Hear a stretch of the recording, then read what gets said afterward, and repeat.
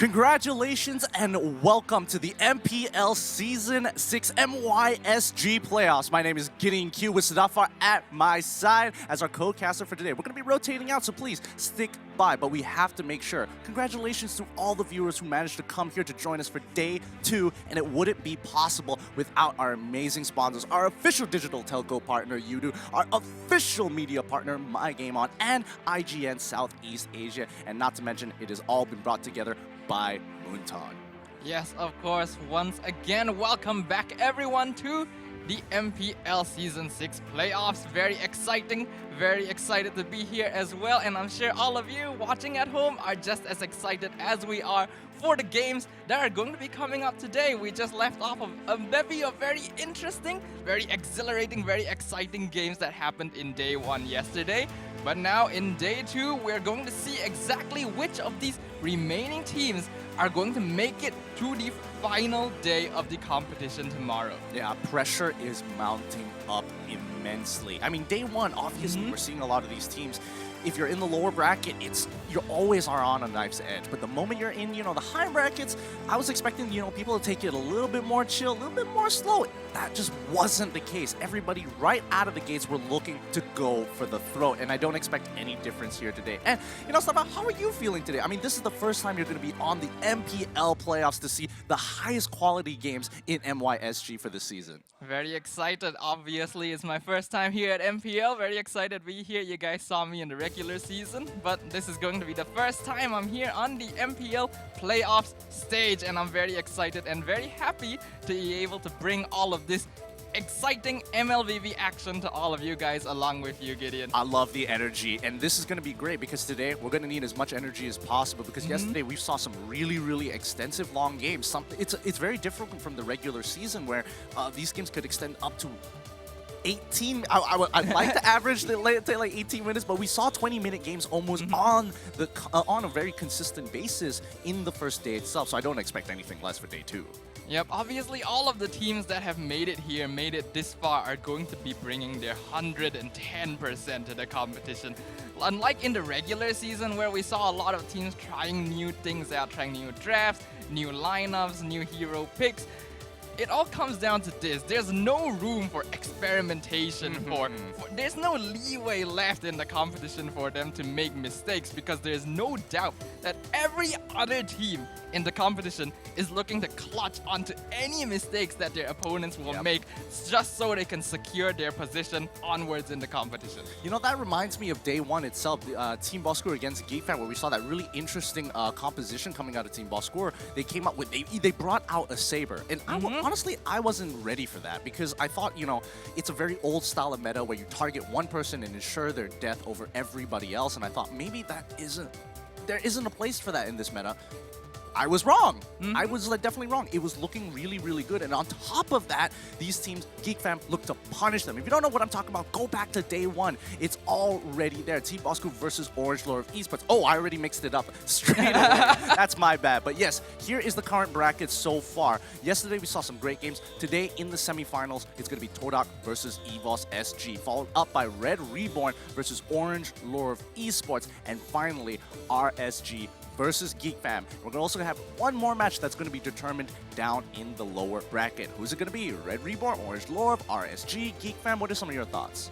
Well, I'm thinking that we're going to be seeing, especially today, some very heated matches, because for those of you who might have been around with MPL for a long time, you may notice that some of the matches happening today are basically replays, revenge matches of Grand Finals games from the previous 2 seasons, namely the TODAK versus EVOS, as well as Resurgence versus GEEK fam. And I'm pretty sure that the losers of those Grand Finals matches in the past are going to be looking to prove themselves that was just in the past. We're different now. We've improved. We're a stronger team. We're going to win this time. Yeah, those were really monumental moments there. I mean, I was there casting some of the, pretty much all of those Grand Finals, and each one was just as insane as the last one. I'm excited to see how much more these teams have grown from that point in time, because this is the ultimate competition, especially when you're here in the MPL MYSG. But we've got a special video to show you guys, and I think this one is going to be very great. Let's have a look at it right now.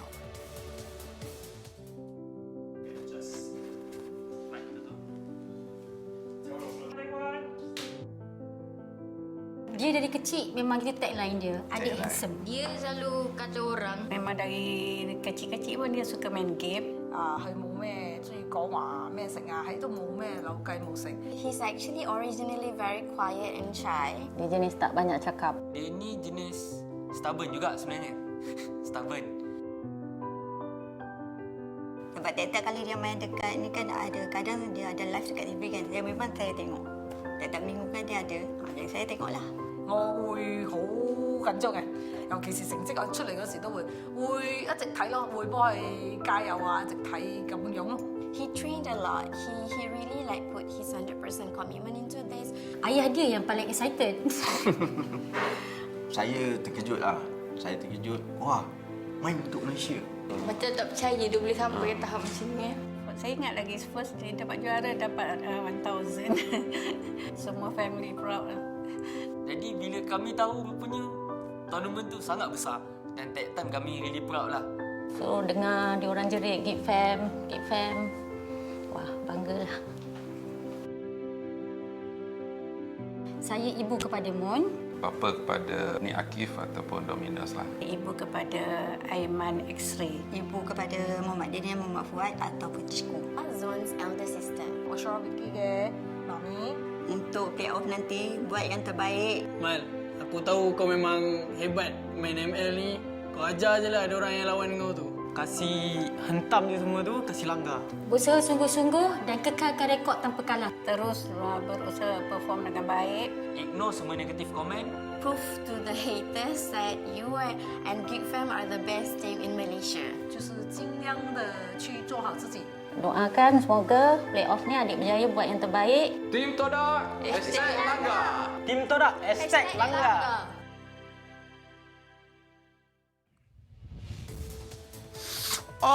This is the second time I'm watching that video and it still brings a tear to my eye. Oh my goodness. I really should have looked away at that last part. Ooh. It really does get you all emotional, and I can only imagine how it must feel for the players as well to see their family and friends, because they don't know about this. This was a surprise to them just as much as it was to you guys. They had no idea that their family and friends were part of this production, and I bet that now that they've seen this, they're going to be more motivated than ever before. Especially that. I mean, they sharpened their fangs all so long, but now that they've got even more motivation to pull it through, I can't imagine what these players must be going through. And motivational words like this is definitely inspiring to see, because again, it still is that stigma that most people think like, you can't really earn money playing video games and stuff like that. But when you're at the highest level of competition, it all can be made possible. It really does show that a lot of things can happen when you get involved in things like this in professional gaming. Just because a trend that I noticed as well was all of them mentioned that all of these players that we know so well, all of them mentioned that they were really quiet, kind of like reserved in the past, but now look at them playing on the professional stage, the national stage, going up against one another. It really goes to show gaming isn't just for fun. It can really develop a person as well. Yeah, and I bet even though they're like, they were quiet when they were younger, you should hear their team comms. I doubt they're the quietest person on the comms. Yep. But no, speaking of which, this extra motivation is going to be helpful here, because moving in, this is going to be a make it or break it for a lot of these teams, especially for our first lineup here. Let's look at some of the talent predictions and what exactly everybody has decided on for who is going to win this first game. Is it going to be Red Reborn? Is it going to be Orange Lorv? Ooh, interesting. All right, Stafa, I see you. I see you there. Yes. All right. I can definitely see that I am in the minority here. I have personally predicted that Orange Lube is actually going to come out on top and come out victorious in this match, when we see that most of the others, you as well, have voted for Red Reborn. Now, the reason I think this is, while admittedly Red Reborn is a very, very strong team, very consistent performance, I feel like in comparison to Orange, they haven't quite managed to adapt quite as well to this new meta, this new patch. So I'm thinking Orange might have a chance here. That's a good possibility here, but let's look at what you guys have to say about it. Red Reborn coming in 83% to 70% of Orange Lore Esports. So yeah, you're going for the underdogs here. Yep. I mean, even Krauts does think that Red Reborn has a much better opportunity than Orange Lore Esports. But you do bring up a very good point, and I definitely agree with you here. However, I'm more of a believer of that consistency, you know? where if you are able to pull something off consistently, you've done the right preparation for it, you can get back to that level with no problems whatsoever. And that's why I'm leaning more towards Red Reborn. Although yesterday it wasn't exactly their best performance we've seen thus far, so it's a little tough. Anything can still happen at this point. Obviously, Red Reborn are a very strong team. Their players are very individually skilled, and even during the beginning of the regular season, they were one of the few undefeated teams. However, as you mentioned, it is very possible for them to be able to adapt to the meta, considering that they're still a little bit shaky in that concern. The problem is, though, they don't have the time to do that anymore. The match is now, and this is a lower bracket match, which means whichever of these two teams loses this upcoming match, they are going home. Do Red Reborn have the time? Have they made the changes they need compared to their performance yesterday to be able to maintain their spot in the tournament? We're gonna be seeing that today. Yeah, we are. And you know, after you seeing Orange Lord of Esports' performance yesterday, I think even though they did knock out Team Boss Crew, I think that was one of the best performances we've seen Team Boss Crew play in a very, very long time. I think even if you include the regular season itself, this has to be the highlight of the entire season for these guys. So even though Orange Lord of Esports was able to take them out, that does give me a lot of hope that yes, maybe they have a good idea of how they should be looking to draft. In terms of gameplay and skill cap wise, I think we saw quite a bit out of Orange Lord. I mean, I have to admit that Kadita play coming in from him was a little insane. Yes. It's in these kind of timelines, these sort of time periods where a meta just changed, a patch just changed, especially considering that just a few weeks ago we got maybe what was one of the largest patches in MLBB history. A lot has changed in the game. And I mentioned earlier that Red Reborn, they had a great performance during the beginning of the regular season. But we do have to remember, the beginning of the regular season was the old patch. And Red Reborn, they seemed very skilled at playing that old 1-3-1 hyper carry style. Will they be able to adapt to this new style? So far, I haven't quite seen it from them just yet. Yeah, I think, you know, the big question for Red Reborn is their adaptability on the fly in the game. Because I feel like before this, when they were actually enjoying the previous patch where everything was a little bit more linear, there's some very clear rules of what you should be looking for in your draft and how you should be playing the game. And I think they did that very well, very consistently, and they played it at a very high level. Coming into this one where not every single situation has been discovered, and more importantly, not every situation can be read with the same simple rules. It can be difficult. But speaking about rules, how about breaking them this time? Because if you want to be thinking about yourself, thinking about, hey, I want to stay safe in a time of very, very dangerous pandemic here, please stay at home. I cannot reiterate this. And if you feel like your blood is red, then think about Red Reborn's merchandise, because you can head to their store and their Facebook page at Red Esports MY, and you can use the promo code REDISMYBLOOD for 10%. Yep, have a look at that jersey right there. That is the official Red Reborn jersey, looking very sleek, looking very modern. I like the style. I might pick one up myself. If you guys are fans of Red Reborn, make sure to drop over to the page, use the code, get that discount, and you will have your own shiny Red Reborn jersey for your own use. Oh boy. I mean, if you are a fan, the 10% discount doesn't sound bad. Remember, red is my blood. That is the promo code that you're going to have to be looking for. Yeah. So, speaking of Red Reborn here, although I do think that their skill cap is relatively high overall, it can be a little bit different, especially against Orange Lord of Esports. So I'm excited to see that. But let's introduce our two teams going head-to-head in an epic battle. Let's see. Bagi saya, match ni sangat penting lah. Sebab perlawanan ini akan menentukan tim mana yang akan jadi favourite Malaysia. Dan juga core mana yang paling terbaik lah. Let's have a good match. The lower bracket is very unforgiving. Ini hanya satu permulaan. Kami tidak boleh relax dan pandang rendah langsung pada lawan kami. Kami akan all out tak kira menentang tim mana sekalipun.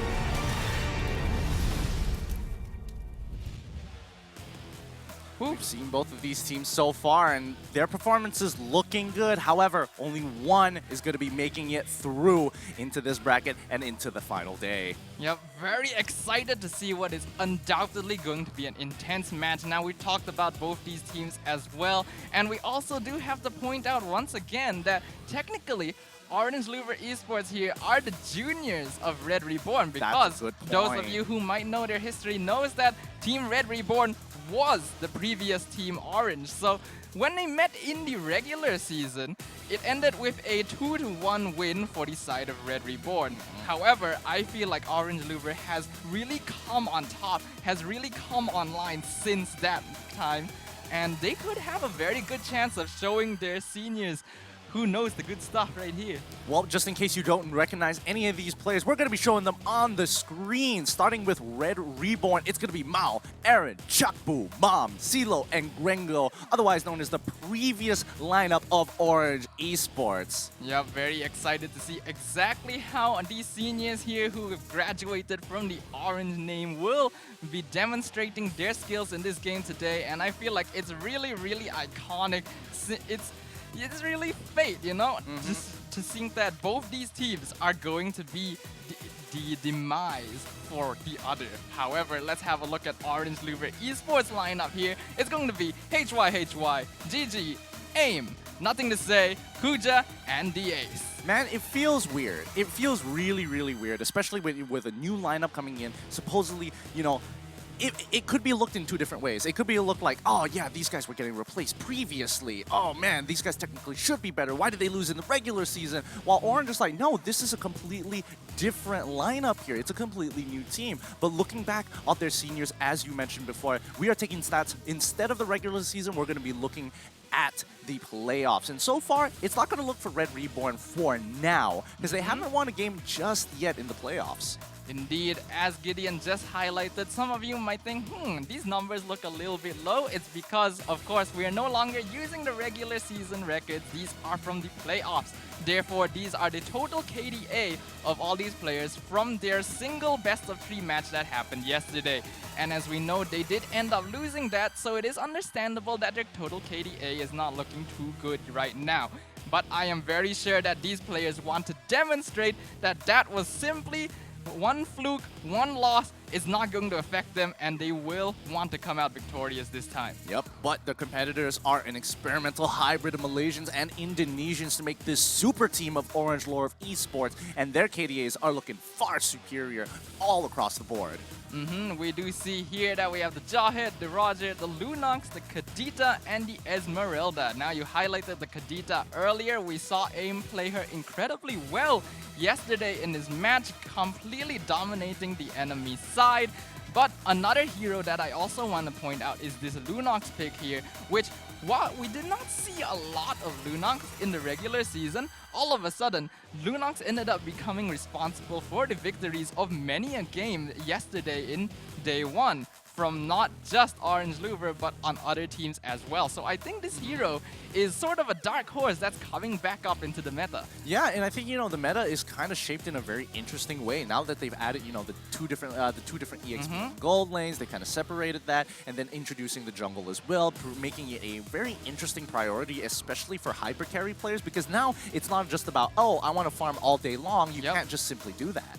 Now let's have a little look at the team head-to-head, and just straight off the bat, from a glance, this is, doesn't look good. What a difference. What a difference right here. Oh, this really doesn't look good at all, because, I mean, Orange Esports, they had a pretty dominating win. Well, I wouldn't even say dominating win, but they did play some extremely long games against Team Bosco itself. So, averaging at 9.5 turns, we've only had 2 games played, so please keep that in mind, as Red Reborn also has 2 games played, but it's obviously not going to look as good.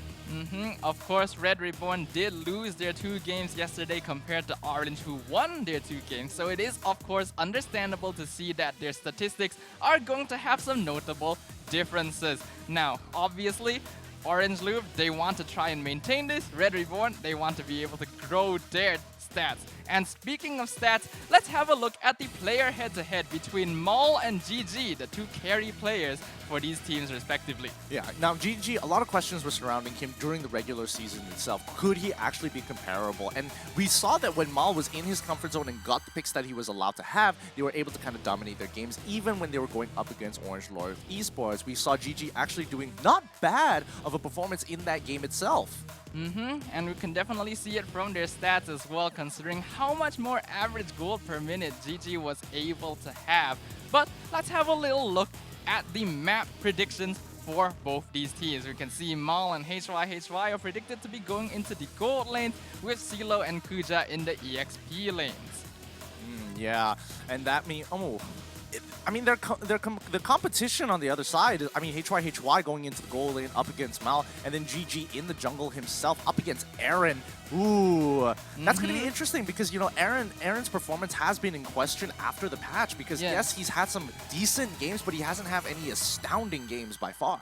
Because in the regular season, from what we could observe, Red Reborn had a very fixed playstyle. They really enjoyed doing the 1-3-1 hyper carry style because it meant that they could send 4 players out to cause a ruckus, cause disruption around the whole map.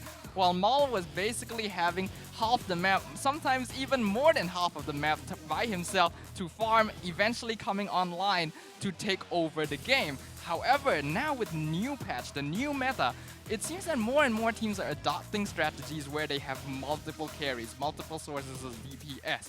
So, having one person farm is just simply not viable anymore. Well, you know what is viable? Having more viewers on these streams. We're doing it for the BM as well as the English streamers. Every single time we hit one of our milestones, you guys are going to get prizes. And it only gets better. You thought 40,000? 50,000 viewers is going to be the mark we're looking to hit, if not more, because that's when the big prizes come out. Skins. Once we get the 80k to 120k, it gets even better with unlocking full skins for the entire class as well as the heroes. So if you really think about it, that's a lot of skins. That's a lot of skins indeed. So make sure you invite your friends, your family to come and watch the stream if you want to reach these milestones. In addition to that, you might notice we have a little QR code in the bottom corner there. And let me tell you guys, if you are a Kufra player, if you like playing Kufra, if you want to play Kufra, or if you just want to have a shiny new permanent skin for Kufra, scan this QR code, complete the survey, and you could very well be one of the few lucky winners to win a new permanent Kufra skin. Now, enough of all that. It looks like it's going to be time real soon where we get into the draft. And I can't wait because, again, teams had enough time to prepare for this. 2 weeks worth of time. They saw what happened in day one. Now they've got some information on what their opponents might be playing as they come into this game. So, expect this draft to be real spicy. Indeed, for those of you who might have just joined us on the stream, we are about to enter the pick and ban drafting phase for game 1 of our first match of the day. It's a lower bracket game between Red Reborn on the left side and Orange Lure Esports on the right. Let's get this show on the road already, as Natalia is going to be the first starting ban from the side of Red Reborn. And we saw Natalia having some really huge impacts to certain team compositions of specific heroes in the previous day. And it really hurt to watch because even Lancelot sometimes forgets, oh no, once you are so dedicated on your abilities, you don't have anything to trigger that endless battle to get that extra power damage. Natalia is one of those heroes who, before this, did not really see much screen time, much gameplay, but all of a sudden has become a force to be reckoned with nearly 100% pick ban rate in the tournament so far due to how much pressure and how easily she can catch people unaware, which explains why they would want to get rid of it. Orange Lure Esports, their bans are going to be focused on Maul's carries here, getting rid of the Wan as well as the Roger. Yeah, okay, so far we're seeing the natural picks come here. I mean, they're getting rid of Miles' picks for the side of Orange Lure Esports. The Roger definitely is one of those picks that you have to watch out for, and pretty much has been 100% pick ban for the majority of the playoffs thus far.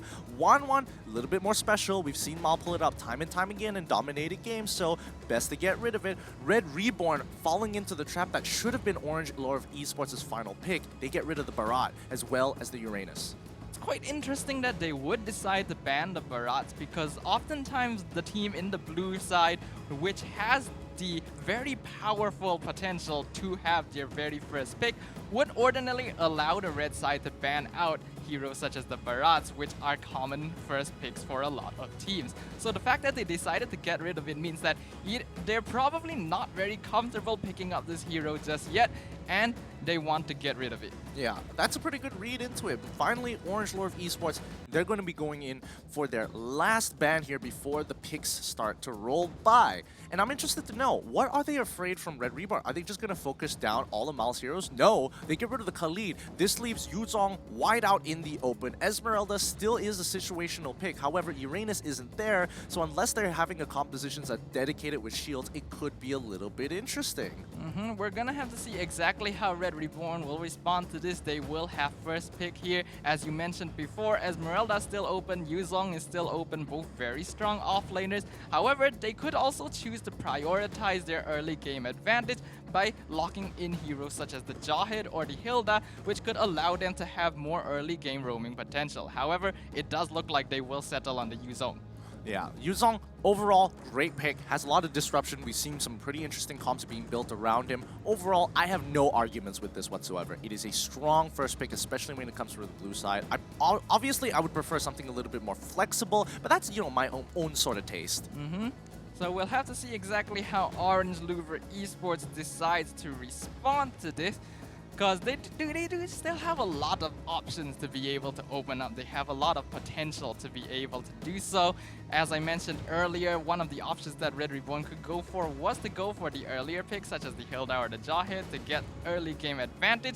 Another hero that can do that is, of course, the Baxia, which naturally counters Yuzong as well because of his reduction of natural regeneration. They also pick up the Esmeralda. Ooh, Esmeralda as well. It looks like they're trying to read into something here, because it looks like Red Reborn could have gone for the Harith, and now it's going to be a little bit more difficult to pull that off. They could switch over to Lunox, as a replacement for the Harith, but do they really want to give it up over to Orange Lord Esports? Well, it's certainly questionable, because right now, while we did see Red Reborn experiment with mage-type carries such as the Harith, as you mentioned as well, it is still hard to count out the stability and reliability of a more traditional carry pick such as that of a marksman or an assassin. Looks like they will actually decide to go for that by locking in the Ling here.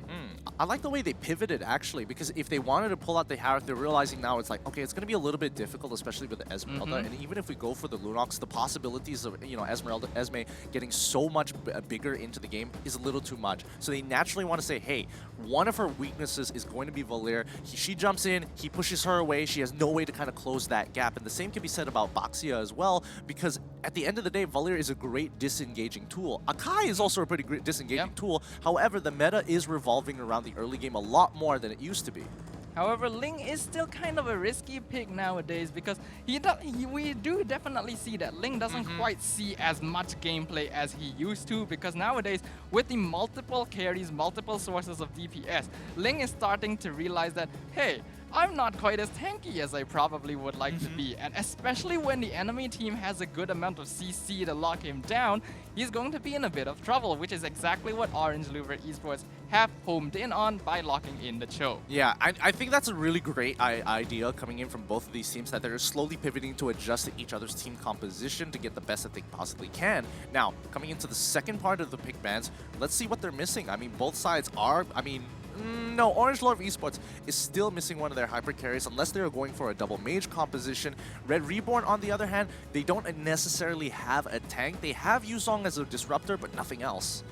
I do see that Orange Louver Esports are going to be banning out the Claude there, despite the fact that the Ling has already been locked in. They are kind of predicting the possibility that Red Reborn will be going for a double carry with the Claude in the gold lane and Ling in the jungle, so it looks like they're going to get rid of that because of how strong a traditional marksman such as Claude is, especially towards the late game. Red Reborn going to be getting rid of the Selena to try and reduce the amount of early game pressure that Orange Louver Esports could put on them, especially especially when they've already locked in the Baxia. Yeah, I personally like the Claude ban coming in from Orange Love Esports because we did see GEEK Fam actually utilize it as a side laner. And again, most fighters can't seem to close the distance. Even Thamos himself, like yes, he is one of the strongest duelists of all times when it comes to the side lane. However, when you're up against the range versus melee matchup and battle mirror image, you almost have no way of actually killing Claude in the lane itself. So get rid of the safe marksman. That's fair. Selena from the side of Red Reborn,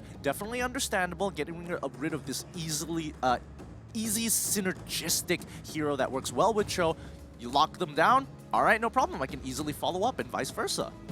And they will get rid of the Akai as well, just to remove a little more potential CC from the side of Red Reborn. However, hero picks such as Ruby and Kufra are still in the pool, so if they are looking for CC, they certainly don't have that lacking in their potential selections. Red Reborn, they'll finish off their final pick with the Harif, predicting, as what you mentioned earlier, that Orange Loover Esports might go for the double mage build. I don't know. I feel like they might be able to double down while like sending Baxia into one of the side lanes just to kind of just hold his ground, while the rest of the team is looking to kind of just roam and make things happen and lock in a Kufra for themselves that not only defend themselves against the Ling, but more importantly to kind of just double down on the play of, yeah, we have hard engagers, we're going to be looking to hit you at every single angle. Instead, they lock in with something a little bit more safer. Double mage composition it is. This time, the ultimate siege weapon, it has to go to the Feather Airstrike Master herself, Farsa.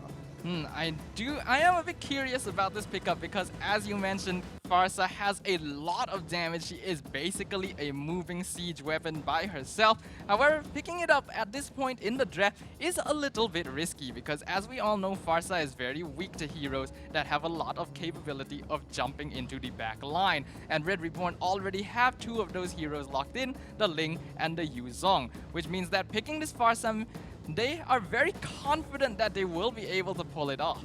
Yeah, I mean, they're playing it into Yuzong as well as Ling, two of which who can close the distance very, very easily. Last two picks coming in from Red Reborn side to complete their composition. It's going to be Xborg as well as the Atlas.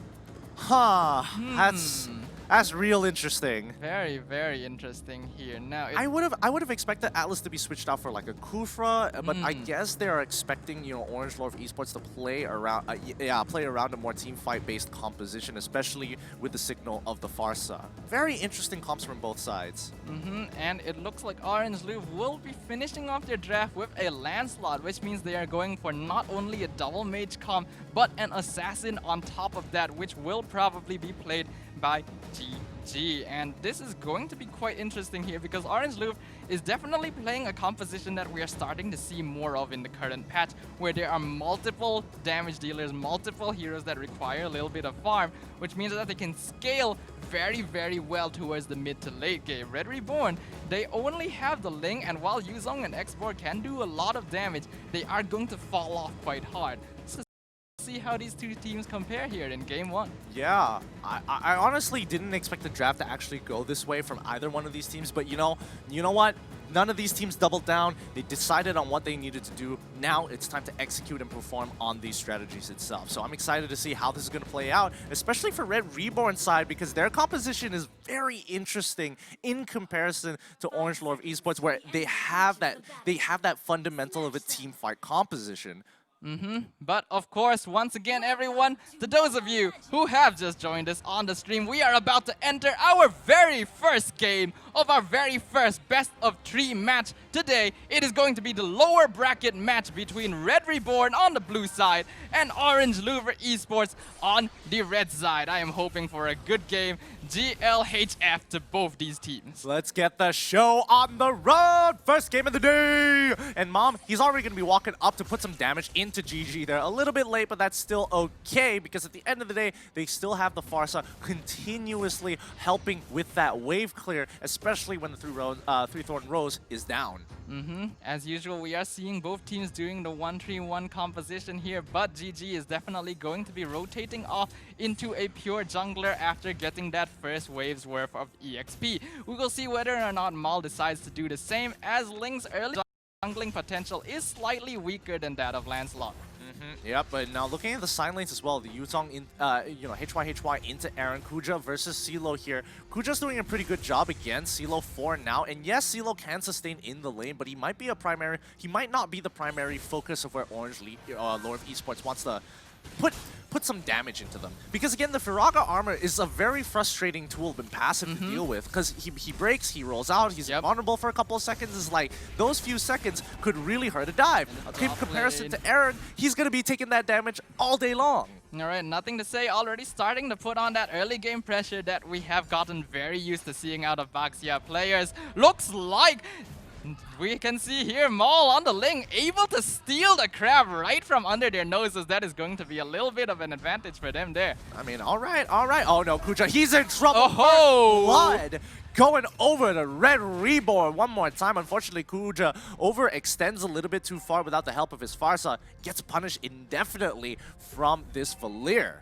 Definitely taking advantage of the opportunities there. Red Reborn noticed that Orange Louvre had sent multiple members up into the top lane, so that meant it was open season on the Esmeralda in the bottom, and they took advantage of that very, very well. Will be able to get them the first blood of the game. And I think it's almost as tradition. First pause already, we're getting it out of the way. We're getting the pauses out of the way, and hopefully later in the day it might be it'll be a little bit better and a lot smoother. But you know, in a time like this when everybody's at home, it's only natural. Of course. Let's talk a little bit about what we're going to expect from this game. Something that I really do want to discuss a little bit is the fact that Red Reborn have picked up the Atlas, which is while it is a very, very strong tank, able to set up team fights very well, other than that, Atlas doesn't have a lot of flexibility in what he is capable of doing. I've mentioned this before during the regular season. He's a very choreographed tank, which means that when you see the enemy team have an Atlas, you know they are looking for big team fight ultimates, especially when they also have heroes such as the Yuzong and the X-Borg. So all Orange Louvre Esports needs to do is try to play around that and get pick-offs, which they can definitely do quite easily with the Cho and the Lancelot. Honestly, I think you summed that up absolutely perfectly here. But Mom, he's going to get pushed right on out with the Way of the Dragon into a complete perfect execution there. They couldn't even get the Revitalize in time. And Yuzong able to find another kill. I was not expecting the damage onto GG like that. And Aaron, he's not going to stop just yet. He cracks open his passive. He sees the Feathered Airstrike. He makes his way out of there. Oh, wait, hold on. Esmeralda has turned this around, catching Chakbu from the back in that Searing Torrent. Ain't going to save him this time. And that's gonna be quite an even trade, but Orange Louvre will be able to get 2 kills on their side. Very well played by both sides, but we do have to mention, again, people really start to forget how much early game damage is able to come out from Yuzong. This hero has not been played for a little while. He wasn't quite as priority of a pick before the playoffs here, but now that he's back, you realize, we need to be careful of this guy in the early game. Yeah, I mean, I wasn't expecting GG to go down just like that. I knew he had 3/4 of his health, but oh boy, the amount of damage coming through from Yuzong. Well played there, but now Aaron is going to be pulling in Atlas, coming in with a Fatal Links, pulling all 3 members of the perfect execution just to get out. GG, the first to go. Mal has his sights on him. Nothing to say, trying to slow down Chakbu so he can't get full efficiency, but the last Insanity coming in hard. Farsa able to pick up Yuzong there. That's going to be 2 for 1 so far as HY trying to run away. Can't seem to pull through as Orange Lord Esports here trading 2 for 2 on either side. It looks like they want to re-engage. Nothing to say. Finds the cat, and there we have it. Mom goes down. Beautifully played by both sides right there, especially Orange Louvre Esports. At first, it did look like they were in trouble because Mal was able to very effectively pick off GG, effectively rendering most of their DPS gone from the fight. However, that does not mean that they are down or out. Orange Louvre Esports took it back and took it back in fantastic fashion, even managing to find 1 more kill at the end. HY jumping in will catch Aaron with the Way of the Dragon, and the Phantom Execution will finish it off. Torn Rose onto Maul will be doing a lot of damage. He will have to use the Tempest of Blaze to get away, doing some damage to HY. However, Atlas will be able to pick up the kill onto GG. Feathered Airstrike will come out as well. The Atlas is now stunned. Mom, he's in trouble. Nothing to say, gets stunned instead. instead, Chakbu will be able to keep him away from his teammate here. Oh, that's got to be so rough for GG, because every single time he tries to go for one of these big plays, he can't seem to get the kills. Oh, wait, hold on. Chakbu forced to use his flicker out. That's going to be a huge battle spell being used and put on cooldown. That's just going to put a big target on his head for the side of Orange Lore of Esports to punish. Yep, nearly gets caught out by the Farsa here. Aaron here trying to hide it. He notices the feathered airstrike. However, without his teammates there to back him up, I doubt he will be going on to aim here. In the meantime, looks like HY gonna find Mom in the bush. Both of them gonna decide, all right, we're having nothing to do with this. Goodbye, see you later. Just, okay, bye. I don't want to deal with this. Nope, I'm out of here. No. Don't worry. You don't have to leave a letter. Don't leave a number at all. Just don't want to handle this at all. But now Orange Lore of Esports, I mean, where are they attacking on the map? Where's their next proactive play going to be? It looks like, they put a lot of damage onto the top side, but now Red Reborn, they're kind of responsive to it. You can see the position of Atlas as well as Chakbu. Both are in anticipation that Orange Lore of Esports are either going to try and punish Yuzong, or they're going to look to take the turtle. But talking about that, Aim is going to get that first hit. He's trying to get as much damage down before he goes. He knows he has no other option, but unfortunately, his team is not going to be able to disengage. There's nothing to say. He's going to be the next on the chopping block. Red Reborn proactively looking to defeat Orange Lore of Esports before the play. Oh, He flickers in with a Way of the Dragon. Can he pick up this kill onto Mal? He doesn't. He was so close. And the stun from Mom will ensure that the Cho won't be able to keep up. However, GG is back. He will be starting on this turtle. They will be able to chase Red Reborn away. They did lose some members earlier, but GG is trying to take this right now. However, he is by himself. Phantom Execution, Torn Rose, he will be able to secure it. And both teams will decide to back off from one another. Okay, so at least they were able to secure the turtle for the side of Orange Lore of Esports, but they're still 1K behind their opponents. Oh no! It happened again! HY finding a great catch onto Aaron one more time when they thought finally they could take a breather. That's when Orange Lore of Esports gets ya. It really does feel like recently Aaron isn't quite finding the same kind of momentum that he is used to having. Nothing to say here, jumping onto CeeLo, but the rest of the team is here to back him up. However, Abaxia is not so easily caught.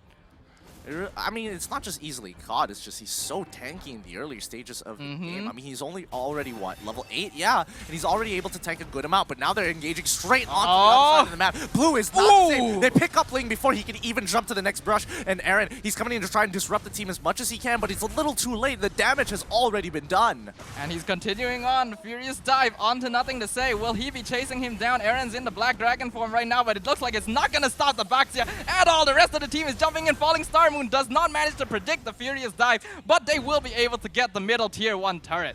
As they continue to push. Oh! He just gets clipped at the edge, and HY was there to secure the kill if they weren't able to kill him with a feathered airstrike, so there was no going out of that.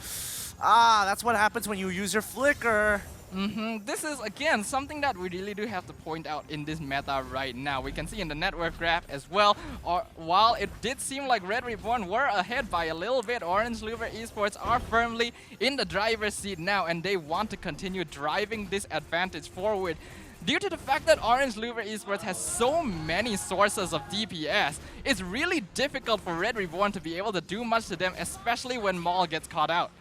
And even though they were trying to steal away the red buff here, not going to be... Oh, Mom, why are you there? Mom, out of position, gets caught out, and CeeLo unable to cover that other side, the other flank. But really unfortunate to say the least. That's going to be another kill going over to the side of Orange Lore of Esports. Red Reborn is just making so many mistakes right now, and this is gonna give the space Orange needs to take the Lord. CeeLo gonna lose his Firaga armor straight away. We do see Aaron jumping in with the Black Dragon form, but the rest of his team isn't really able to follow up. CeeLo gets kicked away by the Cho. Feathered Airstrike comes out, and that's a mega kill for AIM on the Farsa. Yeah, it's looking so good. I mean, AIM is so big in this game, 7-1-1. His entire team has abilities that either knock up or get a little bit of a slow. Can HY close the deal? No, he cannot. Chakbu there to disengage the rest of the team as Orange Lore of Esports quickly jump onto the Lord in hopes that somebody walks up. CeeLo forced to use his flicker there. HY should break the Firaga armor and should secure that kill.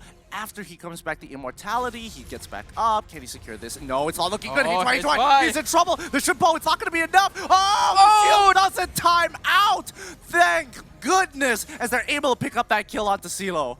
Beautifully played by HY there, knowing exactly his limitations, jumping straight onto CeeLo there. It did look very, very sketchy at one point, considering how low his HP was, but the shield kept him up just in time. Maul will be able to secure the crab away from Kuja here, but it is definitely not looking too good for Red Reborn. They are currently sitting at a 4K net worth deficit. And Feathered Airstrike comes out, trying to catch Aaron once again. Looks like he will be able to back off this time, however. Backing off might not necessarily be it, though. I mean, Orange Lore of Esports, they've taken 4 towers to none. They are in full control over this game. And as long as they are going to continue this oppression onto Red Reborn, I'm pretty sure they can win a good majority of their fights as long as they have an idea of where Atlas is going to be coming from. And considering the fact that GG still hasn't had a chance to come online yet, once this Lancelot is able to get his farm, he is going to add so much more DPS to the side of Orange Louver's team comp. Because right now, Farsa is doing most of the heavy lifting, but once Lancelot comes on, we can bet that we're going to see some very exciting things. Nothing to say. We'll be able to find 3 of their members. Feathered Airstrike comes out again, breaks the Firaga armor on CeeLo straight away.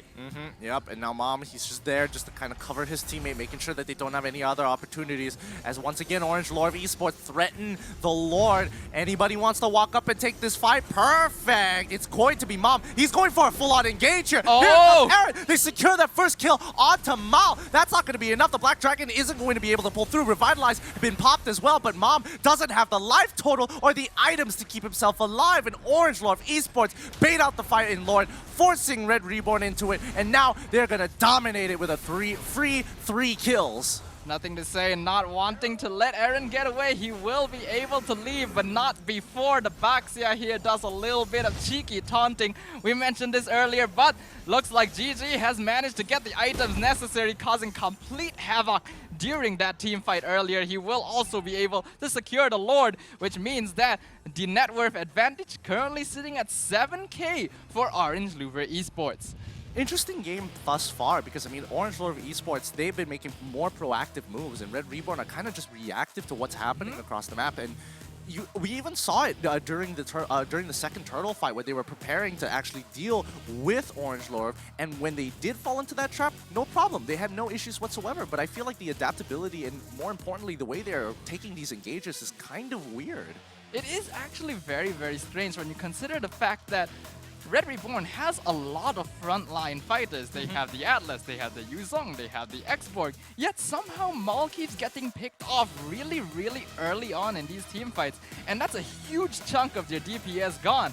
And when Red Reborn is playing this style where they basically only have one primary carry, once that carry is gone, all the DPS from Orange Louver Esports is going to go by completely unchecked. Yeah, and I would totally agree with you there, because like in so many of these cases, Mal dies first. Mal dies first. I think he's getting a little too overeager to get into the fight. I think his team at this point of time can receive 1 or 2 hits from the Feathered Airstrike. Actually, no, I can't say that for sure anymore.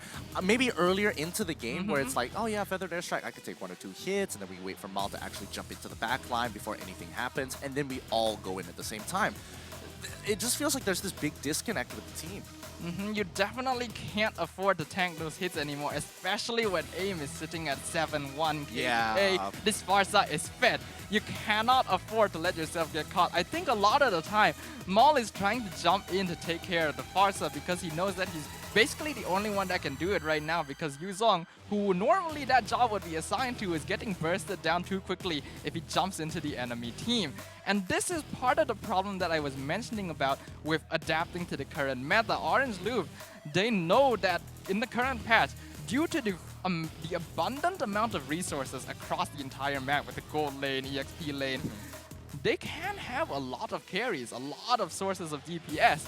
Red Reborn doesn't quite seem to have adapted to this yet, and they're still relying very, very heavily on Maul. So once the teams are able to ban out comfort picks like the 1-1, the Roger, suddenly Maul is put in this very difficult position of having to carry the rest of the team on his shoulders. Well, I mean, yes and no. I do think that some of the other members are just they just don't have any tools to deal with the situation. They're very dependent on Mal, not because of him as a player, but because of the selection of draft that they've given themselves. So I think maybe for the next potential draft that they're looking to kind of expand their horizons here, because right now it's a little too linear and they can't seem to make it work. Not to mention that the Searing Torrents coming out for them, not exactly landing on the correct targets, and more importantly, it's not keeping Mal alive. Something I also want to point out is the heroes that have recently been played by Aaron here. From the regular season, we did see that Aaron seemed to be usually played in the mage/support role. He seemed quite comfortable and was able to carry out mage plays quite well. But yesterday he played Hellcat, today he's playing Yuzong. I can't help but feel whether or not Aaron is actually a little bit uncomfortable here. Feathered Airstrike doing a lot of damage to the enemy team, and the Lord pushing down the middle to inhibitor. Looks like they will be able to defend against it, however. Yeah, once again, Orange Lord of Esports still in full control over this game. They're looking to break into an inhibitor. Where are they going to protect? They're sending 3 on bot side, 2 on top. Link can only do so much as Mal quickly rotates, but Aaron, he's in trouble. Is he gonna die? No, he survives. Once again, his passive being able to proc just in time. My goodness, aim's damage is ridiculous. Yeah, normally you would expect that when Yuzong enters the Black Dragon form to cause chaos in the enemy backline. It's difficult to deal with him, but they will actually be able to find the kill onto Chakfu, chasing down Mom now. He will be able to get away with a perfect match, but that means that they will be able to secure the first inhibitor of the game. The top lane will lose its inhibitor for the side of Red Reborn, and Orange Louver is not letting up the pressure. Will be able to find Aaron with the Feathered Airstrike, and that's a killing spree for Kucha there. They will be able to get the middle inhibitor as well, and there's only 3 members of Red Reborn left alive to defend. Phantom Execution will not be able to find CeeLo. They will be able to get the kill onto GG as well. They're going to continue the fight. Oh, they cleared the wave. All right, so now they barely have a wave to actually make this work out. They have to go in. CeeLo already using his last Insanity, breaking into Nothing to Say, but he still has Immortality, and he's still looking pretty healthy thanks to that Revitalize. Orange Lord just waiting for the next wave, and now they realize, like, all right, I guess we've got the minions to go in, but now that we've lost GG, we've lost a significant part of our damage, especially somebody who can finish players off when aim chunks them out with the Feathered Airstrike. GG went a little bit too ham there, jumping straight behind the enemy Crystal. However, it is certainly understandable, and he definitely has the leeway to do so considering how far ahead Orange Louver are right now. They have managed to clear out the entire base of Red Reborn, which means that they only need to break in and take out the Crystal to cement their victory for Game 1.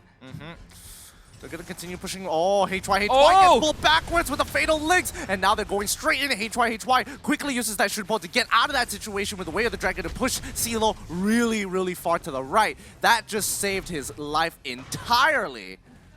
We can definitely see that HY is a very skilled player, able to use Cho to his full potential, getting in, getting pickoffs, and if it gets too dicey, he gets out. Feathered Airstrike comes out again, chunking out half of Chakfu's HP, and Aaron looks like he might follow very, very soon. He has to use the Black Dragon form to get away. The rest of Orange Louver Esports starting to siege into their base. They want this crystal, and they want it very bad. Feathered Airstrike comes out yet again, but the Fatal Links will catch multiple members in the backline, and Tempest of Blades will be able to secure the kill onto GG here. The rest of the team is gonna try and follow it up. Last Insanity picks up the kill onto Nothing to Say. The Baxiar will go down. Kucha is now in the base. Aaron will be able to get away with just a little bit of HP, and Red Reborn will successfully repel the push from Orange Louver. Oh, that's going to be a second repel coming in from Red Reborn. They haven't really closed up the gap and haven't really closed the gap in terms of goal differential. It is still 8K away. Orange Lord of Esports, on the other hand, they are just maintaining for now, waiting for Lord to come. And now that they see that it's coming up in about 10 seconds, they have to kind of just pull back. They've lost 2 members in the process. It's not great, but at the very least, with Feathered Airstrike, they can keep them off the Lord. However, this could be slightly disadvantageous for Orange Louver there. They might have pushed that at a slightly inopportune timing, especially considering that if they had not done so and played the push just a little bit safer, they would be very, very easily securing the Lord right now. The fact that they gave up a few kills to Red Reborn earlier means that Red Reborn is a bit more comfortable pushing up to try and contest this objective, especially when they know that it could very well be the final objective Orange is looking for to end the game. Yep. And they are just dancing in circles for now. Both teams waiting to make the move. Even Baxia, he has cleared up the mid wave and is just waiting. Just waiting to kind of just come out and make a move. And here we come. Nothing to Say, not going to connect on anybody, but he is getting that important information. He is trying to zone Mom away because he knows that this Atlas is going to try and jump in with the perfect match. Silo is here as well, doing some damage to nothing to say. Quite a lot of true damage coming out from fire missiles, but Revitalize will keep him healthy. Kuja jumping in, getting a lot of shield. That is a lot of shield. That's pretty ridiculous, but it will reset the Lord. And the Feathered Airstrike comes out, doing some damage to Chuck. Boom, Mom comes up. Looks like AIM will have to back off here. Does not want to get caught by a Fatal Lynx. Yeah, they have to be so careful, and that's the problem here, especially when they're fighting for neutral objectives. Even though, yes, Mom's hero is very, very linear, and you can see it coming in most situations. But if he does catch you, the payoff is so immense for the side of Red Reborn. Both teams sizing each other up now. Orange looks like they will decide to let the Lord go here. It's a bit too dangerous to try and engage on this. In the meantime, though, they are having HY push in the top lane, being defended by Aaron right now. Silo doing some damage to nothing to say here. Kuja in the back line doing some damage to Mom, but both of these heroes are very tanky. Chakbu doing some damage. Won't be able to do much to an Esmeralda, however. Yeah. This is a tough situation to come back from if you are in Red Reborn shoes. They just have to hold out for another 5 more minutes, and I think they should be able to get their full items, and that's when they can really fight. Because it is still a 6k gold lead here. As of right now, it's just the supports picking up their items. Feathered Airstrike coming out yet again. Silo trying to jump onto Farsa here, but it looks like she will be able to get away quite easily. Kuja causing chaos in the backline, but not enough damage to secure kills. GG might get caught out here, but the Flicker and the Fatal Lynx will be able to catch both GG and nothing to say, and GG will get bursted down almost immediately. Feathered Airstrike is not enough because the Black Dragon form is coming. Shut down from Maul will be able to finally pick up a kill onto AIM, which has pain in their sides for the longest time. HY jumping on the Mom, not enough damage to take him out. However, the Alice will be able to get away, and Maul will be able to juke. Nothing to say. Falling Star Moon jumps onto Aaron as well as Mom, but Mom will be able to back off. Not so soon though. HY will use the Flicker, jumps on him, will be able to get rid of the immortality. However, the Alice will be able to get away, but it's shut down by Maul. Killing spree onto the Joe as well. Tempest of Blades will be used in order to try and keep Kuja away. Now they're trying to see if they can chase him down because he is by himself. Separated, the rest of his team is dead, and Boxy has recalling. Will they be able to get the kill onto Kuja? The Dragon Tail was cemented. The immortality is down. They're trying to keep on top of him, and all the shield in the world is not going to be enough. Will it be enough? However, Falling Star Moon will be able to get him away, but Fatal Lynx once again into the rest of Red Reborn. That's a shutdown from Yuzong. Nothing to say. He's here right now. Furious Dive will keep him up. Will the rest of the team come and respond to this? Take a breather, Safa. That was by far the longest fight we've seen. And it's not over just yet because Orange Lord of Esports are just respawning and running back into the fight every single time. Both teams not really getting anything off of that other than gold score. But this was great for Red Reborn. They've evened out the gold. They've evened out the gold significantly, shortening from 6k to 3k in a very long fight. 20 minutes into this game, and we still don't have an idea whether or not Red Reborn is going down. Red Reborn is definitely coming back into this game very effectively. Orange Lure Esports, their early to mid-game pressure that they were able to output is now slowly dwindling, and so is their net worth advantage, as we can see on the graph here as well. So Orange Lure Esports, they are going to have to be very careful about this, because if they don't play this too safely, there's a very good chance that Red Reborn could bring this back around. Especially if they find 3 members with the Fatal Lynx once again. Aaron goes in with the Black Dragon form, trying to chase down GG, and it looks like he won't be able to get away. However, the Phantom Execution will keep him alive, as well as the Torn Road, and the Feathered Airstrike comes out. Will they be able to kill him? They will be able to take him down. GG's life is saved, and the immortality means that Yuzong is back up. They will be able to slay him. However, AIM will be able to get the kill. In the meantime, Kuja jumps in. Falling Star Moon will not be able to get the blue buff, but will be able to chase the rest of Red Reborn away. They continue to push forward. Aaron being the only casualty for the side of Red Reborn. What can they do? They need to be able to get this Lord, and if they lose Lord here, I'm pretty sure they lose the game. So Red Reborn have no choice. 30 seconds is too long for them to wait, so they have to look to make this engagement. Mom looking for nothing to say so far. He hops over the wall, so he's fine. HY gets into the middle of the fight. Last Insanity already being used. That's totally fine. Kuja could instantly go in, and there we have it. That's going to be one. Atlas goes down straight away to the Feather Airstrike damage. Maul joining the fight now. Looks like he's trying to jump onto GG. Torn Rose will keep him alive, as well as the dashes. The Tempest of Blaze comes out, doing some damage to aim, but now he's in a difficult situation. Phantom Execution, and Torn Rose will secure the kill on to Maul, and that means that the enemy carry is now down. HY kicks away Aaron. He doesn't care at all, doing some damage to the crystal right here, and the rest of his team is coming to back him up. Yep. Stalemate continues here because Orange Lord Esports can't seem to get past the wave clear that Red Reborn has as of yet. Even though they do have a large majority of melee heroes, Valir is just doing a phenomenal job with the help of CeeLo, just safely clearing those waves to keep themselves alive a little bit longer. However, they might finally have the space needed to take this Lord, but Red Reborn's not gonna just give it to them that easily. CeeLo jumps in, will lose his immortality straight away, but the last Insanity will fight the kill at the GG in the backline. And with the Winter Drunkian, AIM will be able to keep himself alive in time in order to back away from the Yuzong here. However, at the base, the minions! The minions! Are you serious? Just like that, that's how it's gonna finish. The minions will be able to secure game 1 of this best of 3 for the side of Orange Louvre Esports. Oh, what a way to win the game. Truly what a way to win that game. I was just wondering, like, I wonder if they noticed it yet, right? I wonder if they noticed it. And it was just too late by then. I mean, they were so hyper-focused on getting on top of them. But that was one of those rare opportunities where the true unsung heroes of the Land of the Dawn were able to secure a victory. The minions, MVP. We don't need to reveal the MVP for this game. It's the minion. Just give me that cannon minion. That's it. That's all I want to see. Yeah, just put the cannon minion up there. That's gotta be so frustrating for Red Reborn here, and especially like Aaron's performance has just not been.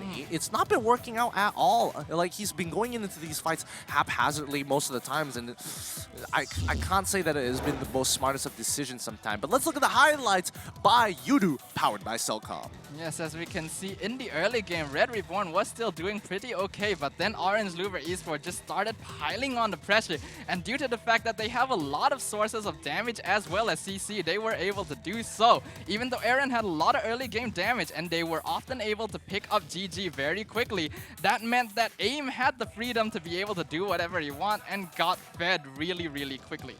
Yeah, and I mean, for a large part of it, like AIM was landing his shots. He was making sure that each one counted when he was in that feathered airstrike, and especially the punishment of Mal here on the top side.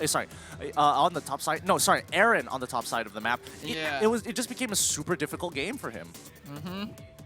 There's no doubt that Aaron is currently in a situation where I think he's struggling a little bit trying to find what he's really comfortable playing in the current draft, because he's definitely trying to experiment with different heroes. And while he's obviously a skilled player, sometimes comfort really does make a difference. And we saw Orange Louvre Esports, that comfort was really highlighted in this game, especially on HY, who was constantly able to make pickoffs and cause chaos in the back line. No, I think HY did a phenomenal job this game. There are some very interesting situations where he got put in and he was able to clutch it out, like using his Shinpo, using all the tools at his disposal. You could already see here that he wanted a great opportunity to try and cancel out that ultimate from Aaron before he actually transformed into that dragon. So it was really interesting the way that he was positioning himself, constantly looking for, okay, who are the biggest threats that I need to worry about? Okay, is it CeeLo, is it Mom, is it Aaron, or is it Chakbu here? Because he knows for a fact that if he gets a free pick on Mal, his team is just going to pat him on the back. There did come a point in the game where it felt like Red Reborn were too focused on trying to get rid of key picks like GG and AIM, and they just ended up forgetting about the rest of the team, who by that time was also very strong. We do have to point out that Mom made some very good Fatal Links plays, like in this fight as well, where he caught down multiple members of the enemy team, which set up very well for Red Reborn, actually allowing them to get very close to a comeback. Yeah. And I mean, they didn't lose too many towers off of that push anyways, and the damage had already been done. Like Orange Lord, they ended it with 9 turns to 0 turns on the side of Red Reborn, and Red Reborn had no real opportunity to get back into the game because every single time it's like, oh, we finally won the fight. Oh no, Lord is already up. So where do their priorities go at that point?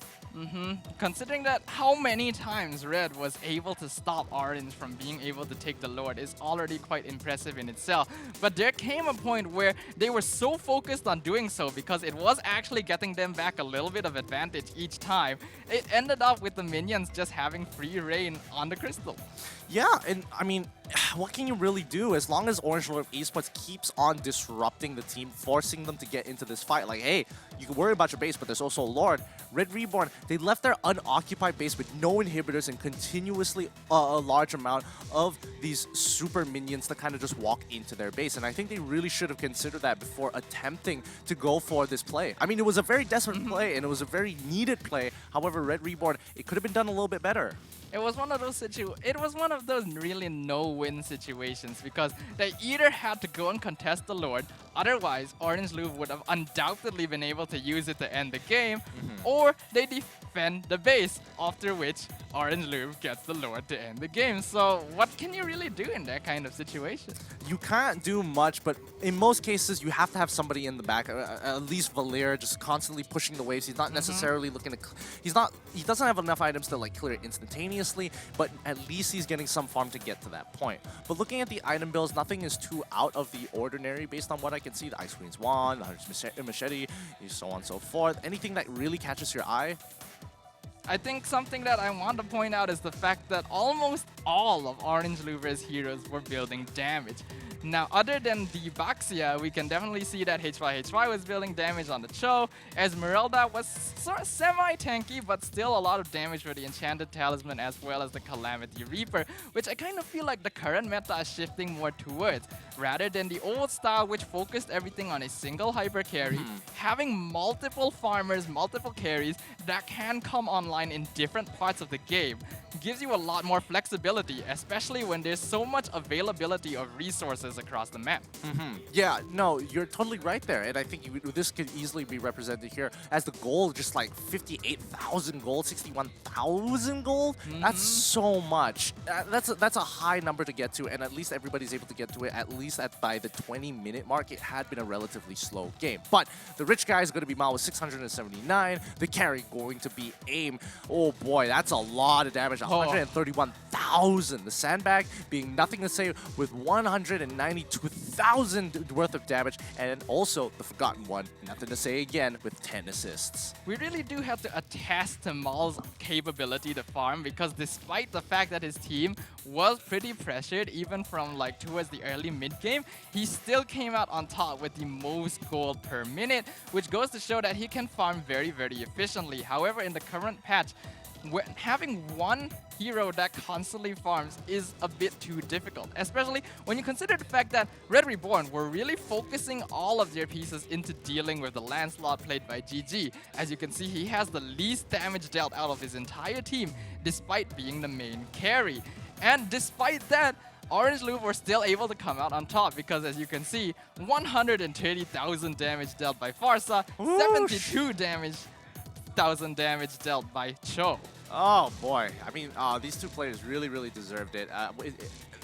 So much could have gone wrong. So much could have gone wrong. And I think, you know, Red Reborn in the beginning of the game had the right idea of how to be trading back one-to-one. However, they didn't really make too many proactive plays, which put them on the back foot. You could definitely see that Orange Louvre Esports, they know how to play aggressively.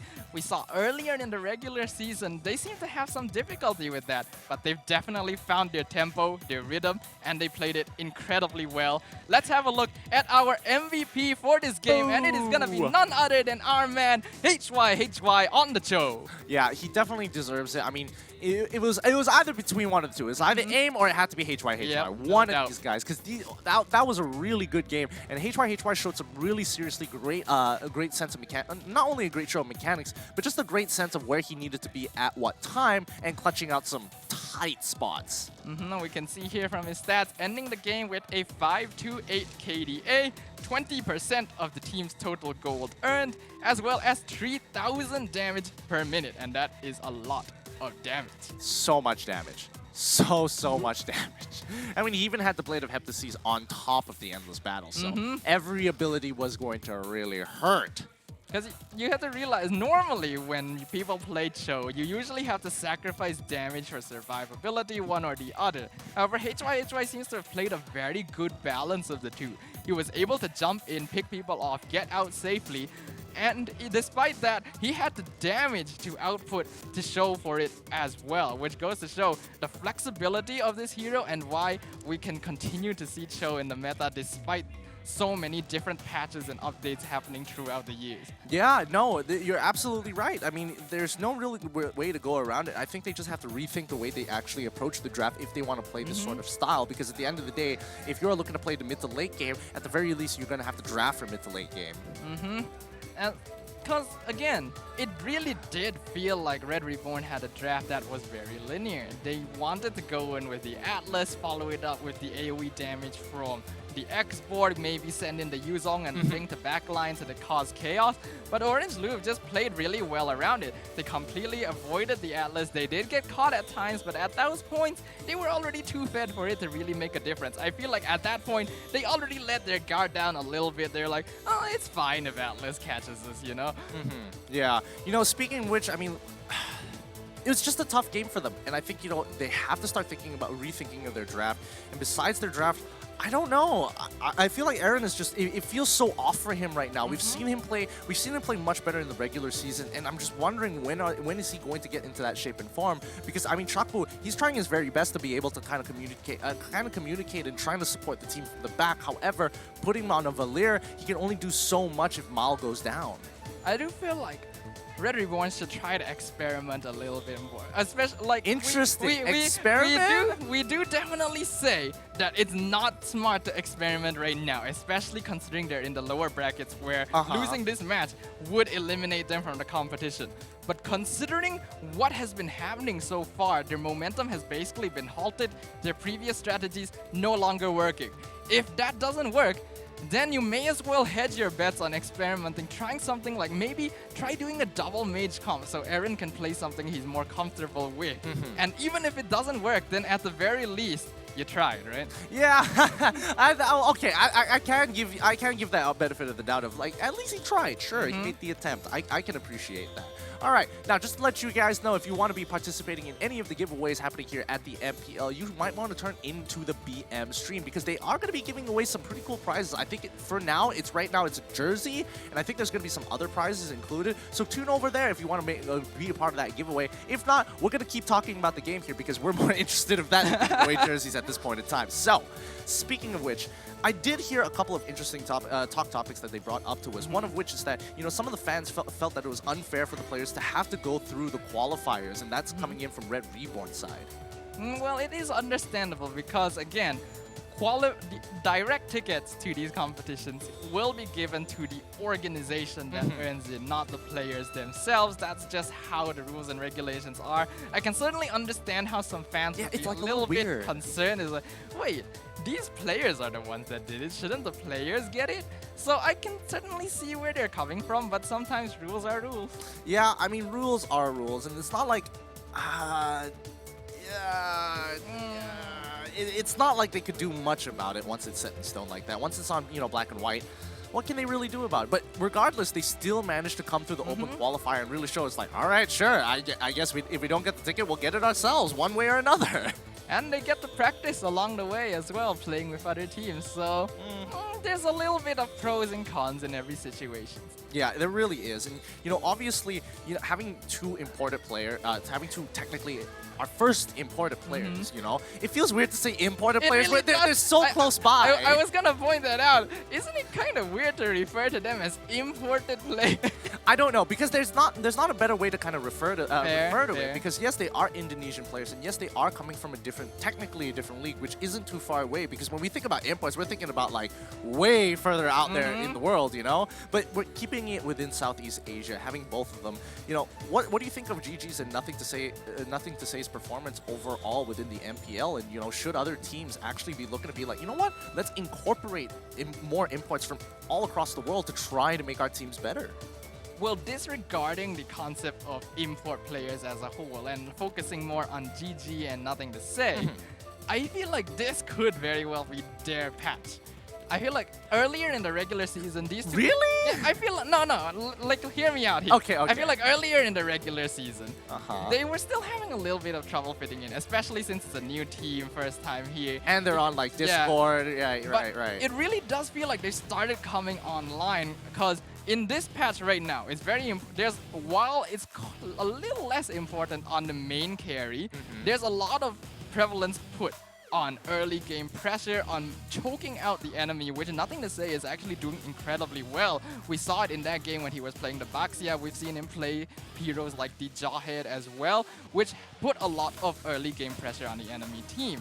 And GG has been a very, very solid carry player overall, even despite the fact that in this game, he was completely shut down. The rest of the team was still able to pick it up, and he was still able to make kills here and there, despite that fact. So that's why I'm saying maybe it's a little bit of exaggeration to say this is their patch, but they're definitely much more comfortable in the playstyle of this meta than the previous one. I think I would have to agree as well. You know, that kind of like this unlock for a lot of these teams. You know, because initially coming in from like Season 5 and and at the beginning of Season 6 as well, you could definitely see like the hypercarry meta was really not showing, you know, everything that Mobile Legends had to offer. And especially for the previous core mage players, we're seeing the likes of, you know, Moon and Dominus having to take a step back, forcing themselves to play the support role, which kind of sucks because they want to be able to hard carry games and play something that scales nicely. So I can definitely understand that. But coming back to the idea of import players, do you think, you know, more teams should be incorporating that idea of like, hey, I don't care where you're from. I don't care where you're from. You can talk well with our team. You guys drive together. You want to be the best team? Come on over. No doubt about it. I definitely feel that if a player is skilled enough, if they're able to mesh well with the team, if they're able to play well together, then why does it matter where they're from? Just I don't know. I feel like that's there's like too much pride on the line for like each of the Is it? I feel like each of the MPLs, we all have like our own little pride. I mean, amongst the talents ourselves, we all like, all right, obviously our MPLs are the best. Like, you know, like everybody, MYSG is kind of like, we're all part of MYSG. Everybody in Philippines is like everybody in the Philippines, and same goes for the Indonesians. But at the end of the day, it's like, all right, if we want to get stronger, we're going to have to, you know, other players from different countries to kind of come together and really show that we are a competitive area and really can breed out some good players. Well, sometimes a very important factor of personal growth is accepting that you need to sacrifice a little bit of your pride. Yo, that's brutal. But it looks like it's time. Let's jump straight into the draft one more time. Let's see whether Orange is able to close this game out onto Red Reborn, or will Red Reborn show that they still got it in them to move to a Game 3. Indeed, this Game 2 draft is going to be very, very important for both sides because a win for Orange Louvre will ensure that their dreams are kept alive, whereas a win for Red Reborn will allow them to even up the odds and bring it to a third game. Now, with the ban starting, Orange Louvre gonna continue with the first ban 1-1. Once again, understandable. It is a very, very comfort pick for Maul, and they just want to get rid of it. Yep, and it looks like it's looking generally the same from either side, but except Red Reborn, they're going to be banning out the Roger as well, because they do know that Orange Lore of Esports, they do love their Rogers on top of everything else. So, ooh, Selena going to be the next ban coming up from Orange Lore of Esports. I believe Orange Louvre did ban this. No, wait, it was Red Reborn. Red Reborn banned out the Selena in the first game. That's why it's kind of interesting that Orange is going to be taking that first initiative to do so. Ah, there we go, the Baron. I do think both teams are realizing that early game pressure is so important in this meta, because I've mentioned it multiple times. There's a lot of availability of resources across the map with the introduction of the gold lane and the EXP lane. However, what better way to really push your advantage in the early game than to not only take control of these resources, but choke out the enemy from being able to access them. Yeah, I think, you know, the biggest change of all, most impactful change is the changes to the jungle, where you're limited to people who have retribution. And considering the amount of importance of battle spells on all of the heroes and the introduction of the side lanes as well, you can see that, yeah, even marksmen, they're like, I do kind of want to take retribution, but there are moments where having a Purify could be way more impactful than actually having that Retribution. That is definitely true. We did see in the previous patch as well that Retribution was often picked up by hyper carries, but not always, because there were times when Flicker or Purify were more important. However, now that Retribution has such a big role to play in allowing you to farm the jungle, you basically see 100% of the main carry slash jungler players picking it up, which means they don't have access to these very useful battle spells, which means that other teams can kind of play around that and pick up heroes which can really capitalize on this flaw. Yeah, personally, I do like that, but it does create this, huge power, this power concept where the more oppressive you are, the better you are at the game as of right now. Because again, you miss out one jungle, one buff, you're going to be down a level in comparison to your opponent jungler, which can be extremely frustrating here. Now, looking back at the bans, it's going to be the Khalid as well as the Esmeralda, first pick from Orange Lore of Esports, the classic Uranus, and again, Uranus doesn't have the counter matchup of the Esmeralda, so nothing to worry about there. I do like the Uranus pickup. First, it is a very solid first pick. While it's not quite as flexible as picks such as the Cho, it is definitely a very difficult hero to deal with, especially when encounters such as Esmeralda has already banned out. However, Red Reborn looks like they're gonna be taking a page out of Orange Louvre Esports book from Game 1. They're gonna actually take away the Cho and the Farsa in this first phase. Yeah, they're gonna get rid of Farsa for the side of Orange Lore of Esports. I mean, AIM did play a pretty mean Farsa, so it's only understandable. The question is, how does Orange Lore of Esports kind of pivot the direction of their original team composition to make sure they can deal with this Farsa? This time, they're gonna be, here it is, the Yutong and the Hellcurt. Two really smart picks here. Number one, the disruption coming in. From the Yuzong, very well done. Oh, you want to be able to hit your targets? You better be able to see them, but you can't when you have Hellcurt's ultimate unlocked. I definitely love the pickups from Orange Louvre so far. Both these heroes are very strong in the early to mid game. They scale up very, very quickly.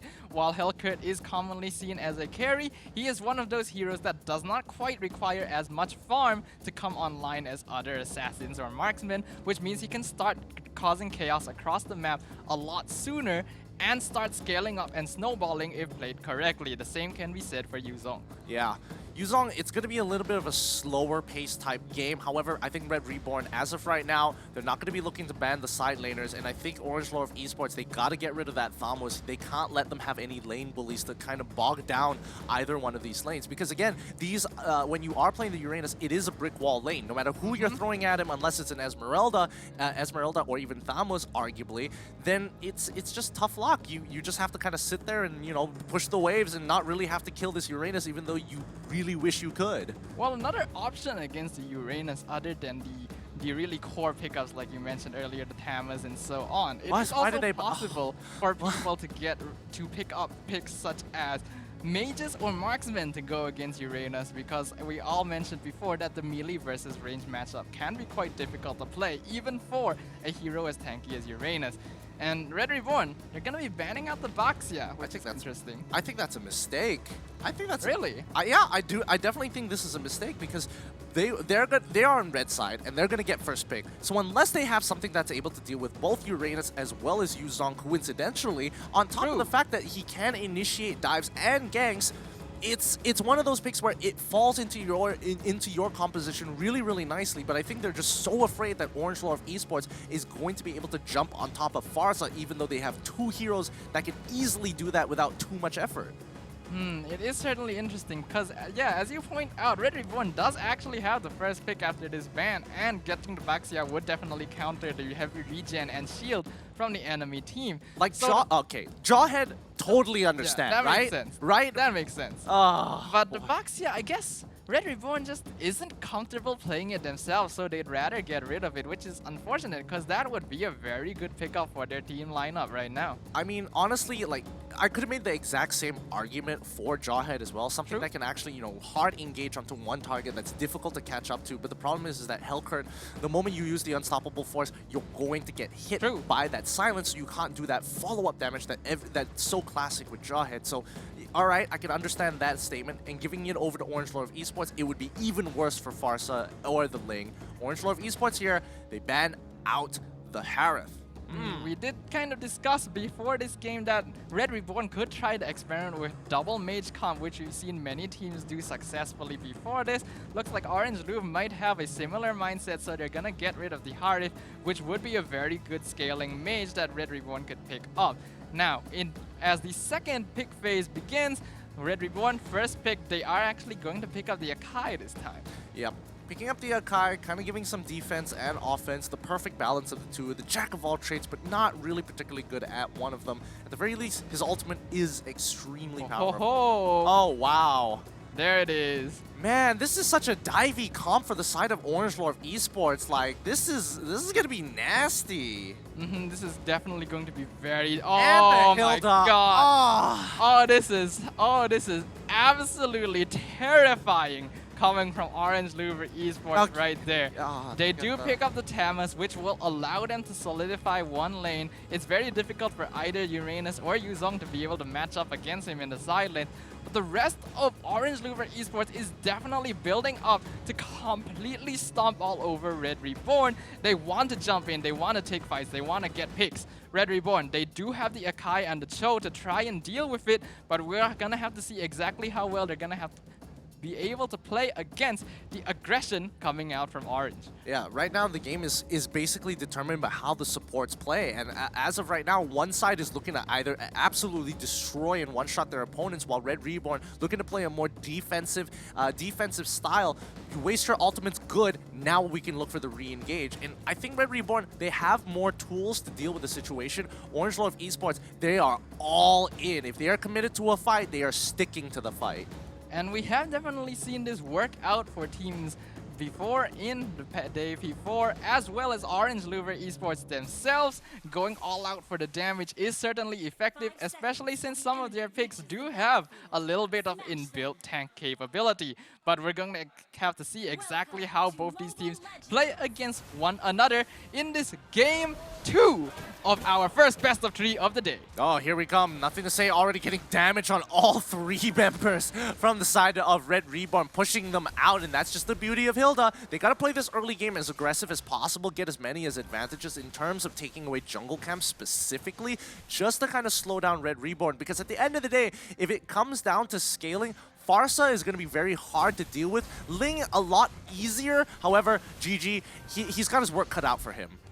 Orange Louvre Esports immediately recognizing the fact that they have a stronger early game comp than Red Reborn, rather than safely taking and securing their own buff, going to be invading the enemy side. However, Aaron here joining the fight will get knocked up, however, by aim, and that will allow the rest of the team to disengage safely. However, Red Reborn will be able to secure their blue buff. Yeah, I mean, the damage has already been done. They got the first wave, and I mean, nothing to say. He's going to continue to disrupt his opponent for as long as possible. And with the help of Kadita, like, Aim's Kadita right now, once he's level 4, he's going to be pretty untouchable, and Kadita naturally is very slippery. And she definitely has a lot of damage as well. Jumping in onto Mom, along with nothing to say here, will be doing a lot of damage, but they don't quite have their skills off rotation to be able to follow up for that kill. Yep, but they continue the fight. CeeLo is taking quite a bit of damage here, while Chakbu finally getting some good damage onto HYHY. Nothing to say is there to respond, but now, where do they go from here? Orange Lord Esports want to be aggressive, and nothing to say. He had a clear idea of where they were going to be, but at this point of time, he is just looking to put damage into his opponents as much as possible and instigate war. Oh, HY jumps in with the Black Dragon form, won't be able to find the kill on Chakbu! First blood will go to the side of Red Reborn, nothing to say, comes in, will be able to secure the kill onto the first. Oh! That's really, really close. No, well, he's still going. He's still going! Oh! Wow! Oh, that's a double kill for both sides right there. An equal trade. That's gonna be 2 for 2 in the top lane. But guess what? Looks like Kucha will be able to find the kill onto Mom in the bottom lane as well. Oh my goodness. All I could come up with was incomprehensible screaming of what was happening just now. So many things were going right and so many things were going wrong all at the same time. Like the unluckiness of having Cho hit level 4 at that point in time. So unfortunate. Mal, he quickly tries to get... Oh Oh, he's in trouble. He's in so much trouble. Nothing to say, got the ultimate off midway, bringing him down to 50% of his HP. Luckily, Mal was able to kind of have his blue buff and regen his way back up, regen his energy just so he can make it the great escape. Yep, was able to secure the crab in the top lane as well, so that's going to be able to give Mal the farm that he needs. However, the turtle is being taken by Orange Louver here, and it looks like GG will be able to secure the very first turtle of the game. They're going to continue to play this game nice and slow for the side Red Reborn. They're just waiting for Chakbu and Mal to get their first couple of items before they start making the play. I mean, CeeLo, he's very happy with the performance just now. However, Kuja being very annoying on the bottom side of the map, looking to doesn't even matter. Walks right through the hurricane dance with his consecration as he gets on out. Nothing to say. He doesn't have his ultimate. Already used his ultimate onto Chakbu, but that's just not enough damage as they look to break mid tier 1. Oh, can he land the stinger? Land the stinger, GG. Not quite, yes. No, Okay, he got it. He got it, but he's going to continue pushing on Aaron. He's able to secure the kill. Aim, he's in trouble, but can he make it out? CeeLo is still chasing after him. He should be getting his G Kundo soon. Aim, he quickly puts down the knockup right in between, but it's still buying some time. CeeLo, he wants it. 2 more hits. Shinpo goes through. Here it comes. Chapu securing that kill, and that's going to be 3 for 2 for the side of Red Reborn. Very well played by Red Reborn there. However, this will give space for HY to be able to take the top tower, and it looks like Kuja will be able to secure the one at bottom as well. So in exchange for losing 3 members, they will be able to get 2 turrets, and I think that's going to be quite a good trade, especially if they want to continue exerting their early game map pressure. HY getting crowded upon. Looks like he's gonna go into the Black Dragon form, trying to catch Chakbu. In Dragon Tail as well as Furious Drive. Wave of the Dragon will not be able to catch this dragon. He jumps in, not quite enough. Chakbu will be able to get away. Tempest the Flame secures the kill on the HY. He messed up. He was 1 second off. He didn't consider the fact that he was 1 second off of his first ability, and unfortunately he's gonna be going down. Aim unable to finish off that kill onto Mom, but I can definitely see that he literally like, all right, I can kill him right about now. Oh no, it's on cooldown.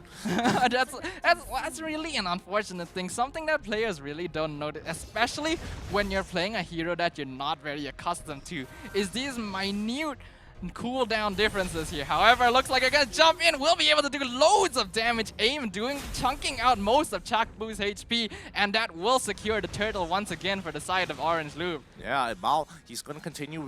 He's continuing to farm for the most part of this game. They are down 2k gold in comparison to Orange Lore of Esports. Been considering how dominant, well, not even dominant, arguably. Looking at the kill score, I mean, the kills have been so bloody. They've just been trading back and forth. Yep, this is definitely shaping up to be a much better looking early game from the side of Red Reborn here. It looks like being able to draft a few more strong laners and CC will allow them to be able to catch up, but Rough Waves immediately executes Chakbu. Meanwhile, in the bottom lane, looks like we have 3 members of Red Reborn jumping onto Nothing to Say, and HY will be able to find the kill onto the Hilda, but Aim is now here joining into the fight. Will be trying to catch Mom, but the 1000-pounder will be able to let the Akai get away. In the meantime, however, GG and Kuja will get the top tier 2 turret. Will Akai be able to get away? Looks like they are still chasing him, but Mom, I guess he will be able to find his way out. Yeah, this is not looking good because right now, Orange Lore of Esports' macro play is just on another level. Red Reborn cannot respond to the situations that Orange Lore is putting them in. And especially with the 2-3 split that they had going on there, top side absolutely got demolished while they were still able to respond bottom side despite losing Kuja in the process. 7 minutes into the game now, we are seeing Orange Loop with 4 towers compared to Red Reborn 0, and they are in advantage in terms of net worth as well. Deadly Stinger doing some damage to Mom. 1000-pounder will secure his escape, however. Wait a minute, it wasn't Kuja. Oh no, it was Nothing to Say. There we go. I was looking at his KD, I was like, I'm pretty sure it wasn't Kuja, but I couldn't remember who else was there. And then it hit me, I was like, oh yeah, it was Hilda. Of course, it had to be. But so far, with 3 stacks under her belt, she's not doing too bad. In the bottom lane, Eren and Maul trying to jump onto Kuja. Nothing to Say gets caught by CeeLo in the backline, preventing him from coming to the Uranus' aid. But I doubt Kuja needs that help in the first place. Doing very well, just fighting the Tamas here, but he probably does not want to stick around for too long.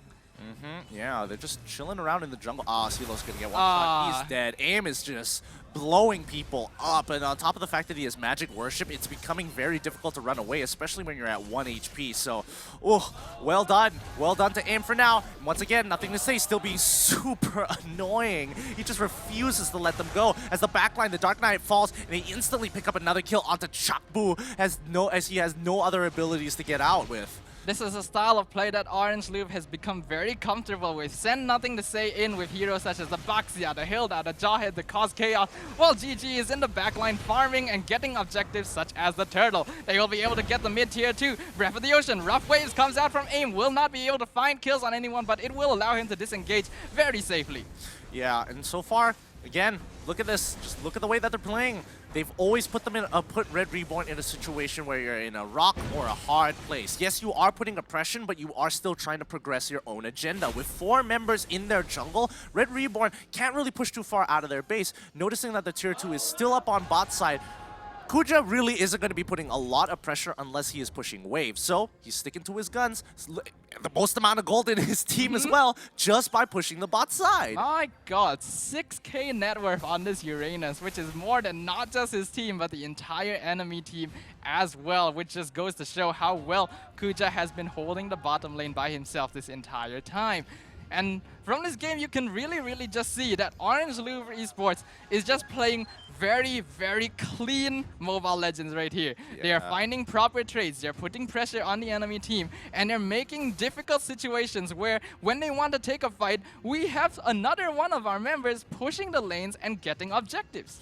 Yeah, and so far, Kuja, looks like he's freezing the lane for now. If he's freezing the lane, there's got to be a good reason for it. It looks like they want to bait them out. Nobody's pushing any of the waves. They're just waiting for somebody to stick their nose out to get their fight. They know that they're waiting for Lord for a fact. Lord's coming up in 6 seconds. Nobody has shown themselves and nobody's touching the waves. They're just absorbing EXP. They see what's happening down to AIM. He's trying to make it out of there. He gets a little bit of health back, but it's not going to be enough. Oh, AIM! Can he make it out the rough waves? And finally, he pops up his ultimate to try to buy some time. He got so much with Breath of the Ocean back. Oh my goodness, that was too close for comfort. Orange Louvre Esports continuing to be so slippery. At first, it did actually look like that AIM was going to get completely picked off without any ability to fight.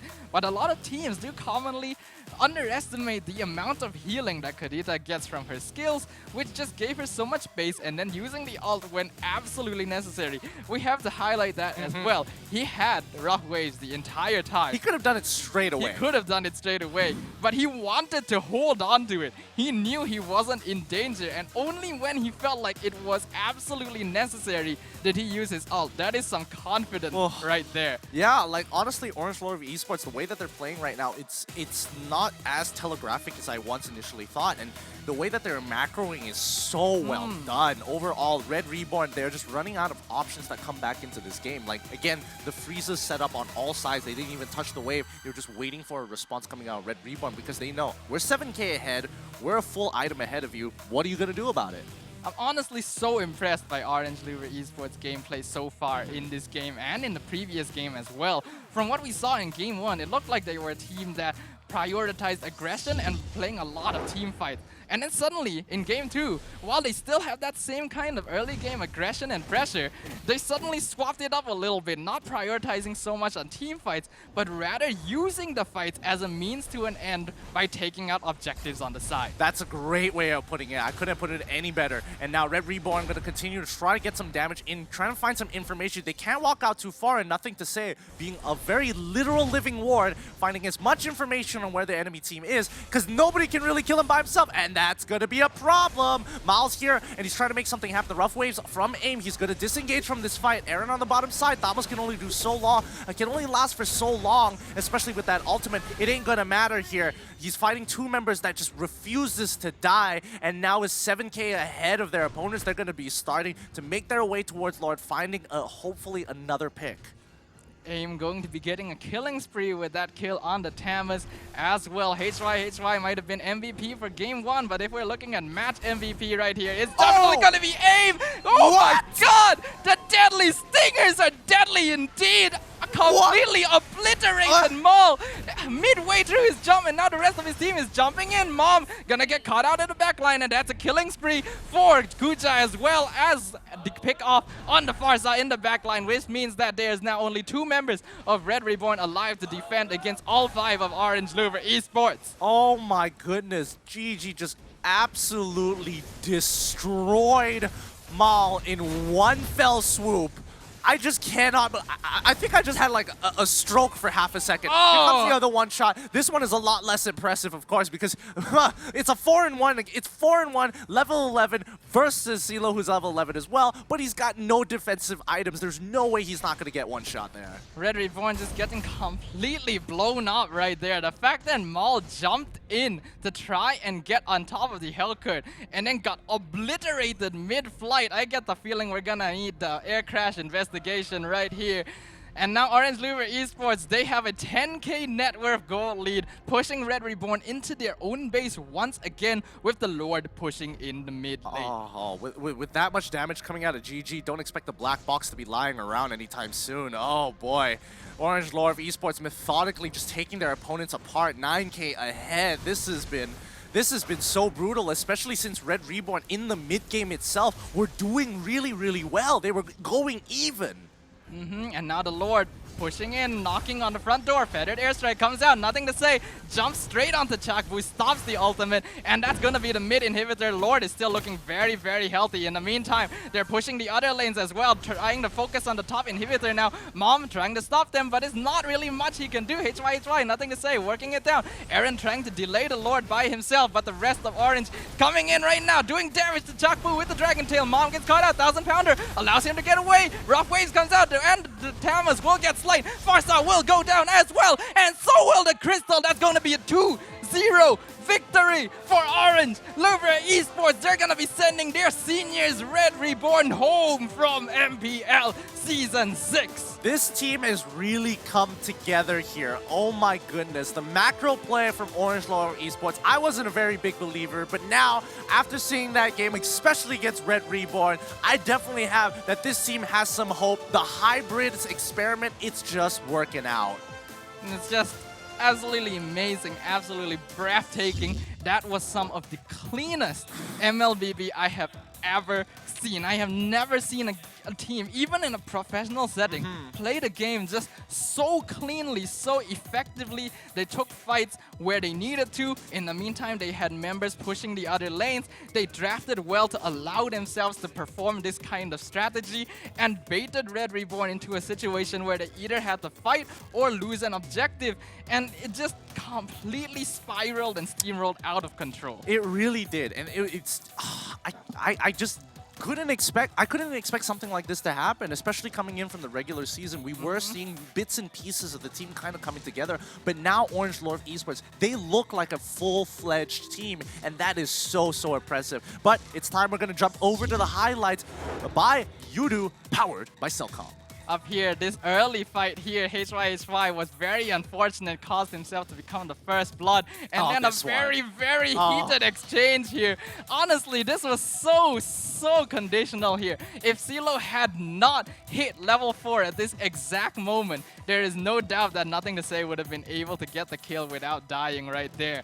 However, both of them dying here does also mean that they lose out on the EXP from these siege minions. Yeah, I mean, this was so smart. Like, I mean, the fact that CeeLo was able to take the opportunity to actually go for it, well done. However, the angle was slightly off. Had he been able to get the kick off to Nothing to Say under the turret, that would have been perfect, because then at least he would have enough distance to get away from the siege minion to take his life, and that would have been by far the cleanest 2v1 ever.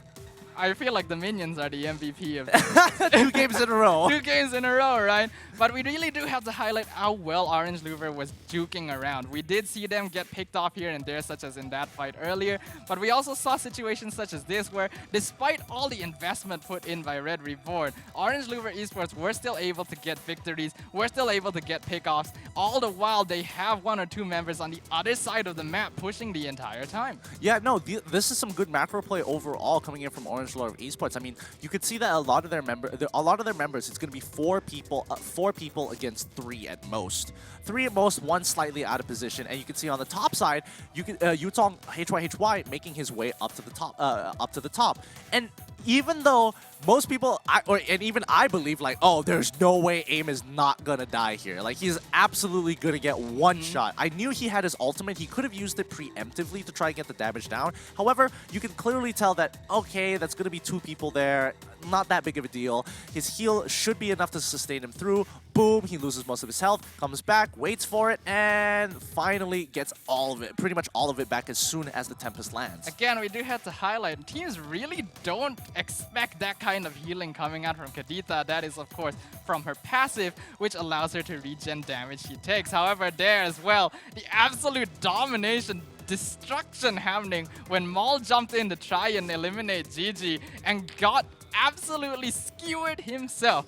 That is a sight to behold. Yeah, I think that one was just, what can you really say about this? Like, if I was in Maul's position, I thought I was going to be pretty confident too, but GG perfectly predicted that, and he kind of looked like he was smurfing there for a second.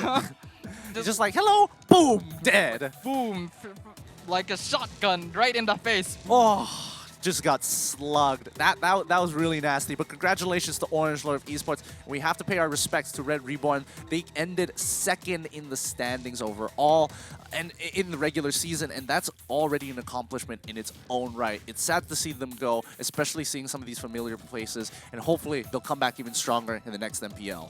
But it really does demonstrate the fact that out with the old, in with the new, the juniors, the new Orange Lure Esports really demonstrated that they were able to adapt to this new meta, this new style of play much more effectively than Red Reborn, which allowed them to cement their victory in this best of 3 very, very cleanly. Absolutely, and Orange Lure Esports, the biggest factor was time. They just needed time to get to this level, and it's by far the best that we've seen.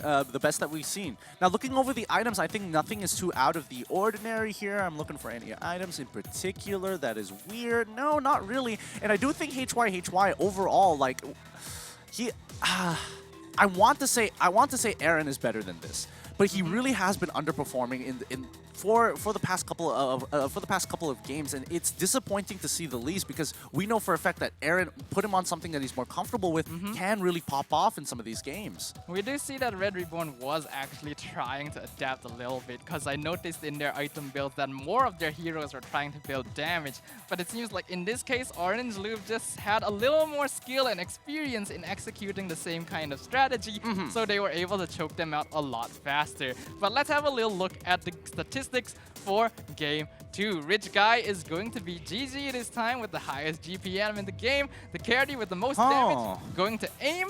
Mom being the sandbag, having taken the most damage, and AIM being the forgotten one with the most assists. Yeah, nah, it's unfortunate to see, but yeah, look, damage dealt. The moment Aaron has something he's comfortable on, he's going to be pumping out the damage. It just seems that Maul was just had no real opportunity to try and make it work. Too many people were just too difficult to kill. Yep, Nothing to Say is definitely someone we have to highlight here. Oh, for because sure. He was applying so much pressure in the enemy jungle that GG was able to farm his own jungle with absolutely no issue, whereas Maul had every issue in the world. He had to deal with so much harassment coming from the side of Orange Lure, and this is something I pointed out as well. In this current meta where there's abundance of resources in terms of gold and EXP across the entire map, you can really grow a huge advantage for yourself by not only claiming those resources for yourself, but choking out the enemy from the beginning of the game. I think it's less about the abundance of the resources and more about the type of resources they're getting. True. Because if we're talking about gold, technically it's the exact same amount as we've always been used to, you know, now that they've added, you know, the extra stuff like the towers. We'll talk about that in a little bit, but let's see the MVP of this game. Show it to us. Give it to us. Here it is. The MVP is going to be AIM on his Kadita. 16% of total team gold earned with 3,240 damage per minute. Wow, that's actually a surprising amount of damage. I get the feeling we're going to see future teams start respect banning this Kadita out from this team right now, because AIM has really shown that he is incredibly proficient with playing this hero, despite the fact that it's not really a hero you normally see in the current meta. He's already played it to great success in 2 games so far in the 2 days of this tournament, which goes to show you can't count out every single hero in the game, because sometimes there's just gonna be this one player that shows you how it's done. I mean, it happens time and time again that someone is willing to whip out one of their pocket picks. But is this a pocket pick, or is this part of the meta? And I think that's the biggest question that everyone is kind of trying to figure out, because we're seeing more double mage compositions. And I think by far Kadita, what she lacks in constant DPS like the Harrods and the Lunox, she has high nuke potential and is super slippery in these games as long as you hit your abilities. But that's the condition. Landing those abilities to begin with, you have to be right in the middle of the fights. That's why we're not seeing Lilia as often, because her abilities are extremely difficult to land. In terms of whether or not Kadita is a pocket pick or the meta right now, I actually do think it being the meta has some potential here. But let's have a little look at the interview with our winners this game, Orange Looper Esports. Take it away, Lafel. Orange Love Esports. Hello Coach, apa khabar? Hello, baik.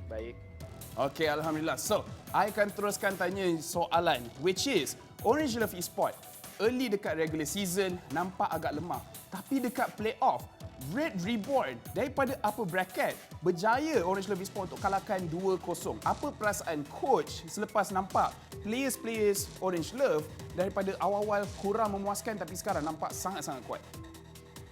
Okay, my impression about the player is very good, because they have improved a lot from the regular season. From the first 2 weeks, we get beaten up 2-0. So after they get the chemistry, they hold up, they win all the time. So I think it's very good. I'm very proud of them. All right, very lovely to hear. Which comes to my second question. Being a coach in Indonesia, how difficult it is to coach the Indonesian players and the Malaysian players when they're in different countries? How difficult is it? The difficult is on the first 2 weeks is very difficult, because we have to menyatukan 5 kepala menjadi satu, dan chemistry-nya itu sangat susah didapat di first 2 weeks is very hard. Yep, understand. Chemistry memang ambil masa yang sangat lama, tapi sekarang chemistry mereka sangat-sangat kuat. So kita nampak game pertama HY dapat MVP. Game kedua AIM berjaya untuk dapat MVP. Kalau coach boleh pilih MVP untuk game pertama antara HY ataupun AIM, pada pendapat coach, siapa yang sebenarnya patut dapat MVP? MVP game 1 and game 2 is definitely AIM. For me. AIM. Very nice. So kita dengar daripada coach sendiri, dia sendiri nampak yang AIM dua-dua game patutnya dia berjaya untuk dapatkan MVP. So coach, sebelum saya melepaskan awak, ada tak apa-apa yang you nak cakap kepada semua fans Orange Love Esports? Okay, I'm very thankful that all the fans is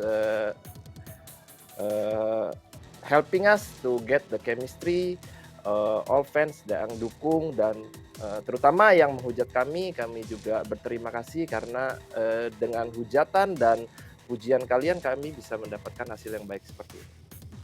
Okey, terima kasih banyak kepada Coach Orange Love Esports. Semua orang dengar tadi, terima kasih kepada semua fans dan semua pendukung Orange Love Esports kerana sokong mereka sampai ke sini, menyebabkan mereka nampak sangat-sangat kuat dekat playoff. So, kita akan teruskan dengan kita punya program sebab kita ada lagi 3 game series yang akan datang. Tetapi macam mana pun, lagi sekali saya perlu ucapkan tahniah kepada Orange Love Esports kerana walaupun mereka di low bracket, mereka masih boleh survive sampai sekarang. Dan Red Reborn sampai sini sahaja perjalanan mereka kerana mereka sekarang ni adalah stage kalah mati. Jadi innalillah. Alright.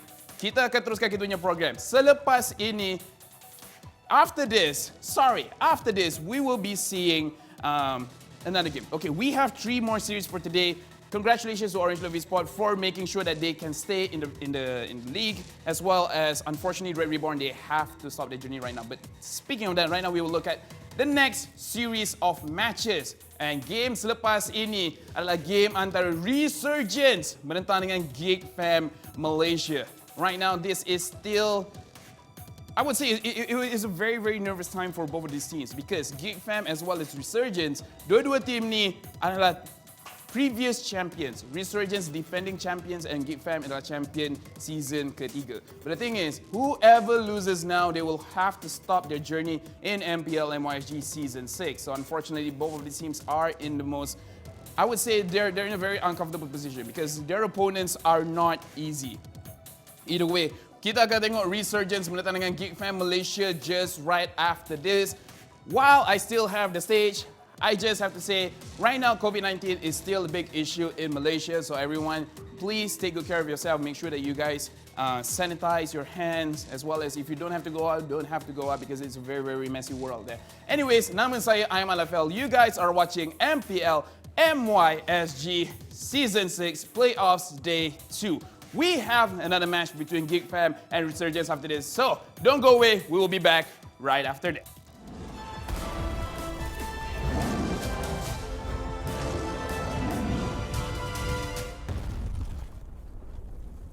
Want to hook up? Wait, what? With Yudu. Being with Yudu is like customizing your car exactly the way you want it. Imagine doing that to your mobile plan. Anywhere, anytime. Like here. Boy! Oops. And even when you're in bed. Wait, what? Yes, just download the Yudu app and customize your mobile plan exactly the way you want it.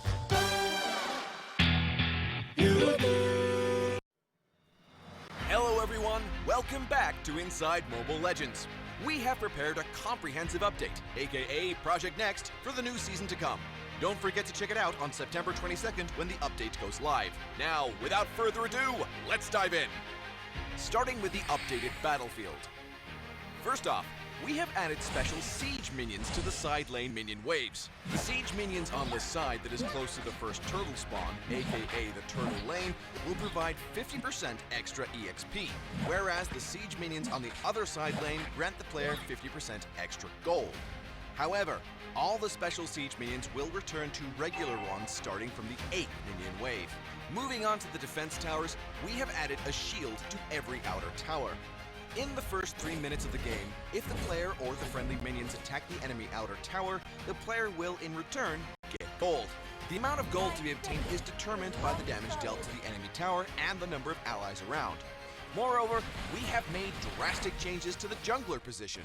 In the new update, only the player who's equipped with the battle spell Retribution can purchase jungle items.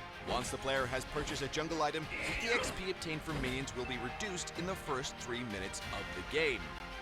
We've also made some major changes to the jungle buffs and some of the equipment items. We will leave those for you to find out later. In the previous Project Next episodes, we have introduced you to the skill adjustments for 6 heroes: Mia, Eudora, Layla, Saber, Zilong, and Alucard. Apart from them, Alice has received a revamp as well. Firstly, we have redesigned her ultimate skill. In the new patch, players are free to choose when to deactivate her ultimate. What's more, the cooldown of the ultimate is greatly reduced. And to make it easier for players to utilize Alice's mechanics, we have adjusted her first skill. If the player keeps pressing on the button after Alice's first skill is cast, the camera will follow the bloodstream so that the player can decide when to cast this skill again. Lastly, we have adjusted Alice's passive and granted it a mono regen effect. Apart from them, Aurora, Mortis, Vale, and even more heroes have been revamped. Feel free to check the patch notes for the details when the update arrives.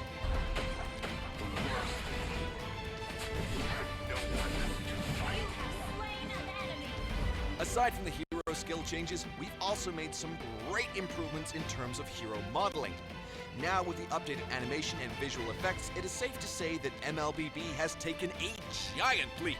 Concerned about the increased system consumption? Worry no more. All the changes and optimization won't cost you extra system consumption. We have included elements of the MLBB universe in the hero display screen. Now, different heroes will have different backgrounds depending on their places of origin in the Land of Dawn. To make it easier for you to execute team strategies and to avoid overlapping visuals, we have conducted an overhaul of Battlefield visual elements. What's more, in terms of equipment items, we have not only optimized their visuals, but also their icons. From the login screen to the post screen, you shall notice many refreshing changes to the UI.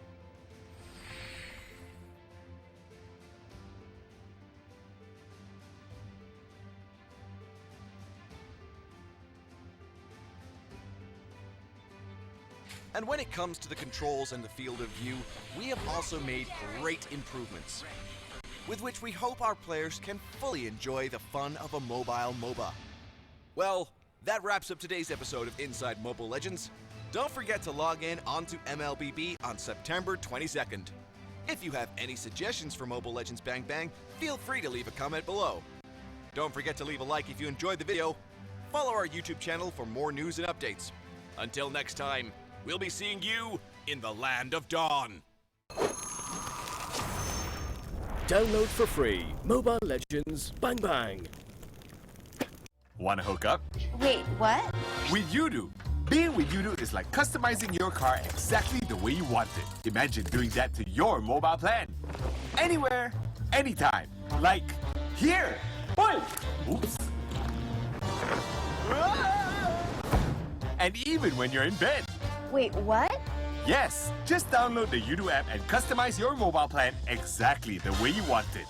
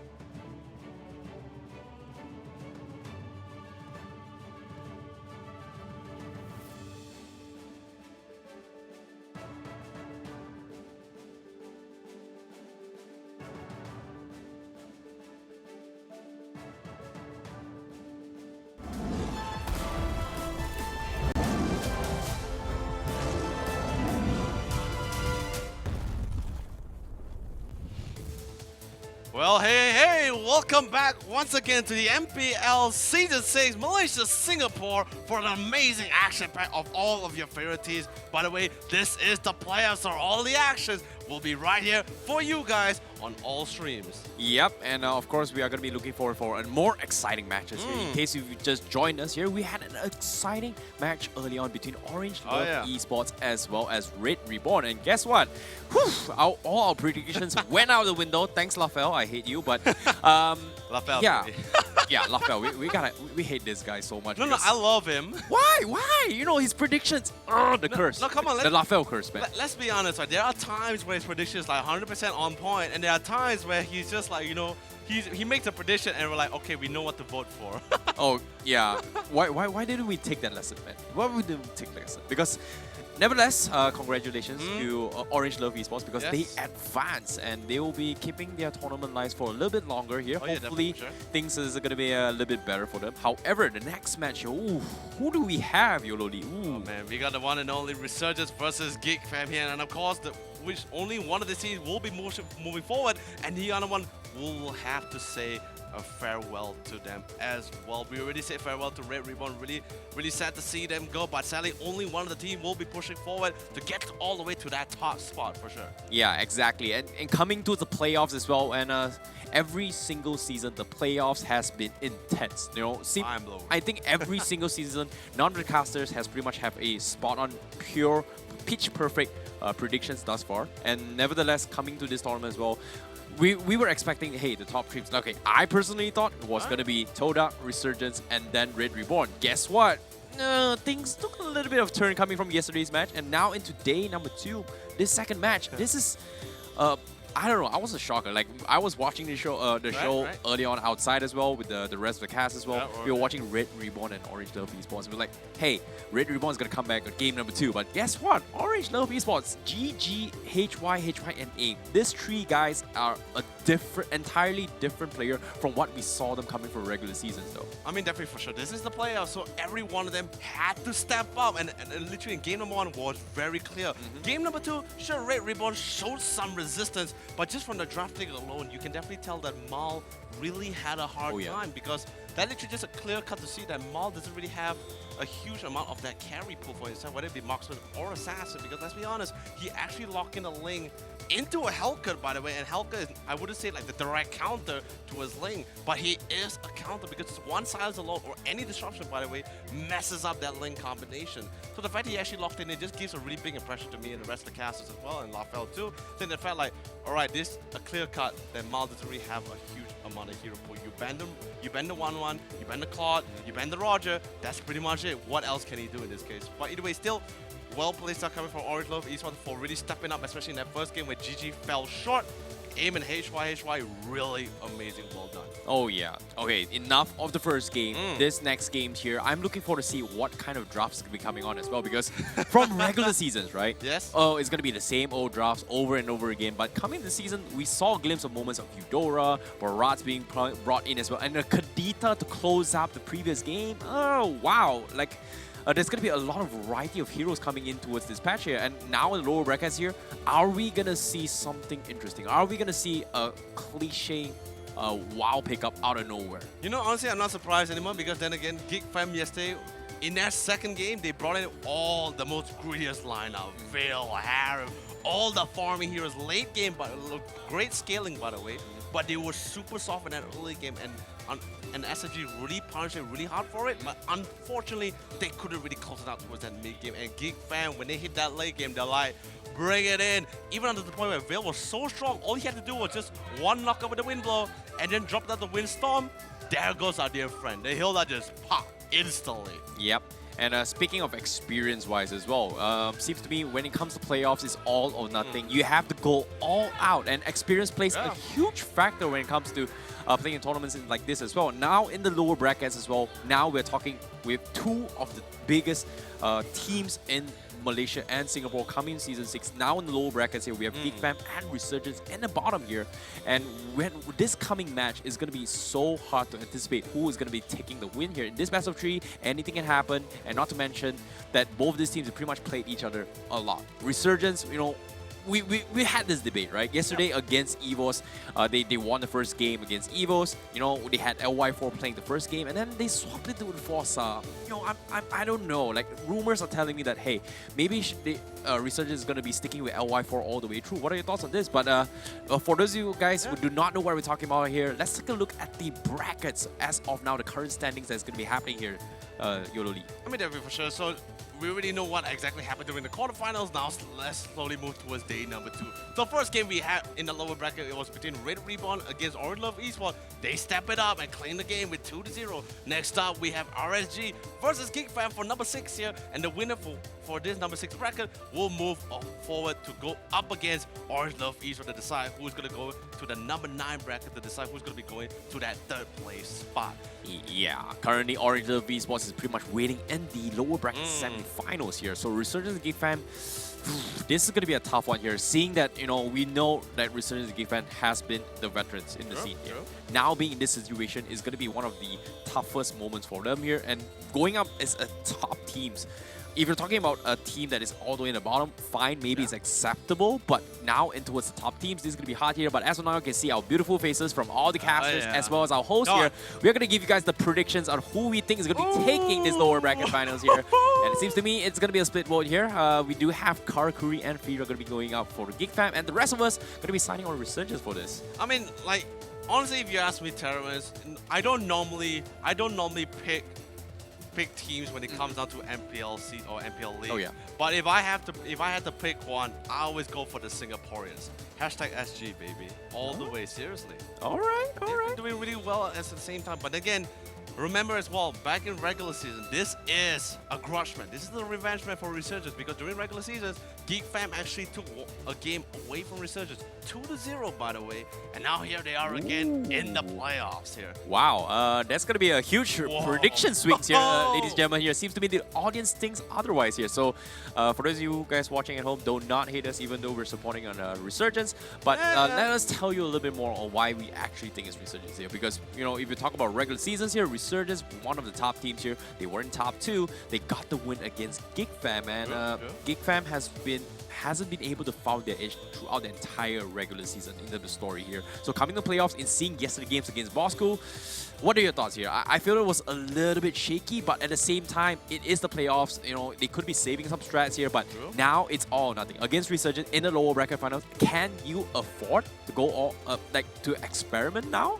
I wouldn't really say experiment. In this case, especially after yesterday's game as well, I think it's just more like they were just telling themselves, or Zervik in this case, they were saying like, guys, let's not just be too calculated. Let's not be methodical about it. Let's just pick heroes. We're comfortable. Great at scaling. If we win, we win. We lose, doesn't matter. We're here. We're right now. All or nothing. Let's do this. So in this game, wouldn't be surprised if they tried that same shot which they did yesterday against SMG in one of the 2 games. But whether RSG will be able to read the situation, because let's remember, RSG has a tendency to actually punish should the opportunity does arise. But of course, it all depends on the lineup or what LY4 is currently playing for their lineup composition. Yeah, speaking of which as well, let's talk about both teams here in comparison here. We know about Resurgence, we know about GEEK Fam throughout the regular seasons as well. They do have a tendency of swapping their rosters here and there. Yes. So both these teams are very similar. They have not found their right rhythm yet. So now that's probably one of the reasons why now they're in the lower brackets here. But now time is of the essence. You do not have much time here. Have they figured out their fixed roster now? I mean, it's a little bit difficult to see whether they have or not, but either way, we're going to be showing you guys an amazing intro video of our players. So let's quickly pass it to our production for an amazing video. I am satisfied with our regular season run, but playoffs is where we show our true colors. After all, we are the defending champions. We are serious now. Kita orang dah siap main-main dah. Sekarang kita orang akan menang sampai kita orang mendapat juara. Simple.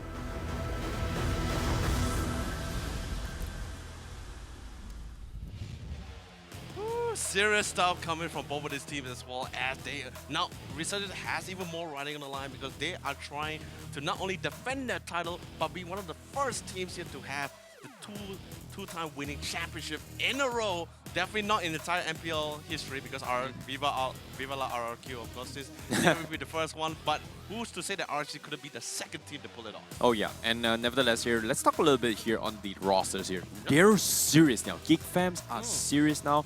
I'm a little bit curious here, who are they going to be playing with here? Because as of now, ladies and gentlemen here, for those of you who just catch up with us and do not know who these teams are here, Resurgence and GEEK fam, this is going to be Resurgence. These are going to be your players here. We have LY4, Sana, Jason, KZP, Sync, and Foss are going to be playing for today here. And most probably, you know, what are your thoughts here? Do you think they're going to be playing LY4 instead of Foss? I mean, it's really great that the fact they're trying to swap it in, but if they want to have that little bit of reassurance, they can always start with Forza and swap with LY4 later. But anyway, let's get to GEEK fam with their roster, starting off with Ozoroveki, Zorn, Dominus, Rumpel, Arts, and of course, Fix. Now, so far, we haven't seen Fix for quite a while. The last time we seen him was actually during week season, and even during the playoffs, Fix wasn't even playing in any of the game. It was all Rumpel, but we saw Rumpel really stepping out in one or two of those games here, especially when he started playing that Johin. And I really am a big fan of Johin. Actually, I love Johin. It doesn't really matter which team is really playing. Just really enjoy seeing Johin in particular. By the way, territory taken away for RSG. Yep, this is going to be the stats here for those of you who do not know here. Like Baxia's pickups here, Tamus, Yishun, Lunox, and Barat's pickup from Sync. Yesterday's Barat's pickup against EVOS actually was super annoying here. In the early aggression here, we didn't see too much action from Sync, but into his later stage here, he was super tanking, super disrupting in all those team fights as well coming from Sync, and it allowed LY4 to just perform what he needs to get it done as his marksman here. And I'm looking forward to see, are they going to be playing them here? But based on this here, pretty sure LY4 is going to be playing the whole best of 3, right? I mean, yes, of course, with the current lineup, they can choose to let LY4 play all the way. Or maybe in this case, they decide to say, like, you know what, I have full faith in Forza, let's bring it back here. But we definitely have to see it during that second game lineup for sure. But either way, love the fact that they're all trying all these new heroes, and most importantly, they play with their time because they totally understand with their lineup, which they had yesterday as well. They said rescale a little bit better towards the late game. Let's just hold down the line. Although yes, our early may not be as fun, but let's see towards that late game. But anyway, let's bring out GEEK fans lineup here with their most big hero and their current stats during the playoffs here. Yep, and this will be Hilda, Harith, Eudora, Yujong being picked up. So Eudora is a hero that we've not really seen a lot throughout seasons here, but after recent patches and buffs as well here, Eudora has been one of the most favorite picks throughout all the regions, not just Malaysia and Singapore as well. And we saw the potential that a Eudora can actually potentially just burst one off immediately here. So it seems to me, comparison between other regions as well, we do see a tentative in terms of drafts coming in towards the burst meta drafts here, instead of what we usually see from regular seasons from all the fighter roles here, YOLO. But at the same time, I'm looking forward to what are they going to be playing here, because there are rumors that Fix is going to be playing today here, but based on what we see on the productions here, looks like Fix might not be playing after all. Yeah, I mean, whether Fix really played or not, I'm just really liking the fact that Rumpel has already started stepping up, increasing his hero pool, because remember, when he came into the regular season, he had a very small tank pool. But after a couple of weeks, he already stepped up. He said, I increased my pool, I can play multiple heroes. Let's get into it. By the way, here is your team stats head-to-head here. And of course, this is just based on the players which they have played from yesterday, and that's pretty much why you can see a small difference between both of these teams. Yeah, speaking of which here, GEEK fam, if I do recall as well, coming from regular seasons, their first blood rates are not exactly that high, but in terms of teamfight potential, they are still relatively high. But as of now, it is only 3 games here, and this might be the last for either of these teams coming in for today's match here. But I would say it's pretty 50-50. You know, I think GEEK fam does have a bigger graph in terms of average kills per game as well as objective-wise, but in terms of early engagement, we know Resurgence are extremely aggressive in their fights.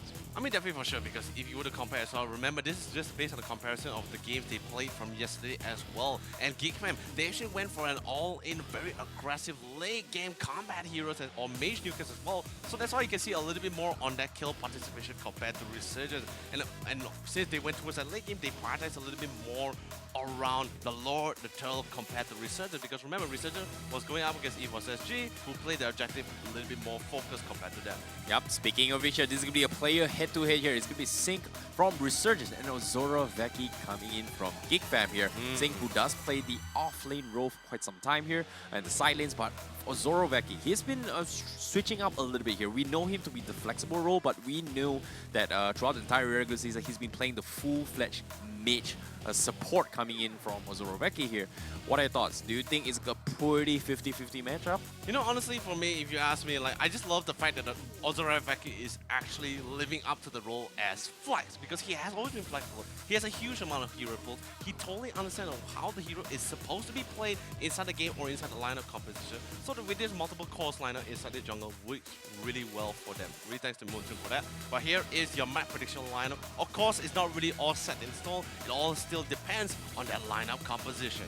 Yep, and speaking of which, I'm looking forward to see what kind of rosters could be brought up here from the side of GEEK fam here, because we saw how strong Resurgence played yesterday. Here, they went toe to toe against EVOS Esports. It was like a grand finals worthy moment here. Likewise from the previous matches here. But that's the beauty about playoffs, right? Every single match feels like it's a grand finals match here.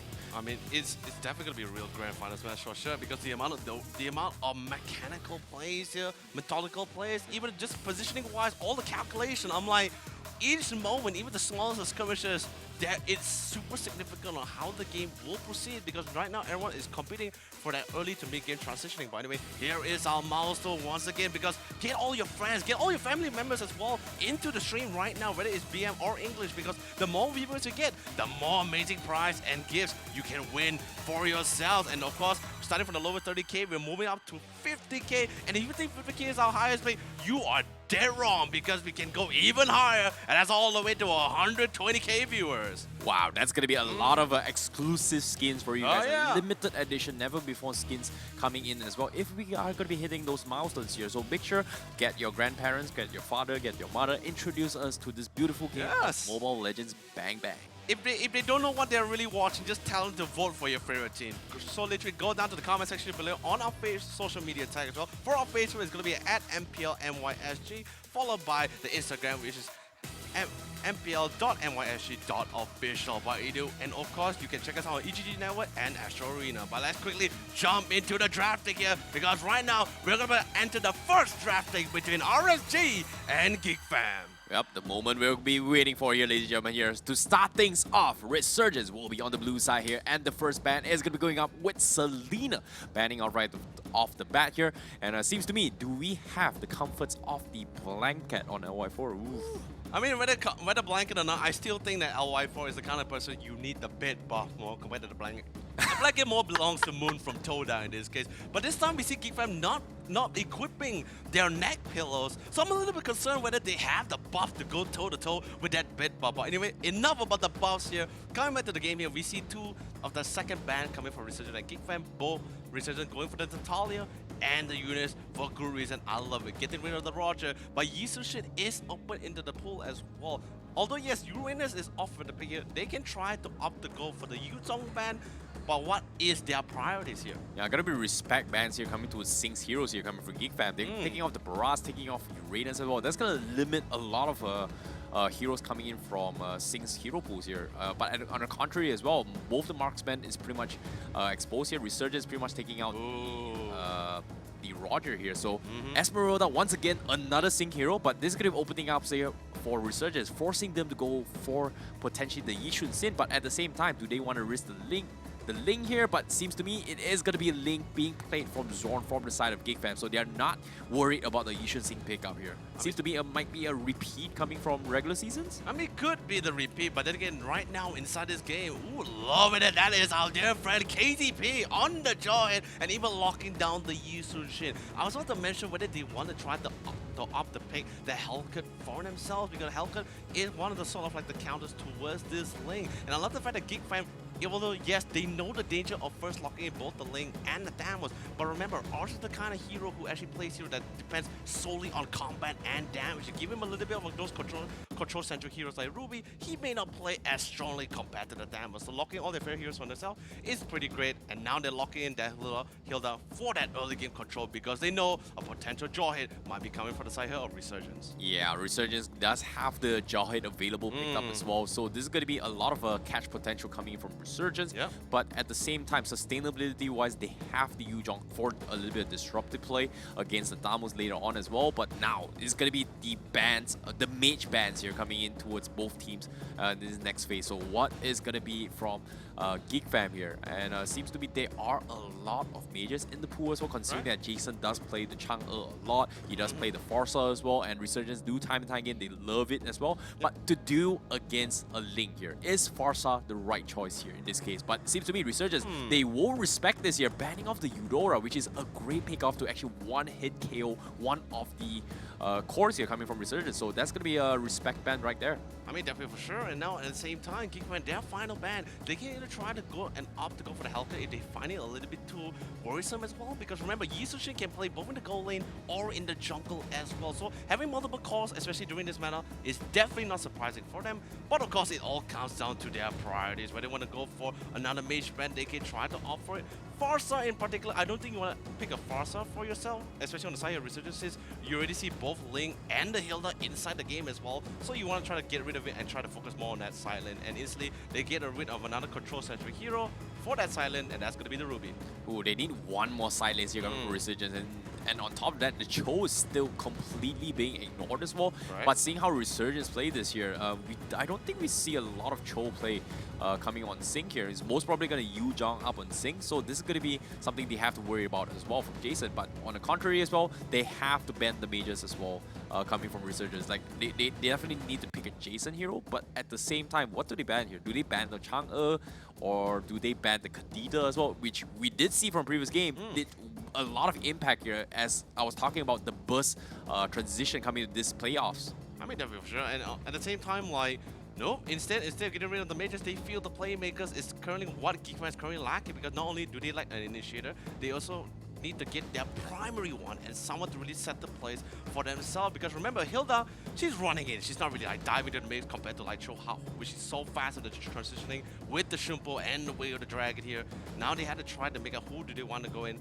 Kufra is on the board, but I feel Kufra's like more like a meh, that kind of thing here. So, what can they go for? Akai still in the pool as well, but you do not want to have Akai in front of the face of the Yisushin. Sure, it does go well against the Jawhead and even the Utah, but actually they can still opt for the Kufra because with the bouncy ball, you can stop that unstoppable force from the Jawhead.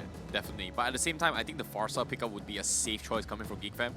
It might be a Dom Forza, might be a Zora one, but it seems to me Dominus is going to be playing the Kadita pickup here from GEEK fam. So Resurgence, they have to be extremely worried about this here, because that's a lot of bursts coming in from Kadita, a lot of mobility as well to actually dodge his way through here, especially coming from the Jawhead as well. So that's going to be a little bit of lacking in terms of catch potential. But however, Resurgence, this is going to be a tough one here. How do you burst down Kadita? Do they force their hands with the Baxia pickup, which we did see occasionally them picking the Baxia as well. Baxia would be really great as well, but just like you said, they really run out of options here as well. They have to lock in the Forza for themselves. And the thing is, since they're going to go for the Forza, they need to be fully dependent on the fact that the front lines would be enough to really hold the rest of the onslaught of GEEK fam back here. Last option, they're going to lock down one of the side lanes, and that's going to be the Khalid here. Yeah, speaking of Khalid here, we completely ignored Khalid the entire draft here. And the final pick Khalid, which is kind of surprising, right? Considering that regular season, it's first phase banned, first phase picked. I mean, he got a slight nerf, a couple of slight nerf for his. I remember his ultimate is pretty much an ultimate that's so easily juked as well. But anyway, final pick coming from GEEK fan is going to be our little Fox himself. It's going to be the Harry. Really hard for him to catch as well. And since there is no Kufra in the pool too, nothing to really stop his Chrono Dashes from going back and forth. Not really amount of control as well, since Jawhead can only focus on one person. Yep, ladies and gentlemen, that's going to be your drafts here. GEEK fam going to be flexing a little bit here with the double mage setup with the RFS. Well, I don't know what this Harif is going to be here because they have a Link as well. This is kind of worrisome. But ladies and gentlemen here, we're going to be starting off with this lower brackets. Whew, this is tough here, Yololi. I mean, it's definitely fully engaging here, but remember, they only slowly scaled towards this late game. Yes, early game, they had to play a little bit careful as well. That's pretty much why they really opt to go for the Hilda. At least that way they can try to slow things down, especially noticing the fact that there is a Jawhead in the game. So they're fully betting on the fact that this Hilda should give enough of a presence to really set them up when they slowly get towards that mid, towards this late game too. But anyway, let's quickly get into the match as its first game for the Resurgence and GEEK fam. We got a beautiful view of the Land of the Dawn. Let's see who takes game number 1. Yep, ladies and gentlemen here, this is going to be the match to watch here. First game is going to decide the entire tempo for either of these teams here, and you do not want to be on the losing end, especially in this best of 3 series here. But as of now, we can see Resurgence, they're going to be Jason and KCP in the mid lane here, potentially go for a pick-off, but it's unfortunate to say here, Dominus is not going to be taking the bait as of now. Taking the bait or not, it still all depends, because right now they just try to secure this first lane away by themselves to get that EXP, but going for the dual lane towards his top side, definitely not having a fun time, because Sana with the Black Dragon and the Dragon to end his passive, he's going to be able to sustain quite an amount of damage, but of course everything will start changing once he hits that level 4. Yep, seems to me, Geek Fam, they're going to be invading the blue buffs as well from side Resurgence, but unfortunately say they have 3 people unavailable here. Rumpel deciding if he wants to actually go in for the attempt. Unfortunately say he will back off. Dominus is not going to be able to do much in this regards here, as they are going to be trying to secure some XP in this regards here, as they are going to be playing the late game. However, Sync taking a little bit too much damage here, and Zoroveki is looking to punish towards the bottom side of the towers as well. But even KCP instantly gets a knockout as well. KCP, he hasn't really tried to run for his life. He still has this flicker, so he's going to be able to get out of that situation alive. And ball lane really well played coming for Zoroveki as well, because knowing the fact that he had a level advantage and knowing that Sync doesn't really have his quick sun guard, he can try to apply as much pressure as possible and force him out of the lane. Yep, Zoroveki thinking about chipping the tower right off the bat as well here. LY4 are going to be securing the blue buffs as well. Sync, they're going to be itemizing, focusing on LY4. And as of now, he does have both buffs. Zorn almost getting taken down for the Mountain Shaker as well. Zorn, one snipe coming in as well with the flame shot. Unfortunately, doesn't seem to connect. And Jason getting baited as well. And that's going to be overcommitment there. And Rumpel will get the kill. What a play there coming from Zorn. Oh, and here comes the potential 2 seconds as well, because there's the knockout rotation coming for Zoroveki. It's pretty big, but they had to be careful, because although yes, level 4 has level 4, but here comes Sana, Black Dragon, but no team else or any control skills or knockout to really set things up. They instantly have to fall back, and Geek Fam doing a really well played job. Oh no, overcommitment coming from Resurgence here. They even called in Sana to actually join in the fight, and that's going to open things up for Arts up top to start pushing the tower here. That's going to be economy swing towards Geek Fam here. Sing now dropping a little bit low. He needs to back off a little bit here, but fortunately for him, he does have the Sand Guard. Definitely for sure, and the Hilda is really playing really well for them as well. But LY4 with the Mount Shocker will instantly find Rumpel, and since he already used his dash as well, there's no really way he can actually try to run for it. He has his own retribution, so he's going to be able to safely secure the blue for himself. But now Rumpel, a little bit of a trouble box. Ozareki comes in with the Zamaforce, jumping in with a Chrono Dash instantly, getting 1 kill for himself. But before LY4 steals 1 for it, go for the trade. LY4 instantly gets tossed in with the ejector, trying to get rid of that range. Oh, let's go for the rotation as well. But he's being juggled back and forth. He's still LY4, but he has a dash. But here comes the Feather Airstrike to force the rest of the team to disengage. Oh, that was a really close one here coming from Geek Fam, but at the same time, Resurgence, they did all they can. They managed to back off and force the push here. However, Zorn is going to be farming up top here, uncontested from Geek Fam. As you can see, they are playing a little bit of global presence, making use of the lane ability to rotate between lanes here. Meanwhile, Singh, he's struggling to get his 4 here, and meanwhile, Zoroveki is already hit his 5. However, on the middle side here, Kadita, oh no, goes for the ultimate here, doesn't get the kill, and then now Rumpel will manage to finish off KZP here. Geek Fam, they will get the lead in this fight. Oh, dude, what a really well-played stuff as well. So unfortunate. If KTB actually really got out of that kind of situation, that would have been an amazing job. But sadly, unfortunately, he will fail, and that's going to be another stack for Rumpel here. Oh my goodness, your Resurgence, they're struggling with this macro movements here, as this long split push is going to be the key objective coming from Geek Fam to buy time for Zoroveki here. Meanwhile, the Turtle is going to be contested here. Jason going to be holding on the Feather Airstrike here to try and buy a little bit of time. However, the Turtle will completely get conceded from Geek Fam, as they do want to prioritize on their objectives here. As you can see, Zoroveki already making sure he takes a tier 1 down bottom here, and that's going to be a big win coming from Geek Fam. I mean, definitely for sure. And taking out the tower as well with Chrono Dashes alone is so simple for him, since he already has that Calamity Reaper in his belt as well. Now it all counts with the fact that KZP, he's trying his best to find an opening to go for that ejector combo. But with the existence of the Hilda so quickly, so fast, and so tanky as well. And of course, don't forget Kadita. Well, here comes the ejector. But remember, Kadita still has the raw waves, so they don't really have enough control to really fully burst down Dominus. Yeah, Dominus is so tanky with the passive as well, and he does have the escape mechanism to work here. Meanwhile, Resurgence, they have to play this safe here. They do catch on Rumpel. Where's the damage? Here comes the jump as well. Singh goes in, but Singh immediately gets destroyed by Zorn. Dominus getting picked off, but he somehow survives. He gets Oh! 2-man stun, and Resurgence, they're losing members alive! right with Sao, and KZP will get the trade-off, but however, Zorn is gonna make work towards Jason as well, and Zorn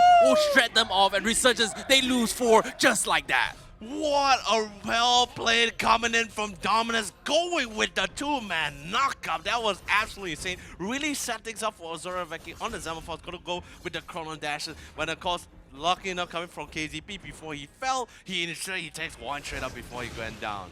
Yep, GEEK fam, they're looking pretty solid this game here. Singh is going to try to defend the top lane here. Meanwhile, Zorn, he does have the double buff. He's looking for the fight here. KZP is going to be calling in from the backs here, but unfortunately, he will not go in for the pick-off as Zorn is going to be focusing on the buff. Meanwhile, here, Dominus goes for a disengage here. The Black Dragon has been expanded from Sana, and they are going for the fight here. KZP going to be in a really tough spot. Flickers away. Ozoroveki going to be taking the bait, and he's taking a lot of damage here. Meanwhile, Resurgence, they're giving chase, but look at this. Zorn, he's wrapping around here, but seems to me he doesn't want to fight at all. And GEEK fam, they're gonna continue with the split push. I mean, definitely for sure, because you must understand that the fight so far, they have been winning the fights when Sana is not really there. And that's to see a clear difference when the Black Dragon comes in with a Furious Drive knockout. Turtle gets a little bit down lower, but because, of course, LY4 has his retribution, so it's gonna be a safely secure Turtle. KZP still trying to find an opportunity for himself. And there is just so many targets for him trying to go for. But every time they want to try to engage, Zorn will go for the split push. And remember, he is a lane, very mobile,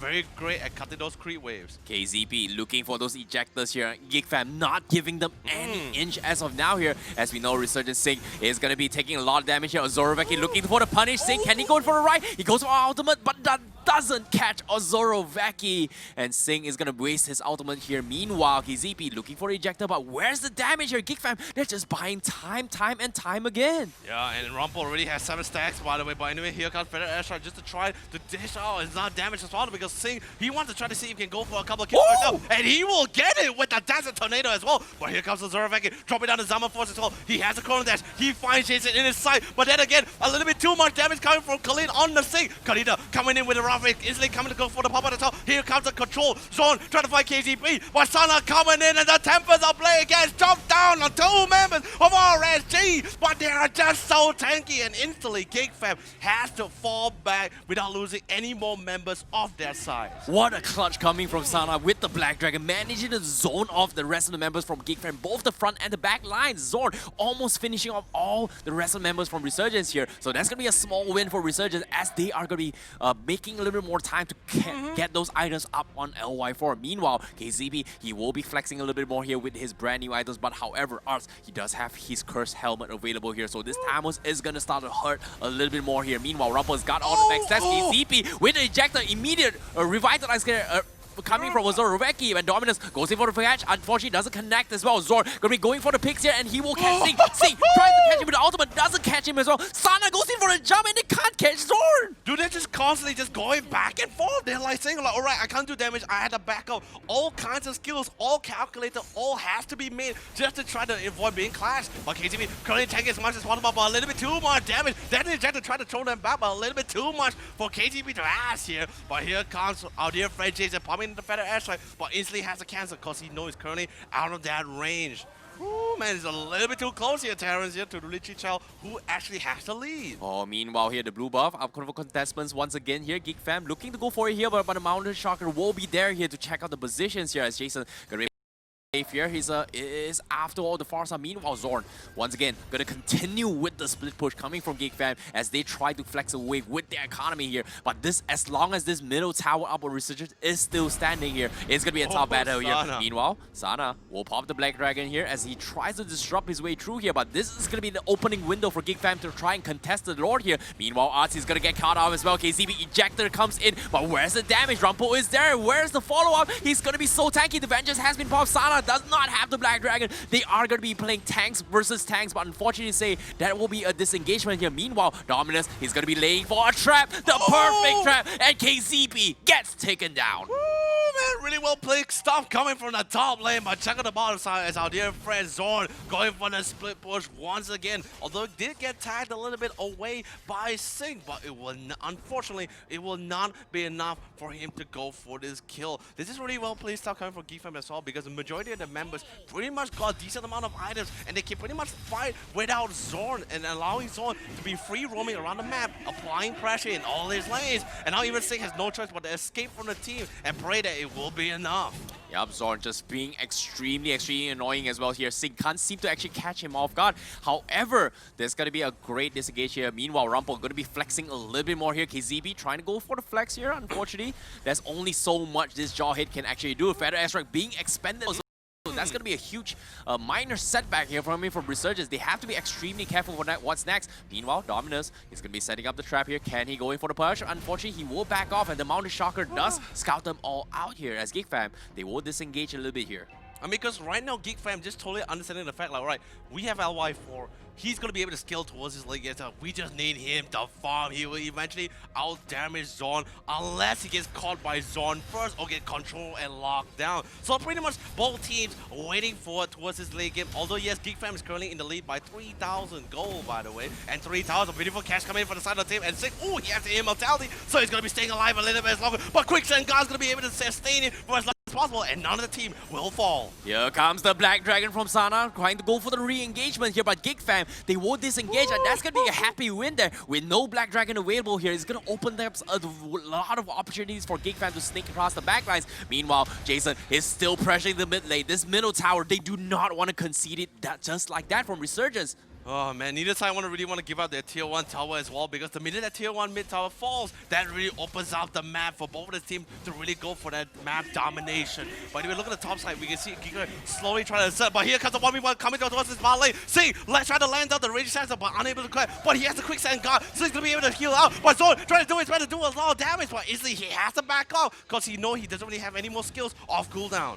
Wow, there's a little bit of style points coming from Zorn. Meanwhile, while that is actually happening here, Resurgence, they're a little bit scared here, but no, Zorn, he managed to snipe off Sing. That's going to be an opportunity for them. Rumple is going to go in for the setup as well. He's baiting for the team here. Meanwhile, the Feather Extra has been used. Dominance also but here comes Zorn from the bottom. He's gonna go in for the finish. LY4, while you're in trouble, and they lose 3. And Resurgence, just like that, they lose it all. And Sana dropping a little bit low, and GEEK fam will be focusing on the Lord now. Oh, do really well played stuff as well, because they totally understand the fact that Sana's in top lane. There's no way he can get towards that mid lane in time. And once they picked out Sing, they know no one else can hold them back. Even though KZB, he can try his best, but he can only control 1. But now, sadly enough, this middle tier 1 tower will fall, and Ozaravaki feeling very happy, and same goal with Dominance. Dominance really well placed out, coming in with the Kadita, constantly baiting them out, constantly bursting them down and setting things up for the team. Really amazing stuff. What a play coming from Zorn as well, getting this solo kill from Sing, opening things up for them to actually take that fight against Resurgence here.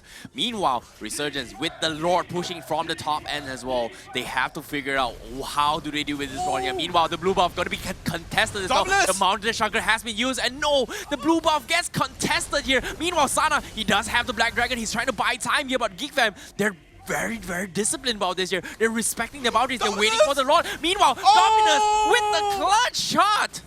Dude, what an amazing nuke down as well. Lord's going to be pushing towards his top lane, hitting down that top inhibitor as well. KTB did an amazing with the ejector, but Sally is not going to be enough. Top falls down. Ozoraki dropping down the Zama 4. Sage tries his best to run away, but no ways can outride the dear friend of Zoravaki. Lord pushes in. They hit the crystal. They don't want to fight anymore. They want to end it right here. And GEEK fam takes game number 1.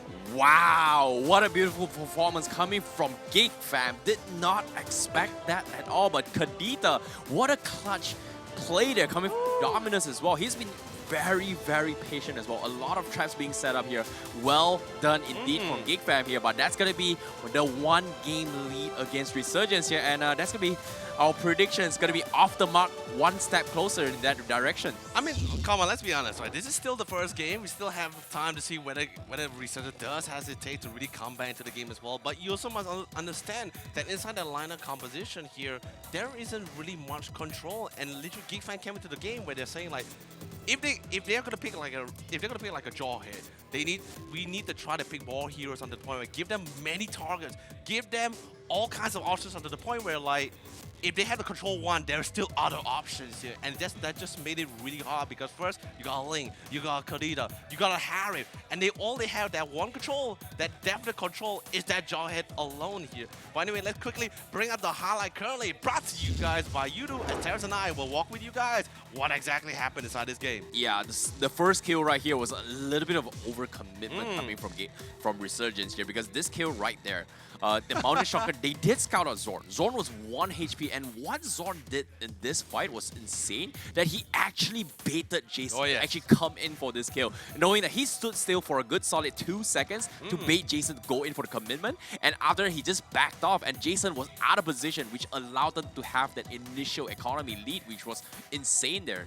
I mean, it's just really well placed out there. That bait, he just waited so long for it as well. But anyway, here's also another really amazing engagement as well, because Zorn just totally understands the fact that he's going to be very mobile, so he has the opportunity to constantly choose how he wants to start this fight and when to really get out of the fight as well. And most importantly, everyone so clumped up because they really wanted to get their hands on Dominus, who just recently came out of the rough ways, and that just allows Ozaravaki to drop down the Zaman Force, and knowing the fact that they don't really have any other hero spells to really get out of it. Yes, KCP has his Flicker that's going to be coming off short cooldown soon, but that's not going to be enough to really outrun the Chrono Dashing of the Harith. Yeah, but at the same time as well, because they were all so clustered with him, it allowed them to actually have a lot of more cooldowns up on Zoroveki to actually pop his dash all the way through here. But at the same time, there's only so much he could have done here. Like, because of them clumping up there, he was able to escape. But however, that's going to be a small window for Resurgence, but at the same time, Resurgence, they needed this kind of potential pickoffs here. We saw the power of Sync early on, with a couple of damage later towards this stage, but Sync was actually getting picked off time and time again in this bottom lane here. I mean, at the same time, it's like the option is not really too much for them, because I believe KCP just totally understands the fact, like, he knows he needs to go for the cash. He knows he needs to try to pick up as many players as possible, but there's just not many options because the majority of these heroes are quite mobile here. Yep, at the same time as well, I absolutely love this play coming from GEEK Fam as well. Like, you saw how Jason and Sync was super committed to this fight against Ozoroveki. What they actually did next was really great here, because Dominus was laying in this bush for so long, and this was like the perfect catch for Dominus, because Sync and Jason was just fighting for so long. They did not expect Dominus to be laying in that particular bush here. And despite that, we know rotation is going to come here. But at the same time, they were fighting for like a good solid 30 to 40 seconds before they actually realized Dominus was there. But you can see they were just committed to this fight here. They completely didn't see Dominus at all. And Dominus was able to pick off the back lines and take out LY4 in this fight. Yeah, but then after that, still, then again, KGB did give a lot of information towards this game. But anyway, coming back towards this highlight as well, Dominus, time and time again, totally baiting out because he just totally understand that they don't really have a silence, they don't really have the disruption at all. And let's be honest, Unstoppable Force, you still can sort of have that time opening, that time interval to really pop that ultimate, to really mitigate and juke that skill. But once again, Dominus going for this solo pickups, really well played, because now, dude, with Jason out of the picture as well, with no defense, they don't have to go for the kills. All they have to do is just hit the crystal and take game number 1. Yep, and that will be it for the first match here, with GEEK Fam taking the first lead. However, there's going to be some stats for you guys and itemizations coming from both these teams here. But let's take a look at Zorn here. He's only got 3 kills and 4 assists thus far here. And nevertheless, the entire gameplay here, if we pay attention to the drafts here, it's supposed to be a little bit greedy in the sense that they have the Harry, they have the Link, they also had a potential Kadita going to be playing as a core here, which was really, really greedy. But at the same time, they played it extremely smart just because of just utilizing how mobile Zorn can play in this kind of situations. I mean, you also must take into account as well, like, yes, greedy, we can all agree from this line is quite greedy towards this mid to scaling towards this late game, but you also must understand, all of these heroes, they went with all these kind of liners or these kind of heroes in particular because of the fact that they noticed that Resurgence doesn't really have that many controls here. And let's be honest, the only control we have is probably that one stun from Jason, that one Furious Dive from the Utah, which can be escaped, by the way, and Jawhead's Unstoppable Force. Other than that, and I'm not going to be talking about the Raging Sandstorm because that skill takes a little bit too long to really connect on any of these such agile mobile heroes. So GEEK fan really came to the game where they're like, all right, we'll play with our individual strength. We'll slowly win the lanes, get that transitioning from that early to mid game, and once we start dominating, we'll start dominating across the map here. Yep, this is gonna be a stats for you guys as well here. Despite Resurgence doing a lot of damage coming for LY4 here, 45,000 damage totally done here as well. We had the Mountain Shocker constantly applying pressure here, but an all-rounder match coming from GEEK fam here. Look at this. They have 37,000 on Dominance. They had 45,000 actually on Ozoroveki, which was kind of interesting here, considering that he was actually the one doing the most damage in all these team fights instead of Zorn. I mean, definitely for sure, because you must understand, half the time as well, the minute Ozoroveki already pick up the Calamity Reaper, he just tells himself there's no point for me going for the split push because I know he will get picked up, because if he's alone, it's an easy pick up for the Giant. So he might as well just stick with the rest of the team, alongside with Dominus, alongside with Rumple. That way, at least, he can fully give out his full potential here and be 100% efficient and effective in trying to get that early to mid-game dominance. Yeah, I'm a bit curious to see who's going to be the MVP for this match here. We know Zorn has been on the flashy play, but at the same time, I feel like Ozoroveki was the one that actually made the play here. He won his 1v1 fight on the bottom lane against Sing, forcing him to go back the lane, lose out the tower, lose out the early levels here, and by the time he was level 5, Sing was pretty much level 3 all the way through here. So overall, in general, I feel like GEEK fam, they definitely won their lanes perfectly. They played their objective to the way they wanted it to be. I mean, definitely for sure. And MVP-wise, it's really hard to tell who's going to be taking it.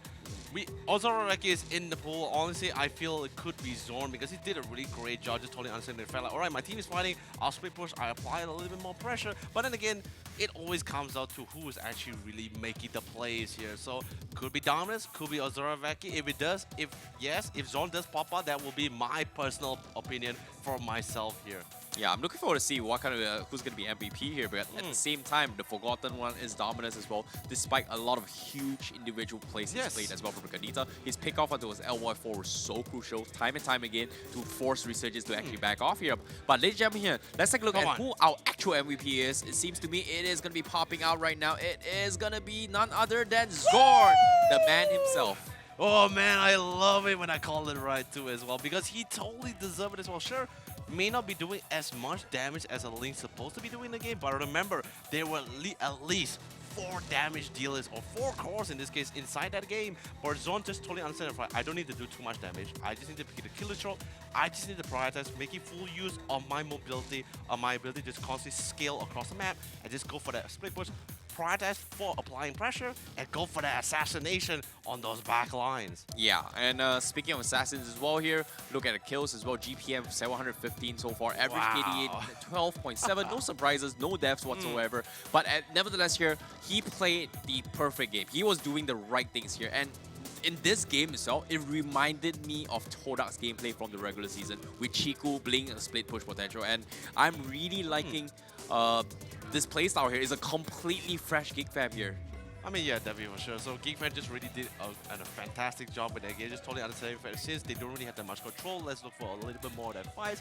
So I believe in the second drafting, that's pretty much where we see RSG start doing start calculating a little bit more, right? They're like, all right, if we want to bring in a Giant, or we want to bring in this kind of heroes, or totally understanding the fact that GEEK fan likes to play all these kind of picks, let's get a little bit more control, prioritize the amount of picks. I wouldn't be surprised if they want to lock down that Tigreal and the Ruby for themselves, because that's exactly what they did during the regular season week number 6 here. Yeah, I'm a little bit worried here to see from the side of Resurgence here, especially after that first game here. And compared to yesterday's games, it seems like they were a little bit off here. It feels like the tilt has been dragged on from yesterday's game. What do you think about that? Are you talking about RSG? Yeah. Tilting?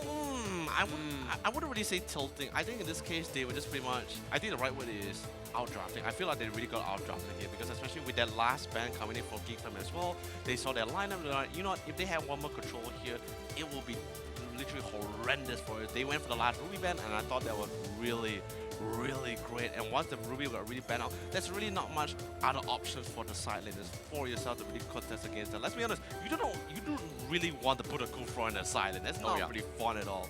So they literally got forced to pick a Kali here and just really hope to dominate that lane. But with the matchup currently going on, they got dominated instead. And then literally, GEEK fam literally ride that wave of control and started dominating the rest of the game. Yeah, I did not expect Ozorovic to be on the side lanes with the Harif pickup as well against Sing that amazingly as well, because like we were expecting like, hey, this might be a double mage here rotating all the way through, but he went in and dominated that 1v1. He forced Sing out of the lanes at least twice before actually winning that fight, which was just insane to watch. But at the same time here, I'm just worried for Sing here, because especially for RSG fans, this is going to be a huge blow to their face. Game 1, yesterday's game against EVOS, wow. Like, hey, these guys are ready to take it all the way, but now they're one step closer to getting eliminated out from the playoffs. I mean, that's just how the playoff really is like, because it's all or nothing. That's how dangerous it is. It's no longer the regular season where you still got, oh, I still got a chance, I still can fight back. No, playoff is literally where after all the teams has been filtered, and don't forget, we had that 2 weeks break as well, so every team pretty much had a lot of time to brush up their studies, and after a lot of MPL season, or in particular MPL Season 6 for the Indonesia side also just finished as well, concluded here. So they got a lot of time to research here and really come up with a strat that go against all these top teams here. Oh yeah, speaking of strats here, I'm looking forward to see the Baron's ban pick up there as well. But GEEK fam, they did ban it off in the first phase against Resurgence. We saw the power of the Barons from yesterday's games here. I mean, come on, let's be honest. Baron, I was telling Gideon as well, Baron fulfills so many roles. You want a tanker? You pick the Baron. You want a guy that does a lot of damage? Pick the Baron. You want a guy to control someone, lock them down? Also go for the Baron. He does everything, literally everything you can ever ask for here. Wouldn't be surprised if Munto really try to tweak it after the season. So whether you guys want to quickly climb at the rank, definitely try to lock down the Baron for yourself in your games. Yeah, definitely. I definitely agree. It's such a strong and more unique hero in the meta as well. It just fulfills every single role right now. May not win the burst potential-wise, but in the team fights here, it does contribute to those damage as, in terms of overall general. It's very similar to Esmeralda pick up here, but unfortunately, the Esmeralda WoE was banned in the first game as well. So I'm looking forward to see that whether or not is Resurgence going to be prioritizing on Sing's hero coming in from game number 2 here. But GEEK fam, definitely they have one up against Resurgence here. One more step in potentially towards the semifinals against Orange Love Esports. Ooh, that's going to be an interesting one here if they actually take a clean 2-0 against Resurgence here. Ooh, man, it's a really hard thing to tell here how the game is actually going to go. But remember, first game is always about testing the water. Trying to figure out like what kind of composition your team likes to go for. Now Resurgence sort of having a rough idea. Let's see how they really answer it towards their second game here, because if they don't really step out here, like you said, then they will be the team that will have to say goodbye, and GEEK fam will be pushing forward the contest to go all the way to that grand finals. Yeah, and I feel like the biggest concern here from Resurgence would be the Link pickup here as well, because they first picked the Link coming from GEEK fam, and that was something that they had to worry right from the drafts as well, because what do they pick? Do they pick the Link for LY4? We've seen LY4 play a lot of Link throughout the regular season here. Not much success, but maybe it's do or die situation. And right now in this situation, they might be forced to play the Link on LY4. Or maybe, do you think they're going to swap Forza for game number 2? No, honestly for me, like whether they swap out Forza or not, I still think it just comes down to that drafting, right? Because let's be honest, sure, you see Link being picked up as well, but GEEK fam really did that drafting pretty well, because they totally understand the fact that what they were trying to go for, they literally focus on that side lanes alone, because they totally understand that LY4 still is going to be a marksman. An assassin and marksman still can be controlled, still can be locked down, because right now in the meta it's all about multiple cores here. There's no longer the hyper carry in this case. You cannot be dependent on that one person. You always need to have a fallback plan. So with that drafting, they literally ban up both Barat, Uranus, Esmeralda. When I saw the Esmeralda, I'm really expecting like a shield hero to be picked up on the side here from GEEK fam. Already seeing the Hilda, I thought maybe Resurgence might spot it out and take the Hilda for themselves here. But like I said, priorities for both of these teams here is always different, because first game, always testing the water to see whether the competition they have and rough idea they want to go for, they see what they can work out. Yeah, I still remember during the regular seasons as well, Resurgence, they did have a priority towards LY4's heroes here, and seeing how this draft went from game number 1, GEEK fam, it is going to force them to actually prioritize on Sing's hero pool more. which obviously I've mentioned it twice now. Yeah. Because we know that at one point against TODAK as well, they did try to actually ban off Jason's heroes all the way through the drafts, but Jason was so he has a huge hero pool coming from Resurgence. But at the same time, GEEK Fam is a team that you gotta worry about here, because right now they have not shown their pocket strength. They won game 1 without Popo and Koopa, which was supposed to be banned a lot of times in towards the regular season as well. And we know Ozoroveki is a beast on the Popo Koopa as a support role. So this is gonna be keeping them thinking here. Is Ozoroveki gonna be playing the side lanes, or is it gonna be back to support once again here? Because that flex role is just it opens up so much possibilities from GEEK Fam now. I mean, yes, definitely for sure. Like, another thing is just like, from what I can try to understand, right, in this second game, what RSG can try to go for here, if they want to go for this, if they want to go for the long game with the Yisushi, they need to come up with someone that can really deal with it early to make it transition. Because yes, lane dominators will always be great, but when the game starts going to team fights, going through that mid game, it gets a little bit more difficult for them as well. So, well, either way, we're literally 1 minute away before we get into the draft here. So, any ideas on what kind of competition or heroes that RSG should try to prioritize for themselves, besides the Barat, of course, because Barat will be an instant ban, by the way. Well, I honestly, it's tough to tell. It's honestly tough to tell here, but obviously, from you guys in the chats as well, all you gotta do is just comment and show your support. Tell us what you guys think here. Will Resurgence rise and pick out a couple more heroes for themselves here? Meanwhile, we have to also figure out whether or not will GEEK Fam take the clean 2-0 here, because as of now, from the caster's prediction, okay, everyone voted for Resurgence except for 2 guys. You know, but at the same time, audience says otherwise. It was 80% predictions coming from GEEK Fam. Ooh, I mean, for sure, the fans is definitely in the favor as well. And remember, GEEK Fam also beat Resurgence back in regular season 2-0 too. So I don't think Resurgence want to repeat that same performance from the regular season against GEEK Fam. I believe they're going to be trying to step up here and literally, the right word is get serious, right? Oh yeah, they did get serious in the introduction here, but ladies and gentlemen here, momentarily we're going to be jumping into game 2 here. Don't go anywhere. Be sure to share the video as well here, because we are going to be getting serious here to find out whether or not will GEEK Fam click the 2-0, or will Resurgence rise up to the challenge and make an amazing comeback, sweeping it 2-1. We shall see, because this is going to be the draft for game number 2. Oh yeah, really going to be excited. So let's quickly jump into the second drafting of the game between RSG and GEEK Fam. Let's see who's going to be starting on the blue side. It's going to be your fam, your boys, Resurgence once again here. So since they're going to be on the blue side, they have priority pick and ban, and starting with the same one, they're going to ban away that Selena. Well, seems to me, GEEK Fam, they are going to be prioritizing on Sing's heroes once again here. So Barat's going to be banning off here, and Resurgence, they have to be worried about this here. They have to prioritize on Sing's heroes right from the get-go here to prevent GEEK Fam from banning any more side lanes. But that's the thing. The first 3 bans is pretty much all the side lanes right from the get-go. And seeing how this is going to be happening as well, Resurgence, they are going to be banning the Selena and also the Yu Zhong here, fearing dominance Selena. But at the same time, do they want to ban the Ling as well? I think they should. The thing is this, right? Like, they could try to ban the Ling, but then again, you must also understand the fact that control it's always been a simple task of just trying to lock down this lane. If there's a lane, you can go for the Helker, but since they didn't really want to go for the Helker, since LY4 would be going to the jungle, unless in a certain situation where they feel like LY4, whichever marksman he's playing, can go to the goal lane, then yes, they can bring the Helker towards the jungle to go toe-to-toe with that lane. But either way, for now, let's go back to the ban phase here, where GEEK Fam follows up with the second ban. That will be the Natalia. Uranus and Esmeralda still in the pool here, so Resurgence had to try to hope to see that whether GEEK Fam will try to ban one of the 2, and they had to satisfy with just one of them. Natalia being banned off here as well, so GEEK Fam going to be switching up a little bit here compared to the first draft. So this is going to be opening things up a little bit more for Resurgence, but at the same time, they have to be extremely worried here because Zorn and also Ozoroveki are pretty much players with a very, very, very wide variety of hero pools here. Because for Zorn, especially coming from his experience back in the days from Season 3 as a champion, he was known for his tank role, and now transitioning into the marksman role.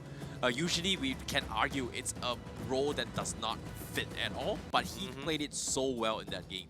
I mean, definitely for sure, but even last ban here, Uranus, Esmeralda, what is the option here for them? So if they're a little bit too scared as well, they can even try to opt to go for the Hilda, but that's mostly very unlikely, right? Well, the Roger ban here, going to be respect ban here from Zorn from the regular season. So very similar bans coming from Resurgence, and seems to me they are still keeping it open for that Yishun Sin coming from Resurgence. GEEK Fam, meanwhile, it's going to be focused on the Uranus here. More side lanes been getting taken out, and meanwhile, the Khalid still in the pool as well. So Resurgence, are they going to be prioritizing Khalid here, or are they going to take the link away from GEEK Fam? Seems to me, will Resurgence actually have an answer for this? But seems to me they will pick the Tamos away from GEEK Fam. Very, very smart move. We saw how annoying Art's Tamos coming from the last game. Dude, I love it.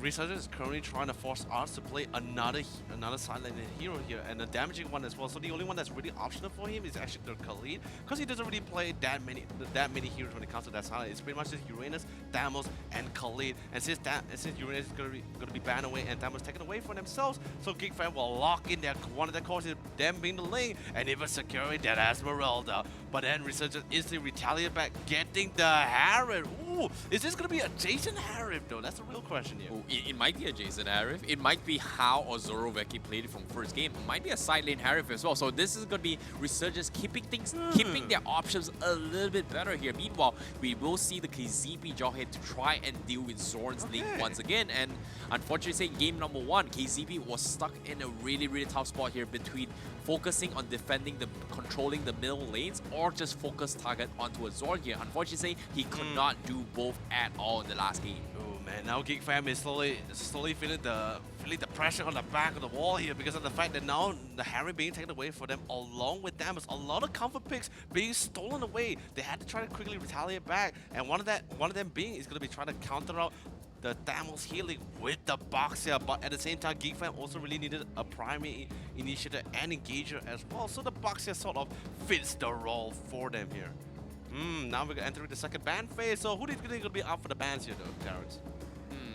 Speaking of the bans here, Valor, pretty much banned. A little bit more major, might go for a double mage setup as well. Sync has been occasionally known to be a famous mage player, but I don't think they would go for a double mage setup. But at the same time, this is going to be their potentially their last chance competing in game number 2 here. Right. So seeing how this is going to be happening here, I'm a little bit worried though. Honestly, I'm also quite concerned as well, because let's be honest, Resurgence is currently, they don't really have any much optional when it comes down to their primary engager. If they're solely betting on KCP alone, then that's definitely going to be a difficult matchup for them for sure. And if they want to try to go for the healer, even more difficult, because we have the Esmeralda in the game, so that constantly steals shields away. So that's going to be making a hard time for the healer towards that early to mid game transitioning. But Resurgence getting rid of the Khadija, really well played, trying to minimize any other hero that requires even more control for the side of Resurgence, because all they have is just that lockdown from that Jawhead.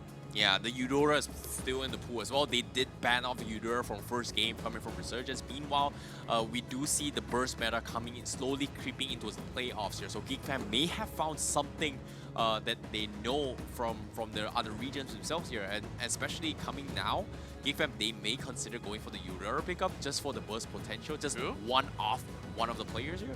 But at the same time, will GEEK Fam go for it here, because Lunox now will be taken out, so a little bit more mobility and disengagements here being taken away from the pool here. So in this case, iframes in this regards. I mean, it's more like an option, right? Terrorist is like last man, they can either go, ooh, but instead they're going to go for the 1-1 as well. Really great pick as well, since that allows Link to go to the jungle, and you had the 1-1 in the lane.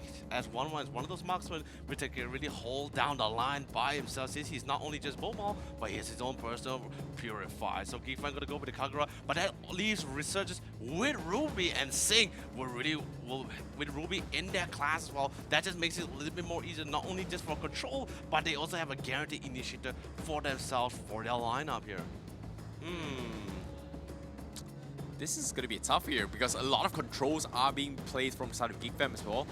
It seems to be they are going to be playing a very similar draft coming from game 1 from GEEK Fam, but at the same time, Resurgence, this is going to be a proper answer compared to game number 1 here. And Resurgence, they need to figure out what is LY4 going to be playing here. Is it going to be the Harif pickup here? And they possibly need another side lane in this regards. Khalid is still in the pool as well, which is much better. But nope, they will have the Ruby pickup from Resurgence with the Farsal as well. So that's going to be a double mage setup here with LY4 playing the Harif. Ooh, this is risky coming from Resurgence. They have no choice either. They have to lock down this Ruby because it's literally their only option for them. And at the same time, now there's even multiple more heroes for them to control. So GEEK fan, no choice. Ozaraki has to bring back his personal favorite. That's gonna be the Popular Cooper. And I can tell you this right now. This is the first time we see Popular Cooper inside the playoffs here. I talked about it to Gideon yesterday. We had a couple of laughs about it too. So here, Ozaraki, I'm pretty sure he's really happy for it because not only Popular Cooper is really great for that lane harass, but you got a great amount of vision with the traps and a great lockdown with that Alpha Wolf. Well, seems to me it is going to be Ozoroweki playing the support role right off the bat here. I'm looking forward to see how well they're going to be playing this year. GEEK fam taking very similar gameplays coming from game number 1 here. Switch up their drops, fine-tune in here, but at the same time, I'm worried for them. Do they have the burst potential that they need coming from game 1? Ooh, man. Whether damage, we're talking about damage, while both sides has quite an amount of damage too, but I still believe it all comes down who takes the initiative here, because we got a couple of great catches coming from both sides with their lineup composition here. Whoever gets that control and dominance inside that early to make it transitioning will literally dictate the game here. By the way, ladies and gentlemen, this is the grand view of the Land of the Dawn. Thank you so much, production, because right now in the second game could potentially be it for Resurgence or a comeback round to go toe-to-toe to GEEK fam in game number 3. Yep. And speaking of which here, ladies and gentlemen, we're going to be going in towards the game as of now. As you can see, LY4, we're going to be playing the Harif here as Resurgence is pretty much going to be all in a really tough spot here because this is potentially their last match here, and this is going to be all or nothing coming from Resurgence, ladies and gentlemen here. They're going to be sending Ozoroweki this time. Going to be on the supportive role here. Meanwhile, Resurgence, they're going to be playing a little bit aggressive here as they are going to be contesting those buffs away from Zorn. I mean, they have to do this as well because of the fact that like they need this Harif to really start solo farming by itself. So once KCP does his job to really allow, or in this case allow LY4 to really get the levels he needed to really solo that jungle, then that's when he can start applying pressure here to really go for those scale-ins, go for the catches here. But seeing having a beautiful time going for this 1v1 against Arch. This is pretty much shield against lifesteal. Who's gonna take this win? Who knows, right? Well, speaking of which here, Resurgence, they are going to be taking a little bit of passive plays here as they are going to be making a play up top to try and force rotations coming in here. Aggressiveness coming from Sana on the Tamu, so that's going to be opening things up a little bit more here. But GEEK fam seems to me they are struggling to hold up this top lane with just the... Oh no, the red buff actually got stolen from the side of Resurgence. Big plays, really big play. Well played, Jason as well. This is going to be slowing down Zorn as well because he really needed that red to hit that level 4. And now level 4, right after he gets credit, potentially he might hit that level 5. But look at the engagement towards his top side as our dear friend Sana so close, dealing even more damage, trying to force him back. And Zorn looks like he has to try to find an opening alongside with both Ozoroweki and Rumpel. Oh no, meanwhile Zorn, he does not have Tempest Blades here. Meanwhile, Jason's gonna make a play up top and they go in for the dive as well from the backlines as Ozoroweki will get taken down as Resurgence goes in for the cut. And now they are gonna be mowing down on those, chipping away on those free XPs up top here as Resurgence. They are gonna get a couple pickoffs here. Meanwhile, Zorn making their way, cutting the mid lane creep waves to try and damage a little bit more towards the middle tower. I mean, because no choice as well, because he totally understood like, alright, I lost a teammate on top lane, by the way, beautiful engagement, and the burst with the yin yang overturn on Dominance will allow him to secure a beautiful kill on Sana. What a fallback here. By the way, you gotta be a little bit careful because he runs right into the approach of the stun, of the ejector, of the clutch of KZP. Ball lane, however, Singh with his beautiful lifesteal, it's gonna take a while, but he jukes away out of Arch falling Starmoon, and both teams, no choice, have to back away. Great pickoff on Dominus as well, especially here on his Umbrella being on cooldown all the way through, so there's no way he could disengage from that team fight here. So Resurgence feeling themselves a little bit more here from this game number 2, as they are going to be taking full control of this game. As you can see, LY4, they're rushing this game as quickly as they can. They do not want to drag this into a later stage of the game. I mean, definitely for sure, because right now LY4 totally understand he has the level lead, and now they're going to go for even more engagement. Federation fall them back, but KCB coming in, and with the ejector, he goes for the Kobe and instantly land a beautiful score on Azora Veke. And that was a beautiful engagement, and now coming back towards his bot lane, 1v1 against Sing and Arts. Yep, meanwhile, Sing is going to be dropping a little bit low here. He's going to be training 50-50 once again for bottom lane here. Meanwhile, Sana is going to try and go for a solo kill. Rumble 1 HP left, and Sana will get the solo kill. And on top of that, almost taking the red buff away here. Meanwhile, GEEK Fan, they have to make some kind of play here. Zoroveki pops the trap away, but he gets ejected away. And KZP goes in for the flicker. And Resurgence, they will get another one just like that. Oh man, I love it, baby. I love it when KZP goes at the jawhead. But anyway, coming back to the game with Arts, dealing quite an amount of damage, but here comes the rotation coming in from the Tempest Blade coming off for Zone, but Sing's life is a little bit too much, and they will not be able to get the kill on Sing in the bottom lane. Oh, Sing tried to go for the I am offended flicker here. Unfortunately, a little bit short right there. But at the same time here, that's going to be a big win there coming from GEEK Fam in a way. A little bit of small breathing room, but Resurgence, they are going to be continue with the pressure here. Meanwhile, Arts is going to try and take a chill pill here, try potentially get a couple of pickoffs here. Jason going to be soaking up the lanes a little bit more, but Arts, he knows exactly where he is, so he needs to be extremely careful with this here. Meanwhile, Zorn is going to continue to cut the creep waves here, and on the top side, Sana is going to get caught out by all these players here, and eventually gets bursted down. Dude, great stacks coming in for GEEK Fan. Trap a ton set, but here comes Armor Fender on top of Arts, and instantly with the Fender Ash as well. Arts coming in the falling star armor, but suddenly not going to be enough. Ooh, with the movement speed burst, but it's not going to be enough, and Jason finally gets in with the Curse of Crow. Rumple comes in roly-poly with the shield unit, trying to clear the creep as much as possible, but sadly, bottom tier tower will fall, and possibly with his life as well. Sing trying to go for one, goes for the stun, there's the slow, but sadly not going to be out. Jason trying to see if he can follow with another kill, but Rumple, a little bit too tanky, will have to back away. But at the same time as well, Jason, he's looking to flex his muscles a little bit more, but GEEK Fam is in nowhere to come. Dominus is going to be laying here for the trap. Can he go in for the cancel? He catches him, but at the same time, he's going to be in some trouble here. Sing going for the fight. Dominus forces a disengage. He makes a run, but here comes us from the backline. They do catch the Jason off the back here, so that's going to be a small win for GEEK Fam. Meanwhile, Resurgence, they're still committing into this fight. They want to take the blue buff. They're going for the ejector. Rumple gets caught out all by himself here. Zorn making the fly away, but here comes us from the sides as well. They're trying to mold Rumple down here. Meanwhile, Zorn making one to blue buff that do not have the damage. Meanwhile, KZP will safely disengage from this fight. But remember, KCP still has that flicker, but anyway, beautiful catch coming in from the walls. But Sing with Armor Fender, here comes the Tempest of Play, and beautiful kicker coming in from Art. Sana a little bit out alone there, but he was able to zone out 3 members of GEEK Fam, and Zorn trying to dash away and will get out with a beautiful assassination on Sing. Yep, the blue buff is still going to be up for contest as well. Zorn, he's dropping very low. He's going to get focused down. And just like that, LY takes him down. And Arts forces the disengage from this fight here. Zorn now with no buffs whatsoever. And Resurgence is going to make their push towards the middle tower. But the turtle is going to be up for grabs. LY4 already starting off on the turtle. And there's no way GEEK Fam is going to be able to contest this just like this. I mean, definitely for sure, but at the same time, yes, Zorn get a really great picked up on Sing. But Sing has already done his job, committing the ultimate, committing the initiative. All that's left is pretty much for Resurgence to go for the pickoffs, and they actually got a beautiful one, allowing them to safely secure this turtle for themselves. Although, yes, we can see Resurgence currently in the lead by 3k gold here. They're 3 kills ahead as well, followed by 1 tower as well. So GEEK Fam slowly getting their backs pushed against the wall here, but the game is not over for them just yet, because Zorn slowly about to hit that timing. All he has to do is find a beautiful opening, but Sing not going to allow him any opportunity at all as he goes in with the flicker. I'm a Fender combo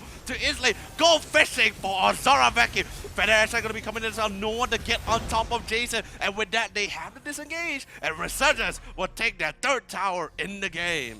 Yep. Meanwhile, LY4, they are going to be picking their fights here very, very smartly here as Resurgence. They are very happy with this fight here. They are going to try to keep this aggression here. Meanwhile, Zorn is going to get focused down as Zorn does not have the blue buff. He's going to try and set up for his team. Unfortunately, he's going to be stuck up, forces Tempest Blade, tries to go in for the bait, and they will successfully bait Sink out. Oh, doing really well. Retaliation as well. Zorn, although yes, he didn't really have that blue buff, but he has so much faith for the team. He stood still, he baited it out, and dropping out the Tempest Blade to secure a beautiful kill on Sing. Yes, he wanted to go for I'm Offended, but he saved that skill because he know potentially they may not have enough damage since Feather Airstrike was currently on cooldown. Uh-oh, KZP, he's looking for the pickoff. He sees Dominus, but unfortunately say that's not the right target. Zorn going to be sitting on the hill here. Meanwhile, Ars going to be making the plays, cuts to the back line, goes for a triple man catch. Ejector comes in, Ars going to be in some trouble. Dominus taking a lot of damage here, and they will focus him down, and that's going to be Dominus getting taken out here as Resurgence going to be swarming onto his blue buff, but here comes Zorn from the back line. No. He catches Jason, but can he finish him off? No, he cannot, and Zorn is going to get caught by the Ruby, as here comes Sings, and I'm Offended as well. Ars, you are trapped all by yourself. Can he make the escape? And here he is. He's going to try and make a dash. His drop's really low, but Resurgence, they will give up the chase, but that will be a big win from Jason. Dude, really big play and win indeed. Not only were they able to pick up Dominus, but Zorn as well. This not only opens up the map even more for them, but even more control and domination that's going to be applied from the side here of Resurgence, and LY4 coming in really strong. He already has 4 full items on his belt. This Harif is not a person you really want to mess with right now. But same goes for Jason as well with the Clock of Destiny and the Lightning Trunken.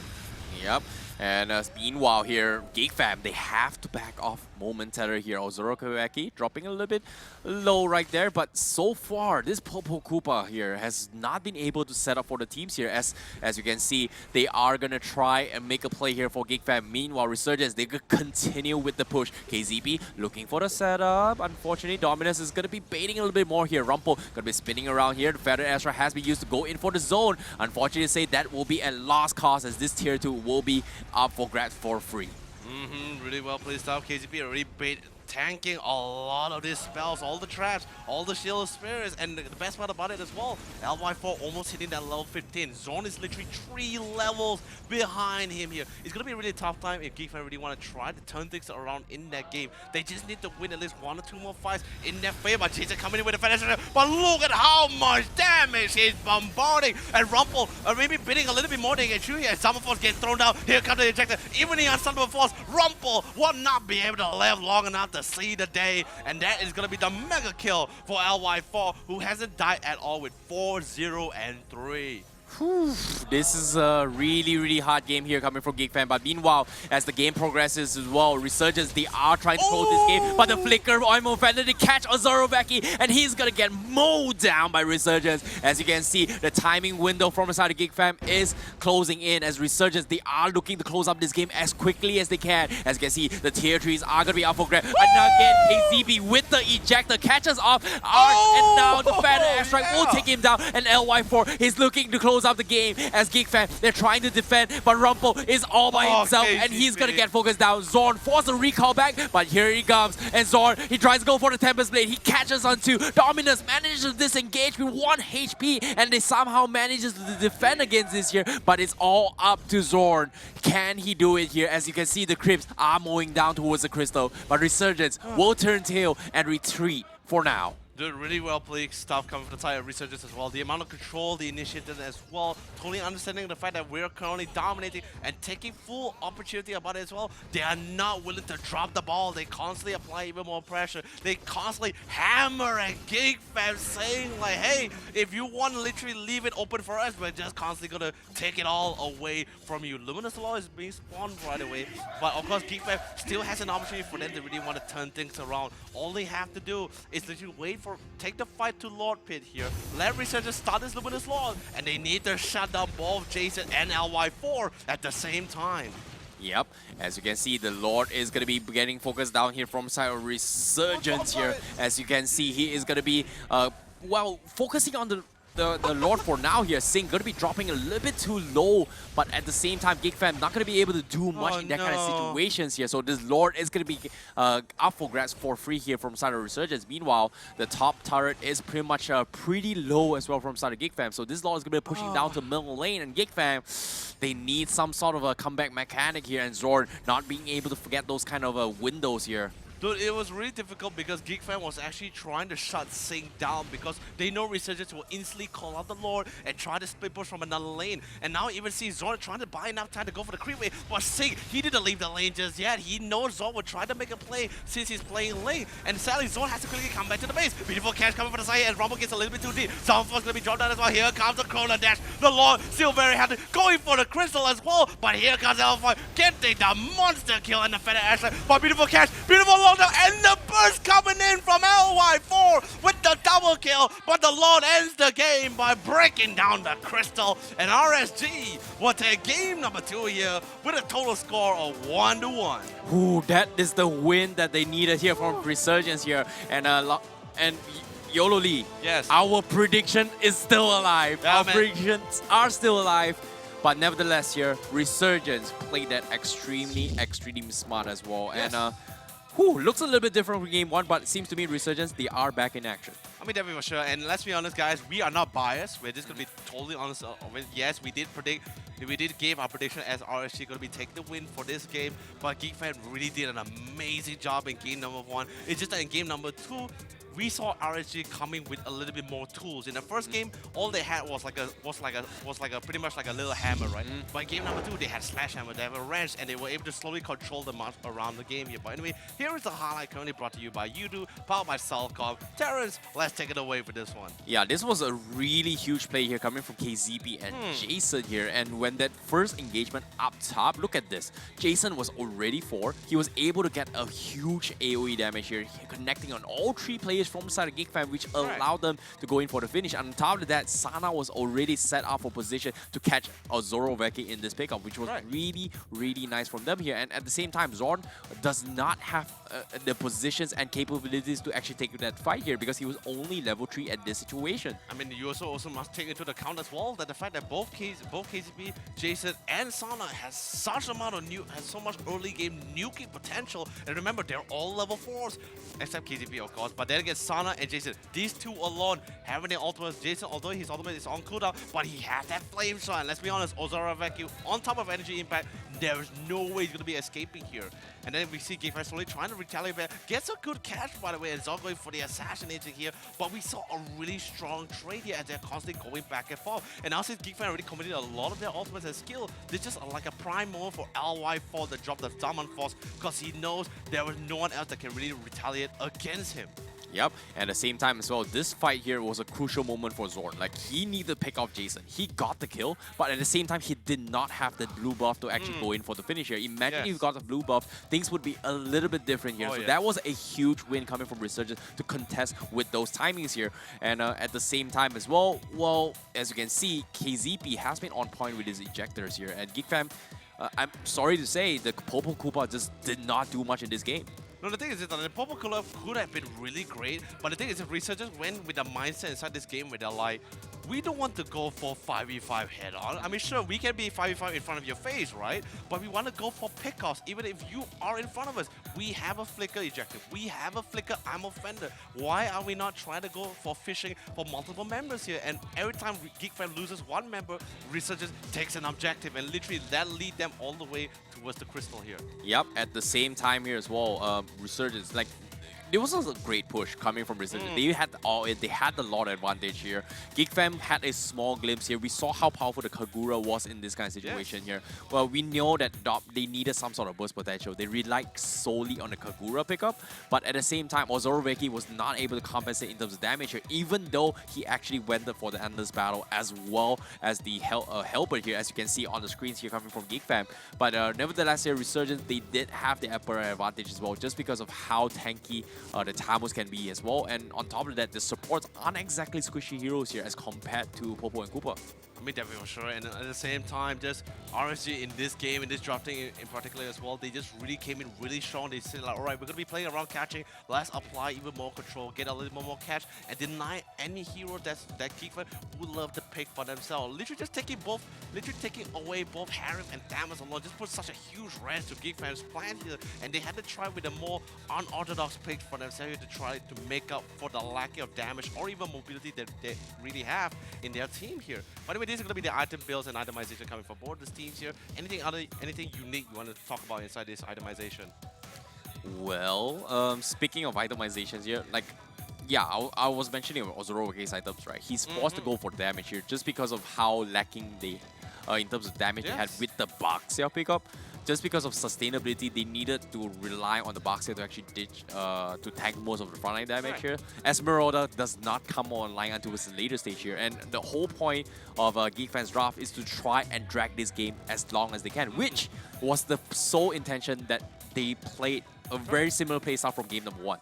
Was to buy time, wait for the Harry to come online, wait for the Link to come online, and then snowball from there. But GEEK Fam, same intention here in this game. Unfortunately to say, does not have the tools to drag out against all these aggressions being put out from Resurgence. As we know, the Harif was picked up, and you saw how much control and also aggressiveness came from LY4 in most of the team fights here. And what's even better as well, like LY4, Harris sort of fits LY4's playstyle or something like, or LY4's condition as well, because LY4 has been that kind of player who really just likes to farm, get that reassurance towards that mid game. Once his team sort of really set things up for him, then he only comes in for the finisher. But anyway, this is the post-game strat here. Rich Guy is going to be LY4, the carry is going to be Jason, who did the most amount of damage. Sandbag is going to be Ars, who tanked the most, and the forgotten one will be Jason with 9 assists. That's really a lot of stuff coming in. Literally all RSG taking all across the board. But anyway, let's bring up the MVP. Hopefully it's going to be KZP. Show me the boy, but sadly it's going to be LY4 with the Harry here. With a match KD of 7-0 and 6, and doing a total damage of 3,255. Although yes, he didn't really get the MVP because of the amount of damage he was doing, he got the MVP because of the timings and decision making he did before he went into all of those fights. Yeah, and speaking of the pickoffs as well, LY4 has been we know him to be extremely passive in those kind of team fights here. I'm really liking this new transition coming from him as well. He's super aggressive in this team fight here, and he was able to make more space as compared to what he's usually known for. So I'm really liking this pickup here, but at the same time, this is a one-off pickoff. This is a one-off show in this matchup here, in the best of 3 series here. Coming to his game number 3, I'm pretty sure GEEK Fam has something installed as well, and they might switch up the strategy here. But as of now, it is going to be resetted. Best of 1 series between both these teams now, and this is going to be a tough one here because this final match is going to decide who lives and who gets out of this tournament and goes home. I mean, definitely for sure. And what's really amazing inside the second draft league as well is that the fact that RSG changed their mindset to where instead of banning hero that is meta or hero that was strong, they started going for target picks and bans on the entire lineups of GEEK Fam. They're like, hey, you want a Harif? No problem, we'll take the Harif for ourselves. You want this hero? Hey, no problem, we'll ban it out for you. They kept stealing away from GEEK Fam. This GEEK Fam just like, oh no. What are we gonna do? We're done. We're stuck here. Yeah, I'm really liking the decision that GEEK Fam did on game number 1, just because of how they played Ozoroweky as a really strong side laner, right? Like, he was so mechanically gifted in the sense that he was able to dominate sync 5-3 all by himself with no rotations whatsoever. That was something that I did not expect to see at all. Yep. But at the same time, game number 2, they forced him back into a support role, which was very, very hard to predict as well. So maybe things are going to be a bit different in game number 3 here. I'm looking forward to see if Ozoroweky is able to actually play in towards a more assertive hero rather than a supportive hero, which we know him to be mechanically gifted, considering he's been flexing all roles throughout every single season. But this could be a moment here. Can he play that role again? Will they stick towards game number 1, force him to side lanes again? Or are they going to force him in towards a supportive role? And Popo Kuba, despite him playing the side lane, he got a bit of damage items here, but we know that Popo Kuba is more supportive in the meta, despite him having the slash marksman role. I mean, definitely for sure. And like, let's be honest, there's not really much option for GEEK Fam that they can actually try to go for here, because they literally they kept having their heroes being taken away from them, and when they see their heroes against them, that's when they start putting in thought. What can I play to lock him down? Because they also started lacking of control. Because remember, they started locking all their cores where they go in for the lane, they went for the boxer, they went for Esmeralda. There is already those 3 picks alone. No more lockdowns. The next 2 heroes has to be someone with lockdown already, some form of control. But they kept taking it away from themselves here. But anyway, let's quickly bring out the audience a prediction to see what does the audience really think for us here. But ooh, RSG slowly gaining back here. Literally by 2% although. It's 2%, but you know, they got it back. But at least it's shifting more compared to Geek fans mid laner here. But you know. Yeah, true. That's the thing, right? Like when it comes to the playoffs, predictions are extremely vivid in this regards. And for us to actually predict here, surprise enough, casters were going Resurgence. The audience thinks otherwise. And guess what? Game 1, Geek fan won. Game 2, Resurgence won. Now, who is going to take it all the way? This is going to be extremely hard, especially it's a tough one. Like in regular season, it was pretty much clear cut. We know who's going to win, who's going to win. But now in the playoffs, it's super tough. Seeing Game 1, Geek fam, wow, this is a new Geek fam I've not seen. Game 2, oh wow, Resurgence is back to their old form. Game 3, what's next? Is it going to be the drafts here? Is it going to be the outplays? What is going to be happening here? Because Game 3's draft is going to decide the entire tempo for them. Who continues to advance? And I don't know, audience wants to see Geek fam, and casters-wise, we don't want to be wrong too. We want to say Resurgence, but at the same time, whoever wins, we're going to be excited to cast for you guys. I mean, definitely for sure. But then again, I just recently did a research. Okay. Right? The secret of how a great team like Resurgence and EVOS actually did their decision making, and they did the decision making based on magic spinners here. So based on the magic spinners, they actually dictate on how well they're gonna go with the game here. So having first one, I'm not sure you guys can see it properly. Yes, but I mean, okay, we gotta put this all the way. A little bit to the front, right? But the light is reflecting a little bit too much. So we have first one here where they say give KZP jaw hit. The second one being LY4 picks Yisun Shin. Okay. Doesn't close the mid game, farm till 20 minutes, and then they win. And the other option they have is let LY4 play on his bed, then win. And the other one, which is throw first game to give enemy team fans false hope. And the last one is sing rotation queen here. So of course they're going to be doing the spinner here to decide what kind of decision making they do. And this is how they've been doing all their games. Remember guys, all you future teams out there, you want to be a great team, have a magic spinner to make your decisions here. Well, it seems to me the predictions is going to be let LY4 play on okay, right, let's spin right to see what they want to try to go for here. So we got... Oh, I mean, they already thrown the first game to give enemy team false hope here, so they can't really do this anymore, right? Technically, that's what happened already. Yeah, that's exactly what happened. So pretty much they done this already. So let's quickly go for another one here. Well, we got to do it one more time. Oh my god, all right, come on. Maybe I'm just unlucky with spinnings here. They really... The magic spinner dictates that no.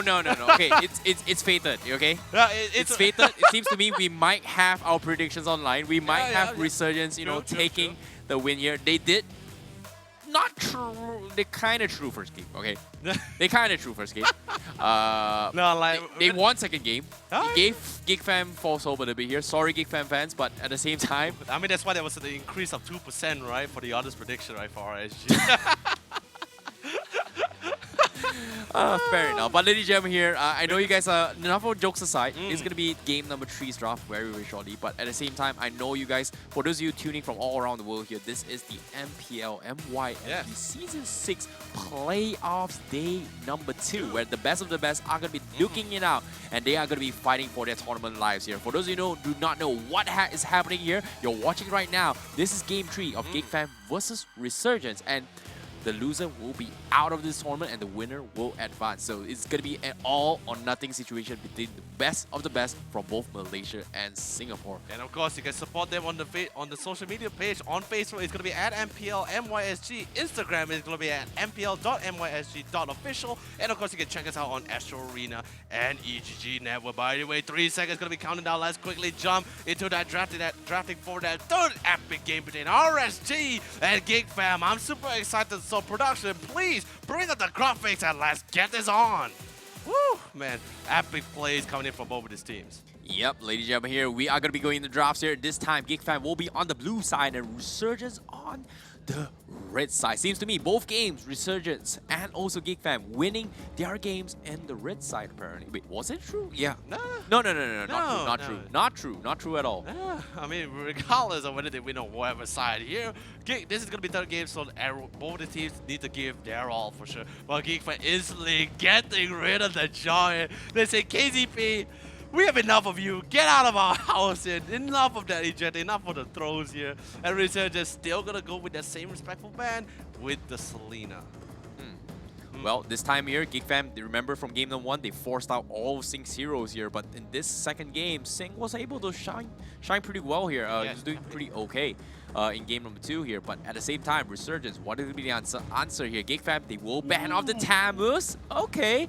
They are a little bit afraid here what Sana actually brought to the table in game number 2 here. They will respect Sana for this regards here. So that's going to be Tamus out of the picture here. So a little bit more off lanes in the pool. However, Uranus and Esmeralda may be up for grabs here for both these teams here. In this case, GEEK Fam, they're going to be the ones setting the tempo here as they will be taking the first pick here. So Resurgence, do they ban off Uranus or Esmeralda for the second phase of the ban? I mean, there's still a lot more in the pool as well. Like you said, Esmeralda, Uranus, I still see that Barrage is such a major threat. Still open the pool, but I believe Resurgence will not take that chance to let Barrage through because GEEK Fam is having first pick, by the way. I don't think GEEK Fam will play Barrage though. I mean, did we see them play Barrage against Ball School? No, because every time Barrage gets banned out, so there was never an opportunity. The only two players inside the entire playoffs, okay, not during the playoffs, during the regular season, who had the opportunity to play Baran when he was released, was only Team Orange Love Esports by Kuja and Pokemon from EVOS SG. So none of this team here has ever played the Baran, but Resurgence is still gonna go with a respectful ban for that Roger because let's be honest, Roger falls into that class where similar to Cho as well, where you can actually just first pick him up for yourselves here. Yeah, we did see Sing play the Barats yesterday here, so this is something that Resurgence may consider just letting it slide and hope and pray that GEEK Fam does not pick the Barats in the first phase picker here. So Resurgence, seems to me GEEK Fam, they will reply with the Natalia picker. So Uranus, Esmeralda, as well as the Barats is going to be up for grabs here for both this team. Resurgence, they have to make a decision now. Who do they ban? Do they ban the Barats? Do they ban the Uranus? They are going to be figuring it out now. This is a really tough one as well, because if they were to leave, if they don't truly ban any of these two as well, this is pretty much the dynamics of the drafting, right? If you ban the Uranus, then you get the, if you ban the Esmeralda, then one of them only will get the Uranus, right? Or it works either way, right? This kind of thing here. So, but Resurgence also understand the fact that if they were to ban the Esmeralda, then instantly Uranus will be taken away and be given to the side here of GEEK Fam. But that's the thing, if they ban the Yishun Sing, they can immediately force GEEK Fam to pick the Ling here instead of the Barats here. Oh wait, they actually let the ban through? They let the ban through? What? They're not gonna go for the ban, they're gonna let it through because they want both this hero. Because remember, if GEEK Fam were to choose the Uranus right now, they can instantly go for the counter, not to really say a major counter, but instantly try to go for that lane counter with the Esmeralda. Keeping it open. That's interesting, but at the same time, GEEK Fam, they have a little bit more opportunity here. First phase pick is going to dictate the entire tempo of this game here, as Resurgence is going to be having a lot of more heroes to actually figure out what is going to be their opening picks here. As GEEK Fam, they have to decide on this extremely important here. Do they go for the Link? Do they take the Barats? Do they pick the Esmeralda? Or do they take the Uranus? This is going to be really, really hard. Dude, yeah, forget about the Esmeralda Uranus. There's a Barat. He's alive, he's well, and he's going to be in the hands of GEEK Fam. And this is only going to fall into the hands of Art. Since, yes, Barat is sort of like a form of a control hero, but he does significant amount of damage, so it's still right up Art's alley as well. Now Resurgence, they have pretty much two ways to deal with this Barat. One, fight around the Barat, focus more towards his backline, go for a lot of nuke picks, or just entirely just run away from him. Just run. Leave him alone. That is never going to be a fun lane against a Barat for sure. Yep, at the same time as well, Resurgence. Well, what are they going to do with this Barats here? Do they pick up the Esmeralda Uranus here just for a little bit split push potential? But at the same time, well, without the jaw hit here, so this is going to be something. Oh my goodness, what am I seeing? Wait a minute here. I'm a big fan of Baloric, but at the same time, it's been so long since I've seen Baloric being picked up here.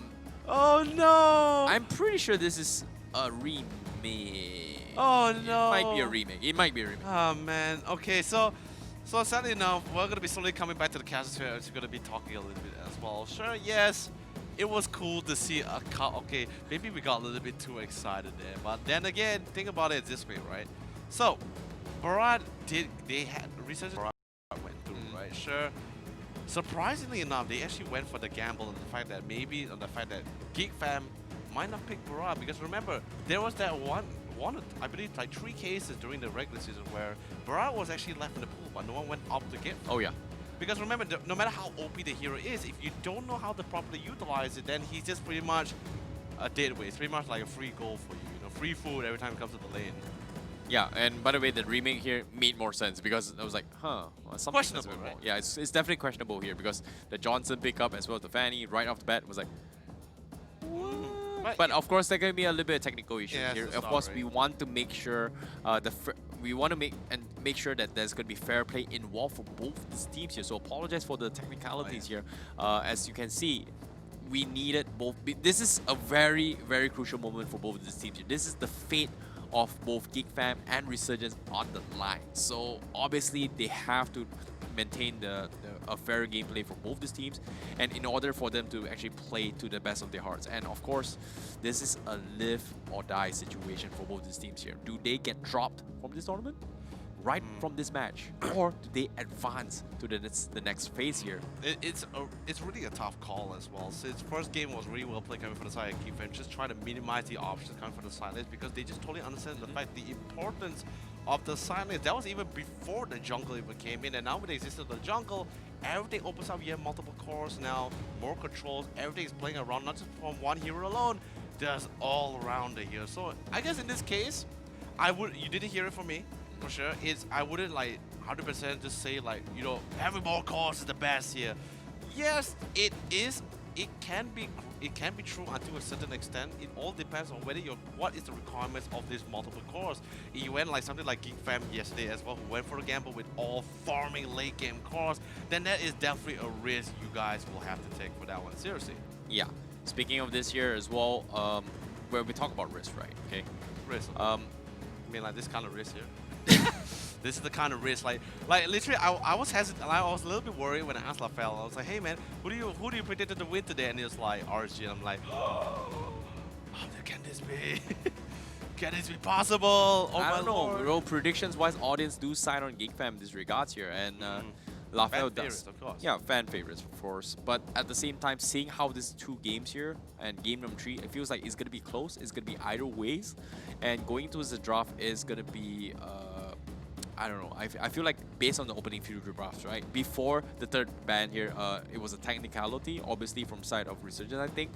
But at the same time, if you think about it, based on opening drafts here, they're pretty much opening a lot of. They're opening all the side lanes here for both these teams. So both these teams are pretty much gonna be focusing on the side lanes. We're talking about Esmeralda, Uranus, and also the Barat's gonna be in the pool for sure. Yes. And with GEEK fam gonna be having the first pick here, it feels like Resurgence was in a situation where they are trying to force them to pick the Link once again. 2 games in a row, GEEK fam has picked the Link. First game, very, very huge succession from Zorn. Game 2, not so much, because apparently Resurgence played game 2 as if they were trying to counter a Fanny pickup from the side of GEEK fam. And we did see Zorn pick the Fanny pickup as well during the regular season, which kind of blew our minds a little bit here. Almost closed up the game, but unfortunately, Fanny is just so hard to play. I mean, because Fanny just fills certain roles, but the fact that he is a really great jungler, but when he fits the competition, it all depends. By the way, coming finally, we are back into the drafting phase and starting all the way back to exactly where we were left out here. So final ban coming up for Resurgence will be, of course, the Barad. They're not going to let the ban through. Now, GEEK fam, they have the option whether they want to go for the Uranus or the Esmeralda for themselves. But if they're prioritizing both the Silent, I believe it's going to be the Uranus, and that's going to be in the hands of ours. There it is, the Uranus. But the big man himself here, he's going to be very satisfied. But that just means that Resurgence can opt to go for both the Cho and the Esmeralda at the same time, should they choose to go for it here. Yep. Speaking of which, here, Uranus will be picked off right back from the side of GEEK fam. And seeing this group, Uranus pick up here, GEEK fam is pretty much going to be playing from game 1's strategy. Split push potential, buy time once again here. And Uranus is great for this kind of pick-off potential. Meanwhile, Resurgence, they have to figure out what's going to be their game plan here. Seems to me they are going to be picking the Hilda and Harif. A little bit of a... well, in this case, a little bit of comfort picks here from regular season. Seems to me I'm really liking this. Jawhead being banned off. So this might be a KZP potential Hilda in this regard. And remember, we played the Magic Spinner, right? Yes, we played the Magic Spinner. It's going to be throw first game and then give fake hope and then they go in for the comeback. And now picking the Hilda to pick up here. And you did mention from game 1 as well, Resurgent, why didn't they pick the Hilda? And now they're back with it. Okay. I mean, yes, it's definitely, it was an option for them as well during the last game as well. But either way, loving the Harry Quinn, going to be locked down by the hands of LY. For Hilda in the hands of KCP, yes, we have seen him playing a couple of KCP, but I still do not want to really dictate here. But GEEK fam, I love it. The minute they see the retaliation coming for Resurgence as well, they just gave the priorities like, hey, you know, regardless of who goes to the side lanes, we already got one split pusher, we already got one main core, really hard to catch as well. And of course with the Kadita here, now Resurgence is stuck in the position where they have to make the priority. Do we want to lock down the Ruby? Do we want to get other picks for ourselves here before getting away? Because right now, all that's left for them is either the Esmeralda or even the Ruby if they want to try to go for that control, because guaranteed for sure, GEEK fam will ban out that Ruby if that Ruby is not selected here right now by the Resurgence. Yeah, they have to pick something to actually deal with this Kadita as well, just because how mobile he can, the dominance was in game number 1, and so much sustainability coming from him as well, and the burst potential here. So Resurgence, they need something to actually catch up with this regards here, and we know the Kufra is great for dealing to try and stop the aggression coming from Kadita, but at the same time, Kufra doesn't exactly fit the meta now. Meanwhile, the Yujong will be picked off from side Resurgence, so this is going to be a Sing Yujong, maybe? I mean, like, Kufra like goes, yes, definitely, he is great under certain conditions, but for now, if we're talking just for GEEK fam alone, yes, he would be a really great engager, great for controlling as well, but it's just like, whether you're fast enough, especially you want to get on top of Link, yes, then maybe you can guarantee land the Tire's Rage, but for the Kadita, it literally comes down to all that timing, because her ultimate, her rough waste is actually very fast to really pop it off as well. That time interval, you gotta be quick about it, but anyway, Resurgence getting a little bit more safe measure, gets rid of the 1-1. GEEK fam respecting the long range magic news coming from the Forster, gets rid of him as well. But most important, not because of the amount of news coming up for that team fight, but that early game news is also pretty hard to deal with as well. Since this Hilda is going to be constantly roaming around, they have to try to get away, or at least minimize the amount of damage that Resurgence can really deliver towards his early game, since they already got rid of the Jawhead. Well, seems to me, the hero pickup here coming in from the Farsa. So that's going to be Jason's mage getting denied here. But at the same time, there is going to be an option here of the support Harif potentially here coming from Resurgence. Meanwhile, the Kufra being banned here from side Resurgence. That's an interesting ban here, because I did not expect the Kufra being banned here. Coming this late in the game. 1-1 is going to be in the pool as well. The Yushun Sin and also still available here from both these teams, and GEEK fam is not opting to pick it up as well. Sorry, GEEK fam does have the link here, so Resurgence is not opting to pick it up at all, but at the same time, this Harif is pretty much a trigger point from the side of GEEK fam, so they have to figure out what's going to be next. Eudora will be banned off here, so that's going to be one less burst potential being taken out. I mean, it's really great as well. Like, now GEEK fam just slowly trying to minimize as much as possible. But yes, Boxia would be great here. Then, ooh, this is really interesting for me as well, because they were, okay, it's definitely going to be a Harif jungle, hands down for sure. But then again, just want to remind everyone as well, we have seen Sing or Sana going to the jungle with the Boxia during regular season as well. So either one of these heroes, very flexible. They can go to the lane, they can go to the jungle. It's gonna be literally a mind-blowing moment for GEEK fam here, seriously. But This is tough here. Okay, enough of Resurgence. Let's take a look at Geek Fam here. Because as of now, they have the mage, they have the fighter, they have the marksman, they have the front line side lanes here. Meanwhile, what is Ozoroveki and Rumble going to be playing? Because as of now, they need another initiator and someone to really contest against this Hilda towards this early game here. So their answer is going to be just to really keep up with the speed, followed by the Claude. So this is going to be a Claude going to the goal lane. Zorn with the lane going to go to the jungle, the farm, and then we're going to be seeing the Kadita constantly roaming around with Rumple as Ars holds down the side lane. Now Resurgence totally looking at the fact like, alright, we sort of have a lot of things to cover here. Kadita, Claude, Link. We need to end this game as early as possible with the amount of nukes, and Veil would be the answer for them as well here. So, wow, this is so greedy coming from Geek Fam once again here, but at the same time, the Cloud is so mobile in this kind of situations here. This is going to be an extremely late game coming from Geek Fam. Meanwhile, Resurgence, they're looking to close up the game extremely quickly here, coming from Game 2 as well here. I'm looking forward to how to see both these teams here, because this is an interesting draft coming from both these teams now. You know, honestly, for me, I'm going to tell you this right now, the fact that, hey, this is going to be really exciting, the fact, like, this might be a really interesting map for Resurgence because they have just the Veil alone. Because you look at the lineup of Geek Fam as well, a lot of engagement, a lot of initiative. They literally have to run it down. The only one that can go to the back line is pretty much just Zorn on this lane. But anyway, ladies and gentlemen, this is game number 3 between Resurgence and Geek Fam. Only one team will be going forward, and the other one will be going home. Who's going to be taking it all? Type, literally comment down in the comment section below who's your favorite team. All the fans, give them all the love, all the loves and prayers right now, because they are going to be needing it. Yep, ladies and gentlemen, here we're gonna be jumping it off here. As you can see, this is gonna be a really tough battle here between both these teams.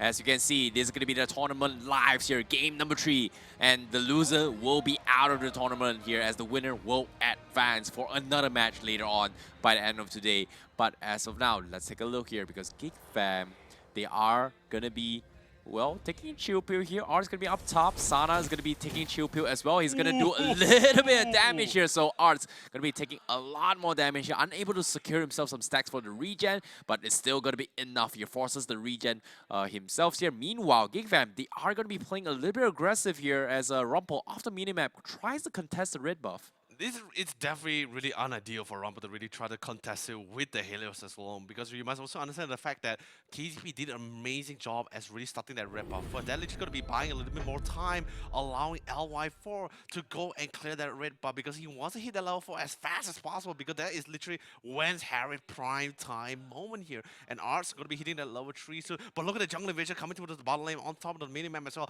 We see the rotation coming in. There's also a lot of amount of control and early news coming from the side here of Resurgence. So, well, how's it going to be coming up with this 3v3? All depends on the positioning and the catch coming from one of these two teams. But Ukrat's going to be safely secured by Ars as well. Yep. Meanwhile, they are going to be trading a little bit more here, because on the bottom lane, we do see First Blood already available here. As you can see, Resurgence, they do get 1 kill off the bat. I mean, it's a really well picked off kill as well. It's actually, honestly, it's actually expected as well, because Rumple or Helios in this case doesn't really have that much mobility, and he doesn't really have that ultimate as well. And if we just talk about just like early level contention between both of these 3 heroes, then Resurgence has it a little bit more better compared to the amount of nukes here. Anyway, Jason coming in with the win, they're gonna be easily and with ease clear out that minion waves for himself towards his mid lane and going to be able to get that levels. KZB constantly roaming around, rolling around, and instantly finds out, goes for the connection. Oh, Sana gets a little bit too much damage, but a rotation coming from KZB, and the hammer down by Sana with the flicker instantly cuts Zor down to size. Although it is going to be the trade-off for 1-for-1, but I think the pickoff is a little bit better for Resurgence, and not only was he able to pick up Zon, but even Ozaraveki at the bottom lane, and probably even more as Dominus has no choice but to run away, but he has his own personal passes, so he'll eventually heal back. Yeah, the power of the box here just negate half of the HP gain back here from side Dominus here, so Dominus will not be able to be extremely aggressive as he ought to be here. So this is where the box here will shine a lot against this Kadita. Meanwhile, Resurgence, they are going to be in the lead here with a 3-kill lead as well as a 1.2k gold economy lead. Meanwhile, LY4 is going to be looking his aggression here, as he's going to be taking the turtle here, and the triple buff setup to try and snowball the way through is going to be the key component here coming from Resurgence. Meanwhile, Geek Fam, Ozorovaki, he's just hit his 4. He's going to be playing on the mid lane here.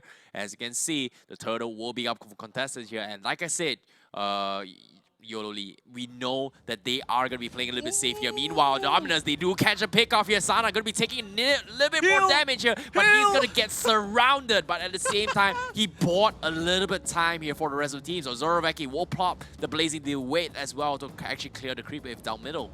Really great picked up as well as the rotation coming for the side here of Geek Fam. But Resurgence, they're definitely trying to plan to end this game as fast as possible, especially towards this mid game as well. Because Claw or Zorovaki in this case needs to farm, and he only really scales towards or really hit that spice once he hit at least 3 or 4 that item. But anyway, Zorovaki once again gets catch. He has the Battle Mirror image and doesn't really have that Purify either. Easily has to rotate back, and but beautiful assist coming out from Dominus. He will, and each of the members of Geek Fam will be able to get out of that situation alive. Yeah, great knockup there coming with the Kanita Torrent as well, and because of that, that's going to force Resurgence to actually disengage from that fight. Meanwhile, Sing is going to try and apply the pressure down bottom here. Zon is going to have a 1v1 against him, and this is going to be a rematch from game number 1, and Sing is not too happy about this here. As Sing, you can see, he's going to go for the aggression here. Zon does not have the red buff, so there's nothing too much to fear here. Sing going to try and get a little bit more farm. Meanwhile, middle lane, KZP, they do get a catch here, and Ozorovaki will get mowed down. Rumple try to go for the disengage, and the Glorious Pathway not going to be in time, and they will take him down,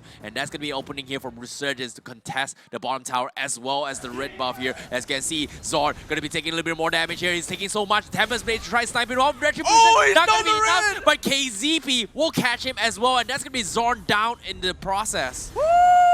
Baby, let's talk about analysis right now. So what happened in the mid lane was that the fact that they actually made Ozorovaki bait out the Battle Mirror image and the positioning. Dom, we saw our dear friend Jason positioning towards the front end. We saw KCP at the last side as well. There was no way for him to run. By the way, beautiful knockout coming for Dominus as well. LY4 pops his armor for himself, but he's still able to survive the onslaught instantly with the Synchro Fission. Will secure a beautiful kill for his team and himself. Oh, nice attempt there coming from Dominus here. Unfortunately, the turtle buff shield was a little bit too much here as LY4 is able to out-tank the initial burst, and because of that, that's going to be an easy picking here as Resurgence, they are going to retaliate very, very aggressively here with LY4 playing full-fledged aggression. Meanwhile, Sana does have 2 stacks available. Ars tries to make a play. Zorn forced to try and join this fight rather early with no red buff whatsoever, and now he's forced to back off as Resurgence, they're trying to pressure the middle lane here and try and take the middle tower in this process. Dude, just that one pickup alone, and the aggression coming from Resurgence is totally well played. But anyway, here comes the Glorious Pathway going to be dropped down as well. But Jason positioning himself so well, even dropping down the Windstone just to try to zone them out. Even Dominus, no choice but to commit the rough ways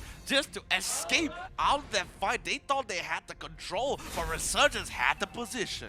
Yeah, meanwhile, bottom lane here, we do see Zorn struggling to actually meet ends meet here against Sync, as they are going to be swapping out Zorovaki trying to contest bottom here. This is not looking good for the 2 cores from side of Geek Fam. A little bit too greedy, but at the same time, Resurgence, they know their timings. They're going to go for aggression here. Middle tower, can they hold on? No, they cannot. Look at this. LY4 slowly chucking a huge chunk here, and Jason tries to go for the catch, and Rumple will force to back out with half HP back here as Resurgence, once again, they're contesting the red buff here, and we know, Geek Fam, they both need it. Sync already setting up for the rotation as well, as it's going to be the second tier 2 taken out as well. And Geek Fam now in some trouble. Dominus catches LY4, but where's the follow-up from Geek Fam? There's none there.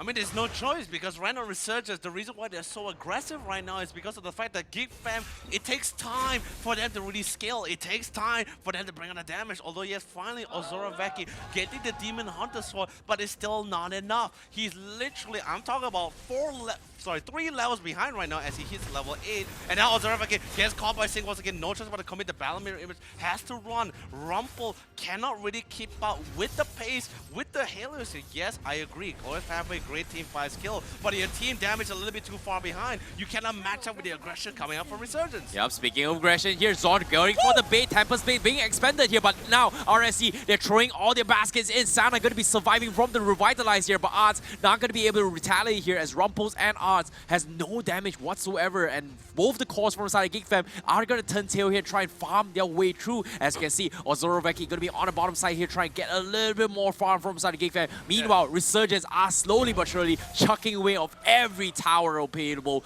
in their hands. Okay, this is where the part where Geek fam slowly figure out the fact like, guys, we cannot engage any of this fight. One, because not only are we lacking in levels and items, but also at the fact that we have no one that can like instantly get to the backline compared to the side here of Resurgence here. Yes, Zone can jump to the backline, but who is there to really assist him here? Rumple may not be enough because we're talking about a lot of damage being outputted both from LY4 and Jason.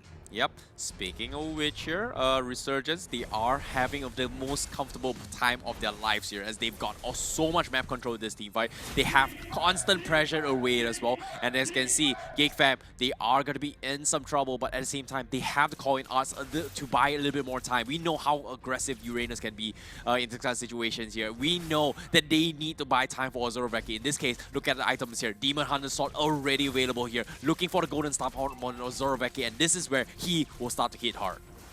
He really hits hard indeed. By the way, here comes Ozoroveki coming with the Blazing Duet. And Sana is giving so much information as well, telling the whole thing that Ozoroveki is currently at the bottom lane.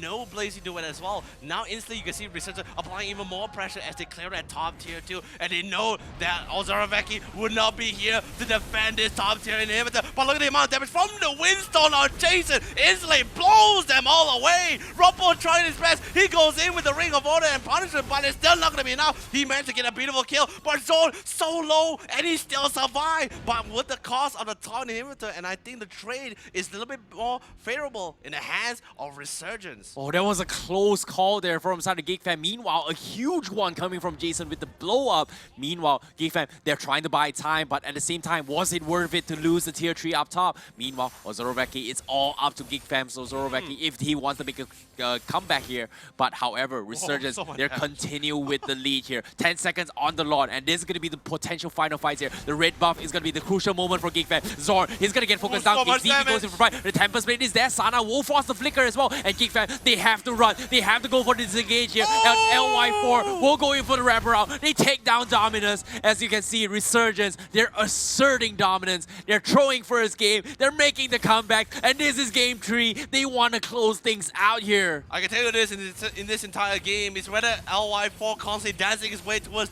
literally to victory here, or Jason is constantly blowing away the competition. But even here comes Sing with the Black Dragon, constantly pushing them back.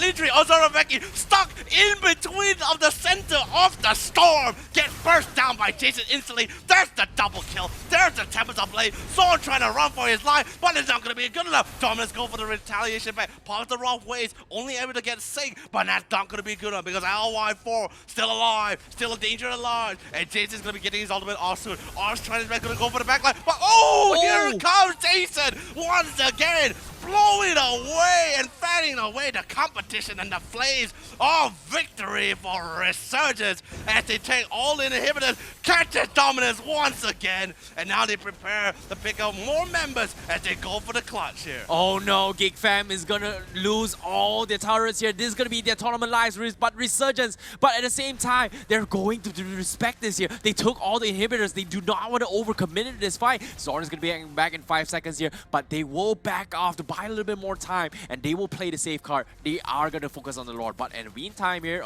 Resurgence, they're setting up a trap. They want to pick Ozoroveki one more time here, and Ozoroveki, we know he's going to be the saving grace from inside of GEEK fam, but this is really, really tough. But at the same time, Zorn is going to get caught out. Tempest Blade is there. He will disengage, but at the same time, the blue buff will be conceded here, and GEEK fam, that was a close call for them. However, the Lord is going to be grabbed up here. As you can see, the Lord is going to make ends meet here as Resurgence is going to close out the game with this Lord. Oh man, really, really great stuff here. But anyway, Rumble going to be dropping down the glorious pathway in the hopes that this team will be able to steal it. Zorn trying to find an opening for himself, but KGB and Sana keeping Zorn in check. He's no choice. He drops the Tempest of Blade. Does he see the Lord? But the Lord easily saving and secure with the Retribution on LY4. Black Dragon then swamps Zorn. Zorn is dead. Rumble is dead. Ozoroveki, he doesn't have Purify. And here goes another member as Sing is on a madhouse as he constantly slaughtered them around. He's the Black Dragon King, baby. And Ozoroveki all alone. And Jason trying to blow away any hopes of a Zoroveki. Winstone connects, does a lot of damage, but it's not going to be needed as Resurgence close game number 3.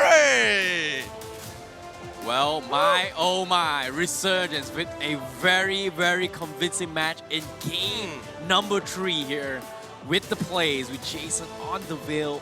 Wow, what a play here. LY4 with the Harry, with the aggression here. They will punish GEEK Fam's greed, and that will be it, ladies and gentlemen, here for GEEK Fam, as they will bow out in this playoffs. Meanwhile, Resurgence, they will continue for the next match. I mean, definitely for sure. Just really well played stuff coming from both Resurgence and of course GEEK Fam. Although yes, you did an amazing game as well, but sadly we will have to say goodbye to you guys. But let's quickly bring up the magic spinner to see what else has Resurgence achieved to get their win, right? So every time they give KZP the jaw hit, they won, right? They throw the first game to give enemy team fans false hope, and they won. And now look at we're still waiting for this too, where LY4 picks Yisu Shin, doesn't close the mid game for until 20 minutes, then win, and the last one will be let LY4 lie in his bed, then win. Still haven't seen that, but he was lying on the couch, so I guess this was partially right, but so this was just a couple of classic for Resurgence. By the way, let's quickly go and check out the highlights brought to you by Udo,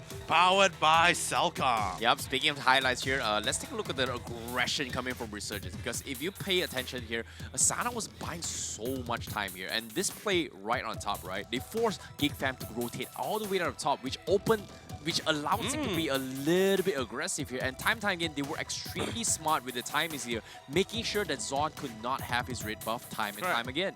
And the best part about it as well, the most important thing was the fact that our dear friend Sana gave so much information to the fact that both not only Dominus and also Regan in the bot lane, that just gives the amount of aggression that allows for Resurgence to say, like, we have 4 men, dive this tower, break that inhibitor, and just Sana just constantly going on a madhouse. He tanks so much damage. Both ultimates, 3 ultimates he actually forced out of GEEK Fam, and it just allowed LY4 to just constantly run at them down here. Yep, and at the same time as well, that the timings was just, I was like really smart from Resurgence, right? We saw how aggressive they are for game number 2. Game 3 is no surprise they're gonna go full on aggression here, but the greed coming from GEEK Fam was so greedy just because of the Cloud and Link pickup. But at the same time, there was so much they could have done, but at the same time, Resurgence, they played it super smart. They understood the timings. They are going to be the ones advanced, but will they be able to rise from the ashes and make it towards the top grand final? That's going to be another story to tell here. I mean, definitely for sure, but anyway, everyone, like all GEEK Fam members, they're trying their best to really secure this law. I almost thought they got it, but then again, LY4 really played with their heart, pulled their heartstrings here, because he was actually saving that retribution for the longest of time here. Beautiful triple kills coming for Sing as they end this game. But anyway, let's quickly check out the item here coming from both of these teams here to see what else they actually try to go for here. I think the most important thing is the fact that inside this game was that Resurgence, they totally understand with the composition that GEEK Fam actually went for, right? They saw Lane, they saw Cloud. They know that these two heroes really needs the farmer, or Cloud in particular needs a longer time to really start coming online. And seeing the frontliners and control coming from the side of GEEK Fam, they said like, hey, there's nothing for them to really stop us towards this early game. We have a box here. We have a Hilda.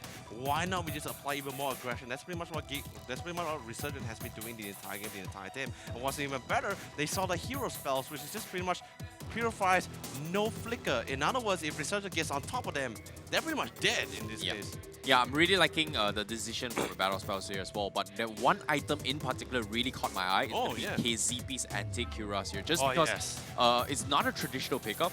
We do see it in a couple of seasons here, but now bringing it back up here just because of how easily it can be proc from all the heroes from side GEEK Fam here, just because, look at Cloud.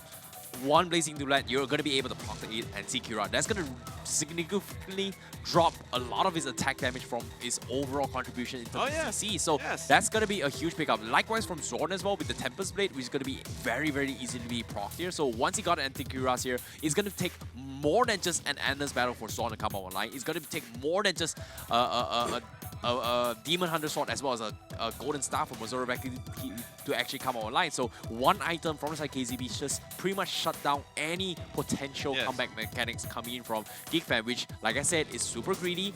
At the same time, they needed a miracle wombo combo in order to make that win, make that play work it. Oh man, definitely for sure. But anyway, ladies and gentlemen, we're going to be checking out the post-game strats here. Rich guy, of course, going to be LY4, who earned the most amount of goal in the game. The carry is going to be Rumpel, who actually did the most amount of damage, by the way. Sandbag is going to be Jason, who tanked the most here. And the forgotten one is going to be the one and only KZP with 10 assists. I just love KZP. My God, he's such an amazing guy, man. Seriously. But either way, in this game, everyone really did their part here. I think what Geek Fam was really lacking, like sure, you can go with the Link and Claw picked up for themselves here, but they just need that reassurance, right? Rumpel, or in this case, Helios in this case, doesn't really answer, or doesn't really cover, or doesn't really fit the requirement or condition to really sort of like set things up for themselves here, or this team here. And of course, Uranus, you know, he's more of a split pusher instead of like contesting towards that early game. Maybe towards that mid game when he gets a little bit more items like oracles and everything. But other than that, RSG just constantly scale all the way from the very early game. They got the dominance all the way towards the later part of the stage here. Yeah, and let's talk about a little bit more on Jason here, because that huge burst down top on the Geek map here, it was so huge here. And we know that Jason was just dishing out constant damage time and time again from his Resurgence, and those huge pickups just allowed Geek Fam to just kind of get snowballed their way into situations here. And I agree, the Flicker would have been a better choice in some of the scenarios here to try and dodge some of Jason's spells. But at the same time, what can you do with a Black Dragon that you need to worry about as well? Because Resurgence, they played it super smart. They played it to the tempo that they wanted. They wanted to play initially here from game 1, and they stepped it up. They make a 2-0 reverse sweep and make a comeback from this here. But at the same time, that is going to be more games for them played, and for them now, right after this, they're going to be playing even more here. Yeah, I mean, definitely for sure. But anyway, ladies and gentlemen, let's quickly bring out the MVP. It was going to be our big man himself once again. Going to be LY4 with the Harry, totally understanding his timing, knowing when to farm, knowing when to engage back into the fight as well. He's going to be definitely, the farm king himself, LY4. Yeah, he's got a little bit of really crucial retributions as well to actually deny away all those buffs with Zorn, which was really nice from them here. But unfortunately, that will be the end of the journey for Geek Fam, of course. I mean, yeah, definitely for sure. But either way, so any of you potential team out there as well, you know the secret to RSG decision making is magic spinners. You want to find out you want to figure out like how I made the magic spinner? It's all based on RSG classic players. So yes, I did not simply write whatever I see onto my magic spinner for RSG decision making. I just simply write based on their previous history and classic. But anyway, we're going to be passing to our amazing host analysis, Lafel, for an interview with RSG. Lafel, take it away. Daripada team Resurgence and hey, Sing, how are you? That was a very tough game. Sorry, again? It lagged a little bit. Oh yeah, sorry, it's fine. I was just saying that you guys won against Geek Fam, but that was not an easy game. That seemed to be pretty rough as well for you guys. Yeah, because Geek Fam is still a fairly strong team. We have always considered them as very strong, so yeah, it's still quite a challenge to beat them. Yeah, to which I kind of want to ask. The first game you guys lost, but the second game and the third game you guys managed to pick it up. So what was going on in the first game, and what did you guys do to change it around in the second game? The first game, I think we realized that Geek Fam is playing like double core, as you all can see, and we also noticed that through previous games, they prioritized the Harif a lot. So that was what we changed up. We denied the Harif from them. Yeah. Yeah, that's a good segue because I do want to talk about the Harif. All three games, whoever got Harif, they got the victory. Do you think Harif as an overall hero is very strong, or is it just specific for this matchup between Geek Fam? I think in overall, Harif is maybe one of their comfort hero that you see they can even take it to side lane and still play it fairly well. So I feel Harif is like a specific matchup just for Ozora Veki lah. Yeah. Yep. Geek Fam. Understandable, and I can agree completely because once Ozareki couldn't get Harif, we can definitely see that they were a little bit unsure of what to do. But anyways, after this, you guys will be playing again. So how is Team RSG going to prepare for your next matchup? I think definitely we will make use of every time we have right now, because we know we don't have much time also, so to just analyze Orange and we see how it goes from there. Yep. I'm not gonna keep you here for so long because, like you say, you guys need to use the time that you guys have. So, is there anything that you want to say to all of the RSG fans? And who knows, maybe there's something that you want to say to all of the Orange fans as well. I think I will just say a big thank you to all Resurgence fans out there. I know that everyone must be a little disappointed in the games yesterday, but we'll definitely pick up our pace and do our best in the upcoming games. Yeah. All right, thank you very much, Sink.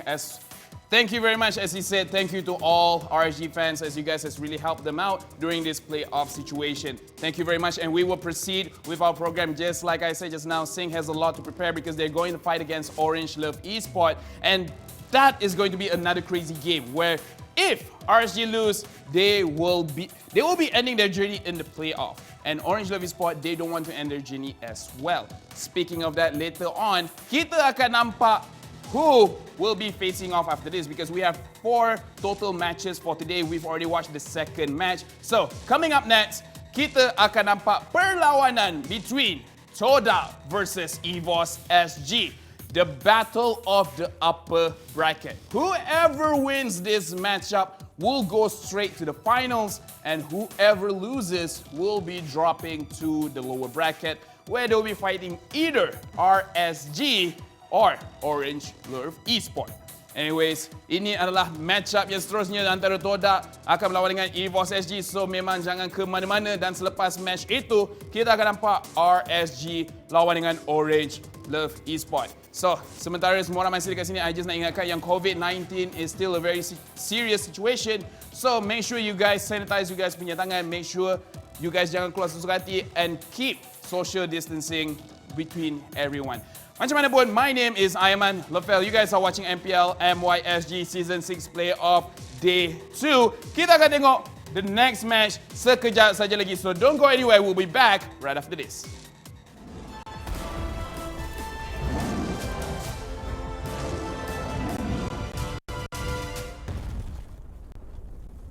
Want to hook up? Wait, what? With Yudu.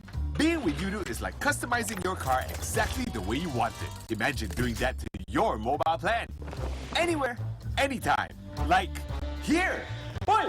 Oops. And even when you're in bed. Wait, what? Yes, just download the Yudu app and customize your mobile plan exactly the way you want it.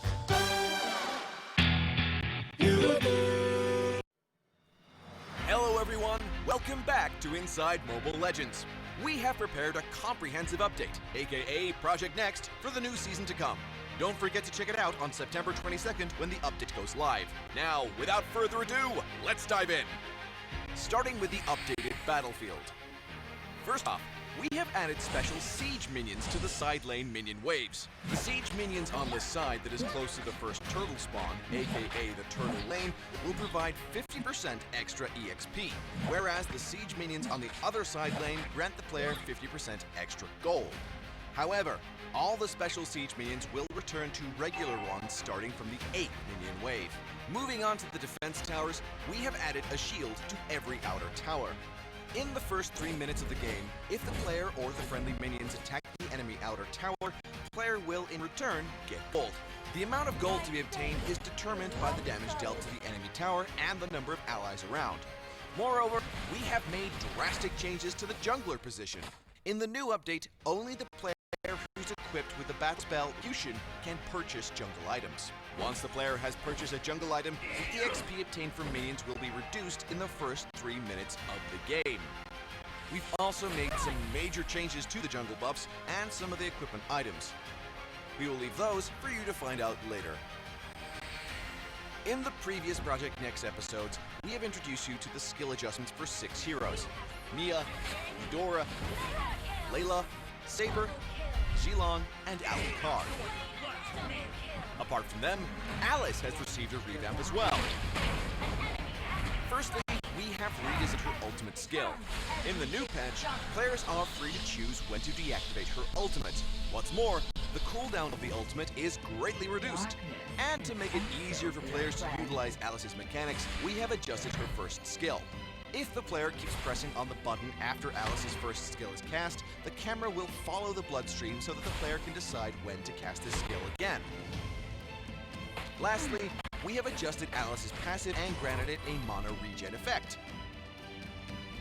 Apart from them, Aurora, Mortis, Vale, and even more heroes have been revamped. Feel free to check the patch notes for the details when the update arrives.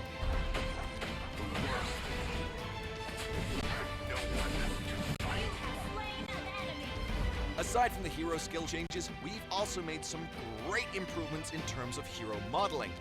Now, with the updated animation and visual effects, it is safe to say that MLBB has taken a giant leap. Concerned about the increased SIST consumption? No more. All the changes and optimization won't cost you extra system consumption. We have included elements of the MLBB universe in the hero display screen. Now, different heroes will have different backgrounds depending on their places of origin in the Land of Dawn. To make it easier for you to execute team strategies and to avoid overlapping visuals, we have conducted an overhaul of battlefield visual elements. What's more, in terms of equipment items, we have not only optimized their visuals, but also their icons. From the login screen to the post screen, you shall notice many refreshing changes to the UI.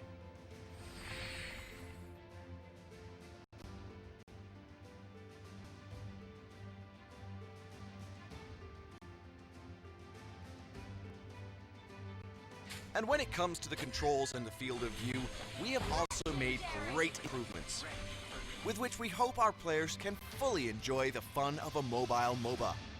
Well, that wraps up today's episode of Inside Mobile Legends. Don't forget to log in onto MLBB on September 22nd. If you have any suggestions for Mobile Legends Bang Bang, feel free to leave a comment below. Don't forget to leave a like if you enjoyed the video. Follow our YouTube channel for more news and updates. Until next time, we'll be seeing you in the Land of Dawn. Download for free Mobile Legends Bang Bang. Want to hook up?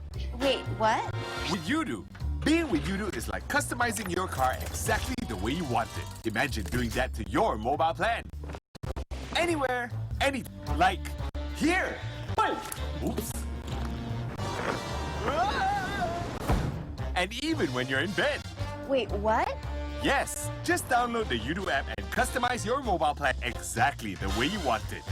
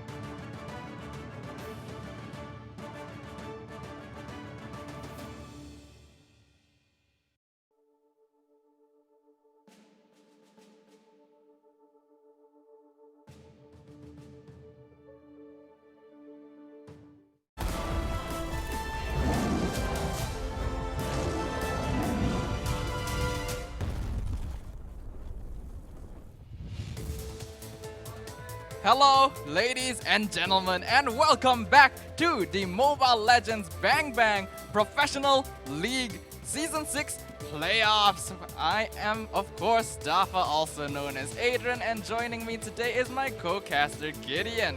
And of course, we mustn't forget this tournament, this competition, everything you see here is made possible thanks to our sponsors, our official digital telco, UDO, our official media partner, My Game On, and IGN Southeast Asia. Gideon, how you feeling? I'm feeling real good today. I mean, I've taken the blazer off. I'm so excited for this up-and-coming game here, and we have to thank Moonton for bringing it all in together.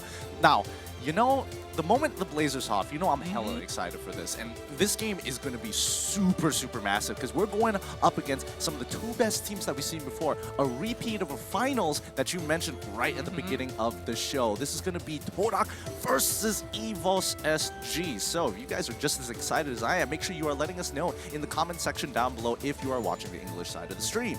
Yes, indeed. For the people who might have just joined us, we just had two very intense best of 3 games earlier in the lower bracket, which was Red Reborn versus Orange Louvre Esports, after which Orange was able to secure a 2-0 victory, as well as Resurgence versus GEEK Fam, which was a very tight match, but Resurgence eventually came out victorious.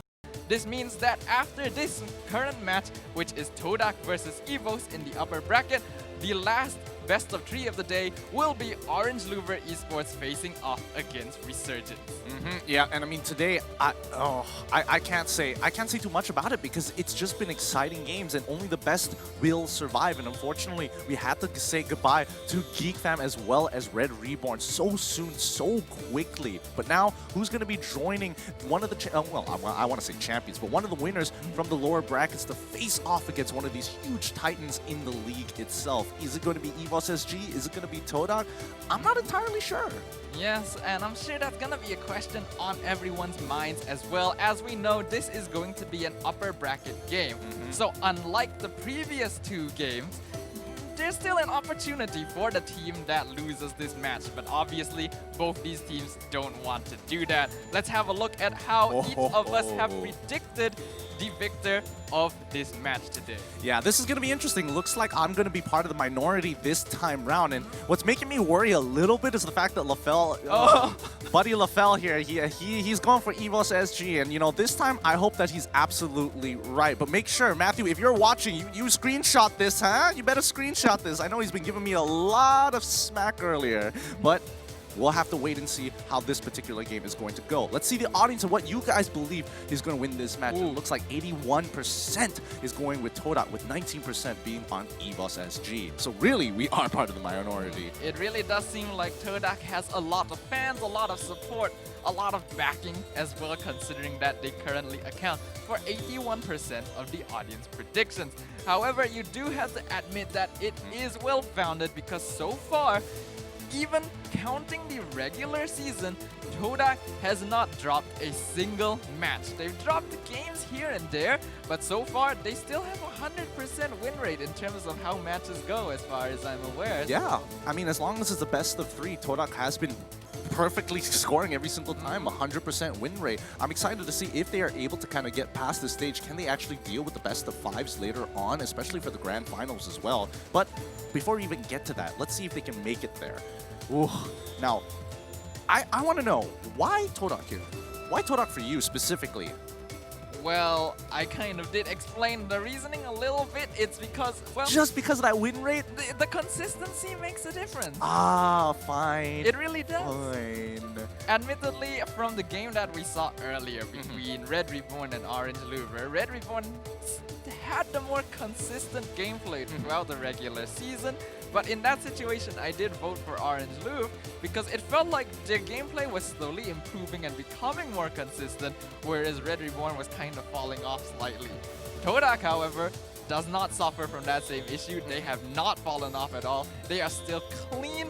They had a 2-0 victory against Red Reborn yesterday, so I feel like it's a confident bet to say that TODAK should be able to maintain this 100% match win rate. Well, I mean, I'm going based off of the previous playoff finals, and you know, EVOS was able to manage to win that one, so I'm just saying, it's one of those things. But at the end of the day, it's going to be who is going to be winning here today and right now in the upper brackets. And if you are a TODAK fan, so get some of that TODAK merchandise. I know that they've done some collaborations out there to actually get some pretty cool jerseys. So visit www.todak.com and use the promo code MPL TODAK for a 20% discount with every purchase that you do.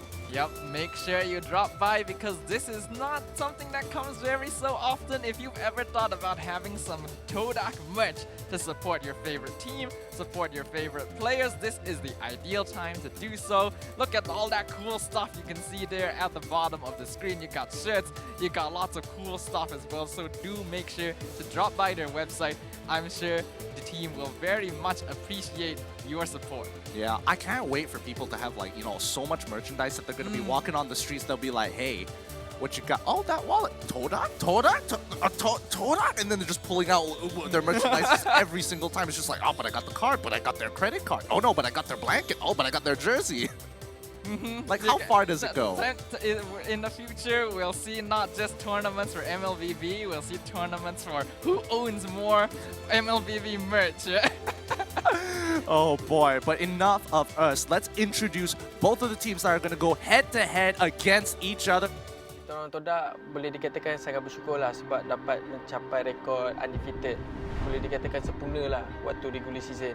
And apa-apa pun, perjuangan kita orang tak habis lagi. Bila ada sesuatu yang halang kita orang langgar je. Team TODAK, #langgar. There are only 2 Singaporean teams that got into the playoffs. This is likely the last time we will be playing the MPL playoffs, as we will be retiring after this. Let's see who is the best Singaporean team once and for all. Yes, this is going to be EVOS SG versus TODAK in an epic battle in the upper brackets here. Once again, a replay of MPL Season 4 Finals. So get ready for this because this is going to be a real spicy one considering what everybody else has been bringing to the table in Day 2 of the playoffs. Yeah, both these teams have a lot riding on the line. As you mentioned before, this was the exact matchup that we saw in the previous Grand Finals of MPL. TODAK, they have something to really prove. They want to show, all right, EVOS, you might have won last time. This time, we're going to be the victors. As for EVOS, they mentioned it in that video, this is going to be their very last MPL playoffs as the team is retiring, which means they want to end it strong. Speaking of both these teams, let's have a look at their player lineups. We have TODAK here with Formaze, Chiku, Moon, E1, X-Ray, and Stu. Yeah, I mean, TODAK has been performing exceptionally well throughout the regular season. We were wondering whether or not these guys still had it in them being, you know, a runner-up coming in for M1. Where did that quality go? And it just seems that they just needed to activate it in themselves. And now here they are in the playoffs looking strong as ever, but they're up against EVOS SG, another previous champion before in the MPL. Pokemon, Potato, Aeon, JPL, Soul, and Talk CEO.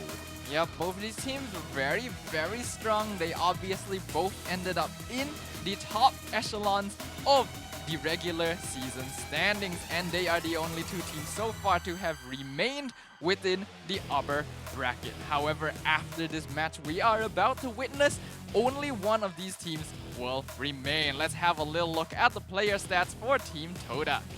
Yep, starting off with TODAK itself. I mean, E1's Baxia has been really dominating within the regular season itself, and even more so coming into the playoffs. Starting out with a 6-2 and 12 KDA, that's pretty impressive, but not to mention the one and only Chiku being able, one of the, arguably, the best assassin player out there. Yep, we've seen a lot of hyper carry players from other teams struggle a little bit to rediscover their standing within the team after the meta changed. It seems like this wasn't a problem for Chiku at all. He was able to adapt really quickly because I guess his playstyle, even from the previous patch, already kind of suited the sort of strats that teams are starting to kind of find themselves playing currently. And of course, E1 with the Baxia, very, very scary. The early game pressure from this man is absolutely destructive. Speaking of, they are going to be going up against EVOS, and these are the heroes that we have seen them play so far. Yeah, they're best performing heroes out of everybody here. I mean, the playmaker JPL, you can't forget him. Every single time he's on Jawhead, you are going to be in consistent fear of whether or not he is going to be coming out of Russia or a different sort of angle to catch you off guard. And this is interesting because Pokemon has been a big question mark for everybody. Initially, when he started off in the roster, he was looking to play, oh, I needed to play the marksman role, so no problem, I'll go into the marksman role. But for the longest time, I've been hearing whispers of him being a main fighter and arguably even a mage as well. And I think now with the meta starting to unlock its diversity, people like Aeon and as well as Pokemon can really show their stuff on their mages. Considering how in the patch before mages were relegated to a support position, a lot of players with their comfort zone playing around mage type characters really could not show their stuff. So it's gonna be interesting to see exactly how it's gonna match up here. But let's have a little comparison of the team statistics for both these teams. This is super interesting because EVOS SG is very top heavy in these stats compared to TODAK, who is a lot more bottom heavy. Well, top heavy meaning that average team damage minutes, first blood rates, and average kills per game is significantly higher. While, you know, looking at TODAK's side, to 100% first target rates, turtles per game and average lords is higher than EVOS SG. Just from these statistics alone, one would assume that EVOS had a playstyle that revolved a bit more around fighting and trying to oppress the enemy team, whereas TODAK seems to have a bit more of an objective-based playstyle. However, these are statistics from only one game which they played in the day before so far, so while it might indicate certain things, it could also change at any point. So there's still a lot of flexibility here. We're going to have to see exactly how these stats are going to change, especially when both these teams go to head-to-head with one another. And speaking of head-to-head, this is going to be the teams head-to-head between Chiku and Potato. Yep, it's core versus core here. Potato, having played slightly more games than Chiku, is definitely going to have his KDA boosted up because, again, it was the EVOS versus RSG matchup which really inflated the scores. Chiku here on TODAK's side, their matchup was up against Red Reborn, which they easily stomped over. So you're not seeing too much of the inflated stats. However, the things that we can take into consideration are the average gold per minute. Chiku has been able to farm more effectively than Potato every single minute. However, that could be a possibility coming from the fact that TODAK did indeed completely steamroll Red Reborn, which That's basically true. means that, well, we shouldn't have any problem farming at all. So maybe up against EVOS, we might see these stats deflate a little bit. But having a look at both these teams' lines, let's have a little look at the predictions for how exactly these teams are going to enter the Land of Dawn. Starting off with TODAK, it's going to be Formezi in the gold lane, X-Ray in the EXP lane, Moon in the mid lane, E1 is their support, and Chiku in the jungle. All sorts of traditional stuff. On the opposite side, we'll have Pokemon in the gold lane, Soul in the EXP lane, Aeon in the mid lane, Potato in the jungle, and JPL as support as per usual. Yep, nothing too out of the ordinary just yet. I really want to see how the draft is going to turn out for either one of these teams, because the more the days go by and the more drafts we've seen thus far, mages are becoming more and more prominent. And the question is, do tanks necessarily have a place in this meta? And I'm starting to feel like tanks, their playmaking capabilities are always going to be significant, but the stats just don't allow them to do so. Atlas is a great example whereby a lot of teams 100% pick banned him in the regular season. The moment he lost a lot of his early game powers, can't do much about it. But one thing that we can tell you is that no matter what, not like Atlas, we're going to be strengthening ourselves every single time by giving you guys prizes the more you watch our show. So please come, tell your family members who play MLBB or even your friends, because we want to hit 50,000 viewers to give you guys sweet, sweet skins rather than cheap change currency. And if you go up even more, 80k to 120k viewers, unlocking all the skins for a specific hero for you guys. And that is a huge, huge win. I like how you had to just call out Atlas right there just before mentioning all of that. Oh yeah, I just had to rip on Atlas real quick. But yes, there are lots of rewards to give out, so make sure to call your family, call your friends, call anyone who's interested, or even if they're not interested in MPL anyway, get them over, because the more viewers, that are watching the streams, it doesn't matter if it's the English or the Malay streams, it will contribute towards the count.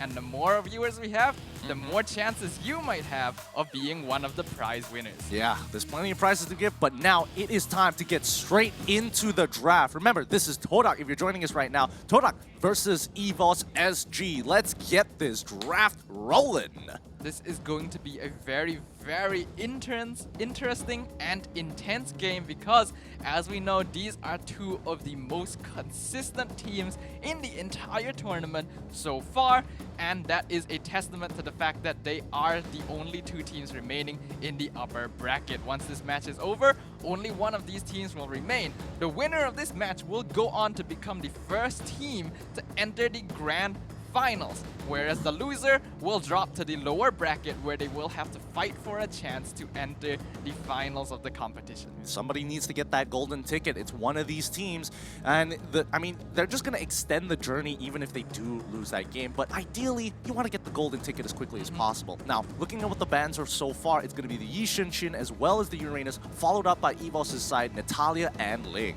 So it looks like EVOS are focusing on the assassin pickups.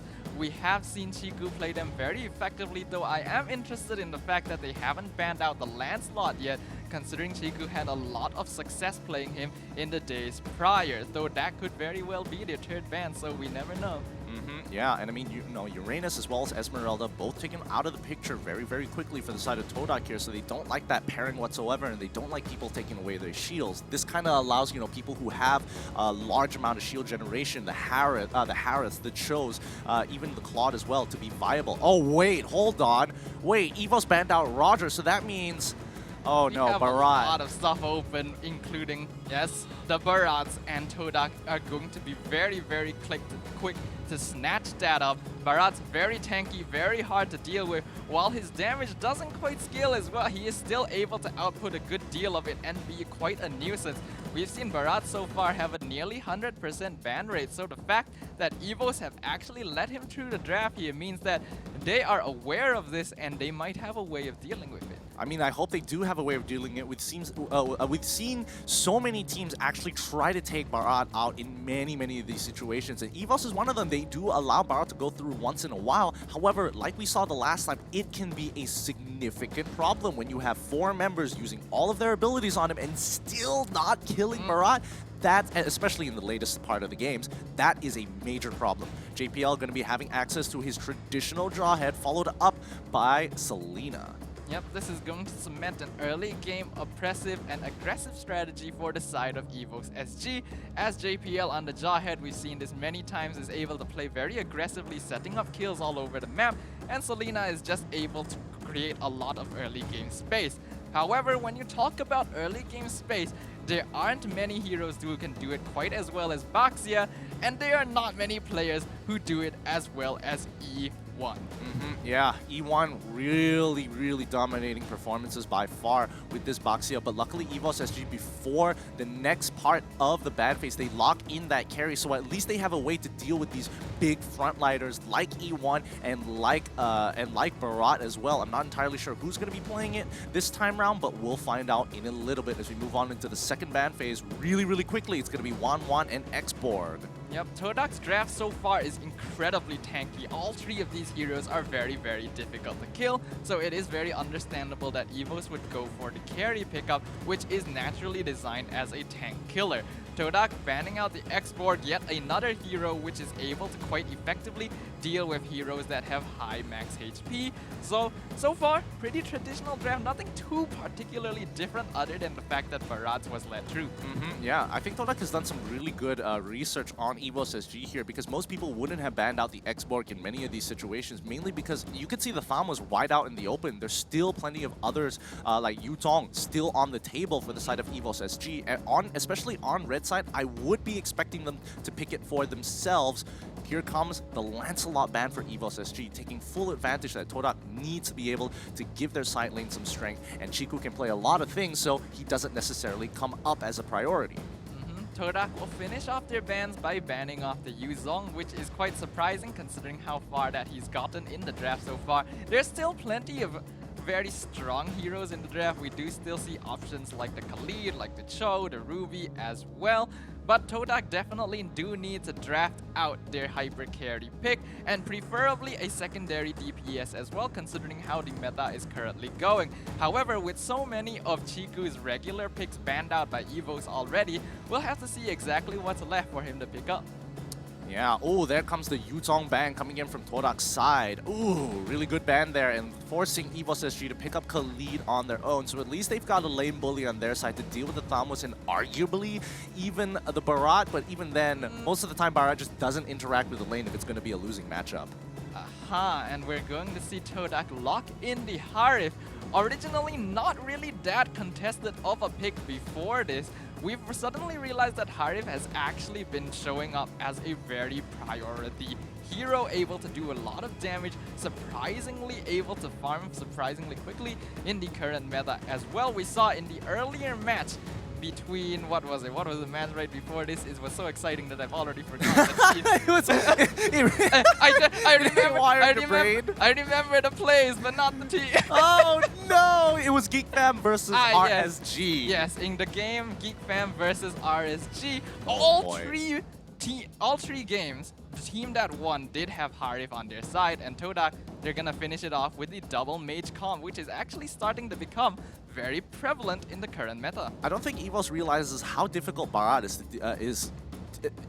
to deal with, because the moment Barat is first picked, a lot of these prominent picks like, oh, you know, I want to be, let's say I want to get a Harith, I want to even arguably get a Kadita. So we want the Harith? Sure, but he's going to get locked down. He's going to get suppressed by the Barat if he walks too close. Okay, something that has a little bit more dodgy abilities, maybe Kadita. And then you realize E1 is also going to be playing with the Tortoise Poissons, giving that reduced healing. That is pretty significant on someone who is slippery like Kadita, because she's expected to regenerate the amount of damage she dealt out. So now EVOS SG has to come out to their last mage, and that's going to be the Lunox. Yet another mage pick that has recently been seeing more play and quite a bit of success in the playoffs so far. I'm sure that many MLBB players know of the past, a long time ago, when Harif and Lunox were literally in every single game. Of course, that was a long time ago, basically ancient history at this point. But it actually does look like these two heroes are starting to become more prevalent once again, since mages seem to actually be doing quite a lot for many of these teams. Yeah, because again, mages are naturally strong, especially at that level 4 mark. When you have no items, nothing, that's when you realize, oh yeah, if I'm looking to play from mid to early, the moment I hit level 4, that's when that's when the ball starts to roll, especially quick, and becomes especially steep. So there's not a lot of ways to stop it. So in terms of both these teams' drafts, EVOS definitely has a lot of options for early game aggression. However, it is very difficult for them to deal with TODAK's draft just because of the sheer amount of bulk as well as backline damage coming out from them. So we're gonna have to see exactly how these two teams will match up. For those of you who have just joined us on the stream now, this is going to be our first game of our third best of 3 match today. It's going to be from the upper bracket this time between Team TODAK and EVOS SG.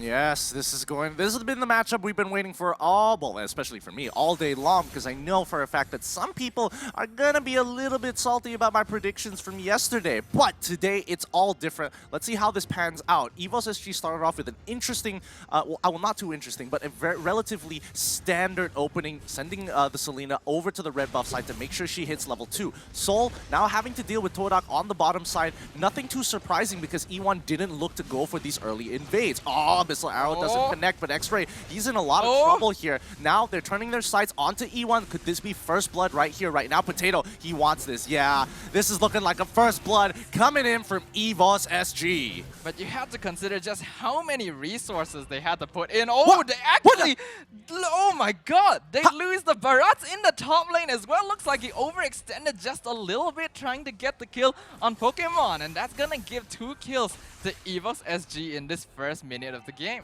I saw somebody at 1 HP and I thought, yeah, he should be okay. I think he got hit by like a minion on accident or something. I don't know exactly the details, but now JPL getting the ejector onto E1 once again. Potato with red buff, he should be able to pick up this kill. X-Ray sees an opportunity, but he doesn't want to get caught in the middle of that debacle. He is forced to get out, and once again, it's going to be 3 kills going over to EVOS SG with no revenge kills coming in from TODAK.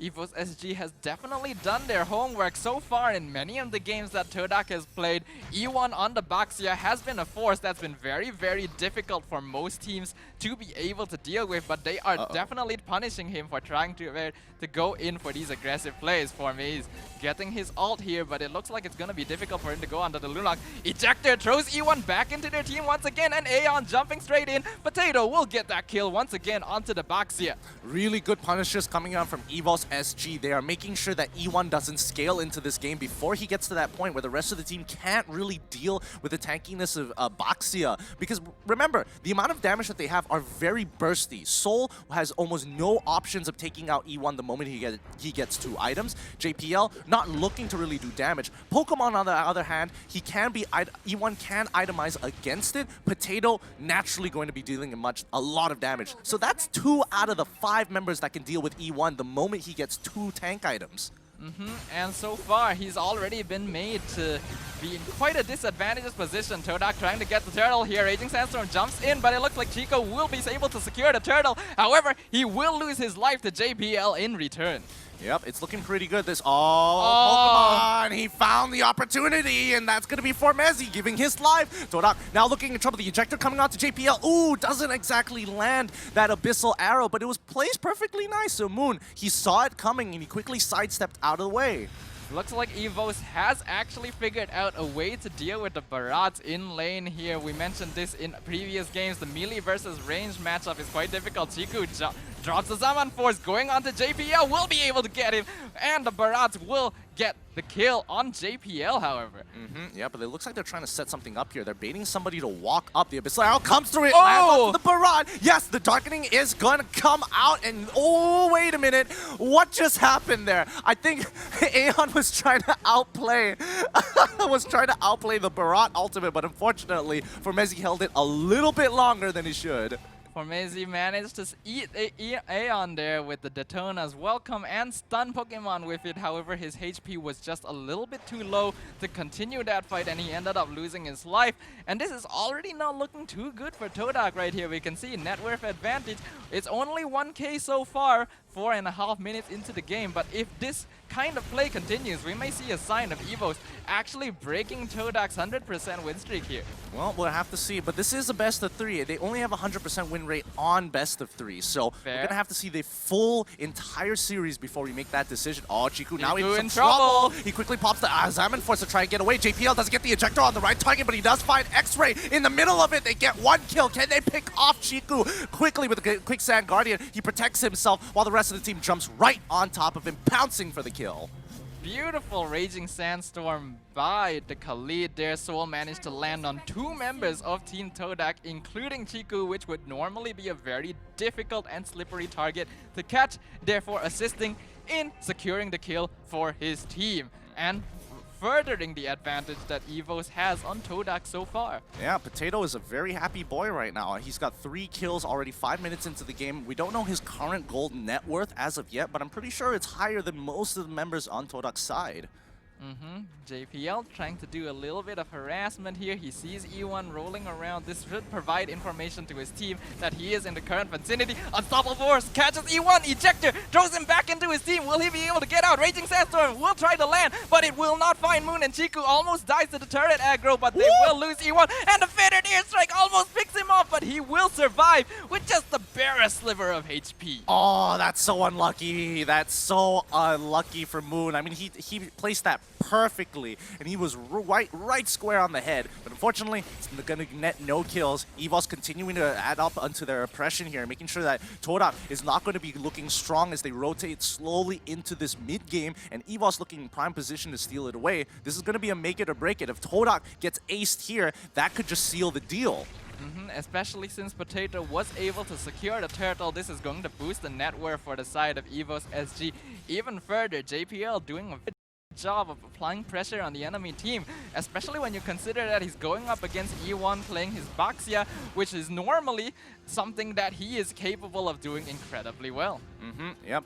The rest of EVOS SG looking to try and take some objectives, looking to hard punish TODAK, but TODAK wants to be uninteractive for now until the items are coming in. Chiku just purchased his Calamity Reaper, so now he's going to be dealing some pretty significant damage, but not enough to 1v5. The team Aeon goes in hard, bringing Chiku down to 50% of his HP. Holy! And a couple of auto attacks coming in for Potato just to kind of seal that deal, but E1 is still the priority target. If it wasn't for Moon to stop them with that Feather Airstrike, I think they would have lost so much more. Soul looks like he's trying to go for something here, but it looks like TODAK will be able to retreat to the inhibitor turret, which will disallow the Khalid from being able to engage onto them. Formaz tries to capture the Lunox with his ult, but Brilliance will allow her to get away very easily. And a mega kill from Potato onto Chiku in the bottom lane. Yeah, this is a great way to play the game, especially to handle the Barat in the top side, because he isn't participating in a lot of these team fights, and neither can he get a push because Pokemon is making sure that he is completely zoning him out. So for Mezzi, this is going to be a very rough game for him.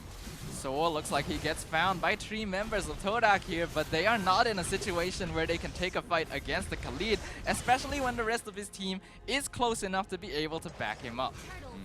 Yeah, and now Turtle is going to be coming back up. Potato is going to solo it by himself, while the rest of EVOS is going to continue their oppression on TODAK's side. They're not even farming their jungle. They're just waiting for opportunities to jump on top of them. Oh, big fight!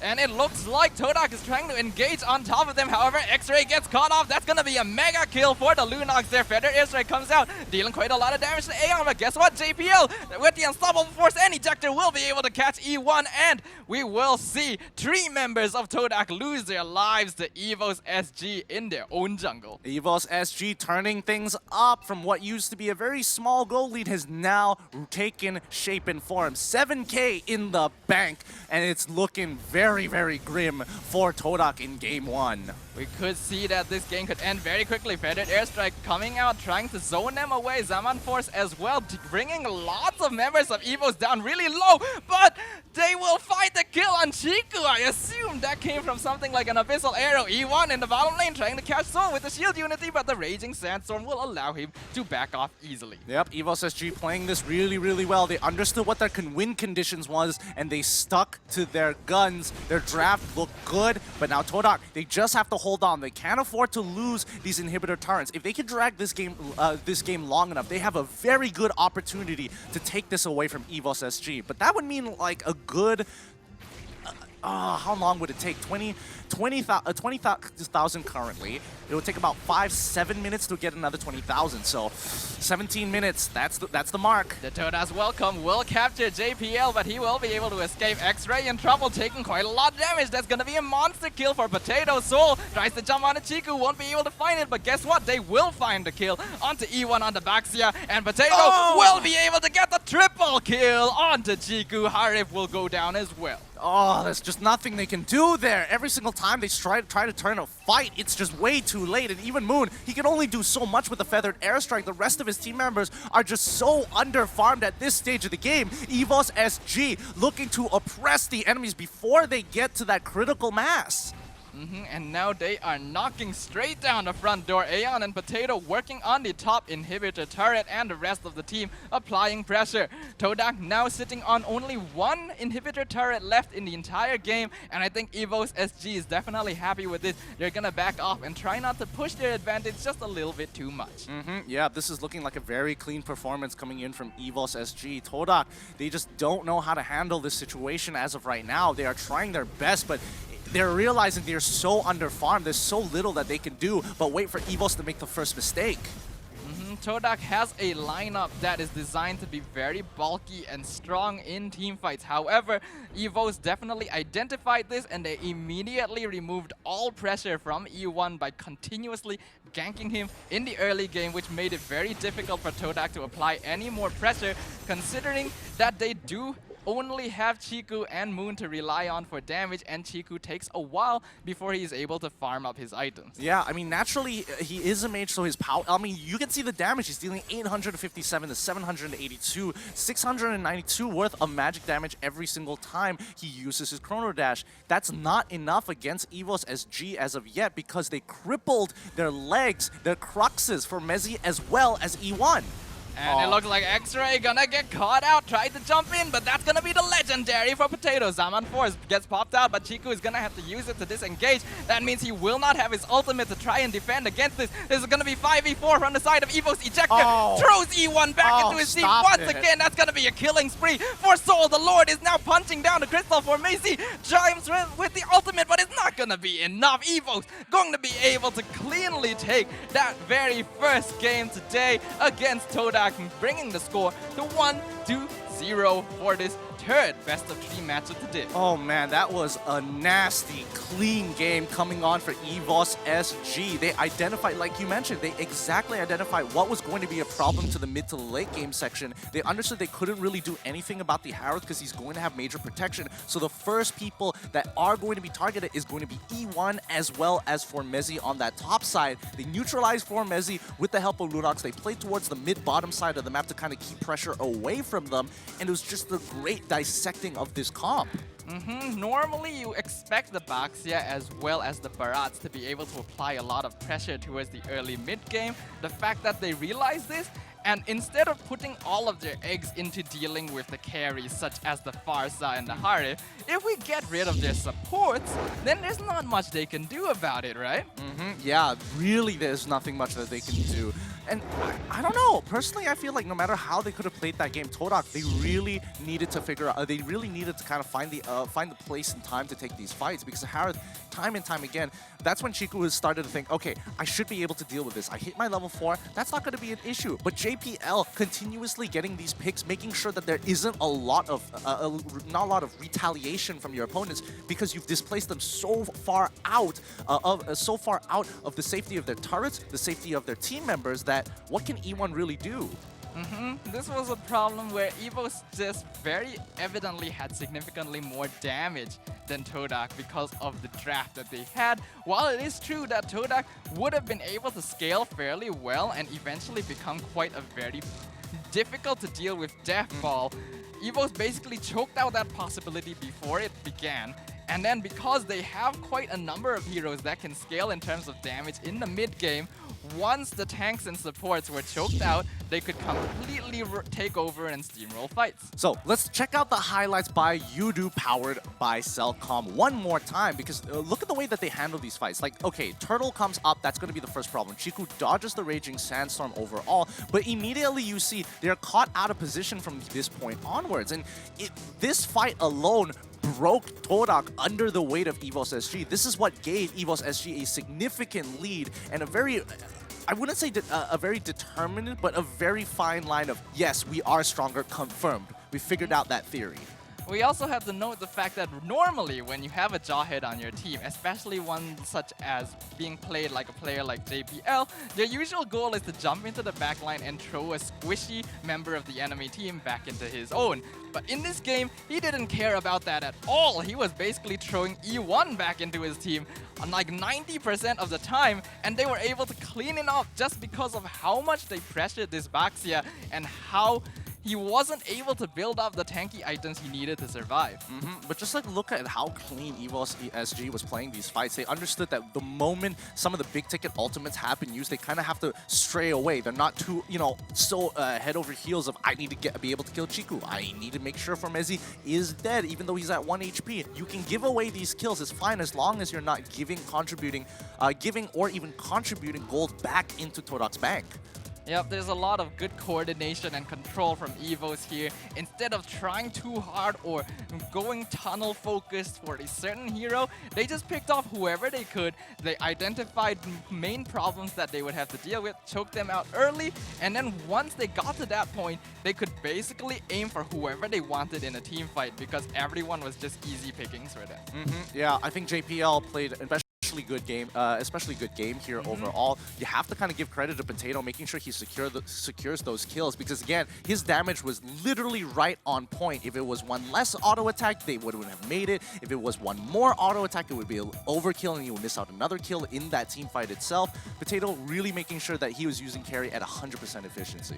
And it ended up in basically what was a stomp for the side of EVOS SG. We can see here 21 kills to 2 on the side of TODAK, both on JPL, logically speaking, because he was always running into the team and tossing people back. So it's pretty understandable. And the fact that he only died 2 times in total is a testament to how strong EVOS was throughout the entire game. Yeah, I think immediately TODAK has to re-identify the way they play this particular game, because now EVOS has found a way to really start punishing these tanks, especially Barat, not as much as you would have imagined. Like, at the end of the game, he's 1-5, but did he really lose the lane as hard as he possibly could? Obviously not. Even when dives were occurring, he was still kind of able to hold on to his own and hold on to that top tower before bottom tower got broken. Now, looking over, who are the rich guys, the carries, the sandbags, and the forgotten ones? Starting off with the rich guy, it's going to be Potato, the carry, Potato as well, the sandbag, E1. Ooh, he really took one for the team there. And the forgotten one, JPL. We do see that the damage dealt by both teams is fairly comparable, but when you take the total damage dealt, you can definitely see it really does skew towards the side of EVOS. They were able to do quite a lot. And as you mentioned before, the Barat's pickup, normally we expect this hero to be very strong and very difficult to kill in lane. However, I think when they went a little bit too aggressively during that very first fight in the beginning, and the Barats ended up losing his life to the tower, it gave a little bit of advantage towards his lane opponent, the Lunox. And Lunox, once she hits that level 4, is able to output a lot of burst damage, which is quite effective at dealing with a hero like Barats, which requires a lot of time spent in fights to actually build up his tankiness. Yeah, I would agree. I would agree as well. And unfortunately, it is a sad game for TODAK this time round. I think it's not necessarily the draft's fault, but really just a smart way and not even stylish, just a smart play coming in from EVOS SG. But let's look at who the MVP of this game. It's going to be JPL coming in from EVOS SG with 15% of the total team's gold earned with 1.7k of damage per minute as a support. Pretty surprising. Definitely deserved. This is notably the MVP of the game. While it's true that his KDA is not quite as impressive as some of his peers, the amount of pressure and the amount of impact that he made in the game, you could reasonably say that he is the reason that EVOS was able to stomp this game so effectively. They know that E1 has a style when he plays Baxia of rolling around the map and creating chaos throughout the lanes. So what do? Have the Jawhead stalk him and kill him every chance he gets. Yeah, and this is going to definitely teach E1 to be very careful of his boundaries, because when Jawhead is in play and they have a team composition like this for EVOS SG, he's got to make sure that his positioning is going to be a little bit more defensively, especially since he's not waiting for himself to get strong, he's waiting for his team to get strong, and that happens at level 4. Had he not given those first couple of kills, they might have had an opportunity, but at the end of the day, you could see that EVOS SG, Harith is level 4, maybe we shouldn't take these fights. Let's be a little bit more careful, a little bit more surgical with the way we take on a lot of these opportunities. Yep, EVOS was definitely very careful in that game, because we do know that there are a few heroes in the game that are very notably strong in the early game. Heroes such as Baxia, like Jawhead, like Hilda, and so on. So E1, I think he fell into a sort of pattern. He's very comfortable playing the Baxia, and in past games, he's had no issues kind of rolling around and causing damage, because he knows even if he finds himself in a difficult situation, it's very hard to catch and kill a Baxia in the early game. But I don't think he quite realized the sort of impact that JPL could have, because you normally don't expect to be the target of an ejector when you are playing a tank. Exactly. Yeah, and a large part of that, a large part of the threat that Baxia was actually dealing with was mainly when Carrie had a red buff in the early game. She wasn't even level 4 and she didn't mind taking the kill onto Baxia. I have red buff, I've got a pretty good passive, I'm pretty sure you're gonna die. You definitely cannot count that out. They did pick the carry because they realized that there were a lot of tanky heroes on the side of TODAK. They played that beautifully, they countered it well, and I just feel like while the draft was fairly even in all means, EVOS definitely executed their team comp very beautifully, and we're gonna have to see whether or not TODAK is able to respond to this in Game 2. I think TODAK has to rethink about the style of which they can get away with. They can't play as greedy as they did before, E1 especially, but also they have to kind of think, okay, it doesn't mean that we're going to get a free win just because we have Barat. Now that there is a pseudo answer to it in the Lunox, they have to start, okay, where are we going to start our bans? And I think the ban space is going to change up significantly for TODAK's side. I think this is also going to give a bit of information to all the other teams remaining in the tournament as well, because all of the teams so far have been putting a wide berth on this Barat. They've definitely been very afraid of him. I don't think they've known quite for sure how to properly deal with him yet.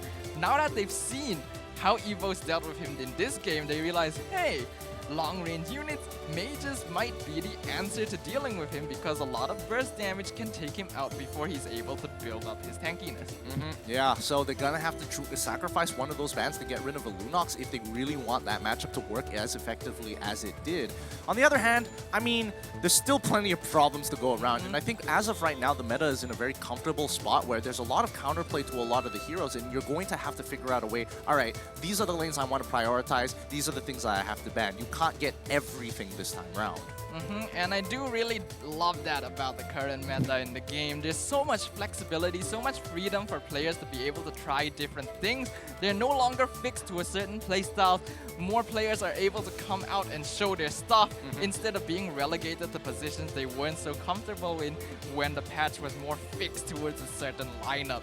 But that also means with more freedom comes more potential threats, more risks, and more options that teams have to consider when dealing with very skilled players. Exactly, and I don't think the meta has been fully realized just yet, and this has been a big patch, and I thought, you know, it was going to be a little bit more linear now that it's like, oh yeah, there's some really strong picks. Maybe I was thinking, you know, previous patches, but now coming into it, these players are coming up with creative solutions to simple problems, and from here on out, let's see how it evolves. Yep, and speaking of evolve, there's no doubt that TODAK is going to have to look to evolve if they want to be able to get a victory in Game 2. As we know, this match is of course occurring in the winner's bracket. Even if TODAK does end up losing the next game, all that means is that they drop to the loser's bracket where they have to fight back up to the grand finals. Of course, no team wants to be put in that position. The easiest path to a grand final spot will be what these players are aiming for, which means that TODAK will definitely be looking to even this out in Game 2, and EVOS will need to make sure that they continue being able to do what they did in Game 1. Yeah. Oh boy, drafting has become so much more fun compared to the early stages of Season 6, where it was pretty telegraphed of what people would want to get. Now it's a little bit more of a chess game because you can't get everything, and you have to prioritize what strategy is going to work best for your team, and you can't just come in with one strategy in mind when you start off the draft. It is definitely very good that now instead of every team playing something like the 1-3-1, 4-protect-1 hyper carry type, every team can sort of draft their own style. They can find their own comfort zone. Some teams, they're now adopting the 2-mage style. Some teams, they're still sticking to a hyper carry style. Some teams rely more on fighters. Some teams rely more on tanks.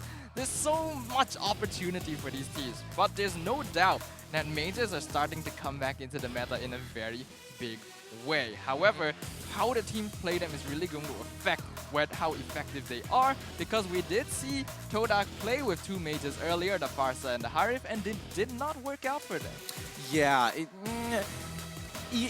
it's really down to how you design the team composition, right? Because again, the way that they kind of cut them right at their kneecaps, kind of smashed their kneecaps in, and they couldn't become adventurers, was because their frontliners couldn't exactly look for those picks that E1 usually is good at finding. People who are roaming around the river suddenly put this really big red target on top of them, especially when E1 is just rolling around in that shield unity hoping to find someone, and when they do, they easily collapse on them. I do kind of feel like EVOS also put TODAK in a little bit of a trap situation. Yeah. The fact that they let the Barats through the draft, I get the feeling that was definitely premeditated. It was telegraphed. They knew that if they let it through the draft, TODAK would pick it. They already had a way of dealing with it, which even if they didn't win, they were confident they wouldn't lose as well.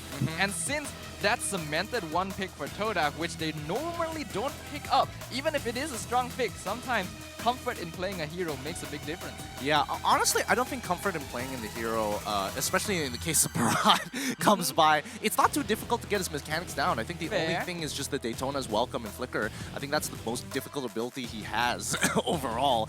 But yeah, besides that, what else could they have done? Because I feel like EVOS SG, they're probably not going to let that happen again.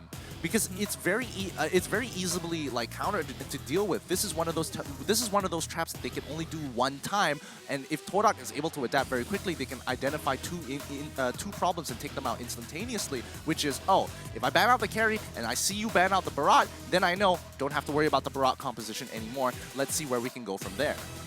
So it's definitely going to be interesting as we enter the draft for the next game, because we're definitely going to be seeing the more mind games happening between these two teams. They're definitely very strong teams, very skilled players, and I have no doubt that they will be able to make the changes needed to adapt to exactly what happened in Game 1. The question is, which team will be able to do so better? It looks like TODAK just took the simplest answer of all and got rid of the Barat on their side, which means that EVOS SG, they're giving a lot of respect, because here EVOS SG now has the upper hand when it comes to selecting where the direction of the draft is going to go. Getting rid of the Barats is definitely understandable, since TODAK realized, okay, it's not really going to work for us, but if we let it through, there's a chance they might pick it up instead. So let's get rid of that. However, it does mean that they have one less ban to work with on their side. Yeah, unfortunate to say the least, but let's see how TODAK is going to start off this draft. They still can get first pick here. I'm not entirely sure which direction that they want to go for, or which path they want to take. They could start off with the Yuzong first pick. They could go for the Jawhead first pick if they wanted to really take away JPL's playmaking capabilities and forcing him onto something more mechanical like a Cho. Optionally, if they're really confident about it, they could still lock in E1's Baxia. That earlier game, we saw that it was not very effective, but we've definitely seen that E1 is able to play it very well. However, it looks like they will go for yet another very strong comfort pick, giving the Selena to Moon. All right, giving Moon Selena, that's definitely a good idea. At least now, EVOS won't naturally look for that easy follow-up with Jawhead here. And EVOS, I think they're probably going to go for the Jawhead again. It feels like Jawhead fits in any composition you want. The question is whether Yuzong is going to get picked up by EVOS on this first rotation. They do still have many options as well. And you mentioned the Yuzong. We do, of course, have the Esmeralda and the Khalid as well. And it looks like they will indeed cement that in. Gonna pick up the Esmeralda as well as JPL's Jawhead once again. So TODAK gonna have to be careful once again. This is a smarter idea, because now they're making the preemptive. They're making a preemptive move, saying, "Hey, I expect you to pick Harith, and if you don't, we get it regardless. So we're at no loss." This is going to be putting one of the bans for TODAK's side, TODAK's second ban phase, in a little bit of a rut. It's pretty interesting here, but now Yutong as well as the Baxia being locked in for the side of TODAK, definitely understandable, and it's starting to shape up the comp a little bit more. So it does look like TODAK will be maintaining E1's Baxia here. It didn't quite work out for them in Game 1, but he is very comfortable playing it, so it's possible that now that he's realized how EVOS plays around this Baxia pick, he's going to adapt to it, and we can definitely be for sure, if there's any player that's able to adapt to a new Baxia playstyle, it is going to be E1 himself. Yeah, this will be very interesting. So now EVOS are starting to take out what Chiku is most comfortable with. He's going to get rid of that. Lancelot has many different ways of kind of dodging these big ultimates, especially the Unstoppable Force and the Falling Star Moon coming in from Esmeralda. Potentially, they could be looking to get rid of people who are slippery, so I don't mind if EVOS bans out the Kadita as well. But it definitely does seem that EVOS SG is trying to focus most of their bans onto Chiku's picks here. They realize that he represents a very large part of TODAK's DPS. Therefore, if we get rid of his common picks, get rid of the Lancelot, get rid of the Ling, the Roger that he's very comfortable playing with, it puts him in kind of a difficult position. Yeah, it really does. And TODAK, they're taking their time with this one. This is going to be a very important second ban phase for these guys. As right now, they're trying to figure out, okay, what's the secondary that they want to get rid of? Ooh, they want to get rid of the carry this time round. Huh.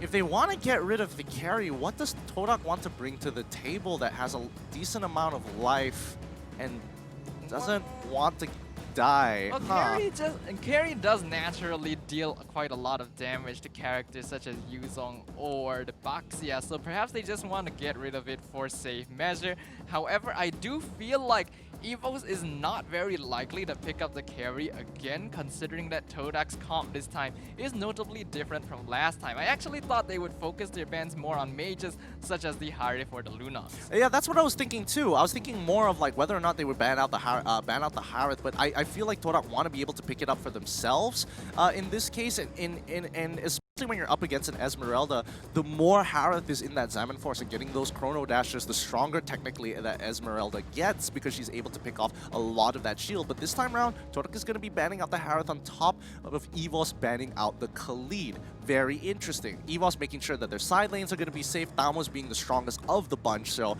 definitely understandable. Harith for the side of TODAK, as we mentioned before. Now first pick going over to EVOS SG, what is it going to be?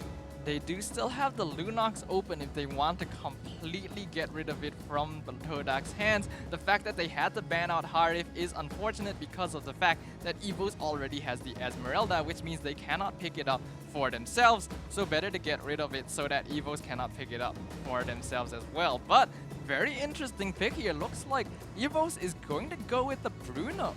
Yeah, because now that they don't have an option of carry, they can get some extremely high early game burst damage in the Bruno itself. All right, that... okay, it looks like they still might want to look to punish E1 here. And if E1 continues up with his natural habits of getting away in the river, I think now he has to play a more defensive game and has to be very careful of face checking, especially when they don't know where JPL is around. TODAK, however, let's see what answers that they have in their back pocket, because they still can get options like Farsa, give Moon Farsa, get a Chang'e, I was about to say Hellcurt, but yeah, Hellcurt as well.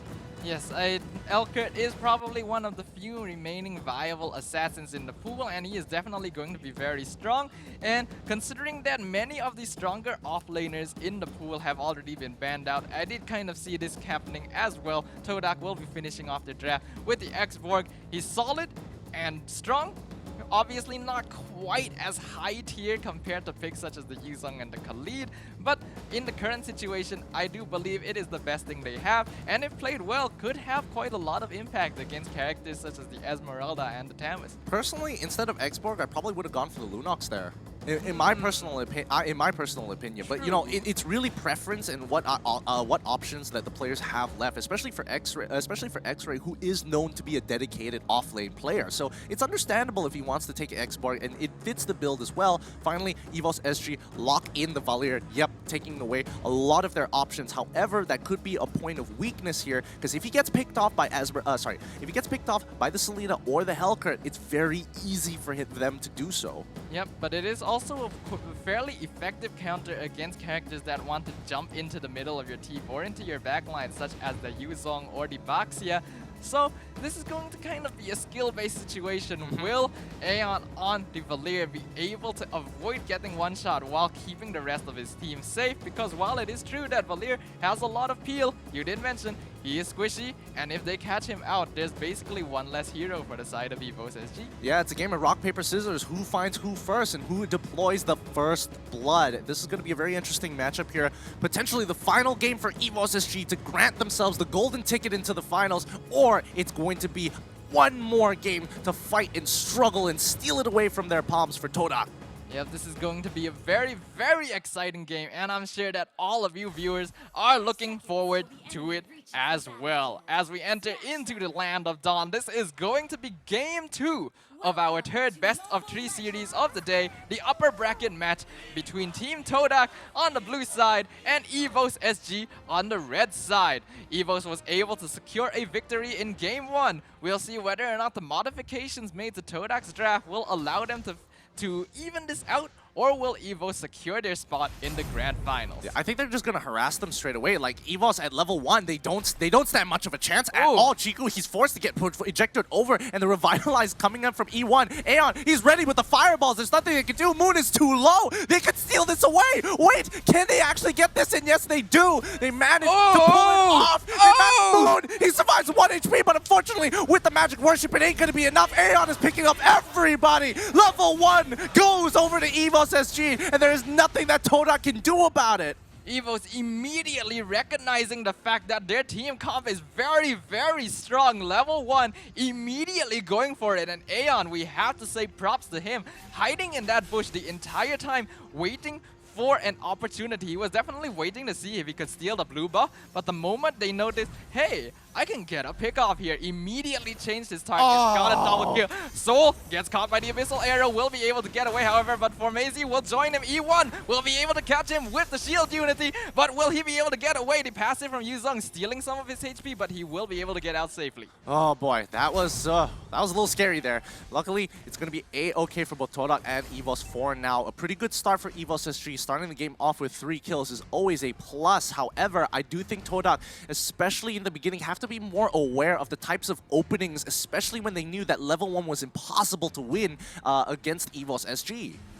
The early game damage from EVOS is very notable, even though at first glance one might not think that they have too many early game heroes. Here we can see Chiku going to be able to secure this crab here with the help of E1, as well as X-Ray taking on the top lane turret. Looks like they might be mounting a gank here, but it looks like they will decide against it. Yeah, this is really rough because again, Esmeralda has a high base health, so diving her isn't exactly the best, especially when your main damage dealer is Xborg as well as Hellcurt. Oh, JPL, he finally gets caught off the smart missiles. Not this time! Not this time! But they do get a revenge kill on the opposite hand. Moon, he can go back in to try and jump onto Potato here, but unfortunately, he gets hit by the last football coming in from Potato. Nicely played, keeping Aeon alive. That was really, right on the knife's edge. Aeon is playing the game of his life, doing so much damage, 4-0 on this Valier, only 3 minutes into the game, and he's picking off so many key targets. They lost JPL there, but when you see that it was in exchange for both Chiku as well as other members of TODAK, that is definitely going to be very rare for him. Yeah, it really is. And more importantly, EVOS SG took a really risky 50-50 there. And luckily, they were able to pay off because TODAK was looking in a very favorable position, but just in time. Just those split-second decisions that make the difference. Now, Formasi trying to get on top of Aeon here as Chiku tries to take away the turtle. It's not going to be enough. He's waiting for the stingers to come back up. Now, Pokemon getting hit in the crossfire. The Abyssal Arrow, that should secure the kill. Ejector coming in real hard, but unfortunately can't get the right targets onto Chiku. The unstoppable force was finally stopped, and now they're running down, trading 2 for 1 in favor of TODAK this time. And TODAK will be able to secure the turtle as well, so that is going to be a slight victory back in their favor. However, it does seem like they're still losing quite a bit of pressure to EVOS here in these fights, and Potato's gonna be able to use it to deal quite a lot of damage to this bottom turret. In the meantime, however, Formasi jumping in with the Black Dragon form, jumping onto the Valier, will be able to finally shut down Aeon, who has been a thorn in their side since the beginning of the game. That's gonna be a pretty huge shutdown for Formasi here. He's gonna have to lead the charge for his team because E1 has been really biting it, trying to kind of buffer, buy time and kind of buffer the space to allow Chiku to get that farm, and the same goes for Moon as well. E1 finding JPL, Dark Knight Falls gets put in, but it's not going to be able to do too much. Flicker is going to be used for JPL to get away. Aeon with his fire spells will be able to keep TODAK away from his teammate as well. JPL was getting a little greedy there. You could see him like actively thinking, I could ejector somebody under my turret. And well, at sometimes that might be slight overconfidence, but we have definitely seen that JPL is able to pull off these plays very well. Formasi getting ganked by both Pokemon and Aeon here, but he is close enough to the turret to be able to get away. Yeah, Moon is there to kind of just back Formasi up. They can't afford him to die. They can't allow him to die just yet. Pokemon is going to be able to get that first tower down on the bottom side. There goes Tier 1. EVOS SG looking to try and extend and get more kills in the early stages of the game. They've got to be careful. Aeon gets hit by the Abyssal Arrow. It might be a little tough here, but it looks like they back away. Moon couldn't close the distance fast enough. Yep, the Purify definitely saved his life there. E1 trying to jump onto Aeon there. X-Ray gets jumped on in the back line as well. Looks like they're doing quite a lot of damage. And the Hellcurt will be able to get the Valier this time. And a killing spree for the Yuzong. Not to mention a double kill for Chiku. That will give them the space they need to take this Tier 1 middle turret. Yeah, and that, unfortunately, that's where the weakness comes in for the composition of EVOS SG. If they can get on top of Aeon, they lose their disengage capabilities and could very literally run them down the lane. And this is going to allow TODAK to get yet another turtle. In the top lane, Soul pushing into the tier 2. However, his minions are not around. And they will probably be sending X-Ray to deal with this, so he probably won't be able to get too much more pressure up here.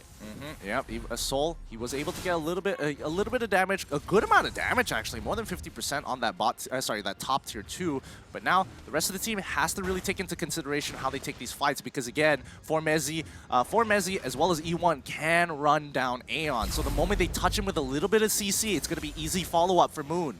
Soul misses the falling star Moon. I believe he was predicting that Chiku would back off, but it looks like Chiku decided to go for a bit more farm, so was not quite able to catch him there. Will decide to back off. However, the Abyssal Arrow will be able to find JPL. Not quite enough damage here to be able to take him out, however. But they're still going for it. Dark Knight falls, and it looks like that's going to be a killing spree for Chiku, finally getting the kill onto the Jawhead. Yeah, unfortunately, Jawhead unable to regroup with the team, and that silence was just a little too long. There's nothing that JPL can do, and this Hellcurt pick is looking to just torment EVOS SG right now, because they want to respond. They have the reaction time, but they just can't because of the silence. Abyssal Arrow lands by Moon, not doing a lot of damage onto Soul, who still has the Falling Star Moon as well to get out of this situation. He can just take the damage. He doesn't necessarily have to use it. Moon definitely hitting a lot of his arrows here, definitely setting up very cleanly for the rest of his team. Was not able to get the kill onto Soul, but the amount of pressure this is going to put on the enemy team is definitely going to build up, and it's going to be quite noticeable, because an Abyssal Arrow could come out of nowhere and set up a kill. JPL caught out here. E1 gonna jump in. The flicker's gonna be expended for him to disengage. Yep, they pull back, looking for any opportunities once again, because TODAK now starting to exert their dominance over the lanes, and Formezi going pretty hard against Soul here, and Soul, he's suspecting something. He's realizing, okay, Formezi's going a little too hard here. It might be an indication that the rest of TODAK has come, and with the help of JPL, they confirm that suspicion. And now it looks like TODAK are gonna try and secure the turtle yet again, doing a lot of damage. Will probably be able to take it without any resistance, as EVOS does not have enough members nearby to take it. However, Pokemon will be able to do quite a lot of damage to this bottom tier 2. X-Ray coming to try and respond. He will probably get it, however, just in time. E1 joining in the party as well as Chiku, and it looks like the Tama's not gonna be able to survive. That's gonna be a mega kill streak for Chiku, getting the kill onto Pokemon. Yep, they were expecting that to happen. Now JPL might be in a little bit of trouble here. The backline Potato, he is in so much trouble. He is caught out of position, and Aeon isn't right by his side. He can't push him away in time. That means Potato's gonna go. Aeon under a lot of fire here as he gets hit, almost gets hit by an Abyssal Arrow. Luckily, he still has his Purify to get him out of that. Beautifully played by Formezi there, using the Yuzong Black Dragon form to jump straight into the backline and pick off Potato before the rest of his team could even do anything about it, effectively rendering any teamfight potential gone, considering that a majority of their DPS has been taken out.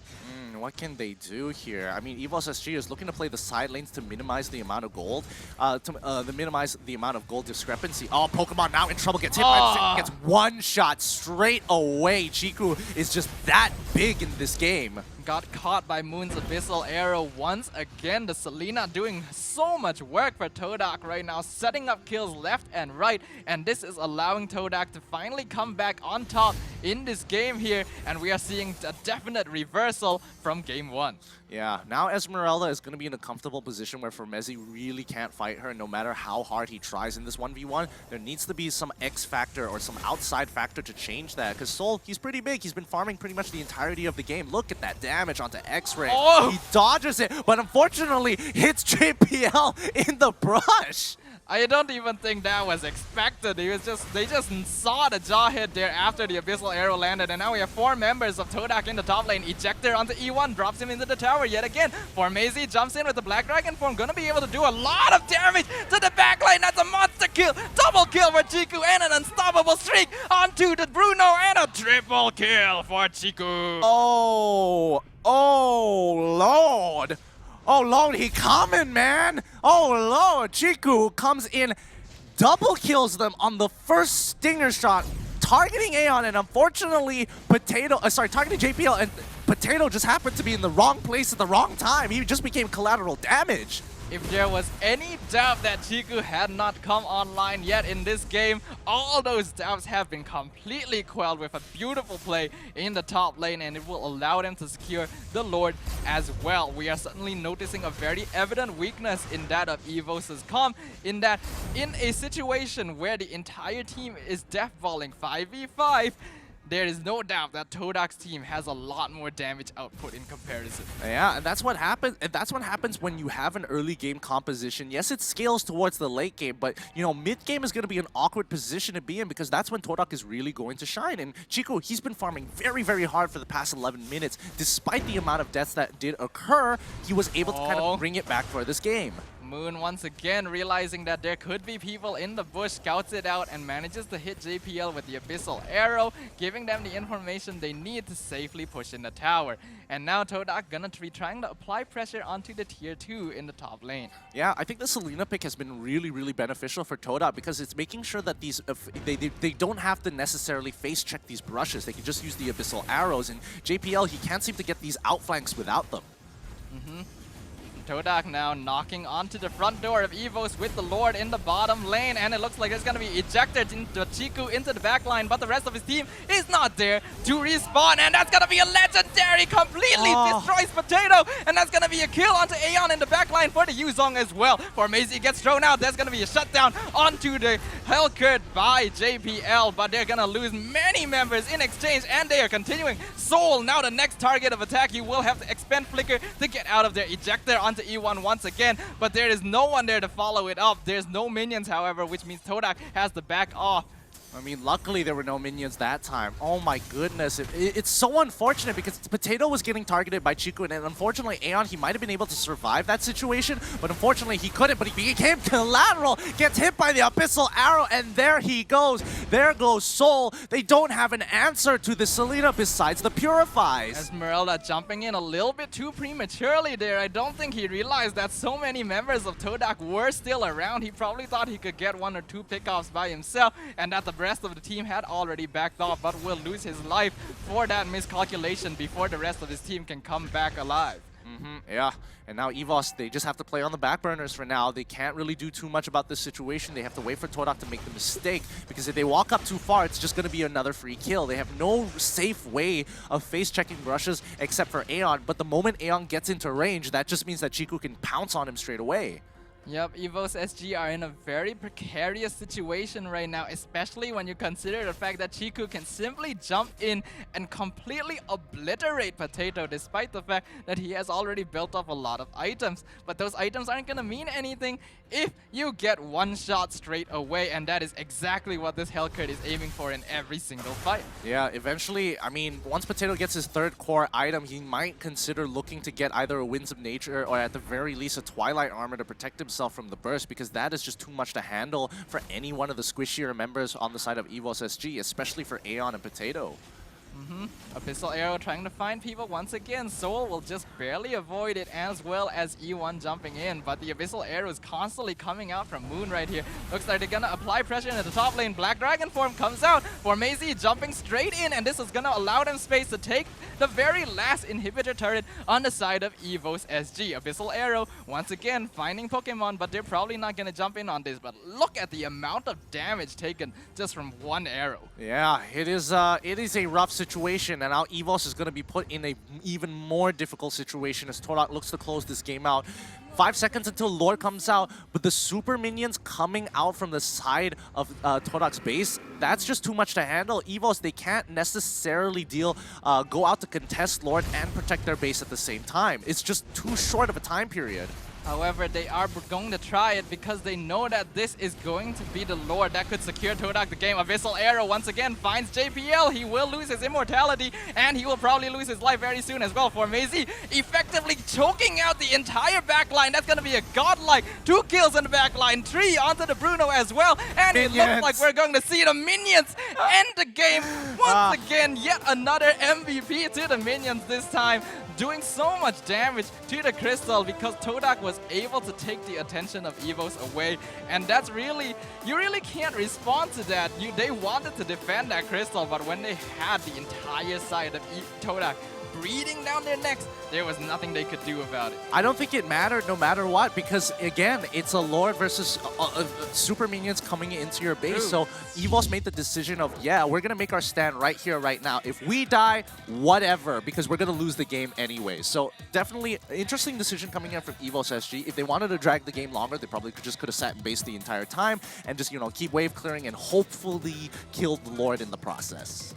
But that does mean that we are going to be going into a game 3 for this match today, and I think we probably all saw this coming. These two teams are so equally matched, so skilled, so strong, and we definitely saw that TODAK was able to adapt to their flaws in game 1 and come back really, really much stronger in game 2, which means that now EVOS is the team that has to try and make a change if they want to secure their victory in game 3. Let's check out the highlights by Yudu, powered by Cellcom. And we have to talk about the two most prominent picks coming out from TODAK's side that really made a huge impact in this game, come rolling around into mid-game, and that is Chiku, that is Hellcurt, as well as Selena. Hellcurt in particular, because the unstoppable force coming in from JPL did become pretty useless because there's a lot of downtime waiting for the silence to get off if you do target the Hellcurt with unstoppable force. Indeed, the silence coming from Hellcurt's passive is really quite detrimental to a lot of heroes that rely on chaining CC abilities, such as the Jawhead, such as heroes like Cho or Ruby as well, which meant that once he was fed enough to be able to survive attacks from the enemy team, he could very easily turn around. We saw that EVOS took very, very clean fights in the early game, and Aeon was such an MVP in the first few minutes, taking so many kills. But once TODAK's heroes managed to come online, it was too difficult for EVOS' team comp to be able to contest it. Yeah, it's just way too difficult. I mean, it's a rough situation to be in, because this I think this was the make it or break it for EVOS SG. Just look at the position of JPL and Aeon. Chiku, he wants to take out JPL, and Aeon is about to be collateral.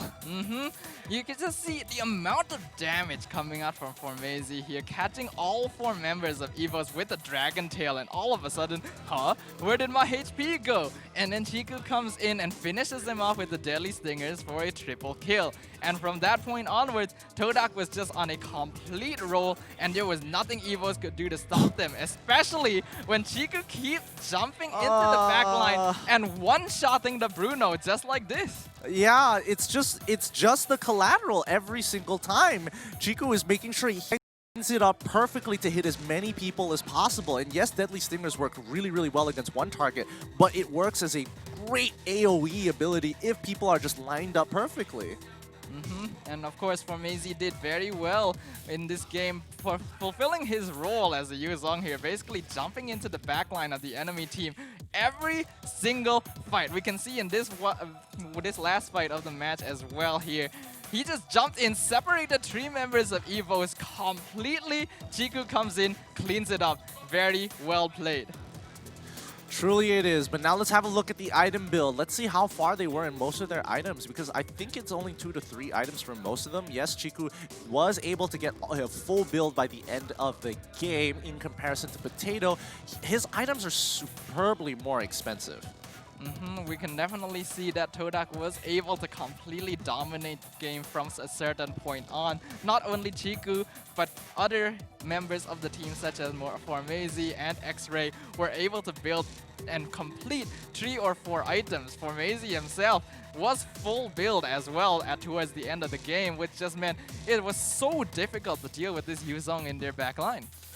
Yeah, and I mean, Yuzong, Formezi got pretty big pretty fast here, and you can see that he's prioritizing making sure that he is stacking as much MR as he can. Like, he's already got the Dominant Size, he's already making sure that he has the Oracle on top of the Queen's Wings, just to ensure that the damage from Aeon as well as Soul isn't going to be as detrimental, allowing them to extend their fights and not just get one shot out of nowhere. Yep, so let's have a little look at the post-game stats for this very amazing game 2. We have the rich guy, which is Chiku with the most farm in the game, Moon as the carry, dealing the most damage, Formaz as the sandbag, and E1 as the forgotten one with the most assists. Yeah, and you can see the amount of damage that Selena was doing. Moon, Oh my. 61,000. He has been landing arrows and following up with his teammates significantly, being able to take out targets who are straggling around. And I mean, Moon, it's good. It feels so good to see him play Selena again. EVOS definitely has to give respect to this hero now. It will not be surprising if they decide to ban out the Selena in Game 3 or pick it up for themselves, because the amount of impact that this hero was able to output in this game in the hands of Moon was absolutely devastating, and not to mention as well the damage coming out from the Yu Zhong, which was just effectively splitting teamfights the entire time. Yeah, and he was doing a really good job at that as well. And even for E1, you have to give it, he adapted into this particular game, understanding that JPL is going to be gunning for him, so he definitely pathed a little bit more safely, a little bit more differently. And that's great, because that shows some incredible adaptability for the side of TODAK, and this is just going to make this Game 3 even more exciting. Yeah, in the beginning of that game, it really did look like EVOS had a lid on things. They were taking so many kills in the early game, but TODAK just managed to adapt to it really effectively. Let's have a look at who our MVP is for this game, and it's gonna be none other than Formaz on the Yu Zhong. Yeah, he had an astoundingly good performance on this Yu Zhong, landing abilities after abilities, setting up and disrupting the enemy team composition, and more importantly, landing the knockups, allowing his team to follow up really, really easily. With 22% of the total team gold earned and 2,942 damage per minute, Formaz is going to be the MVP. Yep, he definitely made a lot of impact in team fights, but we of course cannot forget to mention as well the Selena as well as Hellkurt played by Chiku. They were able to output just so much damage onto the side of EVOS. And while it did look like they had a really, really strong early game advantage, I think there just came a point where EVOS was a little bit overconfident. They started taking and extending fights a bit too far, and then they realized, hey, they seem to be scaling into this a little better than we are, and all of a sudden, oops, what do we do now? Yeah, it's a tough situation to be in, and so I think, you know, if they start thinking about it, all right, now that TODAK has come up with a pretty good solution to JPL's playmaking capabilities in the drawhead by using the Hellkurt, all right, they got to switch up the strategies. E1 was able to adapt, so now they couldn't punish him that time round. So what do they really need to focus on coming into Game 3? Personally, I feel like Selena, depending on whether they're on blue or red side, is going to make a significant difference. Definitely, considering how much impact Moon was able to do with the hero, it will not be surprising if EVOS puts a lot of focus on dealing with it. However, if they do that, that could end up with them loosening their grip on some of the other heroes that they were effectively banning out, especially heroes that Chiku is very comfortable in playing, such as the Ling as well as the Lancelot. Yeah, the Ling and the Lancelot have been very big problems here, but they gotta sacrifice something. That's just how limited the drafting is, unfortunately. And I wouldn't be surprised where if, you know, once more heroes are coming into MLBB, that they might even increase the amount of bans coming through, you know, 3 to 3 instead of, you know, 5 to 5. Because right now, it's so difficult. It's so difficult to draft. It really does show that the game has evolved quite a lot, because in the past, 5 bans were more than enough, considering that the way the game was played was very linear. It was quite big. Yeah. So 5 bans really did allow teams to really effectively like focus certain players or ban out complete strategies from other teams. Now though, with the amount of freedom and flexibility that teams have in their team lineup, as you mentioned, it's so difficult to decide who to get rid of, because more and more of these pro teams are realizing exactly how they need to play to claim victory. Ooh, let's look at the odds predictions one more time before we get into this game. It looks like 81% to 19% on EVOS' side. Looks like TODAK fans are still holding strong. Yep, especially after that Game 2 performance as well. Their Game 1 performance was definitely shaky, considering that EVOS basically walked all over them. However, they came back in full force, demonstrating exactly how they've been able to consistently maintain their 100% match win rate. So it's definitely understandable that all of their fans would still be by their sides, behind them, showing that, hey, TODAK, they might have been a little shaky in the beginning, but we're confident that they will win this series. Yeah, I mean, at the end of the day, let's see whether TODAK is going to be able to maintain their 100% win rate when it comes to these best of threes. EVOS still trying to break that, but it really is a 50-50 here. I'm really unsure who's going to be able to take it away in Game 3. We knew that this game was going to be really exciting Oh, when yeah. we came into it. We knew how close this game could have potentially become, especially considering how skilled both of these teams are. They've definitely demonstrated that they deserve to be on this stage. So I wouldn't expect any different. The Game 3, that's basically what we were all expecting. But the question is, which of these two teams will win this Game 3 and cement the very first position in the MPL Season 6 Grand Finals. I can't wait to see it. I can't wait to see it. But these teams need time to prepare for that for this final game. And I can definitely understand here because, again, when you're thinking about the draft, you come in with an initial idea. You're starting to think, okay, these are some of the prominent picks that we have seen them play before. These are some of the counters to them. All right, let's get rid of things that we don't actually have an answer to. And we stick to our guns, it should be okay. So that cuts off a number. Imagine like you're going on a trip, you know, that you see a bunch of paths. You cut off a bunch of paths where you see the end goal. Not that great. Get rid of them. Done. However, these two paths left diverge into other areas, and it's one of those things with who goes down the tree line and figures out the most efficient way to beat their opponent to have a better draft. And right now, that's kind of like a roll of the dice, honestly.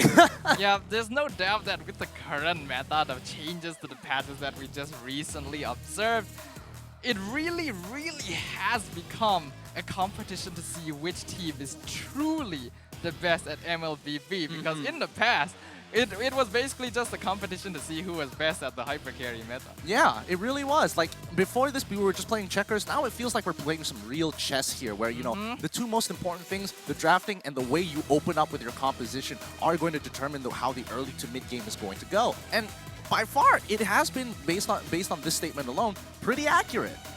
And we've seen so far in many of the games that we've played, early game aggression and domination played a really big role in allowing many teams to eventually come out on top and claim victory in certain games.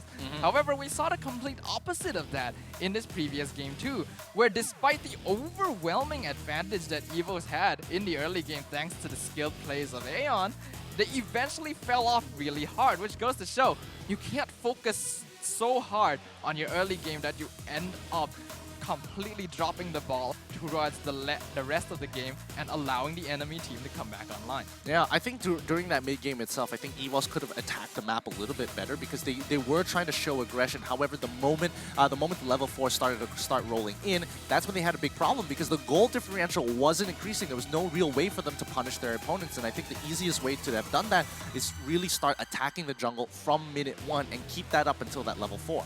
The problem with the draft that they had is while it was a solid draft and it had a lot of early game damage, it was a fairly squishy draft in comparison to that of TODAK's, which meant that once they got enough items, while both teams had a lot of damage, TODAK was out surviving them and therefore able to take him out, especially when they started balling up as a team and taking fights. And once they realized, hey, we can just completely walk over them if there's enough of us around, they just continued sticking to that and pushing objectives wherever they could. Yeah, it's a composition with a ticking time bomb limit. And with the moment it hits 0, there's almost no way to actually win that game from there on out. But it looks like it's time for Game 3. Let's jump straight into the draft.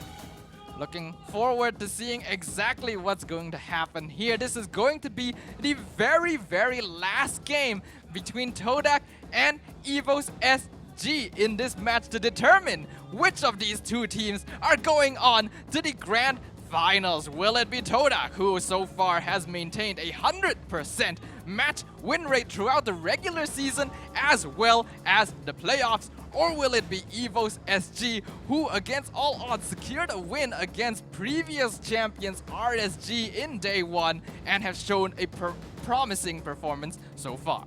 Yep, both of these teams really, really great at their drafting here. EVOS SG, they're going to be starting off with the Natalia and the Roger, while TODAK taking away Yishun Shin and Barat. So far, pretty similar bans so far, but it does look like EVOS banned out the Roger second this time instead of the Ling, which they've been doing so far. The question is, will they actually decide to ban the Ling this time? And it looks like they won't. They're gonna get rid of that Selena that we mentioned earlier. Moon played it incredibly well. They don't want to deal with it. Yeah, because it's a lot easier to disrupt a Ling in comparison to the follow-up that Moon was able to provide for the team. So at the end of the day, Selena is always going to have relevancy throughout the entire of each phase of the game, no matter how you look at it, in comparison to Ling, who only has relevancy towards the mid to the mid.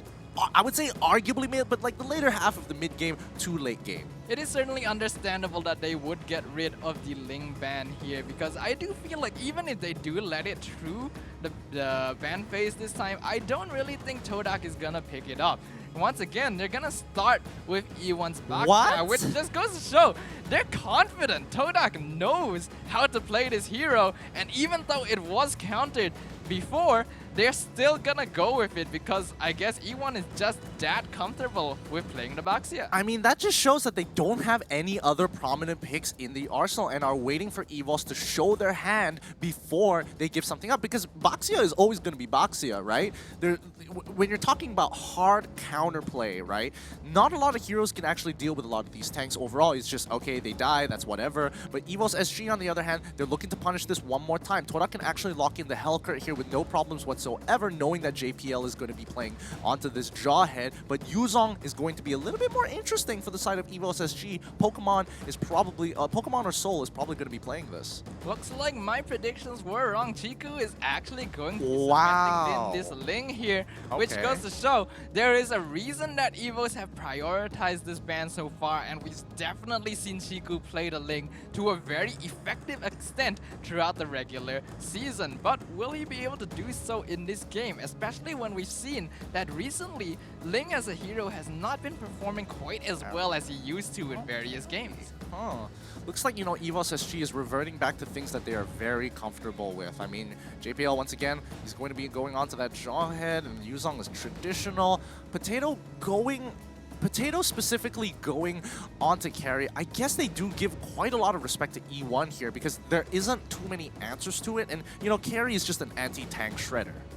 And she is also a very effective marksman in general, because she has quite a lot of damage from the early game thanks to her passive. So this could be a way to deal with Chiku as well, because it's very difficult to catch a Ling with skill shot based spells. So if you just use right clicks, it's a bit easier to be able to take him down. However, that is also a double-edged sword, because carry is a very squishy hero that the Ling can jump onto quite easily. Yeah, I mean, the late game is going to be pretty tough in general for Potato until he gets that Winds of Nature, and at least then there's some counterplay. But look at both sides. They're getting rid of the mages almost as quickly as we see them. Like, Lunox is gone. Farsa is gone. EVOS SG is going to get first pick here. So I was thinking along the lines of, you know, picking up a Harith, looking to get a Lunox later on. But TODAK, I think they're on the same mindset as well. So we're gonna have to see, because there's still a lot of possibility for both these teams in terms of their draft. They do have their hyper carry, they both have their support tanks, as well as one offlaner, which means that both sides are still lacking in another offlaner and a potential mage pick. Looks like EVOS, they're gonna continue focusing on getting rid of the mages, trying to get rid of as many of them as possible, banning out the Valir. It wouldn't be a surprise if TODAK were to ban out something such as the Harith as well. The question is, would EVOS actually pick up a Harith in this situation, especially when they already have a carry that does require a fair bit of farm?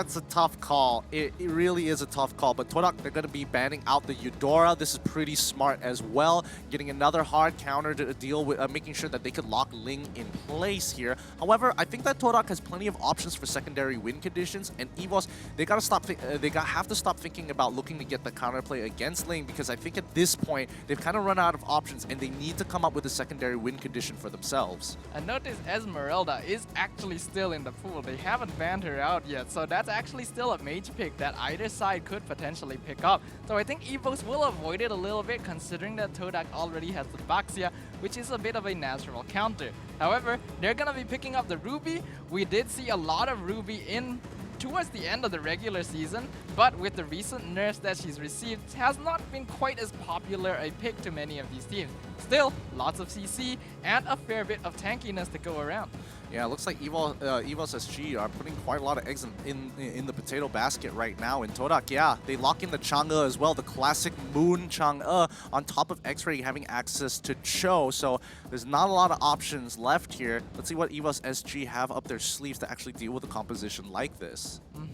If they do pick up the Esmeralda, then E1 should be able to deal with it fairly well. But it does also counter the Chang'e picked up by Moon. We also haven't seen a lot of Chang'e recently, as she was also quite recently nerfed to be a little harder to survive towards the early to mid game. Yeah. Wow, all right. Looks like we got a hyper carry comp coming in from EVOS SG. They've got some disruption, they've got plenty of CC, but they are going to make sure Potato is going to live in comparison to TODAK's composition with 2 win conditions being in Moon and in Chiku, who scale very well into the game. However, the rest of the team is going to because they have to be able to self-sustain themselves in the game. I do kind of question a Rafaela pickup at this point, however, especially considering that E1 does still have his Baxia, which if he is able to apply enough of his passive to the members of EVOS, then all of a sudden the heal Rafaela is going to be reduced by a pretty notable amount, which means that, well, it's going to be very difficult, especially considering that Rafaela as a hero depends and is built very closely around the fact that she heals her team. Yeah, but I guess in this case they're willing to sacrifice that. They just want the movement speed to be able to kind of kite around and be able to keep the front-to-front battles here. And as long as they do that, I think they should be a-okay, because they're gonna have to deal with Chiku jumping into the backline. And as long as they have the movement speed to be able to dodge a couple of those abilities, or at least get to a state where Potato is comfortable enough to have a winds of nature to actually get by Chiku's damage. Very, very true. However, this is going to be game 3 of our third best of the 3 today. It's gonna be TODAK versus EVOS SG. It has all come down to this. Both teams are at 1 win each. The team that wins this game is going to secure a spot in the grand finals, whereas the loser is going to fall to the lower bracket and claw their way back up for another chance at victory. Yeah. Looks like both sides starting very standard. They're making sure that they're also rotating onto the top side just in case EVOS wanted to try anything a little cheeky, wanted to get some information, or at the very least contest one of their buffs. At least they would have X-Ray ready to go. But EVOS, they're playing a more defensive game this time round. We're seeing not too many big plays here, and we're seeing them as a death ball down on that bottom side here. With the help of JPL as well as Aeon, they're just sticking together. They are not looking to make any plays this early in the game. But it is quite a bit of a dangerous thing to do so. E1 gonna jump in, and the Tempest of Blades, Jiku already level 4. That's gonna be first blood for Maisie on the Khalid.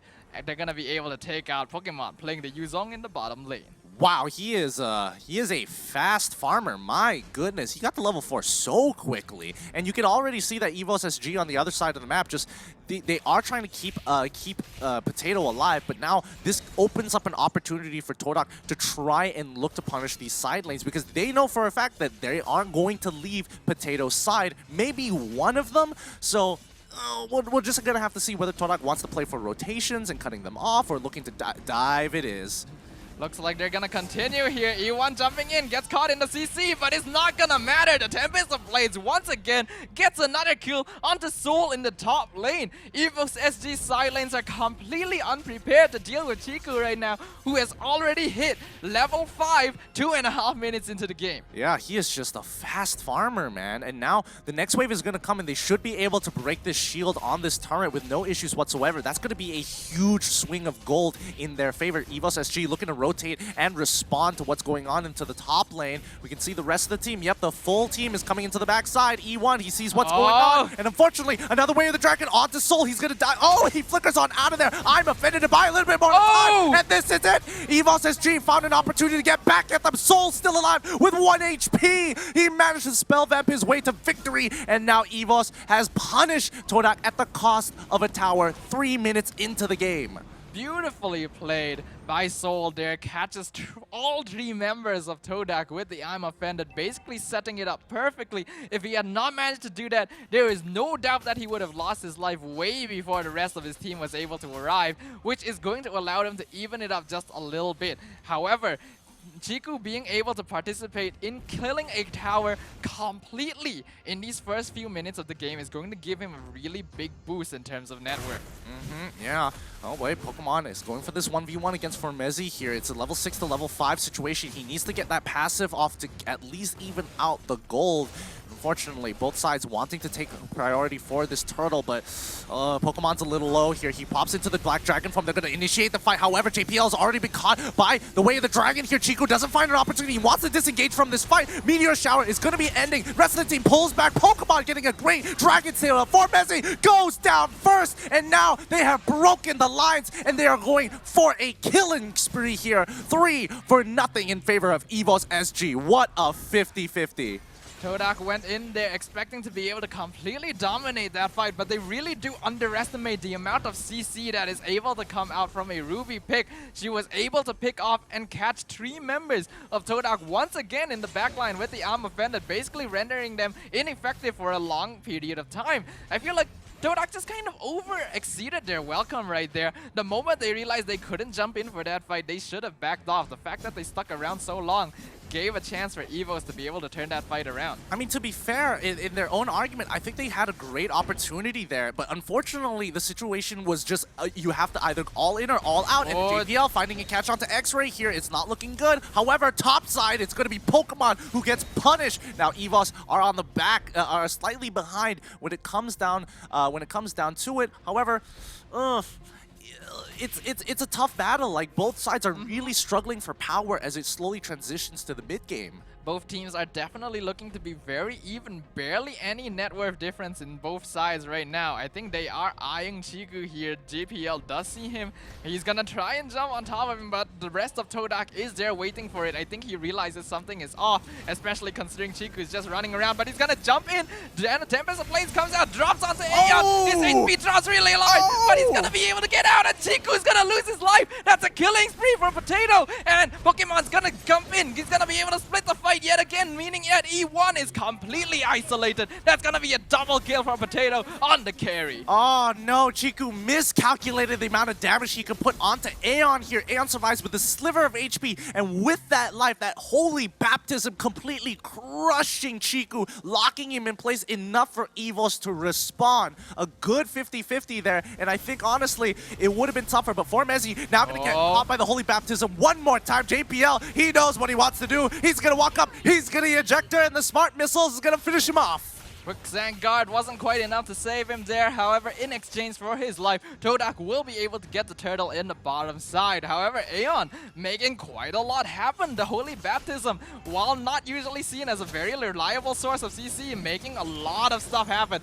Right now, Chiku will be able to steal EVOS' blue buff here. Almost gets stopped by the Ruby, but will be able to steal it away. However, TODAK, the way that they're playing right now, they're sacrificing top tier 2 here. Can they get there in time? I mean, E1 is on his way, but it looks like JPL isn't helping with the damage. It is just Potato and Aeon. Raging Sandstorm comes through. E1 looking for the backflip. JPL, he's going to say, no, I'm not going to let you touch my teammates, pushing him out of position as EVOS gets right on top of E1, but that's a choice. Poissant is going to stop them right in their tracks. They find a pickoff onto JPL, and that Meteor Shower is going to finish him off. Pokemon jumps in, Black Dragon form trying to jump on top of Moon on the Chang'e, but it's not going to be enough. In the meantime, Chiku tries to reverse it, but the rest of EVOS is right behind him, which means they will not be proceeding with this issue much further.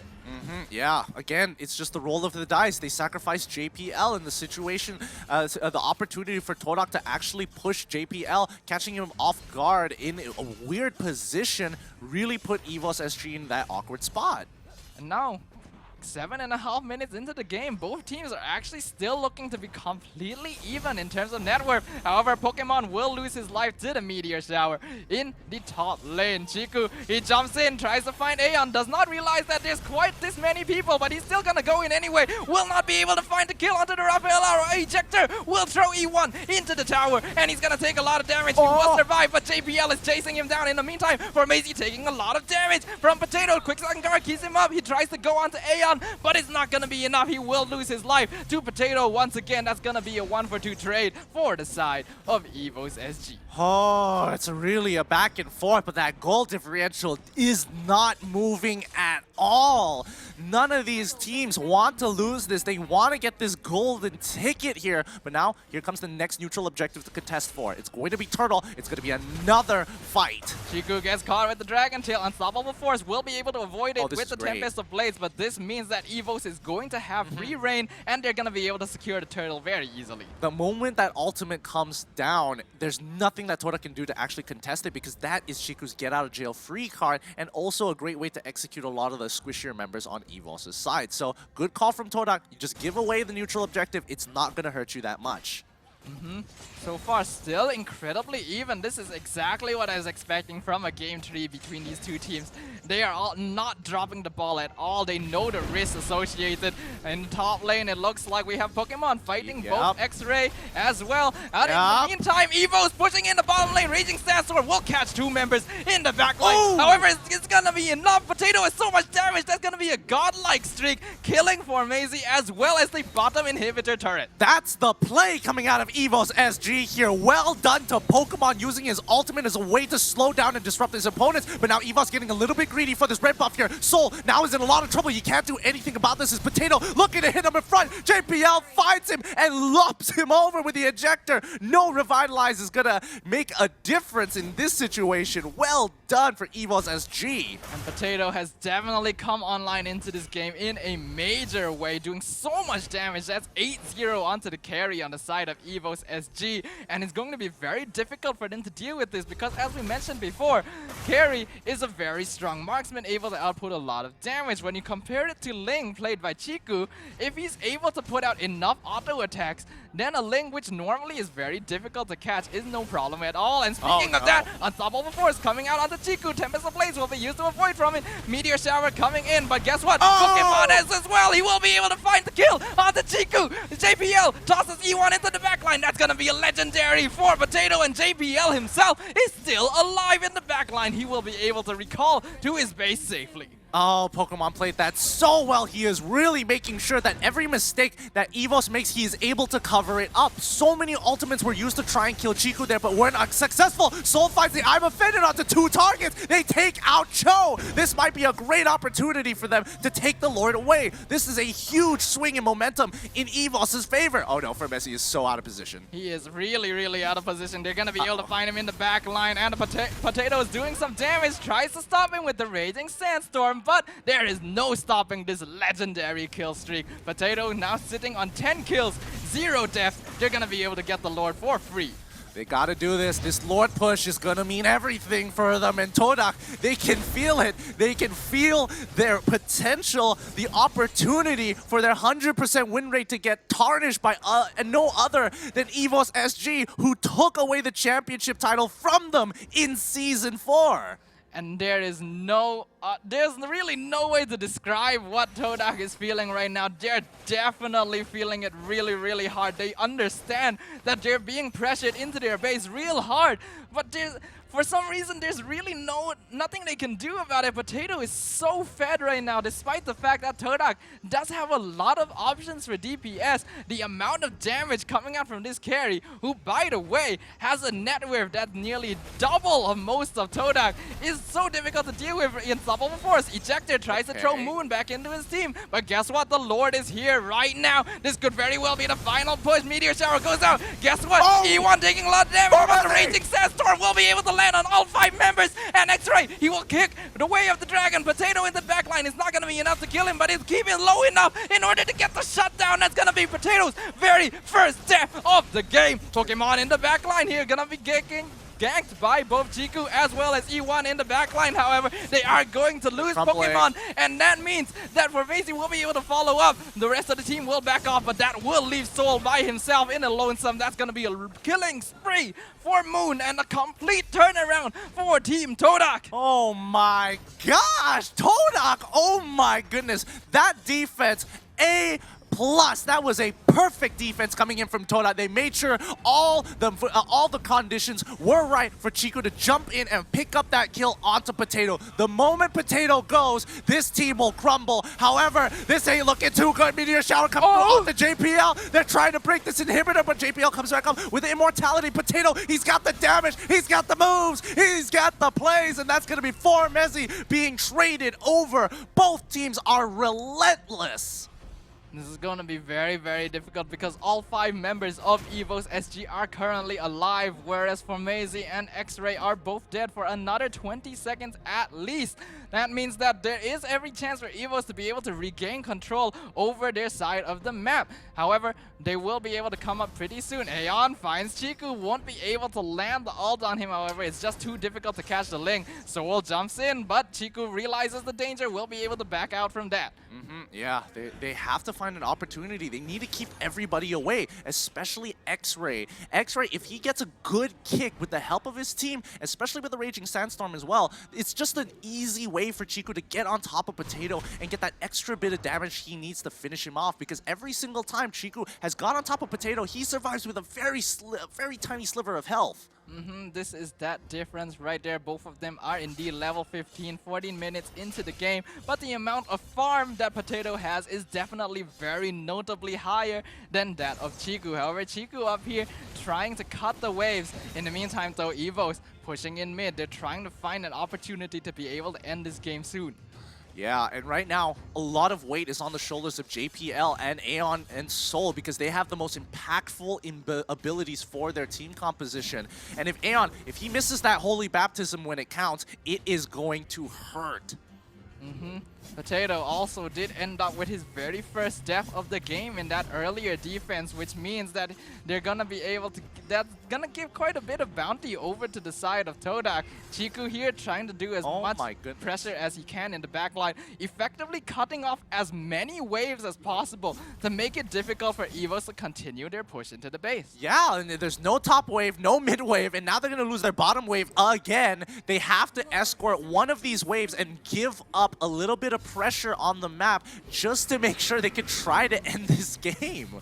However, the Lord has officially been enhanced. This could very well be a chance for EVOS to take it, because one Lord is all they really need to effectively end this game. They're gonna be starting on this objective, and TODAK realizes it. They're gonna want to prevent this from happening. If they can't steal it, they need to at the very least stop EVOS from taking it. E1 gets ejected back into the rest of his team. Guess what? That's a lot of damage from the side of EVOS. However, they're gonna be taking quite a bit of damage from that Lord swing, which means that it's gonna be a bit difficult for them to continue taking a fight with TODAK. Yeah, they're going to have to back off for now. I don't think they have the damage to quickly do this, and JPL as well as Soul, they both understand they can't necessarily recall there. It is not a safe space. Chiku, on the other hand, just monitoring the enemy team, making sure that EVOS can't get around. Oh, no! No! Oh, no! He still has all. He has his get out of jail free card. He's going to be A-okay with the meteor shower coming in from Moon to bail him out. Oh, boy. That could have been the biggest throw of all time. Chiku cannot afford to make mistakes like that. He had the Tempest of Blades that allowed him to save himself there, but if that ultimate was not available at the time, that would have literally been the end of the game for TODAK. EVOS now continuing to take the Lord here. E1 jumps in. Chiku gets caught, but he will use the Tempest to get away. E1 gets caught in the middle of the team, but it's very hard to kill him. Raging Sandstorm lands in the backline. The Lord swing once again doing lots of damage to EVOS SG. Way of the Dragon catches Potato in the backline, but there's not enough damage on this Joe to be able to clean up this carry. Formezi has to use the flicker to get away from the side of EVOS SG. Both teams escape with no casualties. They are just losing 50% of their HP. They're looking for minions to kind of heal themselves off. And the Holy Baptism here. Oh, wait, hold on. But still, Delphus goes through. They find the pickoff onto Aeon. Pokemon is on the run. Aeon is still running. Potato still at 50% of his HP. JPL needs to run away. Soul, on the other hand, buying a lot of time. They find the first kill onto JPL. Pokemon at 1 HP. He finally goes down with the double kill of Moon. They are on the back burners. They've got to run. Potato and Aeon, they make their way. They kite it perfectly. Chico, can he pull it up? Holy Baptism comes through! It successfully comes through! Oh! It's a 4-for-2 trade in sorry, a 4-for-2 trade on the side of TODAK. I am losing my mind over this game. If EVOS did not manage to pick Chiku off in that fight, there is no doubt that TODAK would have ended the game right there. So the fact that they did manage to find the kill on him means that they will preserve their chances in this game just a bit longer. But TODAK amazingly played so far, defending so effectively. They will be able to take the Lord, but they might have a risk in the middle lane. Potato! He's by himself. He's gonna push the minions in, but the Lord is gonna come out and the minions are gonna spawn for TODAK. So there's no way that this carry can continue to push by herself. Oh, they backed off at just the right time here. If Potato pushed any further, it would have been a free kill going over to the side of TODAK. But now they have to deal with this Lord push. They have luckily, they still have a tier 2 down on their bottom side. So at the very least, TODAK is going to be netting themselves a free torrent. However, that's going to slow down that minion wave push. They need to defend these 2 lanes first initially, take out the Lord, and hopefully just slow down the aggression as well as the push from TODAK's Lord. However, the Lord will be pushing in the middle lane now. It looks like TODAK, they will definitely want to try and escort this if possible, but they will also be trying to put pressure onto the other lanes as well to try and get as much of the objectives on the map as they can, because I am pretty sure they know that this Lord is not going to secure their victory yet. Alright, so Lord is coming in. They're looking for a potential angle here. Here comes the Meteor Shower as the first start up. Pokemon is taking way too much damage here. He doesn't even have enough to activate his passive just yet. He gets a little bit of a boost coming in from Aeon. 1 inhibitor turret, that's fine. They can deal with that. Soul is trying to protect the bottom lane here. Twilight Armor being purchased by Aeon for now, and this is going to be as good as the push is going to get for TODAK's side. They find an opportunity to actually pull it back with the I'm afraid the Raging Sandstorm lands on 2 targets for Messi, and a 1 pulling backwards as Moon disengages the team with the help of that Meteor Shower. And it looks like TODAK will be able to get the bottom inhibitor turret as well for their efforts. Both teams escape with no casualties. However, EVOS SG will lose 2 of their inhibitor turrets, which means that both teams are now in the similar situation of only having 1 inhibitor turret left 20 minutes into the game, and it still could be anyone's victory. I don't know who's going to win at this point. It really is a 50-50, but if we're looking at the late game here, I mean, Moon as a secondary win condition, that Meteor Shower is super impactful. Like, it chunked out Pokemon, one of the tankiest members on the side of EVOS SG to 50% of his HP, and he didn't even get the full burst. For Mezi in the back line, trying to scout them out. They will be able to find him, but the Raging Sandstorm will allow him to get out. However, that does mean that he will not have this ultimate available for the next fight if it happens too soon. Yeah, they're not going to force the situation. I mean, Potato and Pokemon both use their ultimates as well, so it doesn't look good for either side. Both teams just waiting for the right conditions to be set in stone so they can end this game. And, oh boy, despite EVOS dominating in the earlier section, TODAK just kept pushing back, and now they are in an equal state against them. It is very notable that TODAK's team comp definitely scales better into the late game. However, they will find Formasi. He will get thrown by Ejector in the back line. Furious Dive will be able to knock up 2 members of TODAK, and they will retreat to once again heal up and prepare for a fight once again. This red buff is super important for Potato. He cannot afford to lose it. If he loses it, that just means that Jiku is going to be able to close the gap way easier, and a lot of damage is going to be missed out, especially since he's playing carry. That's a significant number, getting multiple procs off of the red buff alone. The fact that this game is so close is a testament to how well both teams have drafted and played so far. TODAK, while they were losing towards the early and mid game, has finally come online, considering the fact that their draft relies very heavily on both Chiku and Moon getting fed, which they definitely have. On the other side, EVOS only has 1 carry, which is the Potato. However, he has a lot of support and CC in the form of JPL Soul as well as Aeon's healing, which allows him to stay alive long enough. Wow, which means that right now, it really is still anyone's game. Yep, it's going to be who lands the right abilities first, who itemizes, gets rid. At this point, you should be getting rid of your boots because that's not going to help you whatsoever in this point of time. You should be looking to get bigger items and more importantly, getting those immortalities, because that could be the difference of surviving a fight and completely losing the game. Both teams' aggression has definitely quelled for now. They realize that a lost fight on either side is going to cost the game for either team, so they're definitely playing it very safe. JPL walks in, realizes that the rest of TODAK is there. Meteor Shower gets expanded, won't be able to hit anyone, but it will allow them to secure this blue buff for themselves. Yeah, and Meteor Shower is on such a short cooldown for Moon that he's basically almost already got it back up at this point of time. Now, they are setting up, EVOS is setting up onto Lord side. Potato, he does purchase the Windtalker here. That's going to be important because that extra... Oh, wait, hold on. He gets ejected almost straight away, but now they're in a choke point. Aeon in a little bit of trouble. The Unstoppable Force coming in from JPL is not going to be enough to actually secure or threaten them in any way possible. It doesn't hit any of their primary targets. However, that's going to be 3 ultimates to 1 ultimate being expanded. Sorry, 2 ultimates being expanded for TODAK. E1, he can't necessarily get... He gets hit by the I'm Offended, but Soul, he has to pull backwards, and Potato is still trying to figure out where Chiku is going to be attacking the map. Look at and just look at Pokemon. He understands that the waves are a significant part of this game. He cannot let them break through into their crystal.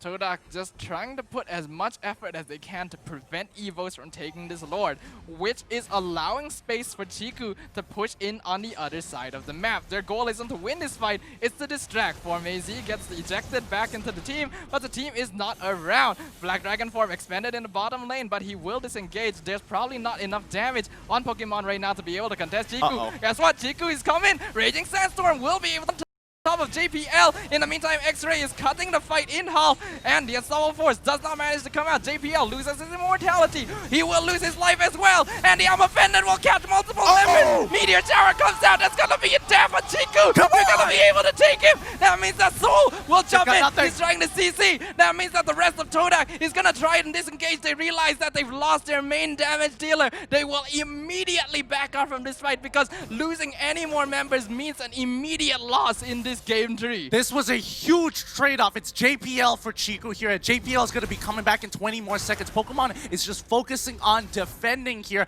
EVOS, on the other hand, they could look for an opportunity to get on top of Lord because Chiku is not going to be there, and he's the only one with Retribution.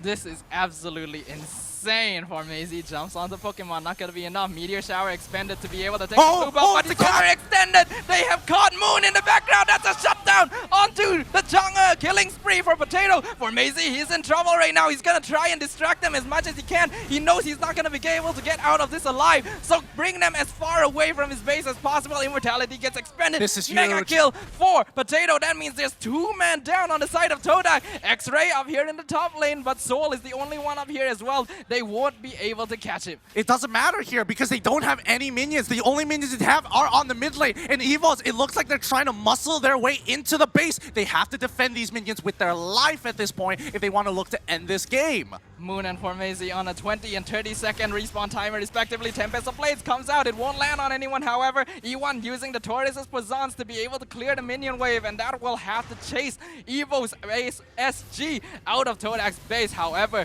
this is going to be the space they need to be able to secure the Luminous Lord. Yep, now they don't have the Tempest of Blades. They know that for a fact. EVOS going to make the smarter decision here, trying to look for later into the game. E1 looking for a flank angle, but that could be in his life. They need to take this away. Where is Chiku? He's the only one with Retribution. Pokemon Black Dragon Form gets expanded. The Lord is looking They need to end this right now. Meteor Shower comes out. Lord will be secured by EVOS. But Chico's in the base. He's in the base. No way. Are you serious? Oh no. Is this how it ends? Is this how it ends? That's an unstoppable streak for us. But guess what?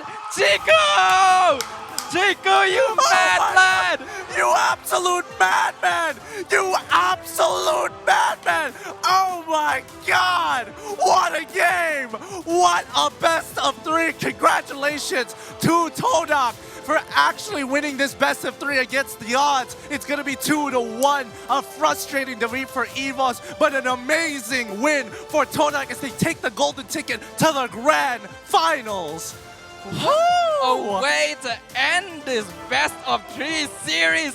What a way to end game 3 and secure victory for Team TODAK. I can't really say anything right now because I think I got something in my eye after the excitement of that last game. I'm telling you, it's sweat. I'll tell you right now, it's a lot of sweat. That's for sure. Oh my goodness, I am so sorry for blowing the eardrums of how many people listening to the stream. But oh my lord, That game couldn't have gone better. Both teams not willing to take any risks at all. Oh my goodness, I don't even know what to analyze at this point, because at that point, at that stage of the game, whoever made the first mistake loses.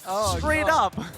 I got something in my eye, and I think it is Team TODAK's absolute victory in Game 3. Beautifully played, and what a way to finish it off right there. Chiku, the madman himself. We thought that it was going to be dangerous for them, especially when EVOS was able to secure that Lord. That could have very well been their last push into the base of TODAK, but guess what? Chiku was in your base the entire time, and he ended it perfectly with the rest of his team, distracting EVOS just long enough that they weren't able to make it back. That's why they had to force finish the Lord as quickly as possible and rotate back to at the very least regroup with the team, because there's nothing much that they could have done. In the earlier stages of the game, EVOS was definitely trying to make the moves, and yes, their kill score was higher for a large majority of the game. However, that goal differential was not changing at all. Yeah, that was probably one of the most even games we have seen so far in the entire tournament. Both teams were completely not giving an inch for the entire duration of the game, and the end of it just came down to one man and one blade in the base of the enemy. Oh my goodness, this game has been absolutely phenomenal here in the upper brackets. Oh man. Ugh. Luckily, this was only a best of 3. If this was a best of 5, I don't know, man. I really don't know. Oh, God. That was honestly beautifully played by both teams. They didn't give an inch to each other. You could definitely tell that both teams wanted it so bad. They could taste victory just a hair's breadth away, and TODAK was the one to eventually get it, which means that TODAK will secure the very, very first spot in the MPL Season 6 Grand Finals and preserve their 100% match win rate throughout both the regular season and the playoffs. Yeah, and I couldn't believe it, because I was really feeling like EVOS really had a good, firm grip on the game. However, they really started to lose confidence in a lot of their plays, because too many things took too many risks, and this is uncharted territory. When you're so late into the game, you're not entirely sure how quick that person's ultimate is going to come up. You don't know how quickly someone could destroy a structure almost instantaneously. We can see here on the screen this very last moment,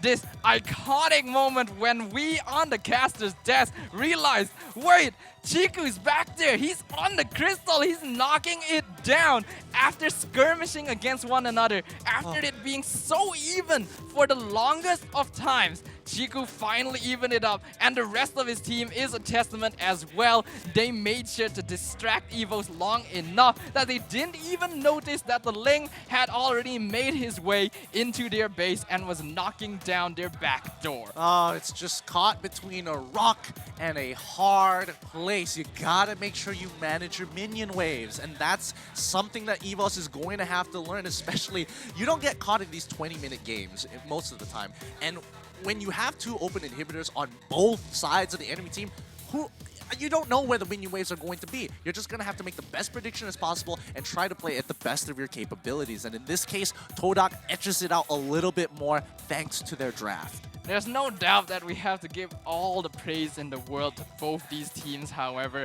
There's no doubt that pretty much no other 2 teams could have been able to create the same type of game that we saw a moment ago. It was just absolutely incredible. TODAK will be moving on to the Grand Finals, which unfortunately does mean that EVOS will be dropping into the lower bracket to face off against the winner of the match that is going to be happening in just a moment. However, they have every opportunity to claw their way back up, and we could very well see a rematch in the Grand Finals if they manage to do so. Yep, but this just means that there is no possibility for all Singaporean Grand Finals, unfortunately. But for Malaysians, they're guaranteed a spot in the Grand Finals. So for that, they should be happy. Yep, so much pride on the side of Malaysians right now. Let's have a look at our post-game statistics. Obviously, actually had a lot more kills comparatively, but most of the gold went to the side of TODAK. As you can see, Chiku,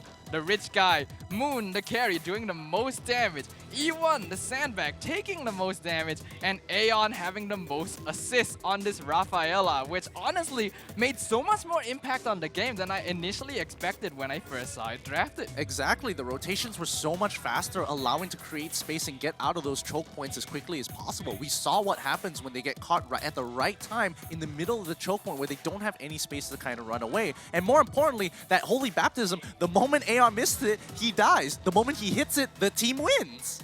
You also have to point out that Moon as well, doing 158,000 damage dealt in total, which actually surpasses that of the carry on the side of EVOS SG, which is the sole carry and damage dealer for the enemy team. This is absolutely astounding, especially when you consider the fact that during the earlier parts of the game, we barely saw any impact from this Chang'e at all. Yeah, I mean, Chang'e was just kind of struggling for the most part, and once Moon got into his stride, then we got to see it. That's what we saw in M1, and then we get to see it here one more time. Honestly, amazing, absolutely incredible game. I could not have planned a better game, a better ending to that myself. What a way to really finish off this game 3 and this series as well. And let's have a look at the MVP today. It is going to be the man himself, the absolute most damage done in this immensely long game, Moon on the Chang'e with almost 6,000 damage per minute.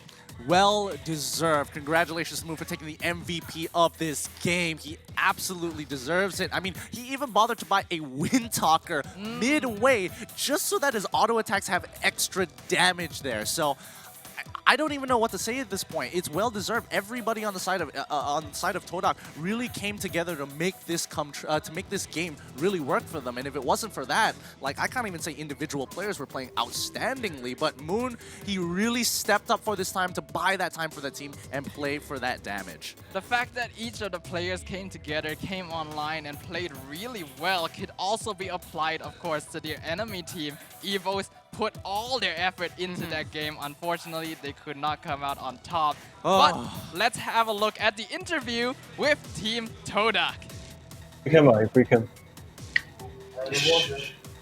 Hello to both of you, EVOS and TODAK. First of all, crazy game that was already like the final. So I have to ask TODAK first. How did you guys feel for game 3? Boleh jawab bahasa Melayu. No. Boleh jawab Melayu. Okay. Totally insane. Memang berdebar lah. Yang saya yang tengok pun boleh rasa debar dia. Boleh nak kalau kata player lagi berdebar. Yeah. Honestly, Munton pun tadi berdebar. So, kita akan tanya EVOS pula. How did you guys feel for game 3? Because that was too insane. I mean, since the mid game onwards, it's 50-50. Like, we win one fight, then the other fight we lose. So, yeah, it was nail-biting. Yeah, it was so crazy. So, let me go back to TODAK. Korang kalah game pertama. Tapi game kedua, korang dapat menang. So, macam mana perasaan korang pada game pertama itu? And, jawablah. Aku dah tak sure lagi nak tanya apa. Game pertama tu, actually draft kita orang sebenarnya selesa.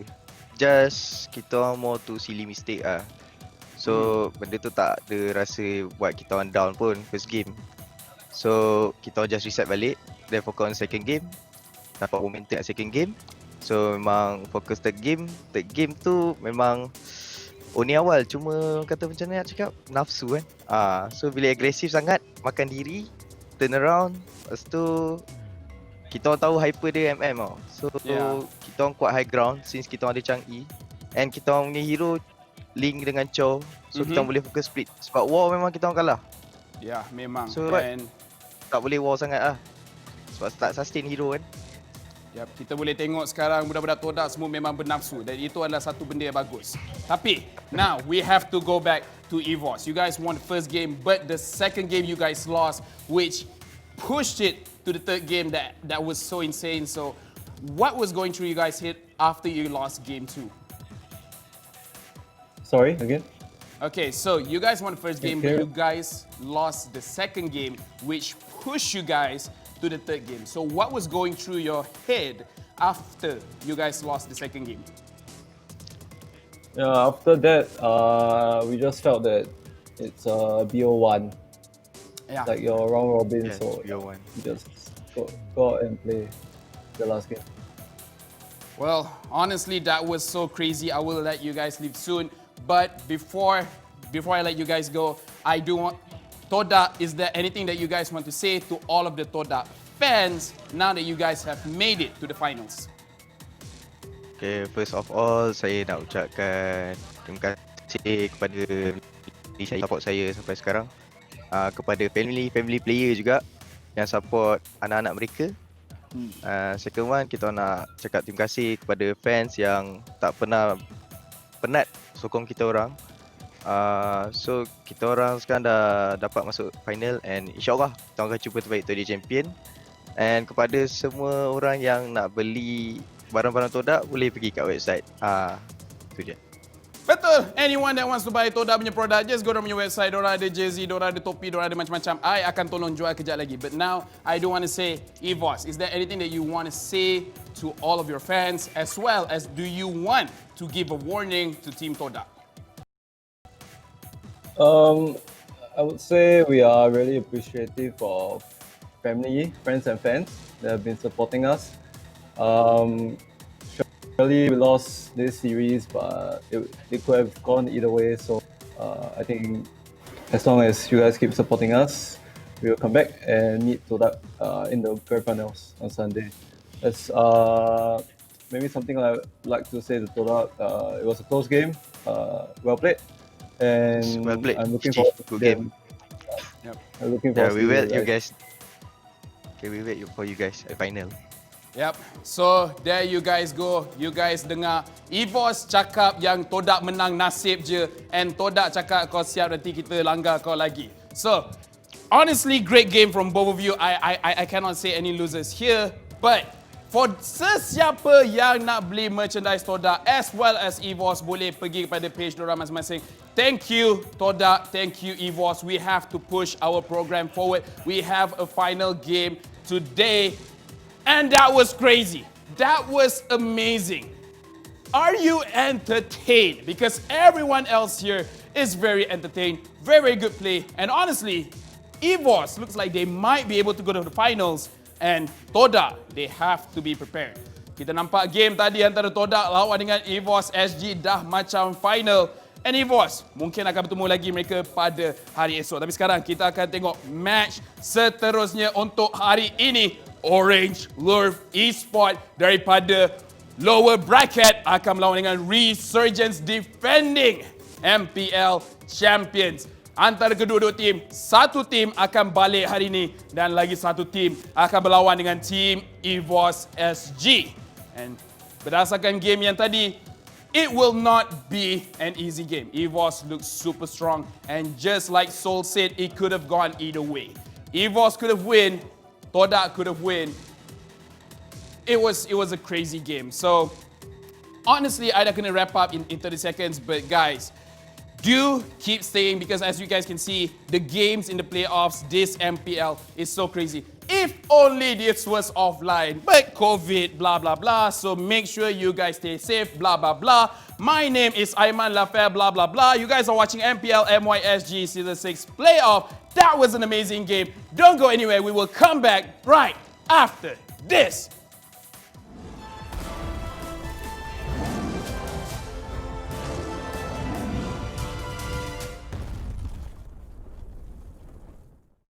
Want to hook up?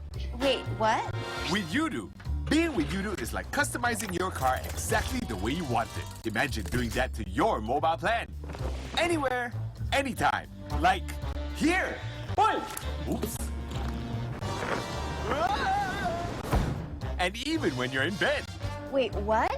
Yes, just download the Yudu app and customize your mobile plan exactly the way you want it.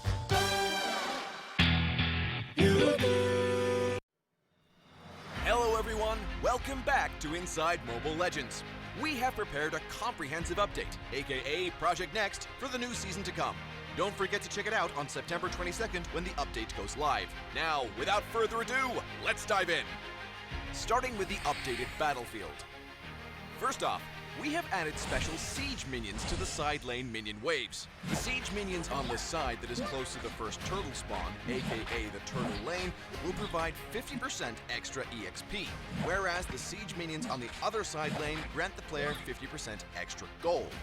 However, all the special siege minions will return to regular ones starting from the 8th minion wave. Moving on to the defense towers, we have added a shield to every outer tower. In the first 3 minutes of the game, if the player or the friendly minions attack the enemy outer tower, the player will in return get gold. The amount of gold to be obtained is determined by the damage dealt to the enemy tower and the number of allies around. Moreover, we have made drastic changes to the jungler position. In the new update, only the player who's equipped with the battle spell Retribution can purchase jungle items. Once the player has purchased a jungle item, the XP obtained from minions will be reduced in the first 3 minutes of the game. We've also made some major changes to the jungle buffs and some of the equipment items. We will leave those for you to find out later. In the previous Project Next episodes, we have introduced you to the skill adjustments for 6 heroes: Mia, Eudora, Layla, Saber, Zilong, and Alucard. Apart from them, Alice has received a revamp as well.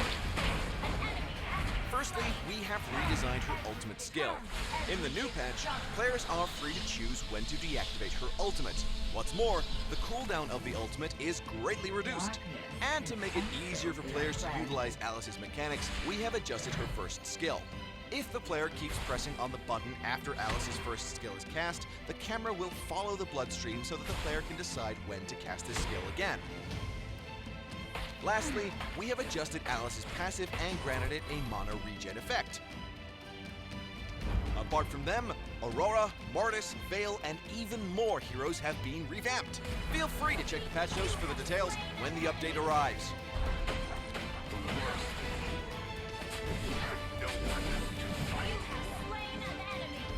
Aside from the hero skill changes, we've also made some great improvements in terms of hero modeling. Now with the updated animation and visual effects, it is safe to say that MLBB has taken a giant leap. Concerned about the increased system consumption? Worry no more. All the changes and optimization won't cost you extra system consumption. We have included elements of the MLBB universe in the hero display screen. Now, different heroes will have different backgrounds depending on their places of origin in the Land of Dawn. To make it easier for you to execute team strategies and to avoid overlapping visuals, we have conducted an overhaul of battlefield visual elements. What's more, in terms of equipment items, we have not only optimized their visuals, but also their icons. From the login screen to the post screen, you shall notice many refreshing changes to the UI.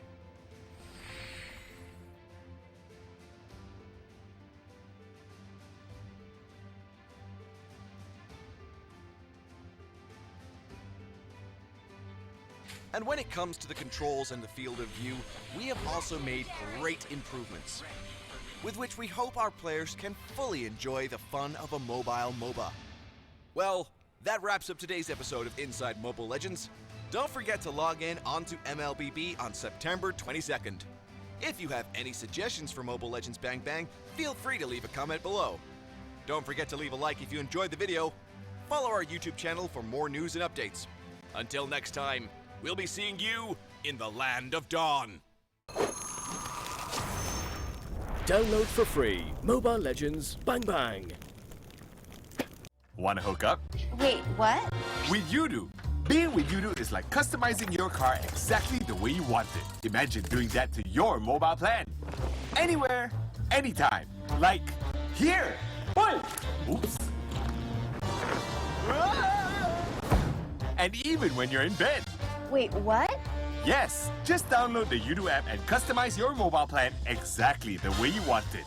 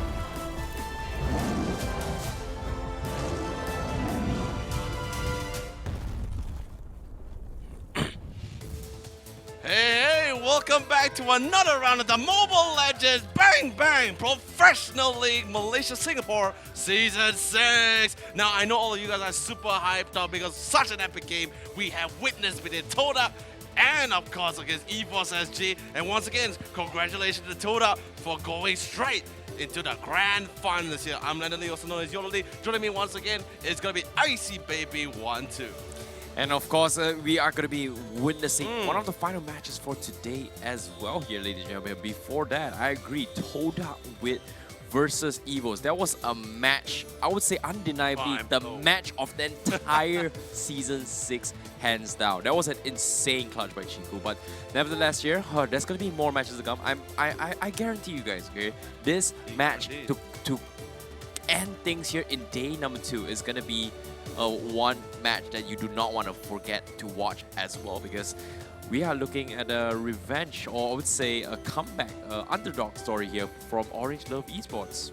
I mean, underdog, yes, definitely for sure. But you know what happens if you, man, just trying to think about it. Like underdogs, Orange Love Esports, I get it. Yes, I understand it, right? They are really strong right now, really great as well. But remember this is Resurgence we're talking about, all the way from Singapore as well.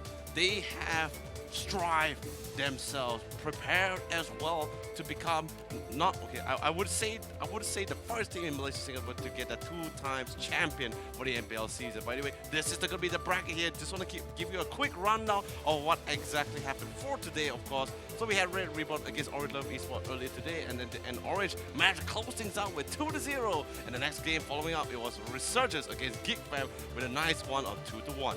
Yep, and of course, EVOS will be the red boss in this case for tomorrow's lower bracket finals here. So Orange Love Esports and Resurgence, this is going to be their final match for today, and one of these guys is going to be going home with their tournament lives. In this case, one of them will also advance to tomorrow's lower bracket finals. So either of these teams here is going to be facing up with EVOS Esports, one of the titans. After seeing that game from just now, that's going to be someone that's going to be tough to beat in that regard. So today, this final match here against Orange and also Resurgence, we know Resurgence against EVOS was great, but Orange Love versus Resurgence, thus far, Orange, it seems to me, coming to the playoff, they seem prepared, they seem strong, they seem like they are a team that you do not want to mess around with here. If you pay attention to it, they've won 2-0, 2-0 every single game in the brackets themselves. I mean, yeah, definitely for sure, but we all know as well what happens if you put puppies or underdogs in front of a Phoenix, right? Phoenix picks them up, eat them up,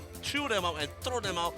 Pretty bad thing, which I do not want to see, especially since Resurgence is pretty strong right now. By the way, here is our talents prediction here. Let's see who has their allegiance tied to, and of course Karakuri so far, followed by Fira and Nabil, our two amazing hosts, will be opting to go for Orange Love Esports, while the rest of us have full faith in our Singaporean teams here, Resurgence. Yeah, and seeing how the performance base as well here, basically from the leaderboard, from the regular season themselves here, the record states that hey, TODAK is going to be first place, Resurgence was second, and third place it was pretty much EVOS as well as GEEK, right?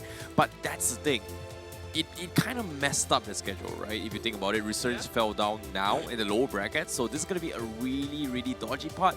But at the same time, I'm not surprised with the prediction from the talents here. But as of now here, this is going to be the audience predictions here with Resurgence 70%. Like I said, we are on the same page, right? Based on regular season stats here, Resurgence on paper was the better team. But Orange Love Esports, we saw tremendous growth, right? Like if you talk about the score points from regular season, they were on 5th place. They were so close to hitting into the top 4. But the only difference that they were lacking was they could not play on the first week due to some internal issues. So that's just a little bit unfortunate. So imagine if they actually played that match, things might be a little bit different here in the playoffs. I mean, it was definitely a little bit hard to say how that game would have turned out, but finally, we're going to be able to see that, and what better to start that kind of battle between both of the teams here in the playoffs, literally with all odds out the window here, because remember, Resurgence, this is not their first time in the lower bracket as well. They already just bypassed one, barely got a beautiful win against GEEK 2-1, by the way, it's not 2-0, a hard-fought battle for sure. And now coming into this is going to be the second time where they're trying to ensure that they're not going to get knocked out into away or even going home in this case. So sadly enough, we already had to say goodbye to both Red Reborn and Geek Fam. So, but either way, thank you guys so much for giving it all for such an amazing tournament though. Yep, nevertheless here as well, we do want to bring up a couple of conversations here with Singh in his interview that they had to make preparations towards Orange Love Esports because this is a team you do not want to mess around here. Watching for them after that exciting long 3 games that we had earlier on.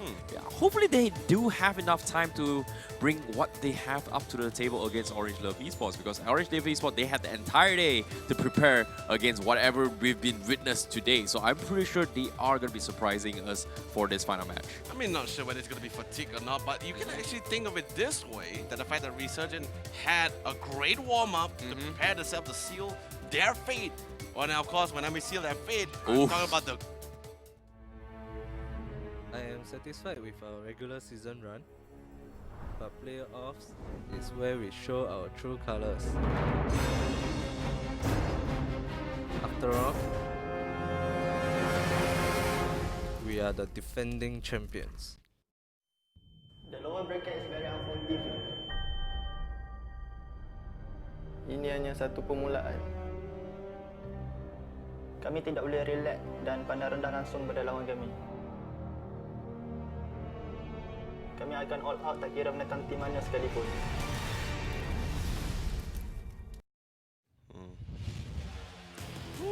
What an intense video coming from both of these teams, definitely for sure here. Just going to be really excited on how this game is actually going to try to go for here. Because, let's be honest, it's my first time seeing a drafting, especially from a game like TODAK and EVOS SG, where all 5 bands was just dedicated for just one player. Oh yeah, and speaking of identical players here as well, I'm a little bit curious to see what kind of strategies that Orange has installed for the defending champions in this regards here, because the defending champions, we saw glimpse moments from GEEK Fam. They focused on Singh's heroes all the way through.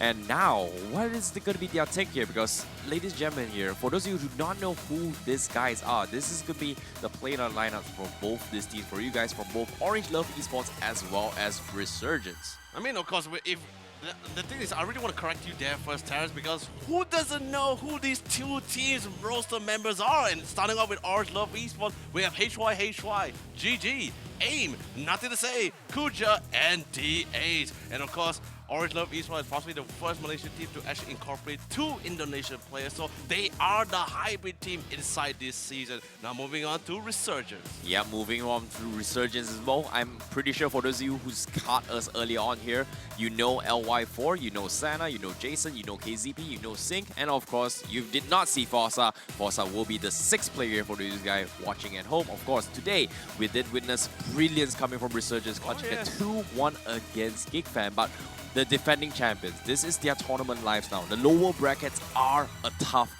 place to be in. We did see the interview as well, in the video as well, Orange Love Esports. The lower brackets are extremely tough from the get-go, but will they be able to survive this? Let's take a look here. But of course, from on the screen here, we will see the player stats from Orange Love Esports. And of course, this is going to be your lineup for all of Orange Love Esports members as well, followed by their most picked hero and total KDA. And these stats are only based solely off the playoffs. And just looking at the stats just alone, AIM, Kadita coming in with 9-3-11 in one game. I'm saying like, yo, AIM. And the best part about it is AIM, all of his mage picks that he has selected so far, it's not like targeted skills, it's all skill shots. So the fact that AIM living up to his name, besides the fact that his name is also Ayman, really well played and really well good game for the AIM. Yeah, I'm looking forward to see how they play this as well. To start things off with day 2 here in the playoffs, they set a bar so high for the rest of the teams to actually pick this up here, because AIM, HY, and GG was playing out of their minds. They were going for this kind of prediction skill shots all the way through. We've seen a lot of brilliance coming from them here, but this time they are fighting against the defending champions here. As you can see, this is going to be their player stats for the defending champions. We have Baxia, Tamus, Yishun Sin, Farsa, and Ruby being picked up here. Resurgence really knowing how to step up, and the best part of it all, everyone so far has been banning LY4's Yi Sun-shin, totally understanding and respecting the fact that not only Yi Sun-shin is able to just jungle and multitask back and forth and does significant amount of damage, and of course with his ultimate, the Mountain Shocker, you have great amount of, you pretty much win warfare, but in the hands of LY4, he really knows how to take it to the next level with the assistance of his entire team here. Yep, and seeing the drafts as well here, LY4 was able to switch up in between roles here. We're so commonly used to seeing playing Yishun Sin here. He brought something new to the table today. He swapped up for a Harif, and Resurgence playing an early hyper-aggressive strategy, which was something that I'm not used to, but it definitely worked out here because why? They are now in the final semi-finals of the lower brackets here. However, on the screen here, we do have the player team stats for both these teams here, and of course, none other than Orange Love Esports does have clean 2-0s all the way from the lower brackets. And obviously the graph is going to be significantly huge as compared to what Resurgence has, who's played 6 games in total, all 3 games in all the series that they've played so far. I mean, yeah, definitely for sure. So since Orange Love Esports has been winning clean 2-0s as well, like you said, having a more dominant chart compared to Resurgence. But at the same time, like, you also just have a good rough down as well. Like, it's a really clear look at the fact that Orange Love Esports really love to try to prioritize this early game and then slowly transition towards that mid game, which they are so great because remember, Orange Love Esports is a team fight oriented team, whereas Resurgence, they're always playing around depending on their lineup composition. If LY4 goes to the Yishun Shin, then they're going to be farming and try to enter with that mid game. Other than that, we'll just have to see. By the way, here is your players head to head between both majors here, Abe and Jason. Yep, Aim and Jason here playing extremely well for both the teams here, especially Resurgence from Jason, who's played crucial roles in previous games here to be able to clutch out the entire game. Likewise for Aim, especially here today in day 2 of the playoffs here. So hopefully the momentum has not kind of withered away in today's performance here. But today is going to be a battle of the majors here. Will Aim keep up his momentum and take out the win, or will Jason, defeat them with their experience here? The defending champions definitely have more experience compared to the underdogs in this regards here, but Orange Love Esports has proven us time and time again, especially from a regular season, and they have not stopped steamrolling their way in towards this lower bracket. So now, coming to day 2 here, this deciding match here, will they be able to defend the title from Resurgence, or will Orange Love Esports wow the crowds and make it towards the top 3 once again from the previous season? I mean, we're all still carrying the previous high from the last game as well, so let's see how well they're going to be doing this. This is your map prediction by our amazing analysis, by the way. And of course, it is not really set in stone because it all still comes down to the lineup composition that we really want to go for. But either way, for now, what's set in stone is LY4 going to go for the gold lane, saying goes for HY, KZP, and nothing to say will be the roamers. Sana and GG will be the junglers. Jason and Name going to be for that mage in the mid lane, and Sing and Kuja, which is the side lane fighters, will be in the EXP lane. Yep, and 1 minute 30 before the first match in here. For those of you watching at home, be sure to drop down comments. Who do you guys think is going to be taking the win here? Of course, we had the predictions early on, but nevertheless, after hearing us here, I'm pretty sure you guys have a rough idea that it's going to be anyone games. In the playoffs so far, our predictions has been on and off all the way through. It's been really hard to predict who's actually going to be taking the part here as the game progresses here. But nevertheless here, there's going to be some goodies for you guys. These goodies can only be achieved because these are the milestones that Moontoon really want us and you to achieve. So we need the teamwork. We need all of you to get as many members, friends, family, don't care, even your neighbors, get them to join the stream right now, whether English or BM, because we want to stand a chance to win all of these amazing skins here. Yep, teamwork makes the dream work, man. Without your help, we will not be able to achieve all these milestones. I'm pretty sure you want some skins, right? I mean, definitely sure, for sure. Yeah. But before we start with the skin, we have 30 seconds before we go to graphics. So Oh, let's bring no. out the magic spinner, because like I said, the secret to RSG decision making is based on a magic spinner. So first we have GEEK KZP, Jawhead, LY4 Big Shin, Say Rotation Queen, LY4 Just spin it. and now we have throw first game. So we're gonna go for the spin. And now instantly the magic spinner dictates that Resurgence should give KZP his Jawhead. And now we're going to be able to see that as we go straight into the drafting between Orange Love Esports and RSG. Really excited to see whether they will give him his own personal giant for KZP. Well, nevertheless here, let's take a look at what Orange Love Esports has installed here, because they will have the first phase of ban here.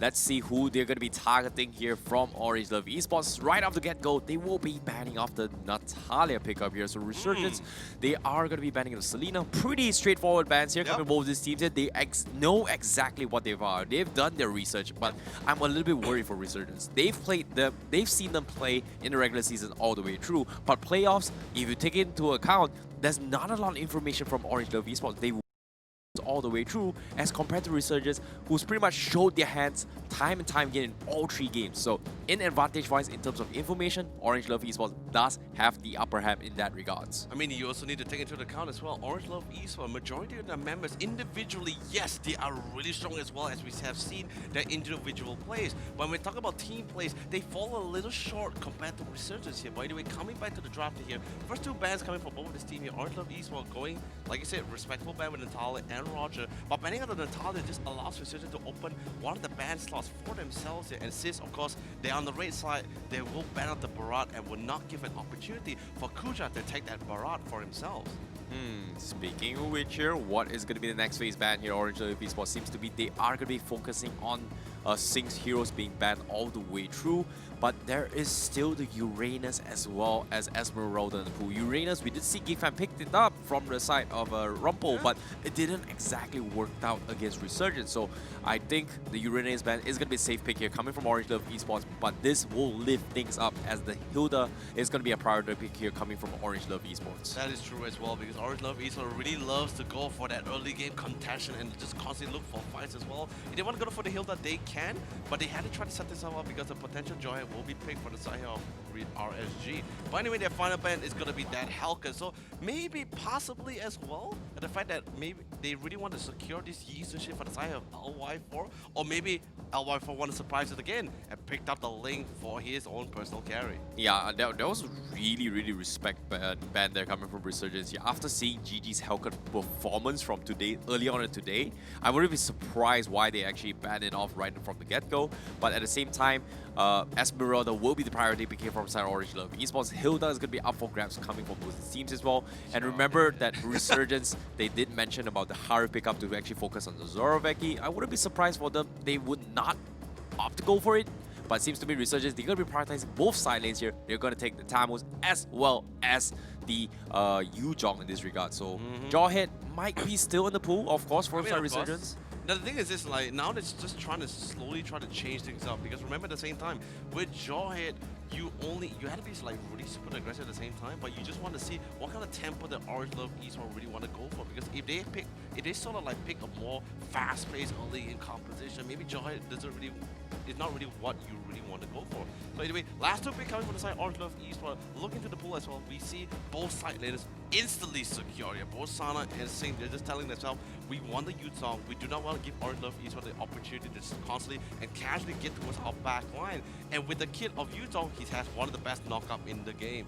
So the first 2 picks here going to be Jawhead taken away from KZP here, and the Harif will be locked away from Orange Love Esports. And let's be honest, Harif has already found a really good place here in MPL Season 6. Yep, and nevertheless here as well, I'm a little bit concerned as well, as remember the Yuzhong pickup from Resurgence after seeing the performance against EVOS versus TODAK. Despite TODAK finishing the final game, but we still see the significant powers in terms of crowd control coming from Black Dragon. So I'm not surprised that the Resurgence is going to be a priority picking it, despite not being picked so often in towards the regular season as the patch has progressed here.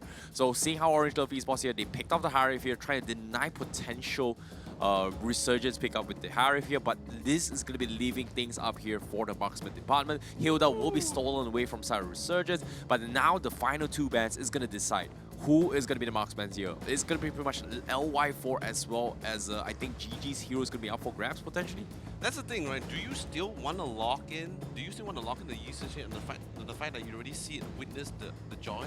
But that's pretty much, I feel that's pretty much why they actually KTB actually locks down the Hilda. Not only because they want to try to get control this early game, but at least with the Hilda alone, you're able to at least babysit Yusushi or any potential jungler that researchers really want to try to opt for themselves, but instantly respectfully getting rid of the Kadita for good reasons as well. Not only because aim is really good, but they don't really have much control to really lock down this mage hero. Well, I like the expressions coming from the Orange Love's coach as well. It was like, whoa, that was a good ban on Kadita. Seems to me they might need to ban it off as well, because this is going to be working things in favor of Orange Love Esports, because as of now, in terms of mage department, Orange Love Esports, they've got 2 magical damage just coming from Orange Love Esports. Meanwhile, Resurgence, they don't exactly have a mage or a burst yet, but at the same time, that's going to be denying more mages away from Resurgence here, so this is going to be something they're going to have to worry about. However, the Eudora is still in the pool, the Veil is still in the pool, Chang'e is still in the pool, so it's nothing that Jason cannot play here. So Resurgence is not that afraid here, but they do not want to take the risk that the potential Kadita pick up from the side of Orange Love Esports. Meanwhile, let's talk about the important heroes here, because as of now, LY4 picking the potential Yishun Sin, I guess.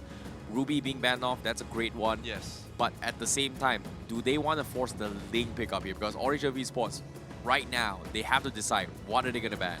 The thing is this, right? The whole point of Resurgence really banning out the Ruby, because just looking at the virtual pick coming from Resurgence as well, all milling, all very common, all just diving in. So the fact that you have Harif, you really want to try to control. And remember, Orange Love Esports, it would be really great if they have one more side laner that is really great at controlling and remember initiating as well. Yes, Esmeralda by right can initiate with the Falling Star Moon, but you want something that's really guaranteed and really strong, like a Ruby with the I'm Offender here. But final 2 picks coming in here. Carry will be the final ban from Orange Love Esports, really well played as well. But that just tells me that they want to go for a lot of beefy hero that's going to be coming to the pool. Sure, yes, Carry will be great at melting down the amount of shields and health that Esmeralda is able to get from himself. But let's see for the final 2. Well, Kuja is definitely going to be playing this Esmeralda. I wouldn't be surprised if they want to pick up the Cho for HY. Well, Resurgence as of now looking like a really strong front line all the way through here with 3 really tanky ones from to the side of Resurgence. Meanwhile, Orange Love Esports, they have relatively late games here, especially from Esmeralda, but looks like they will pick the Cho and the Angela here. So this is going to be boosting up the Harif all the way through with more shields with the Angela, and that's going to be a lot of shields here that Resurgence got to go through into his later stage games here. So Orange Love Esports, they are going to be playing the shield meta. Meanwhile, Resurgence, they are going to be picking the Ling for themselves. So that's going to be a pretty 50-50 draft game, I'd say. I mean, definitely for sure as well. Like, and the best part about it as well, since I did say HY will definitely try to opt to go for the Cho, because they really need a playmaker here. They cannot solely depend on this Jawhead here. So since Ruby gets banned out, they have to go for the Cho. But remember, with the Ling in the hands of LY4, a lot of waves he's going to be able to cut, a lot of waves he's going to be able to pressure around. So that's going to be allowing to force a lot of teams to just constantly gank around. Remember, Angela will be taking that side list by herself here all alone. That's going to be a really easy pickup once Ling hits that level 4. Yep, ladies and gentlemen, here, for those of you, that's pretty much the drafts here for game number 1 here. You do not want to miss this match here. Ladies and gentlemen, this is going to be game number 1 between Orange Love Esports and Resurgence. The match to decide who is going to be advancing in towards the lower bracket finals to go up head-to-head against EVOS Esports SG. Seeing the Angela pick up here, I'm a little bit scared here for Resurgence now. I mean, definitely for sure, but either way, ladies and gentlemen, last game, but I've got first game between Resurgence and Orange Love Esports will dictate who's going to be going towards the lower bracket finals. Let's see who takes game number 1 between RSG, Orange Love Esports. Let's get it on, and Sana instantly going super aggressive alongside with Jason on HY. But then they say toss Sana all the way back towards the tower as well. He's going to be taking a little bit more damage as well, but he has that Molten Side. He wants to try to clear the creep waves as fast as possible, but here comes Aid coming for the Punisher as well, throwing the low wage, and the ejector will be first blood drawn for the side here, Orange Love Esports. Wow, this is something Resurgence did not expect as all, as here, nothing to say. Instead of opting to camp towards mid here to try and get a mid pick off, they went in to catch the off lane here. So that's going to be a huge punish towards Sana. So Orange Love Esports going to be in the advantage here in terms of 1 kill advantage. Meanwhile, GG is going to farm a little bit more here, as you can see. Nothing to say, trying to go for the pressure, but Resurgence, they're going to be babysitting, securing LY4's blue buff, and that's going to be a technical pause coming in here. And Resurgence, this is a good time here to figure it out here. Okay, we messed up 1 kill. What's next? Is there a way for us to salvage this here?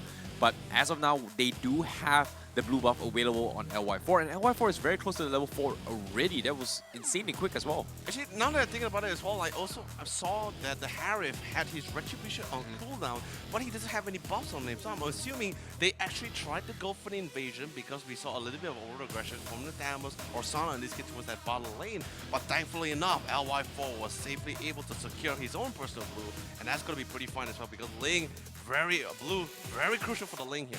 Yeah, and with Ling having the blue buff already, for him to transition red buff is not that surprising as well. This is where Resurgence here, now with this pass, they are going to be doing that. Hey, we lost one kill bottom here.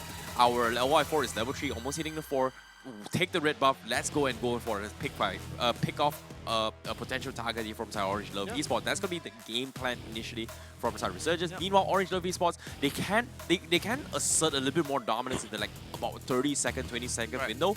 And after that, that's going to be LY4's hunting grounds all the way through. I mean, yeah, definitely for sure. And that's pretty much why we see our dear friend Harif, or in this case, GG, in this case, he had to take the lane creeps first before going straight to his own personal blue because his Retribution was still on cooldown. But anyway, here comes KCB, already level 2, but same goes for aim. That's going to be there goes the root and a couple of rats coming from down low. KCB maybe tanking a little bit too much here.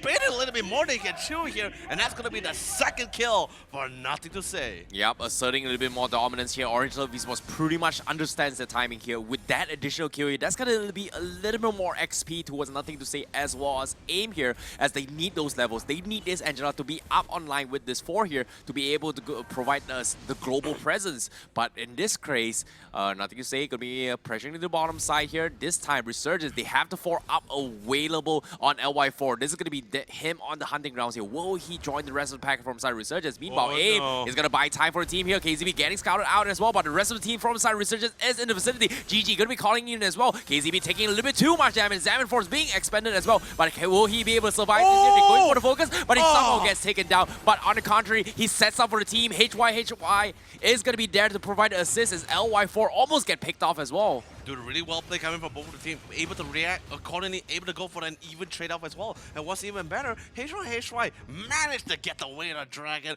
on our dear friend LY4, but he still will be able to survive from that onslaught as well, because sadly there will not be any follow-ups for it. So now looking at the rest of the game as well, even our dear friend top lane Sing was able to manage to force Kuja to get out of the lane, instantly fall back to the base to go for that region. Yep, LY4 with the important kill as well here. Needed to stop in the aggression here. Meanwhile, now with the wave of the dragon, Sana will get caught out once again here, but the Modern side has been survived as well. LY4 tries to go in for the finish, and Feather Asteroid a little bit too far off, so that's going to be unfortunate from side Resurgence here. Meanwhile, GG is going to buy a bit more time here, but here comes Angela with the shields as well. He's so tanky, he's stacking so much as well. And he's going to go in for the finish here, but nothing to say. Buying a bit more time, but he eventually gets taken down from LY4, and you can see the power of the shields coming on GG with also the assist coming in from AIM. The trade-offs happening all across the match. But anyway, here comes Sing once again, popping to the Black Dragon as well, but instantly trying to go for GG. But remember, the rest of the team not really too far behind, and HY managed to find a breakdown on Jason, instantly cancelling out the Feather Asteroid. But GG having a little bit more trouble, and Sing with the Dragon Tail shuts him down and trying to look for a little bit more here. Kuja flickers it all the way in. He wants to try to get a final kill on Sing. Will get the kill as well, but there's a little bit too many members. Sadly, nothing to say will eventually fall to Sana's molten sights, baby. Wow, that's going to be an interesting fight as well from Orange Love Esports. But meanwhile, LY4 managing to buy a little bit of time here. He's still not died yet here, so that's going to be a small win for him. Meanwhile, GG getting paid for his life with Sing. However, on the top side as well, we do see Kuja already applying pressure towards the top lane. Meanwhile, Resurgence will trade off for this turtle, and Resurgence will finally get back a little bit of economy here. But Orange Love Esports, they have to be extremely careful with the next few team fights to come here. As you can see, HY, he needs to reset for his health here before he goes for the next fight here. Kuja will get forced back from the side of Sing. It's going to be really a tough one as well, Terrence, because like right now, the rest of the team is just trying to do this as slow as possible. Both sides needs to farm. LY4 waiting there for that opening, but he also recalled there is an Angela in the game followed by nothing to say with a joy to instantly answer for it too as well. So KCB has to pick his fights, but he has already 3 stacks for his ultimate, and here comes the rotation towards his top side. Kuja trying to go for the long run, but suddenly 4-man instantly gonna go for the dive. Interruption, trying to hold back as well, but Kuja with the Angela, so many shield. Time of play gonna be dropped down, managed to get a kill on Kuja. Aim, trying to run for his life, but the rest of the team have to let him go as well. But on the bottom lane, they went for the mirror matchup, and they were also able to punish Santa to go for that trade. Well, great trade-off here from the side of Orange Love Esports, but at the same time, so much space was created in that time engagement here. Resurgence was committing to that fight. Meanwhile, Orange Love Esports, they're going to be tickling away on the tier 2 down bottom here. As you can see, they are making way to take down this this tower here. Meanwhile, Angela's ultimate is pretty much on cooldown in the moment here, so GG will forsake here while doing those kind of siege tower damage here. So that's going to be a big win here from Orange Love Esports. However, needing the economy here, nothing to say. We'll catch off Jason. That's going to be a big one here. GG not going to be able to follow up here as KCB goes in for the stun. And now Orange Love Esports, they will disengage from this fight here, seeing 4 people alive on Resurgence down the bottom side here. Nothing to say. Overcommitted. He's actually trying to go for Jason. Meanwhile, goes for the stun, but seems to be Kuja is going to slowly cut down the creep waves once again. KCB wants to go for the punish. Here comes Sana, and nice flicker coming in, and Kuja catches them as well, buying a little bit more time for the rest of the teams here. Meanwhile, bottom side, we do see GG going to be pressuring to sink here. Anyway, beautiful cash coming for the rest of the team as well, but they slowly started to slow down. H1, however, a little bit outzoned, but he hasn't shown for Engine Kundo, so he's going to be able to escape from any clutches being thrown at him by Resurgence. KCB doing a phenomenal job. There was even that one moment he was able to save his team's life, but he has to be a little bit careful here because H1 and the rest of the team getting ready to assist him. Not to say comes in with the ejector, throws KCB all the way to the back line, but no assist will be coming in or even reinforcing. So KCB, as long as he's in the bush with his passive, he's just going to be A-okay. Well, Orange Love Esports here, Rikuja cutting the creep waves time and time again here, asserting split push predominance here. That's going to be the key idea here coming from Orange Love Esports to actually buy time for those big, huge, major items here up on HY as well as Kuja. But in this case here, they need to buy they need to close this up a little bit quicker here because Resurgence is slowly knocking down this turtle here. HY goes in for the Winter Dragon. Unfortunately, doesn't seem to catch it, and the turtle will get secured by LY4 as RSG is going to back off. Really well played stuff coming in from LY4 as usual. When it comes down to the objective, you can leave it up to him for Electric to go for the score. But anyway, Jason going to be instantly falls back. Not to say throws it over the ejector as well. Kuja trying to ensure he stays in his place. But here comes in, straight away go to the back line. KTB trying to find the bush. He's salving Grace. And Singh trying his best to zone out as many members as possible to ensure his teammates will get out alive. However, not to say going with the ejector, throws Singh all the way to the back line. Drop a couple of emos. And there will go Singh and Jason. Oh, RSG was not prepared to go take this fight as well. LY4 opting to actually control the lanes down bottom lane here just because of how pushed off the lanes are from side Orange Esports. But now they are going to be joining the fight here. But a huge ejector coming in from nothing to say denies any kind of aggression coming from Resurgence, and because of that, Resurgence, they have to disengage. Meanwhile, Orange Love Esports, they're getting a little bit greedy here. Fair airstrike being used from the side, Jason zoned them off, but that's going to be the opening window here. Will they actually secure it? Yes, they will, and GG will steal the blue buff away from LY4, and that's not going to be looking too good for LY4 now. Yeah, definitely for sure, and the best part about it is LY4's personal blue on top of it as well is going to be expiring soon as well, so he has to be really careful if he really wants to go for this engagement. He has to choose his fight at the moment because as long as AIM is alive and with his ultimate hard guard, he will be able to dictate who stays alive and who is going to be ensured that will die here. By the way, beautiful engagement coming from Sync towards that top side. Yep, LY4 here. He's looking for the kind of potential pickoffs. Unfortunately, no blue buffs available here. This is going to be Orange Love Esports going to be asserting dominance here, but and to what avail? Because as of now, top side Sync forms about Black Dragon here to delay this push. HY, they're looking for the base pickoff here, and the rest of the teams are here. Nice wave of the Dragon coming from HY, catches off Sync. Sync is going to get focused down, and will he survive? And Sync somehow manages to escape here as Kuja gives chase, and HY buys a little bit of time, but LY4 will clean out, but without the blue buff, is it going to be enough? Yes, it will, and LY4 takes the 2 kill with Sync clutching for the team, but the fight is not over because Orange Love Esports, they're still around. They want to go in for the trade-offs, and they will find KCB in the process here. Kuja, he doesn't have the mana. Can he finish him off? KCB gonna buy a little bit more time, but it seems to me Kuja is gonna trade. After trade, they're so tanky, they just can't seem to kill him off, and Kuja is running around, ring around the roses here as KZP just buying time for the team, but they can't seem to finish him off, and he's buying time again. Oh my lord! And Orange Love Esports, they're not committing to this fight, and now they force the Angela ulti just for this, and that's gonna be space created by KZP. Oh my lord, that was such a long chase. Pretty much like a Tom and Jenny kind of scenario, but what's even better, like you said, Forces aim to even commit the hard guard just to try to get the kill on KZP. Alright, Sing's gonna be instantly ejected all the way back to us by nothing to say. He gets a little bit trade off with the Dragon Tail as well, but here comes the feather ass strike. But Jason is sort of like having a really great distance as well, so knowing nothing to say can really engage it with the unstoppable force. And Jason doing a really great job zoning them all out. But anyway, HY go with the Jit Kundo, trying to force out any skills out. But Kuja doing a fantastic job splitting on top of that top lane. Yep, they have to continue with the pressure here from side Orange Levies, but they cannot afford to have LY4 take this blue bar. Meanwhile, the Feather Astra is going to be there to zone them off, and LY4 will successfully take the blue buff. So Orange Levies Sports going to be playing a little bit slow here. Wait for the ultimate up on aim before this next fight. And this right now be happening here. Kuja is going to try and find a pick-off, but unfortunately they are going to be securing the Lord for themselves, hoping to get a potential pick-off here, but seems to me LY4 is not biting here. Resurgence, they are not taking this bite at all, but it seems to me Orange Levies, they're starting the pressure, and here it comes.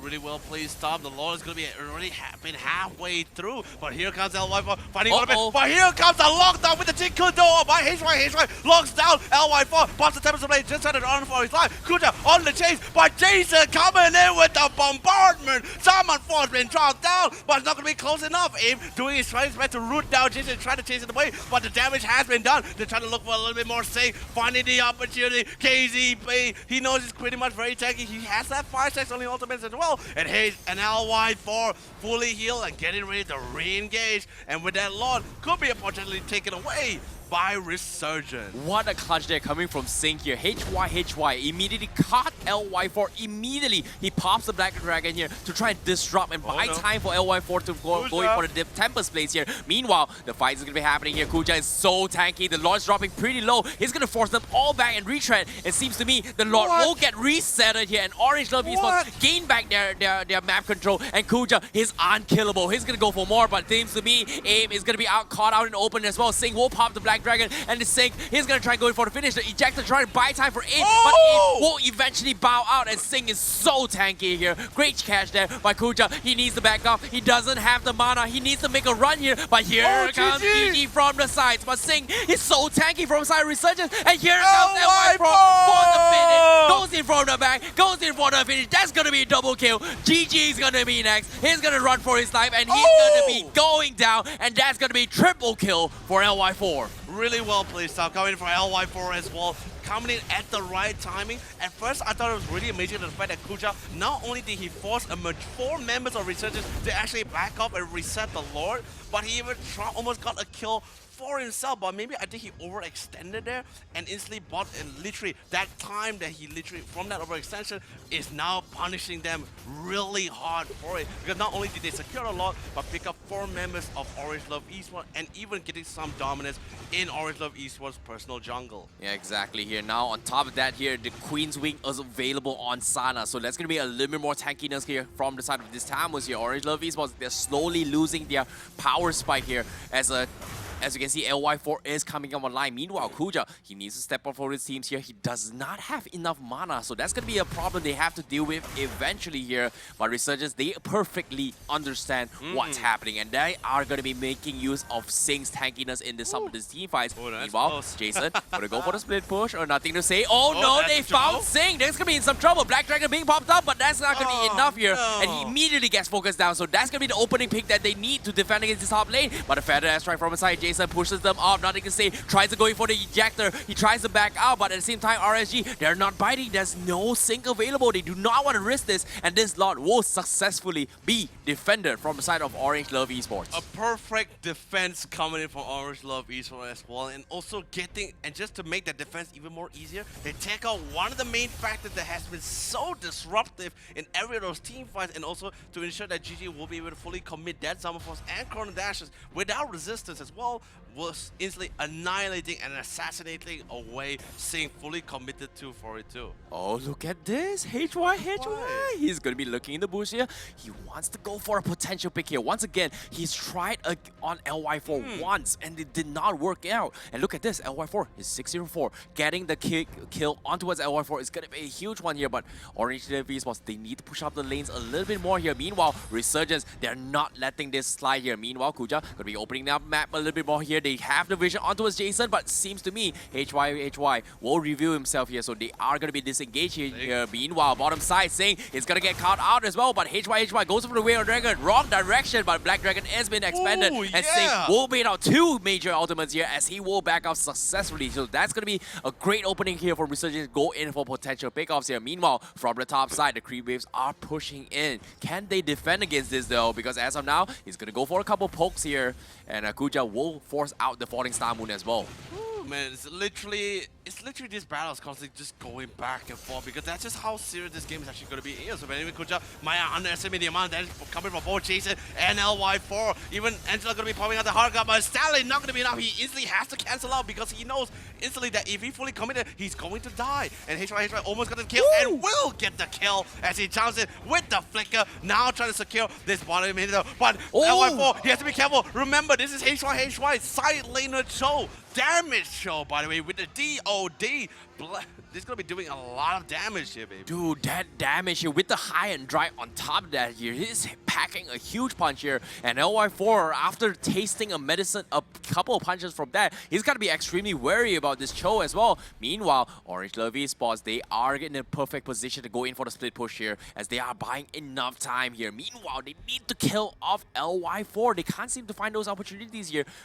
Meanwhile, Resurgence, they have to buy time here. Sing is going to be up on 5 seconds and reset this fight. And the Lord is going to be up on 20 seconds in this matter as well. Yeah, it's definitely going to be up as well. And the best part about it is that since when HY first got his BOD on the Blade of Despair, that's pretty much when he was a threat. Now Endless Battles, Queen's Way, cooldowns lower, more damage. He, like you said, he has to get on top of LY4 if they really want to secure for the team. But remember, Jason is also still in play. So depending on who he actually picks off, I think it would be really great if HY personally can pick off anyone, whether it be Sing or Jason or even LY4. But anyway, HY gets surrounded from all sides. Nothing to say he's going to be here to assist the team. Sana tried to did a little more pressure, even popping out the ultimate. But here comes the Tempest of Blade. LY4 gonna be a little bit careful as well because he's currently surrounded. That's the GEEK though. There's the Winner Dragon and instantly with the Summon Force out there, Fred. GG. WP will be able to get the killing spree, and Sally out there, Fred. Sana will fall down, making it a double kill for GG. What a clutch moment from HY using that fountain as well. He juked between left, right, making LY4 a little bit confused to dive towards which direction here. Yeah. But eventually, he popped away here. LY4 dived towards the red buff, did not catch HY, and he got punished really, really hard here. What a clutch minor details here coming from HY. And because of that, now Orange Esports, they will get the Lord. This time, they will be on the assault here. Resurgence, they have to be extremely careful here. Without LY4 and the blue buff, that's not going to be a great feeling to have, especially on the link here. That we were sure. Now, the thing is that there are just so many factors that Resurgence has to try to go for, and especially coming from LY4. Angela's in place, so much shield, so much defense, so much mobility, even coming out from GG himself. They literally need to find the one prime moment to go for it. But HY, every time he tries to not to say a desperate play, but just trying to set things up for the team or try to bait something out, there is HY who's always so nearby in the brush just to lock him down with the Way of the Dragon, and that's pretty much the end story or the end game for LY4. Yep, and speaking of which here, the Lord is going to be pushing from the bottom side here. Nothing to say, looking for a potential pickoff here, but the buffs are just not available here. As you can see, Resurgence, they are pretty much hold up the blue buff here, trying to wait up for it before it actually comes online here. As you can see, LY4, he does have the blue buffs, but at the same time, the red buff will be conceded in the favor of Orange Esports. So that's not going to be available for now as Resurgence, they have to buy a little bit of time here. Jason going to go for the feather air strike. Nothing to say, looking for the flicker jump, but unfortunately,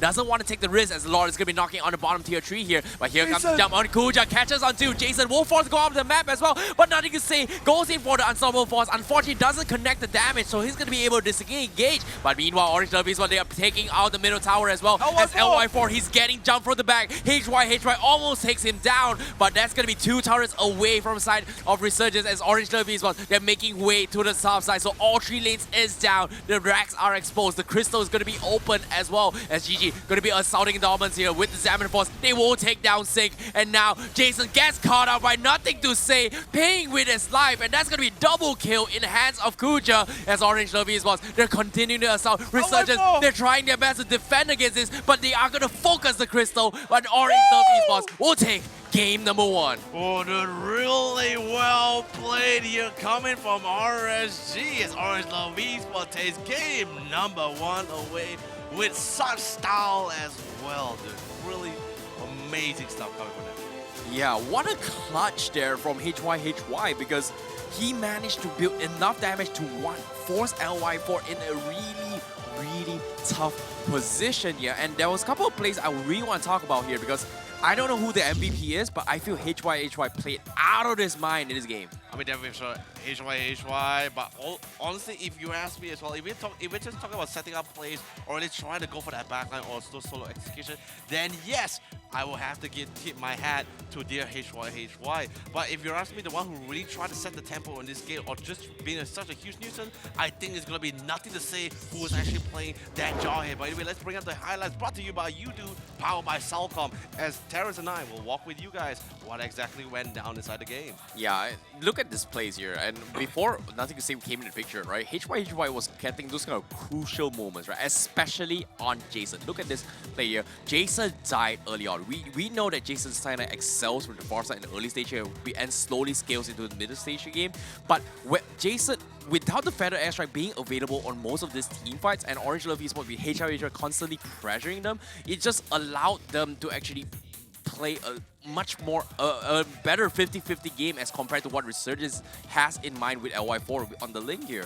I mean, definitely for sure, but anyway, all these kind of clashes as well, although yes, unfortunately Sing will eventually go down, but when we're talking about a majority of the members of Orange Love Esports actually dying here, crucial members as well, so it looked pretty good for the side here of Resurgence, but remember, we're talking about Orange Love Esports who just love to go for this team fight-oriented kind of team, right? And also with Jarhead in hand as well, they want to try to go for as many cash as possible, although yeah, there was some brilliant moments, by the way. Sing trying to do his best, but Kuja has already reached at a level where he can just literally bypass them. Even Jason having a really tough time, as even aim alone can even force him out of the game. Yeah, and as the fight progresses well, Resurgence had the perfect prime position, right? They were focusing on Jason. Jason could not scale in terms of damage here, but look at this interesting play here, right in this bottom fight later on here, where HY was juking LY4. Look at this. He's moving his toggles, moving left, right, front, and center, forced LY4 to anticipate where he was going. Yeah.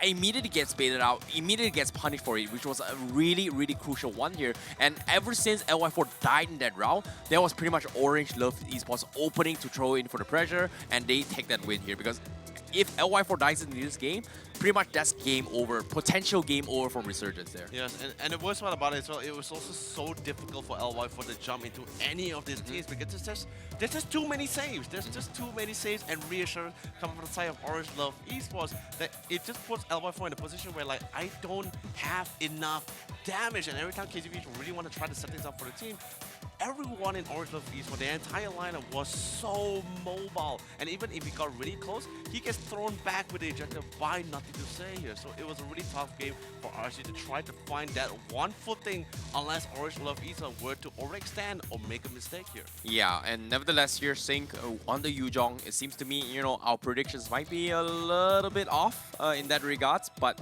nevertheless here, that was an insane game from Orange Love Esports. From coming to game 2 here, things are going to be a little bit different, I hope, but at the same time, let's take a look at itemizations for now here.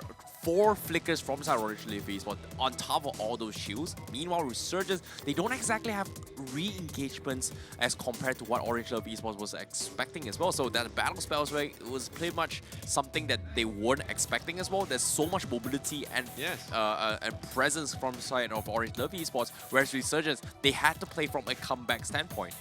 That's for sure, but anyway, this is the post-game strat spots here, and our rich guy is gonna be GG, who earned the most amount of gold. The carry is gonna be Kuja, who did the most amount of damage. Sandbag also belongs to Kuja, who actually tanked the most, and the forgotten one is gonna be Aim here with the most amount assists. And like you said as well, Terrace, really, I love the fact that you actually pointed the fact that all their hero spells is pretty much flickers, because in this case, they already have a rough idea like, alright, we cannot let RSG farm. We have seen many of the games as well. They love the farm, and the best part about it, KCB always has been one of the guys that really set things up in the early game with the Jawhead. So taking the Jawhead away from RSG was really great stuff here too. And also locking down the Esmeralda makes it a little bit more difficult as well. So it's pretty much like a setting up, right? Where they're like, alright, if you pick Hilda, we have an Esmeralda. We can take a lot of shields away from you. We also have a lane dominator as well. And the rest of the team is just super mobile. And the minute they saw the link, right, they instantly, alright, Angela, come in. We need someone to lock down. We need someone to go for the root. Let's go for it in this case. So I think Orange Love Esports came with inside the drafting and also the hero spell as well, very confidently as well. And there was really insane here, like considering that how much global presence that Angela brought to the table, on top of how much space they actually bought while pulling for this kind of split push potential, with Cho mowing down the towers so quickly was just insane. But nevertheless, here I'm looking forward to see who the MVP was for that game itself here. It's going to be GG, the MVP for that match here, which has been able to set up a lot of tempo for all these team fights here. He's doing so much damage in all of this pick-up potential here, despite being set up for HY, but GG was the one to clean out most of these kills. I mean, definitely for sure, because remember, when you play Harris, especially as you know, your main damage is pretty much throwing out that combination between that Zama Force and the Chrono Dash as well. You can't just simply just throw it out. You have to ensure that this is the right moment. This is the perfect opportune situation where I can drop it down, did the most 100% amount of damage, effectiveness and efficiency. So really well played coming for GG for playing that Harris. But in this next game, for this next drafting as well, really curious to what they can actually try to opt to go for here. Yeah. And seeing how the game is progressing as well, I feel like Resurgence may need to step it up here, because this is going to be potentially, I don't know how many times this has happened, but Resurgence pretty much in a situation where one more game, that's it for you guys once again. This is going to be your tournament lives here. And that's not a great feeling here, especially for Resurgence fans, especially for the predictions as well. I mean, like, at this point, I just really don't care about the prediction. I'm just literally sweating buckets here, because this is the second time in the same day Resurgence is placed in a position where they are literally one game away from just going home here. So really close, but then again, Orange Love Esports really fully utilizing their entire line and composition, and of course their own playstyle too, which is pretty much just keep throwing themselves at their opposing team here. So that just literally forced Resurgence in the position where like they are too close here. They are so mobile. Don't forget about flickers as well. Literally, they can't outrun them at all. Oh yeah, and speaking of outrun as well, because if you're talking about Sing making a couple really nice plays, being very extremely tanky in some of the situations here, but that's the thing with Resurgence, right? They could not keep up with all this mobility, so all this disengagement from the side of Orange Love Esports, because every time they try to make a play here, Kuja is pretty much split pushing off the other side of the map. Every time they try and pressure against Kuja, HY is pretty much split pushing all the way into the entirety of the map as well. LY4 is forced to just run around the map just to clear the creep wave and waste the blue buff's time, which is pretty unfortunate. But at the same time, they had aim on the assist. Like, logically, they should not be able to win this fight, but at the same time, the amount of magical damages that they have just doesn't make sense. It does not make sense for them to actually scale to a later stage game. But Resurgence was able to kind of like understand that, hey, we're supposed to win this, but what's going on? Why are we losing all the split push potentials here? But this is something that Orange Love Esports brought something new to the table, which was really fresh to watch, and it actually worked out for them in the split push potential. And the thing about it as well, like when I saw the drafting, right, the first thing that came to my mind was that Resurgence didn't really go with their initial drafting to how they normally used to go for, because they have always tried to prioritize that early mid-game transitioning when they went for that drafting. But in this case, I think they did some research on Orange Love Esports as well. That they're all fighter, or all their cores or basically each of their members are fighter cores. So they decided to change up the drafting and tell themselves, let's focus on our side lanes more here. What's really great for them that could be great for us? And instantly they locked down both both Thanos and Yujo. Not to say it's a bad lockdown, but that just pretty much tells me like, all right, you're prioritizing that your own personal side to deny them more instead of more compared to elevating your benefits here. Yeah, and seeing how the game actually progressed as well, I'm really like curious to see because like in terms of physical damage wise, I'm pretty sure they were expecting like, hey, there's gonna be a lot of magical damage. Let's build more magic defense. But after what HY brought to that level with that burst on the show, that was something that they did not anticipate as well. I feel like in terms of itemizations, it's gonna be extremely hard to predict what was going through their minds inside of RSG Esports, but I feel like the flicker definitely caught them off guard. Like all the mass flickers, it was so hard for them to re-engage as well. The Black Dragon was constantly being used to actually disengage from the fights instead of engaging the fights, which was a great idea from Side Resurgence, but I'm pretty sure that game number 2 here, they have to play the tempo that Orange Love Esports was going to be playing as well. But at the same time, what do they ban? Because if you think about it here, Orange Love Esports, they have a pretty huge variety of hero pools here. I mean, the thing you also must take into account the fact that the reason why Show had to go damage is because he was a side lane Show. There's no point for him to go tank because what's the point of sustaining when you can't really go for the back line? Because if you're a side lane Show, you want to try to go for execution, you want to go for assassination. So the fact that he got the BOD, that instantly he got that BOD out, Jason and LY4 had to even be held further back because as it is, just saying Angela itself, that presence alone just tells you that I can't jump in. Every time I want to assassinate Angela, I can't because it was not a side lane Angela, it was actually a roaming Angela. So trying to go for a global hero here, which normally, honestly, when you see Angela in the game, first thing mindset is that everyone tells us don't gang the other lanes, gang the Angela. But she's not in the side lane, she's roaming, so it's even harder to get on top of her. They had no choice but to go for the other side lane, which made it even more harder because Angela, once he got to the ultimate, that global presence, he's like, or you're being ganked on, I ult you.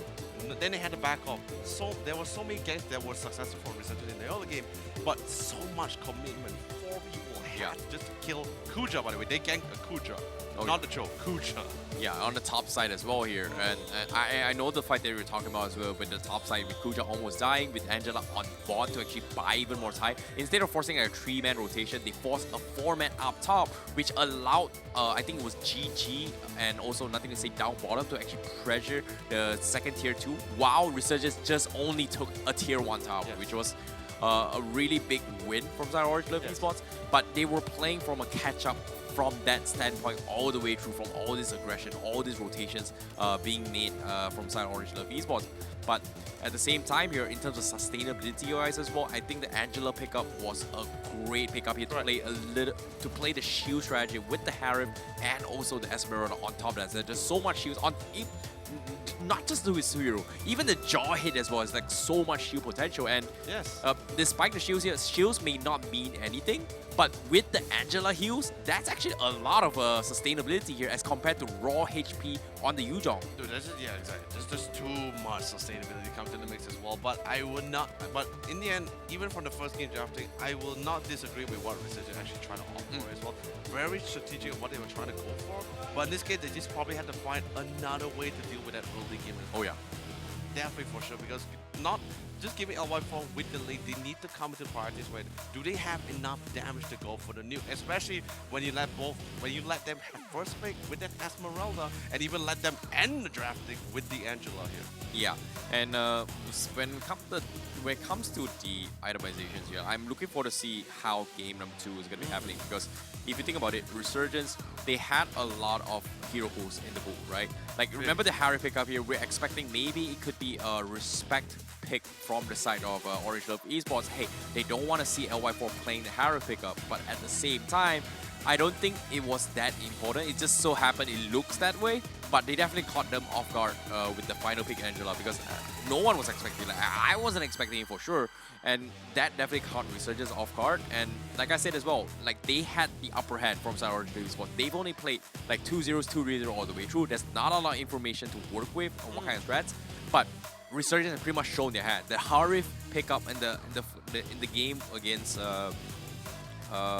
GEEK fam early on pretty much showed their hand. Hey, we're going to be playing Harif as well. So this kind of forces Orange Love Esports to show their cards a little bit more with this shield strategy, which teams are going to be a little bit worried now But at the same time, it's now or never, right? You're fighting for your tournament lives. You're fighting to make it into the top 3 tomorrow. So it's pretty much now or never. If you don't show your cards now, when are you going to show out? Next season? Too late, bro. I mean, yeah, definitely for sure too late as well. But then again, Resurgent has been doing really great at going for that counter draft or counter play as well after losing their first game here. And what's even better, Resurgent instantly answered back when they lost against Geek Fam. They entered the second game and the third game with the answer where they tell themselves, hey, Geek Fam likes to play Harry. I just take the Harry for themselves. We can let them take whatever, ban whatever hero with. As long as we secure the Harry, it's totally fine. And it really worked for them too, because that literally put Ozora back in the position where like, we can't play our Harry anymore. Oh yeah. We can't do it. So maybe in this game, potentially, they might take the Harem away from Orange Love Esports. But then again, there are still other options that's still open for the side here for Orange Love Esports membership for them to really go for. Yeah, I like how Resurgence is extremely adaptable in terms of drafts, right? Like against the matchup against Geek Fam, they were adapting against Ozoroveki's Harem, correct? Right. When Sing was actually struggling. In this game, first game's draft, they were adapting to Orange Love's playstyles from the regular season of prioritizing the Hilda. So instead of taking the instead of taking Esmeralda, I think the first phase was Esmeralda picked from the side of Orange Love Esports. They picked the Hilda in respect to what they can bring to the table. We know Orange Love Esports, they love it so much, they will definitely pick it up whenever the opportunity arises. So that's pretty much an idea where, hey, Resurgence, they're playing in a tempo to try and fit against the playstyles from the side of Orange Love Esports with the counter picks, with the counter bans as well.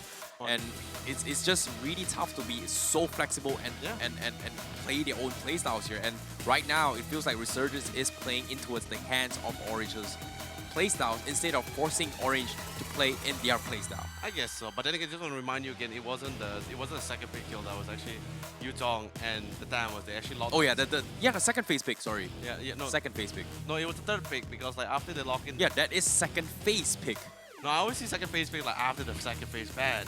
That is the second. Oh yeah, you're right. Third pick, correct. Third pick. Yeah, you're right. But no, but definitely, I get what you're trying to say as well, like what the order of things as well. But KTB is pretty much just forced into a situation where when he jaw, he gets pretty much taken away as well. Which I think it was a really well placed coming from Orange Love Esports for sure. Taking away KTB's jaw. Oh, but that is sad. Like we had the spinner as well, yeah, and the spinner has not failed us. No, but then again, today it failed us. No, it worked because Orange Love Esports is watching the stream. They say, hey, Magic Spinner dictated that KTB needs to draw it. Let's take it away from him instead here. But then again, that literally leaves not many options for KTB. Don't get me wrong, KTB can play many heroes. Oh yeah. But whether it fits the role for what he's actually trying to go for, whether it be roaming or not, he actually decides to go for the healer to try to go for the dominance, or at least try to protect their L1 for jungle instead. But I guess he could have done the same with the Bucks here. But so let's see in this next drafting, which is the second game drafting, which is going to be coming in exactly 30 seconds. Any thoughts on what do you think that they can actually try to opt for? So many possibilities, so many options here. Favorites, but at the same time, I feel like they should just let the Barats off. Just to see how it goes. Then they can let the Barat though, but not many people know how to fully counter it. Like we already saw from the previous game, TODAK versus EVOS, right? EVOS handled it really great, but anyway, right, as we can slowly talk about it, 5 seconds in Legend, and we're gonna be jumping into the drafting. Second game, by the way, will dictate whether Resurgence will stay on to fight for a third game, or Orange Love Esports shut them down here, right now. Orange Love Esports starting on the blue side, so they have priority pick and ban. And starting things off, they ban away the Natalia, and Resurgence falls out with the same ban they did in the first game with Selena. Yep.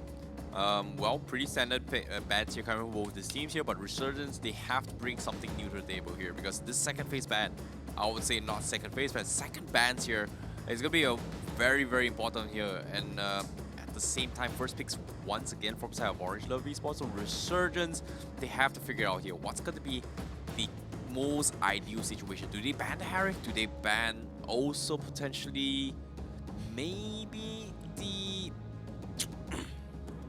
It's tough. Maybe the... it's tough. Barats, I guess, but seems to me they are still fearful of GG's Hellcurt here from the game early on. I mean, Helka in particular, because like we saw Resurgence opted to go for the lane, which I said as well. Like since Helka was being banned, now potentially Resurgence will try to opt to go for the lane, and they actually went for it too. But in this case, now seeing the Helka being banned again, we could potentially see another lane. But then again, besides even just the lane alone, Helka, his entire kit just allows him to just constantly just gank around. He's such a fearsome ganker or fearsome roamer once he hits that level 4 with the Dark Knight Falls. Even in a team fight itself can even force Orange Love Esports members to go in a huge disarray here. But this time Orange Love Esports will ban away the Esmeralda, and Resurgence, of course, since they're on the red side, they will ban away the Barrage. But Uranus is still in the pool. And it's going to be selected away by Orange Love Esports. Okay, priority picks here from Orange Love Esports. I think that's going to be a spot speed.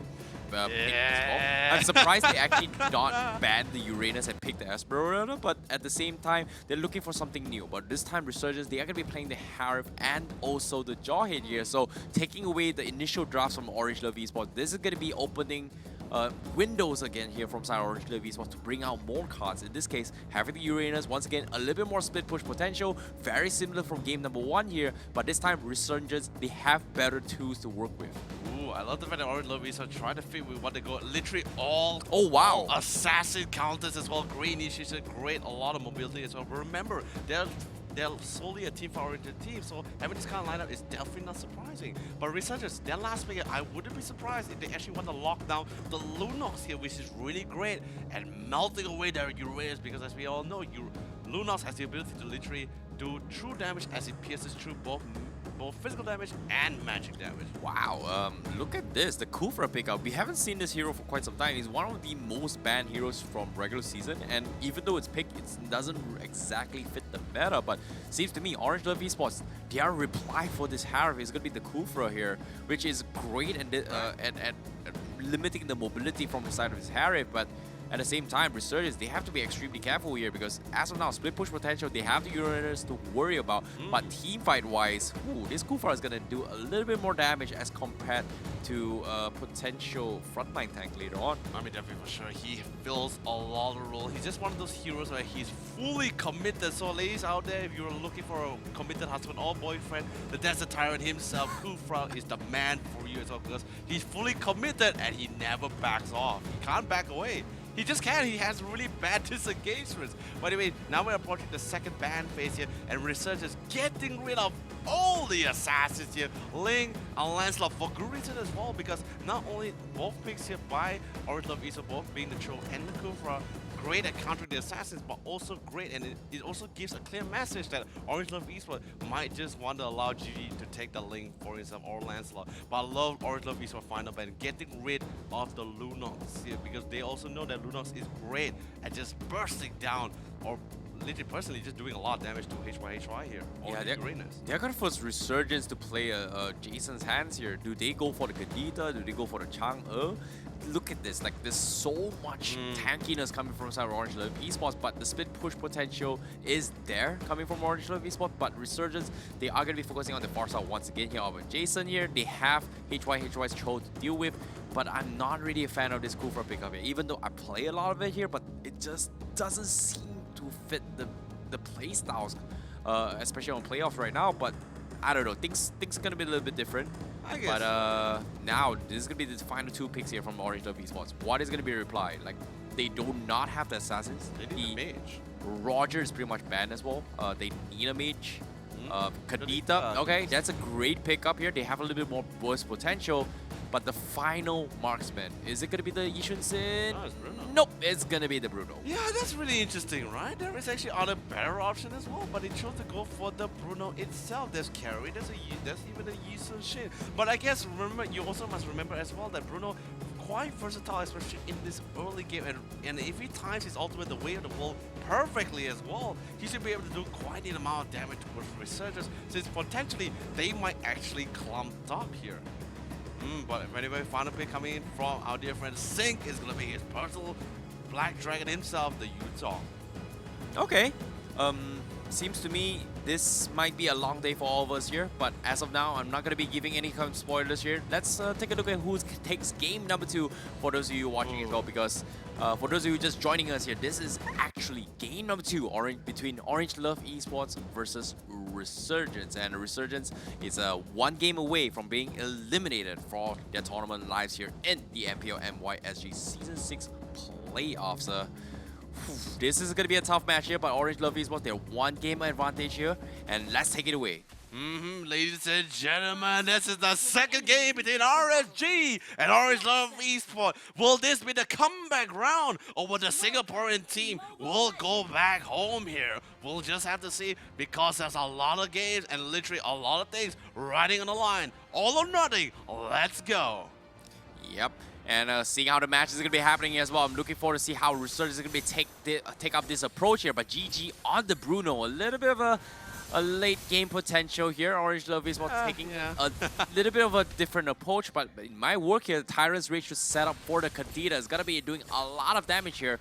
So this is going to be the key objective here. Meanwhile, Resurgence is going to stick up with their new usual roots here, and LY4 will be able to secure both the buffs here. So LY4 on the Harif, he needs to go full aggressive here from side Resurgence, and will they be able to make it off here? Because as of now, no movements whatsoever from Orange Love Esports. They are trying to play this really safe here. So it's going to be on Resurgence first move for this fight. I mean, definitely for sure. And the fact that we already see that LY4 is going to be hitting that level 4 very soon as well. We're going to be seeing what kind of aggression is going to be coming to the rest of the team, as our dear friend KGP alongside with Jason already starting their early aggression as it is. Jason even committed the bird transformation as well, because he instantly noticed on the fact that now they say, well, instantly engage in with the Tyrant Revenge, but there's the knocker coming from aim from the Kadita, and that's actually a really big play. Oh, that was a huge one here. If not, things would have been south from side. Nothing to say here. So that's going to be a small win there from Resurgence to actually force him back out. But meanwhile, KZP goes in for the flicker,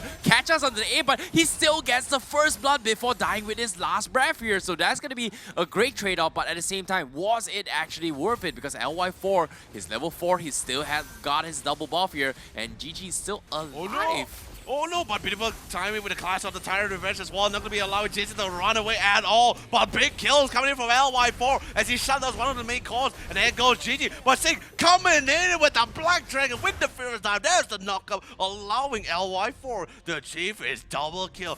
One rotation coming in from Sing. He totally understands the fact that there's no reason for him to stick towards that bottom lane. He has to roam around and really try to set things up for the team. And now HY try to find an opening for his team. Yep, HY is going to get focused there from side of Resurgence here. Meanwhile, Orange Love Esports, they have to play from the retreat here to buy time for GG to get those kind of farm, and Resurgence, they perfectly understand this. KZB with a huge ejector as well, but you can see the bottom turret here is pretty much getting mowed down, and that's going to be a lot more XP from side Resurgence here, and gold here. So the huge lead here from side Resurgence now, and this is going to open things up for them. Meanwhile, on the top side, Orange Love Esports, we do see Kuja already cutting the creep waves. I mean, that's pretty much what you had to do with the Uranus as well, and since he's already level 5, so he has the consecration. So if he were to get gunned on, that's going to be taking a lot of members of Resurgence to really burst them down, and that's going to be buying a lot of time and a lot of space creation being made as well. But KCB doing a really great job trying to ensure that there's nobody going to be engaging by Orange Love Esports on towards the blue buff of Resurgence. Yep, LY4 going to be taking those blue buffs. Orange Love Esports needs to play this slow here. KZP, they're going to be making one on a turtle here. As Orange Love Esports, they're trying to catch LY4. Unfortunately to say, it's going to be a tough one here. There's nothing to say, needs the perfect setup. Jason going to be using the Feather Airstrike. The turtle's going to be out for contest here. Nice ejector coming from KZP. Sing with the Black Dragon to try and secure the turtle away, but the Tyrant's Rage is there. Forces it down, but Kuja from behind is going to go for the pickup as well. LY4 going to be in some trouble, and no, it was not going to be enough here, and nothing to say will get taken down, but here comes Sana to join the party as well, and Orange Love Esports, they have to back off. HY missed the opportunity, and LY4 was able to sidestep all these team fights as well. Oh, dude, it is so punishing as well. But anyway, here comes the Feather Airstrike again, once again bombarding, trying to chase him away, and KZP making the play as he throws Kucha all the way to the backline with the ejector, allowing LY4 to pick up his third kill in the game. But also remember, Orange Love Esports, they're making all these small skirmishes not in their favor at all. They really need to start taking a chill pill. They need to relax, seriously. They need to calm down and farm, because that's pretty much what the kind of lineup and what kind of heroes they currently have on themselves. Kuja is not tanky enough to withstand that amount of damage. He has to relax, really. Calm down. Yep, Resurgence will continue with the lead here in the top tier tower. It's going to be secured from side of AIM and Orange Love Esports. They have to buy time once again from GG. Meanwhile, Resurgence, they're going to be taking chill pill here. They have the turtle available. As you can see, they are going to be pressuring here, making sure to take down this middle tower is going to be the objective here. As once this middle tower goes down, things will get a little bit easier here. Feather Ass tries to zone off a little bit placements, but that's going to be a little bit chip damage here towards the middle tower. AIM, Wolforce ultimate here to back off, and Kuja Wolforce to push, defend against this 3-man aggression. So extremely careful about this here. But now the Black Dragon getting expanded as well. KZP with the ejector catches on the Kuja. It's going to be dropping so low as well. That's going to be mega kill up on LY4. Meanwhile, HY tries to go for a trade here, but unfortunately doesn't seem to be able to get that. But GG will settle down with taking the blue buff available. Oh, he actually almost resetted the blue buff as well. So by ending up, HY will take the blue away from his own main carry. GG, really unfortunate. But then again, now we're going to be seeing the retaliation. KZP finds nothing to say. Not really the person he really want to try to go for. But GG, he needs to try to secure this blue for himself. Singh goes to the mix with the Furious Dive and the Dragon Tail. A little bit too much damage, and the way the wall is already committed for the side here. GG as well. Here comes the knockout. Here comes the speed. Summer Force going to drop down, and Jason fully throwing down the Phantom Asteroid. And Kuja, he doesn't really have any other disruptor to really stop Jason from doing it. By the way, Kuja turns his sides away, and then HY was able to pick up a beautiful kill on Singh, going for the trade of 1-for-1. Wow, that was a great fight here from Orange Love Esports. Despite GG not having the blue buff available here, they still somehow to trade 50-50. So that's going to be a big win for Orange Love Esports to try and stall things down. But he needs to be extremely careful here, because GG is going to get dived on, and KZP waiting for the right moment. They caught up GG. GG gets the kill, but at the same time, not going to be enough to survive. And that's going to be a costly one here. Jason. Meanwhile, nothing to say. Goes in for the jump, but unfortunately doesn't connect onto his Jason. So Resurgence, they will continue with the pressure, knowing that GG is down for the count. So I think it has been a really great trade so far. Although yes, it seemed like a 1-for-1, but Resurgence is taking so much objectives from it, stealing blue, trading 1-for-1, killing GG for KZP life, and even securing the turtle. Really well placed out, and right now, and because of all these objectives and trades, Resurgence is currently in the lead, not just in terms of kills, but also in gold by 3K. Still, Singh trying to do his best, and HY trying to slow things down as much as possible to try to force Singh to start split pushing that top lane. Uh-oh, nothing to say. He's looking for a setup, but unfortunately, they just can't find the right target here, because Singh is in the vicinity here. He's going to be chilling around Turtle here, as the Black Dragon is going to be able to run through those collisions. Meanwhile, LY4 showed his hand. He's got the Turtle buff. Do they want to risk this here? A huge Phantom Airstrike comes in. HY gets destroyed. KZP looking for those ejector. Unfortunately, doesn't connect. And the Flicker Tyrant's Rage comes in, but not able to go in for the setup here. So RSG is pretty happy about this here, and they will disengage from this fight. Oh, just really well played stuff. Literally at this point, Resurgence just trying to go for the pickups as well, because they know they have KZP, they have a Jawhead, they have to try to make all the usual comfort plays here, which KZP is so good at doing as well. They need to constantly get even more dominance as well, because right now the more farm they get, the more stronger Orange Love Esports will be. Jason throwing down the Feather Airstrike as well, just to try to zone away all this blue, allowing LY4 to secure it and refresh his own personal blue buff. Yep, and speaking of which, here, the game is going to be a really tough one here from the side of Orange Love Esports here. Meanwhile, Resurgence got to be pretty happy about this here, as they continue the assaults, they continue the aggression, and the turtle is going to be up once again. That's going to be the third one here. Meanwhile, Kuja is going to get scouted out as well. Purify has been expanded. The tier 1 is there, but he's going to get ejected away by KZP, and that's going to be Kuja's downfall. Meanwhile, the turtle is going to be up for grabs as well as the bottom turret here. Now, here's a huge burst from A, but not enough damage. And that's going to be Resurgence backing out, but at the same time, the turtle is going to be exposed for now. Really thank God that Singh has his Purify off cooldown as well just now, allowing him to literally escape away from the knockout before AIM goes for that solo pickup, which AIM has been really well known for here inside of the playoffs when he plays Kadita. LY4 will be casually able to secure the turtle, because not only he has to climb the Reaper, he has so much more. Although yes, GG is pretty much just like one level behind of LY4, but if we're talking about itemization wise, GG's a little bit short here. Yep. As of now here, Orange Love Esports, they're trying to buy as much time with HY and Kuja pushing all the way through here. GG gonna be defending the middle tower here. Meanwhile, AIM, he's trying to go for a potential pick-off here. Resurgence gonna be camping around here, looking for those pick-offs here. AIM does counter out Jason, but forces the Purify, and now he's gonna force the disengage. Nice flicker coming for KZB, gets the pick-off, and AIM is gonna get taken down. And Resurgence, they also committed a Black Dragon here in case of retaliation coming in from Orange Love Esports. So that's going to be a big one here as Resurgence, once again, they're going to try and take down some more turrets here. And in this case, Orange Love Esports, there's nothing much they can do because HY is going to back off. Meanwhile, Kuja is going to apply pressure down towards the bottom side of the tower here. And look at this, he's going to be cutting towards the base of Resurgence now to cut the creep wave. Meanwhile, nothing to say with the Tyrant's Rage, and the Clash comes in. They will go in for the pickoff, and that's going to be KZB getting taken down. But where's the teammate? Where's the damage here? Kufra gets taken down. HY gets a couple of trades here, but that's going to be a 1-for-2 trade-off. HY snipes Jason off. Beautiful picking up as well. That beard, they really make it quick one. What's Sing coming with a Furious Eye? Almost gonna kill HY, but he will be able to trade things off and walk away with one life for another here. Well played from HY. We're talking about a 2-4-3. 3 members of Resurgence will actually fell inside that clash. But ooh, beautiful cancellation here with the knockup as well, not allowing LY for to fully commit that chrono dash for that damage. Holy Crystal gonna be picked up from LY4 as well, so he's gonna be doing insane amount of damage. And his current score, by the way, is 6-0-6. He's currently on a roll, but GG is not too far behind. Yep, at the same time as well, what a clutch by HY. Single-handedly manages to find pickoffs after pickoffs, but at the same time, the fight is not over because Jason, he gets another kill on towards nothing to say. So this Kufra is really struggling here. Meanwhile, LY4 is going to focus down on towards the Lord here. First Lord is going to be up for grabs as well. AIM going to disengage from this fight and popping the ultimate as well to try and run away as Resurgence is going to try and take this Lord for themselves here. You can see HY tries to go in for a side, sees 4 guys up here, and he immediately turns tails and run. Meanwhile, bottom side, Sing is going to get dived in potentially here, but that's going to be a free Lord here in favor of Resurgence. With this Lord as well, they're going to be allowing them to casually and comfortably siege one of the few lanes here of Orange Love Esports. But KZB coming in with the answer number 4. Find HY.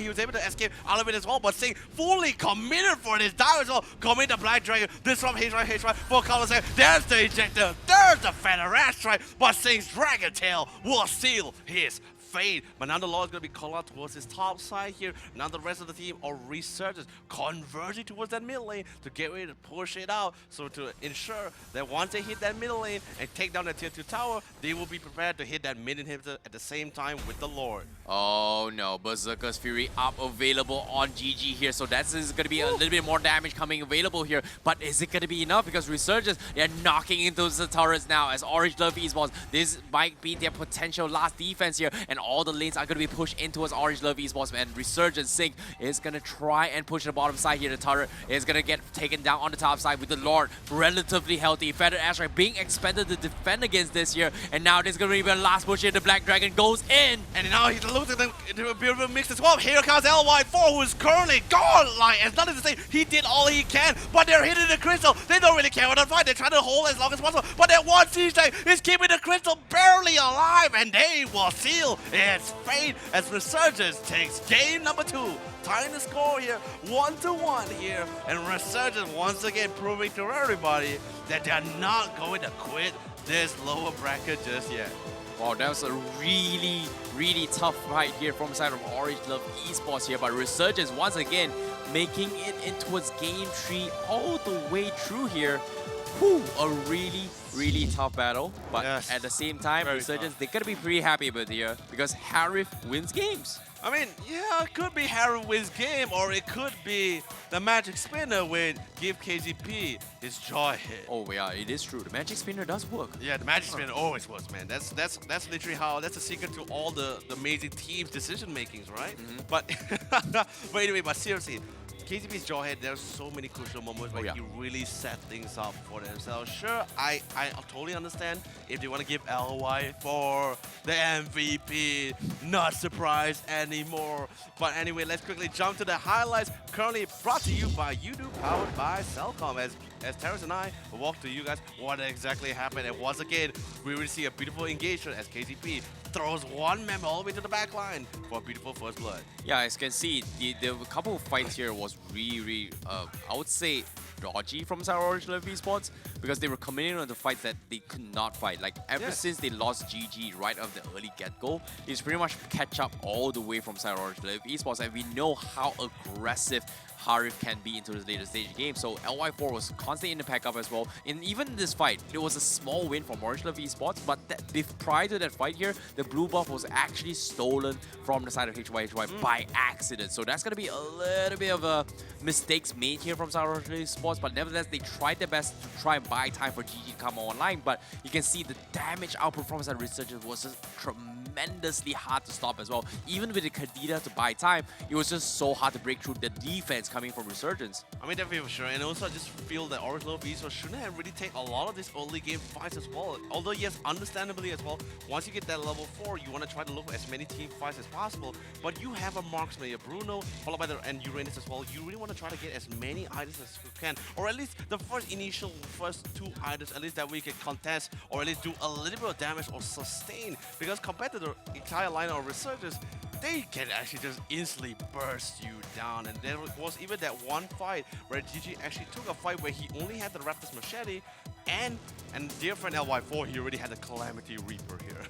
Yeah, and on top of that as well, the split push potential from inside Orange Love Esports was great, but Resurgence has experienced this before. Remember this? It kind of like deja vu against Resurgence versus GEEK Fam in the early games, right? First game, same thing happened with GEEK Fam, where they lost in terms of split push potential. Orange Love Esports brought the exact same thing. Guess what? They won game 1 from Orange Love Esports, but Resurgence, they adapted. They understood that when Kuja tries to make the play, ignore Kuja, let him do his own thing. We are going to just force our way in one lane. I mean, yeah, definitely for sure. Now, literally, I just can't wait to go to the post-game analysis as well, because I really want to explain to the fact like how well Resurgence really read that situation, that drafting at the second ban phase, by the way, or second pick phase in this case, because they instantly saw the first or the last 2 picks coming up for the side here, Orange Love Esports, during the first pick phase, them being both Kufra and the Cho. That's like a clear message that the fact that you either want to prepare to counter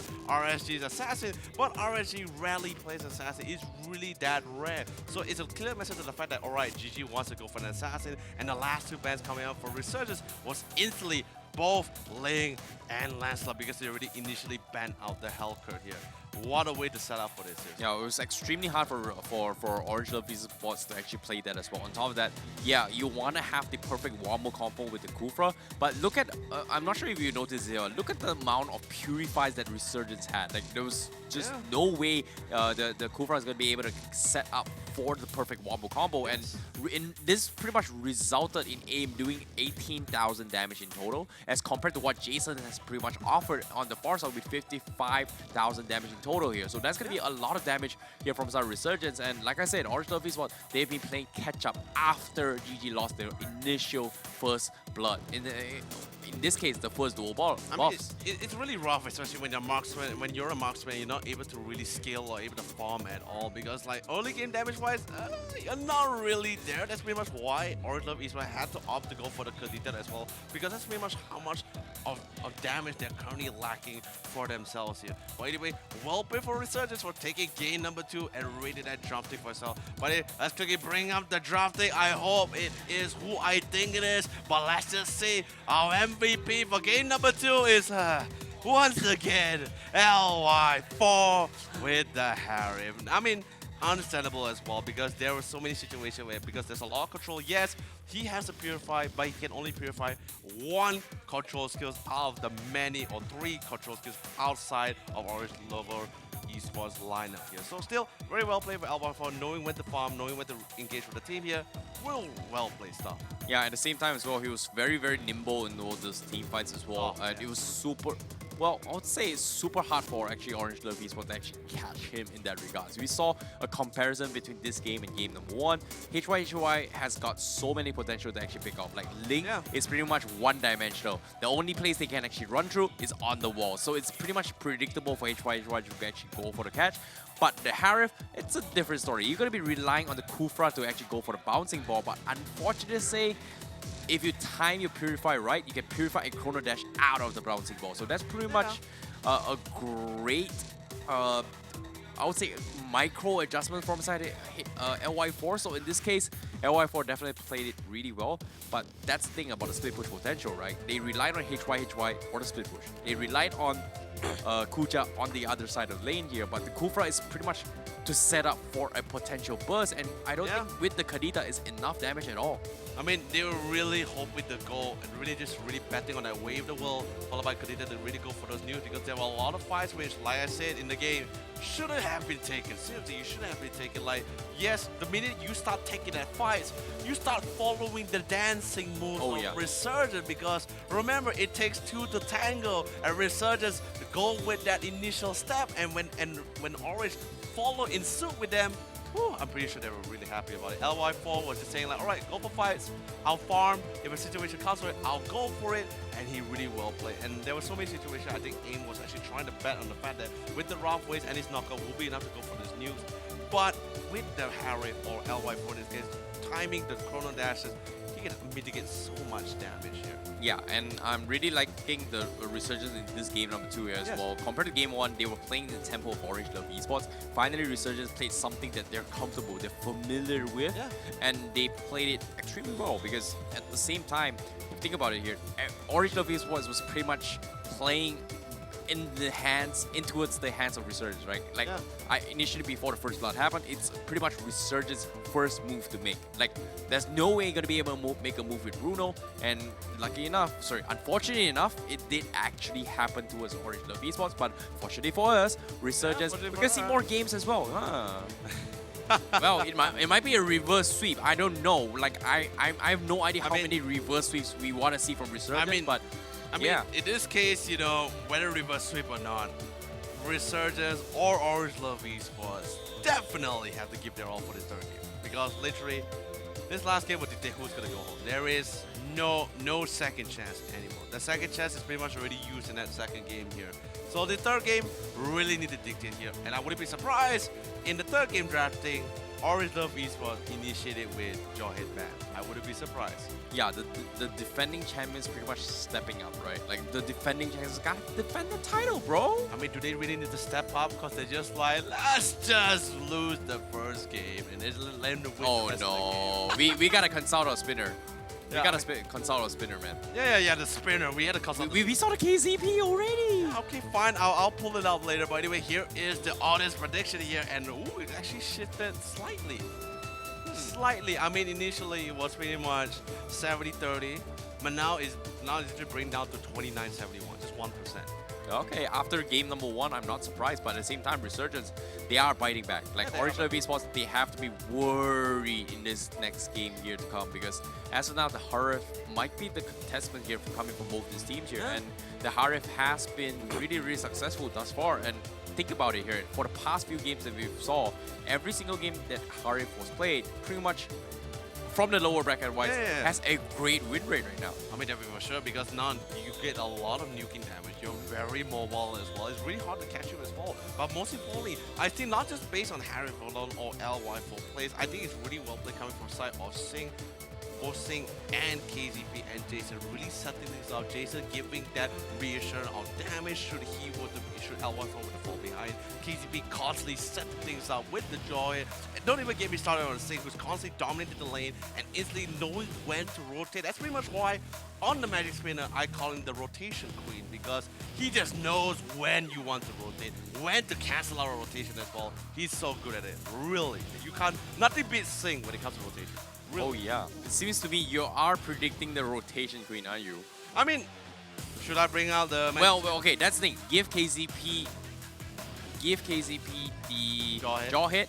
Worked. Guess what? It won them the game. Now game number 3. we gotta consult it now. Alright, I'll bring on the Magic Spinner once again. And of course, guys, I personally made this Magic Spinner prepared for all of you guys, especially for Resurgence and all, because I love you guys. Fenrir, I hope you agree with me that you guys also use the Magic Spinner inside your For game. those who not... Okay, that's the thing. For those of you who do not know what this is, we gotta put it front again and tell them what is exactly going on. Alright, okay, so pretty much the Magic Spinner that I made, because I researched and I found out that the secrets to RSG's amazing decision making is based on Magic Spinners here. Before that, it's pretty much from your information, right? No, this is based on RSG Classic. Everything that I list here is exactly what RSG has pretty much done in the past few seasons here. So of course, the first one we see on top here, which of course dictate from the second game as well, was give KZP his jaw hit. Okay. The right side here will be Sync Rotation Queen because he is amazing with those rotations. The third one here we see is pretty much throw the first game to give the enemy team's fan false hope. And the other two, of course, on the orange side here is LY4 picks Yisun Shin, doesn't close the mid game, then he farms till 20 minutes into the game, and then win. And the last one is pretty much let LY4 sleep on his bed and then win. That's pretty much it. That's all 5 here that I could really think of here. So anyway, shall we spin the wheel to decide? Please do. Alright, fine. Let's dictate on what will be the decision here from the Magic Spinner. Is once again, let LY for big Yisun shit. Doesn't close the mid game. Farm till 20 minutes and then win. Am I seeing this right? Because I don't think this might happen here, but I don't know. Magic Spinner has been on point thus far. I mean, so far, even for TODAK as well, my Magic Spinners, I so far have 100% win rate in this case.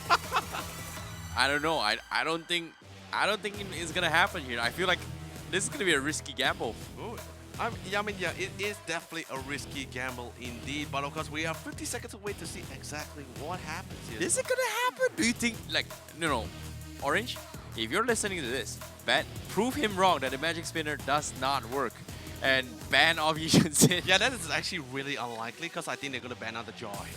Yeah. Oh yeah, jaw hit, most probably. They get rid of the jaw hit and then LY4 picks Yisun Shin, and I'm just gonna laugh all the way. But then again, of course, it has to end at 20 minutes though, or at least 20 minutes plus. Fair enough. For the Magic Spinner to be we handicap it 15 minutes. 15 minutes. Oh, right, fine. It's pretty late game here, alright? That is very true, but of course it still depends on the lineup composition. If RSG is able to close out the game early, then yes, I guess my Magic Spinner is more like 50-50 because he picked Yisun Shin. You know? Let's find out. Alright, let's find out. Because right now we're going to be jumping right into the drafting for game number 3 between RSG and Orange Love Esports, baby. Woo! Let's go. Well, this is going to be the last game for today here. For those of you watching here for the MPL MYSG Season 6 Playoffs Day number 2, and we are going to be jumping in towards the draft series game 3 here. This is going to be the final match from either of these teams for today here, and might be one of these teams is going to be permanently here for the entire season itself.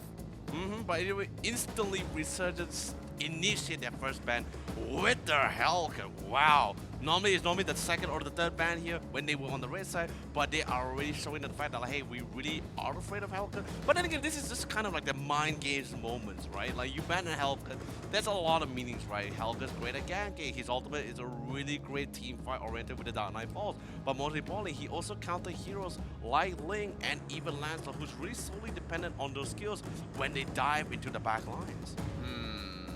This is, well, pretty similar bans coming from Resurgence. They're not that afraid here, but Orange Love Esports, they're going to be banning the Roger from the get-go. So, still a force to be reckoned with, still a force to be worried about, but Orange Love Esports now, this is going to be the tough one here. Do they straight up ban the Harry? I feel like the Yisun Shin and also the Ling is still manageable, but the Harry is something that both teams are really excel on in this situation.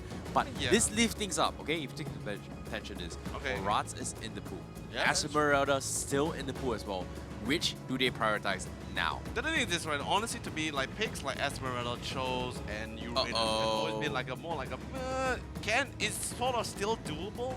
they are sort of roaming around, but Resurgence banning away their own joy. But that just tells you that the fact that they are actually trying to opt to go for something else. This first lock-in, if Orange Love Esports doesn't ban this Barot, we are potentially seeing Resurgence play Barot for the first time. I know it's not the first time for them, but it will be the first time for them inside the MPL Season 6, whether it's regular season or in the playoffs. This is going to be a scary one here from both these teams here, because this third ban here is going to decide what heroes is going to be opened up for all these teams here. Esmeralda in the pool, Uranus as well, but they were forced to ban the Harif. They have to ban the Harif. No, but then Barat is open. But then again, Resurgence, they can actually let Barat go because they can actually try to opt the Yeah, but Sing plays it too well. How could you remember the match against EVOS in the upper brackets?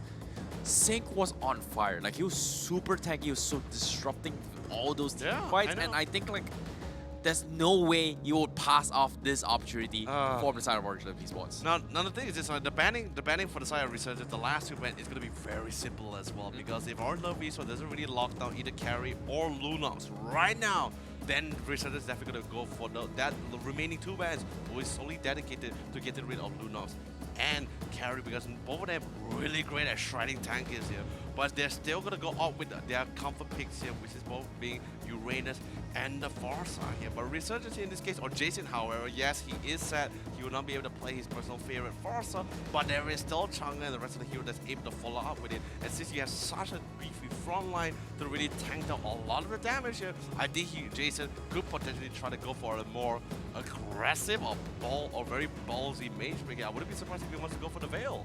Yeah, and well, that's the thing. The Veil has proved to be a huge success for Resurgence. Well, a lot of wombo combos coming in, but at the same time here, Resurgence, they have to be extremely careful here.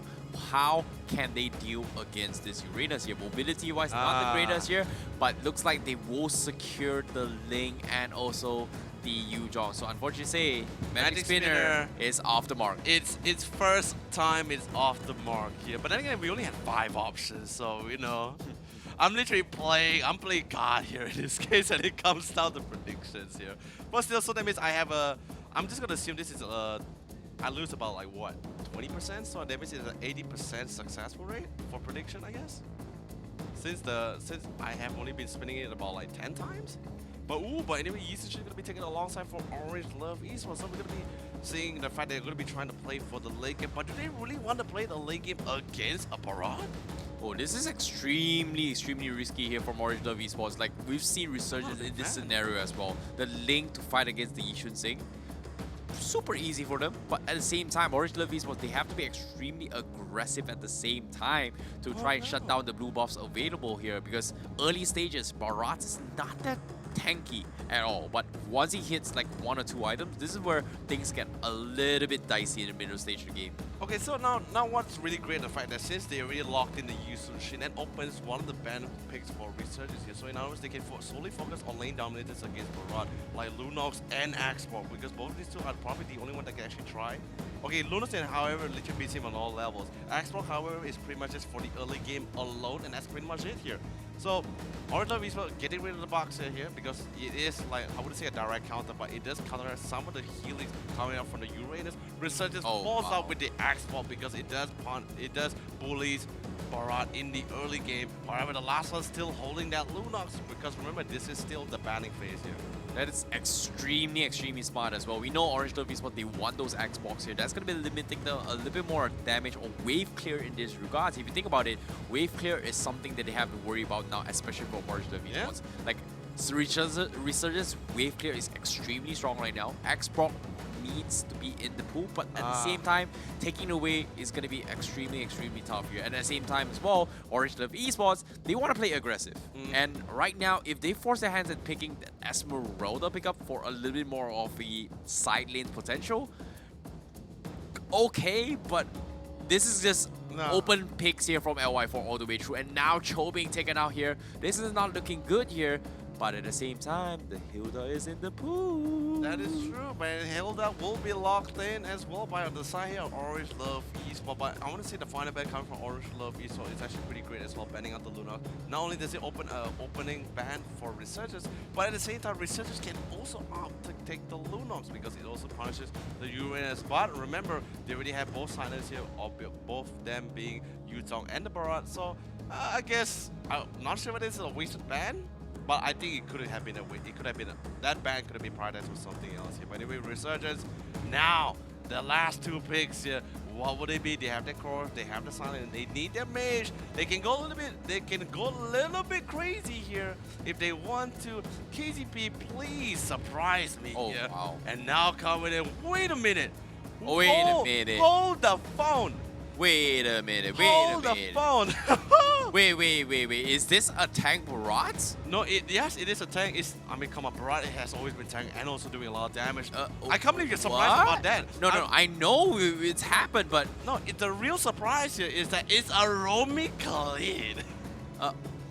It's a roaming Khalid, dude. I think it's a side lane Khalid. KZP going to the side lanes? Yeah, you have a point. Wait, yeah, you have a point. Roaming Khalid? Yeah, saying that's why I'm going crazy. You were saying tank Barat. I'm like, come on, Barat hasn't actually been tank. We're just seeing the name. No. I'm talking about roaming Barat, which doesn't make sense. But now talking about roaming Khalid, okay. I mean, with the passive, he has that bonus movement speed, right? I guess he's pretty fast, able to get from one lane to another. But this is KZP we're talking about, so maybe he's hoping to bully out anyone who comes to the middle lane. But either way, Terrence, want to take it away for this one here? Well, I'm at a loss at words here because Resurgence, they're pulling out the big guns. They're pulling up the win. This is going to be their pocket strategy. Will Orange Love Esports get taken down by this strategy here? Because this, like Yolo Lee said as well, a roaming Khalid. Okay. Ladies and gentlemen here, let's go into his game tree and see who takes the part here, because who is going to be the one to face EVOS Esports in the lower brackets and who is going out of Season 6. Ladies and gentlemen here, this is going to be game number 3 between Resurgence versus Orange Love Esports. And this is going to be a tough one here, Leonard. I can tell you this right now, Terrence. I have pretty much seen it all. Like, KZP has surprised us with all kinds of potential roaming abilities and heroes with their matchup. And now, this is the first ever I'm seeing a roaming Khalid. Literally a roaming Khalid. But he's going to be dual laning on the top side alongside with Singh for a little bit here before beginning his role. But look at the whole cluster of heroes towards that top side here of this river here, because they want to try to hold Jason back. And remember, as Jason levels, as he slowly scales in levels here, he's going to get super more stronger here. Whew. Damage, man, coming from KZP as well, but instantly he gets logged around side here. He's not even level 2 either to pop this quicksand guard, and first blood will be drawn for the side of Orange Love Esports as they managed to punish him since he was actually 1 level away from getting that quicksand guard. Well, you know what I see? Oh, Sana with the close one here. 1 HP almost taking Kuja, but at the same time, seems to me Resurgence might be playing a little bit of a feeding Khalid potentially, but the feeding DG meta does not fit in this patch now. Yeah, you see that where's that's the wrong thing in that sentence that you just told me. Feeding Khalid and you're comparing it to a feeding Diggy. I'm like, why? Well, it doesn't make sense no more. I guess we're all fatigued at this point, Terrence. We're all really tired, can't really think straight in this case. But anyway, Raid safely secured here, but it's going to be a little bit close as well. Safely secured, and now here Jason gets called over to the back line. As Nandit finally found him. But then again, Mountain Shotgun did get commit to try to force them back. And Jason's still alive. And KZP, he has level 2, so he has the quicksand guard, so it's going to be totally fine. And don't forget, you cannot underestimate him because Desert Tornado, his first kill, does quite an amount of damage. Yep. And yeah, back to the question here, the feeding. Well, whatever. You really want to bring it back here? Well, that's the thing, because KZP was the one that brought it into the game as well. Yeah, but feeding Khalid, Well, they fixed it here. Regardless of how many times you die, you pretty much still get gold and XP. No, but even if they did fix it, there's no point because Khalid still gets sent back to the base compared to the Diggy who just stays there. True. Well, that's the thing. His passive makes him run really fast. I guess so, yeah. I mean, he's like the Flash, you know? Yeah, I mean, that's pretty much why he is the roaming Khalid. But here comes him. He has his ultimate, by the way, to see if he can try to steal that raid. But LY4 has his retribution, so there is absolutely no way they could at least try to even take it away. But look at Singh, though. rotation queen, by the way, just constantly rotating around, clearing all the camps, getting rid of the lanes because he knows there's no way he can really catch up to that Uranus unless Kuja decides to overextend there. Yep, speaking of which, KZB looking around here, trying to find a potential here, but at the same time, Feather Asteroid being used here from side HY doesn't connect onto Sync here, and Sync is just trying to do a little bit of damage here, but unfortunately, say HY actually missing a couple of targets here, and that's gonna be him paying with his life here. The Feather Asteroid doesn't seem to connect the finish of Sync, so might be a little bit of a misplace. But at the same time now, you can see Turtle's gonna be up for contest. KZP trying to buy a little bit more time. Black Dragon being used here from side of Sana. And that's gonna be a little potential snipe. Who got the turtle? And it's gonna be AIM sniping it off. That's gonna be a huge one as well. And the Mountain Shocker being used here, and they will force Resurgence back into the base. For real, amazing stuff. AIM as he was able to steal the turtle away. Woo! The wrong way. It's like, whoa, man. The so-called team with the first kill of Baran almost secured the kill on Kuja, but then again, this is a Uranus, so he's going to be casually getting out of this alive. None to say he really want to try to go for that kill secure here, but let's be honest, this Sig, he knows what exactly happened with all this rotation as well. He's going to TP back, regen back, and come to the lane even stronger. Yep. Speaking of which here, KZB buying a little bit of time, nothing to say, looking for those pickoffs and stacks here, but unfortunately doesn't seem to connect. KZB now going for the jump potential here as well. He's making a run for it here. Meanwhile, it's going to get pulled back, but nice Purify timing here, but no, it's not going to help him here as he's going to get sucked in, and nothing to say, will get finished off, so Sing will go in for the cut. Finish off, and KZB is going to drop pretty low and get sniped off from HY as well as AIM. Oh man, although yes, the Purify did get popped up, but let's be honest, it's Daytona's welcome. When she's welcoming, she's super welcoming. You just can't escape from it at all. And now Sig holding on the line to buy a little bit more time, but he slowly starts falling back because he saw AIM coming in. There's the knockup, there's the damage. He's trying to hold out as long as possible, doing significant amount, but eventually he will fall. But he did force out quite the amount ultimates off of Orange Love Esports. Yep, meanwhile here, Orange Love Esports, they are going to buy a little bit more time. Meanwhile, GG, he does have the double buffs available. He's going to try and farm up a little bit more here. Meanwhile, Resurgence, they have to buy a little bit more time for them to actually get some items here, especially up on KZP. Meanwhile, Jason, he needs those wombo combos. Nothing to say, he's got one stack available. And as you can see, they are trying to set up to catch off LY4. He's going to get caught out. Here comes the stun. LY4 will pop the Tempest Blade. So that's going to be a huge cooldown taken away here. So small opportunity from Orange Love Esports. As you can see, nothing to say. He's going to go in for the couple of space knocks here. And KZB going to be trading after trading here as Resurgence.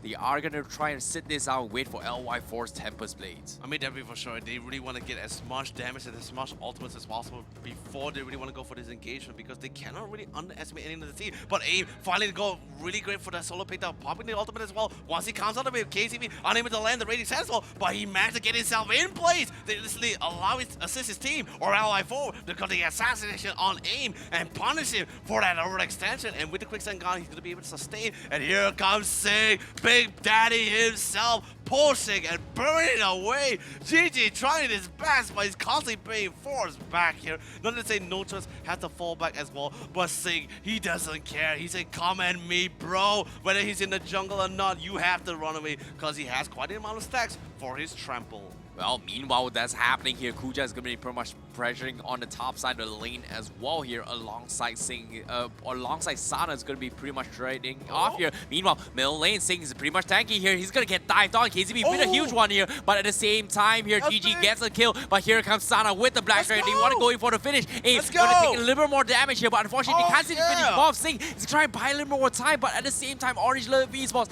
they are prevailing here as GG is not taken down. He's got the turtle buff, and he's going to be pretty happy about this win here from Orange Love Esports. Really well played. Oh, but here comes the Feather Asteroid. But then again, this is Sing. We're talking about Baran in this case. He's going to be able to outtake quite a amount of damage. KZB going to go straight for the backline, but gets locked up by nothing to say. He still has his quicksand gun, but the crit coming in from GG. But the Tutorial's welcome. Oh, barely connection as GG barely got out of the range, so that tongue would not be able to latch on top of GG. Oh, what a huge play there coming from GG. 3-0-1, just like that. They are going to try and go in for the pressure here. This middle tower is going to be pretty much exposed as well. Resurgence, they are in no position to contest this as well. KZP is not available for this defense as well. Feather Asteroid being used to zone them out, and Resurgence, they have to lose the mid tower, and that's going to be a lot of map control swinging in favor of Orange Love Esports. Meanwhile, look at this. Nothing to say. He's looking for the hunt. LY4, where are you going? He's going to try and make a run, but unfortunately to say, he's going to be A-OK. So that's going to be a fortunate one here coming from Resurgence. What's really amazing as well, like he was barely out of the race from nothing to say ultimate power wildness as well. But anyway, Sing gonna be popping the tunnel as well, able to get the catch on aim as well, throws into the wall, gets it locked up. Really beautiful time as well with the Raging Sandstorm, fully connection as well. Kuja tries to zone him out, but KCP Quicksand God's gonna allow him to heal up, and a beautiful setup coming in from Sing. He knew he couldn't run, so he tried to go for a setup alongside with KZP. What a combination! Now I see why KZP actually went for the Khalid last pick. Yep, seeing how this fight is going as well. Kuja is going to try and make it those fights. Sing is going to make a run for it here. Kuja is trying to pressure this here. He's forcing more rotations coming from Resurgence, but at the same time, he needs to be extremely careful here. In this case, like you can say, they will back off, opening up a little bit more map control here for more space for GG to get those farm here. As you can see, 3-0-1 thus far from the side of Orange Love Esports, and LY4 has got 2 kills on the back. They do not want to throw this game here, and this is going to be the tournament lives for both of these teams. It's going to be a fight to the deaths. Meanwhile, Orange Love Esports continues their assault with 5k gold economy here. KCP looking for those payoff as well, but blue buffs are going to be contested. The Mountain Shocker forces them back here, and LY4 he's dropping low. They might lose this blue buff, and Sing he's going to try and go in for the suck here, but can he go in for the stun? No, he cannot. Unfortunately to say, from the sides, GG will get the pick off. KCP gets taken down. Sana forced to use the Black Dragon, but the Phantom is there, and hit by almost takes him down, and that's going to be a close call for Resurgence. But on the contrary here as well, the blue buff has been conceded, and GG will take another one in his belt. I mean, let's be honest. Yes, a little bit close to comfort there, but let's just tone it down with the fact that birds don't slay dragons. Okay, dragon eats birds for breakfast any time of the week. So if you don't really want to burn him down, you need to go for a bombardment, not a right click for not auto attack for sure here. But anyway, now the thing is this, right? Resurgence is slowly having the back against the wall, because right now, if we're talking about late game scaling, we see GG or the Marksman in particular doing it way better. He's already level 14, 4-0 here, and the net worth is looking amazing. But anyway, here comes the lockdown, even forcing LY4 to pop the attempts to play just to try to get out and aim. Unfortunately, beautiful knockup too, but sadly, it's not going to be enough as he instantly bursts down KCP. He wants to go for the Quicksand God, but the knocked coming out from aim literally disrupts and really makes it a huge nuisance here. Well, Orange Love Esports, they're looking pretty confident as well here, as they're setting their targets up towards EVOS Esports if they win this fight here. And if they take this match, they are heading towards the upper bracket finals. But as of now, Resurgence, they're trying their best to stop them in the track. The defending champions, will they bow out here or will they prevail? Because Orange Love Esports, they are looking a little bit stronger, a little bit better, because as of now, the Lord is going to be up for grabs. And 6k economy in favor of Orange Love Esports. I mean, don't forget the fact that they also have 6 towers coming to Resurgence who has 0. Orange Love Esports Towers is standing proud and tall, like not even crazy. And the best part about usage, he can almost pretty sure can just solo the Lord here. He even has the Rat the Machete, Blade of the BOD, Blade of the Spare, and he even has the Demon Hunter Sword, because a beefy hero like Sing, there's a lot of walls for him to cut down here, seriously. Yep, this is going to be a tough one here. Meanwhile, GG is going to try and set up his buffs here. Resurgence, they need the buffs available up on LY4 with 2-0-0s thus far. Not looking good for him with no blue buffs here. You can see nothing to say. He's looking for those stacks. He's looking for those setups. The blue buffs are available, but they are going to try and contest this here. LY4 needs to back up, and Sing is going to try and catch one here. Will he get one? Unfortunately, say it's not going to be enough, as GG takes down the blue buff in their favor. And the craziest part about it is, despite how big Orange Love Esports is, it's really hard for them to really siege against Resurgence, because as long as Jason is alive, their wave clear, and along with his ultimate Windstorm, does significant amount of damage. And we're going to be seeing how much damage he actually does once as Jason starts defending against his Lord. Not to say try to hold him back, but look at the Wind Blow, and the Wind Blade literally keeping the Lord in place. And KTB doing a really well job with the Desert Tornado. He gets locked up by another Sing, but look at Sing, he barely catches, and GG gets out of the range of the Tornado Welcome to 12. There goes the crit. Sing has to go for the route. Kuja trying to hold his back, but sadly, no more wins. They had to fully commit to this bottom hitter, but with the Wind Blade and Windstorm, nothing to say from full HP, brought down to a quarter, and instantly, they have to fall back. Jason gets a little bit too greedy there, but he has a little bit of movement, so he can able to fall back, and Sing back in action, full HP. Doesn't really have a stack for his trample, but everything else, the siege of Orange Love Esports gets reset once again. Oh, what a clutch there coming from GG to dodge off Sing's Daytona. Welcome there. And at the same time, Sing, he's going to be 1-1-3, but as of now, they need to get a perfect pick off Sing. He's going to be in the front lines here. He's got the barrage, but at the same time, what else can he do? Because Orange Love Esports, they're just not taking this bite here. Whether they take this bite or not, it all comes to the same. Sing was really being particular, and especially in that last defense as well. His main goal was just trying to catch GG. Almost got him as well, because GG didn't really have any other escapes besides his own personal dash. Or skill. Yeah, it's pretty much just a dash or a slash, depending on how you look at it based on the animation here. But Sana finds nothing to say. Nothing to say, doing quite a great job. He knows the jungle is his area with his passive, but remember, we're slowly approaching towards the late game here, so nothing to say, he's slowly falling behind and trying to out-tank the damage, while LY4 is pretty much an assassin, and here comes the engagement as he catches onto Jason.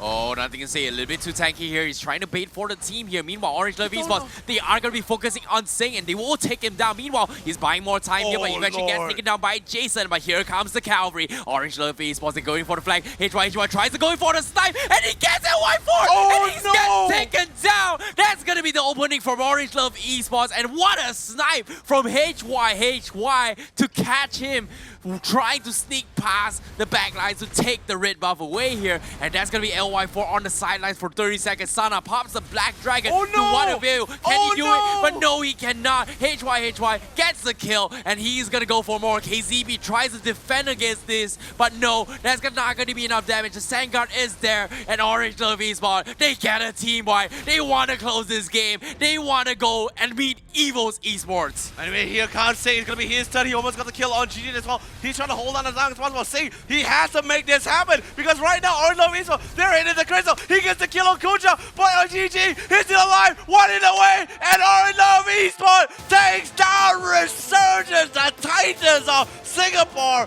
and Resurgence will be out of the playoffs. My goodness, the defending champions will bow out here in Season 6. And Orange Love Esports, the experimental team, the Dark Horse, they made it into lower bracket finals. They're meeting EVOS Esports SG. Oh my goodness. Dude, really amazing stuff. They made the play. This is history in the making, Terrors. Everyone looked down on Orange Love Esports. Everyone was rooting for Resurgence. But guess what? Orange Love Esports, who had the roughest of starts back in regular season, they barely even got in as one of the top 18 for the players. And now here, they have, not to say, now it's not really the perfect record, but they are pretty much having wins after wins all the way here. And on top of shutting down Resurgence, one of the favorite teams to go towards the grand finals. What a play coming from Orange Love Esports. By the way, here is a highlight brought to you by Udu, powered by Cellcom, as we explain to you exactly what went down. Yeah, and we saw Sing trying to get a couple of plays here with the Daytona welcome. But at the same time, it was just crucial moments and dodges and brilliance coming from Orange Love Esports. They were able to get a lot of really, really good ones as well. Look at this, Sing. He got it for a couple of pickoffs, but unfortunately, it's just not the right target here. But eventually, when he found the right target, the side steps from GG was just insane. Oh, not just the sidestep as well, there was just many moments where actually Resurgence, one of each of the members keeps getting picked off. And that's pretty much what Orange Love Esports really wants to go for as well, because they know it's really difficult to go for this siege. And when they managed to shut down Sing on that top side as well, that was like the biggest prime moment for them to really start pressuring towards this lane. Although yes, Jason was still a large, but they slowly melt down, and once getting rid of LY4, all that's left was 3 members. Sana was trying his best, but he actually underestimated the amount of damage that GG was actually doing with those crits. And KZP actually got baited in, because with the Trunket, our dear friend AIM, or in this case, HY was able to sustain and Sing all alone to defend his LY4 is literally coming out in 4 seconds, but still it wasn't good enough. He had to kill GG, but GG amazingly positioned himself away from Sing, and with that, Orange Love Esports ended the game here for game number 3 here. Wow, 30 seconds on the sidelines here. Pretty much the opening that Orange Love Esports needed here, but the clutch plays from HY. Do you agree with me right now that he is undeniably the MVP for today? Like every single time he's clutch his moments, insane runs. Like his Cho was insane. His Farsa, like in Logic Mind, how can you catch a Link with a Farsa? He just did it in front of us. Dude, what's even better at the same time is that he has never, and I mean never, shown anyone that he actually can play a mage. The entire time he has always been playing playmakers or tank roamers here, and finally in this game, he showed, like you said, if you're not going to show any of your cards, when will you show it here? And he showed it right here where, alright guys, we didn't get the Lunox, we didn't get any other heroes, so let's play towards this late game and just bombard them from a distance, because like I said, like I told you as well, there's 2 ways to deal with this Barat, or at least in this case 3 ways with the Lunox. One of them being is just play around the Barat. Don't really hit them, don't hit him too hard. Just play around him, and that's exactly what they did here. So really well played coming from Orange Love Esports here. And now this is the post-game stats here. Rich Guy is going to be GG. The carry is also going to be GG. Sandbag is going to be Sing, who's actually tanked the most here.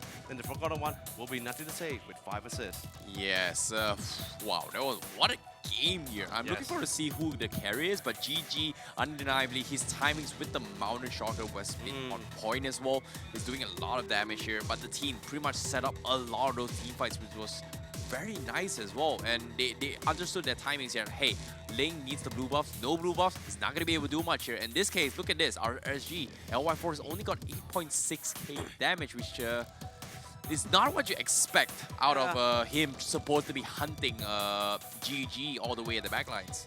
You know, surprisingly enough, I'm really surprised he actually tried to opt to go for the Link pick as well. Like, I think he was trying to, I think LF4 in this game was just trying to see if he can actually hit that one item timing and then just constantly scale around throughout the entire point of the map here to go for the assassination here. But Orange Love Esports is like instantly read the situation. They were like, hey, you know what?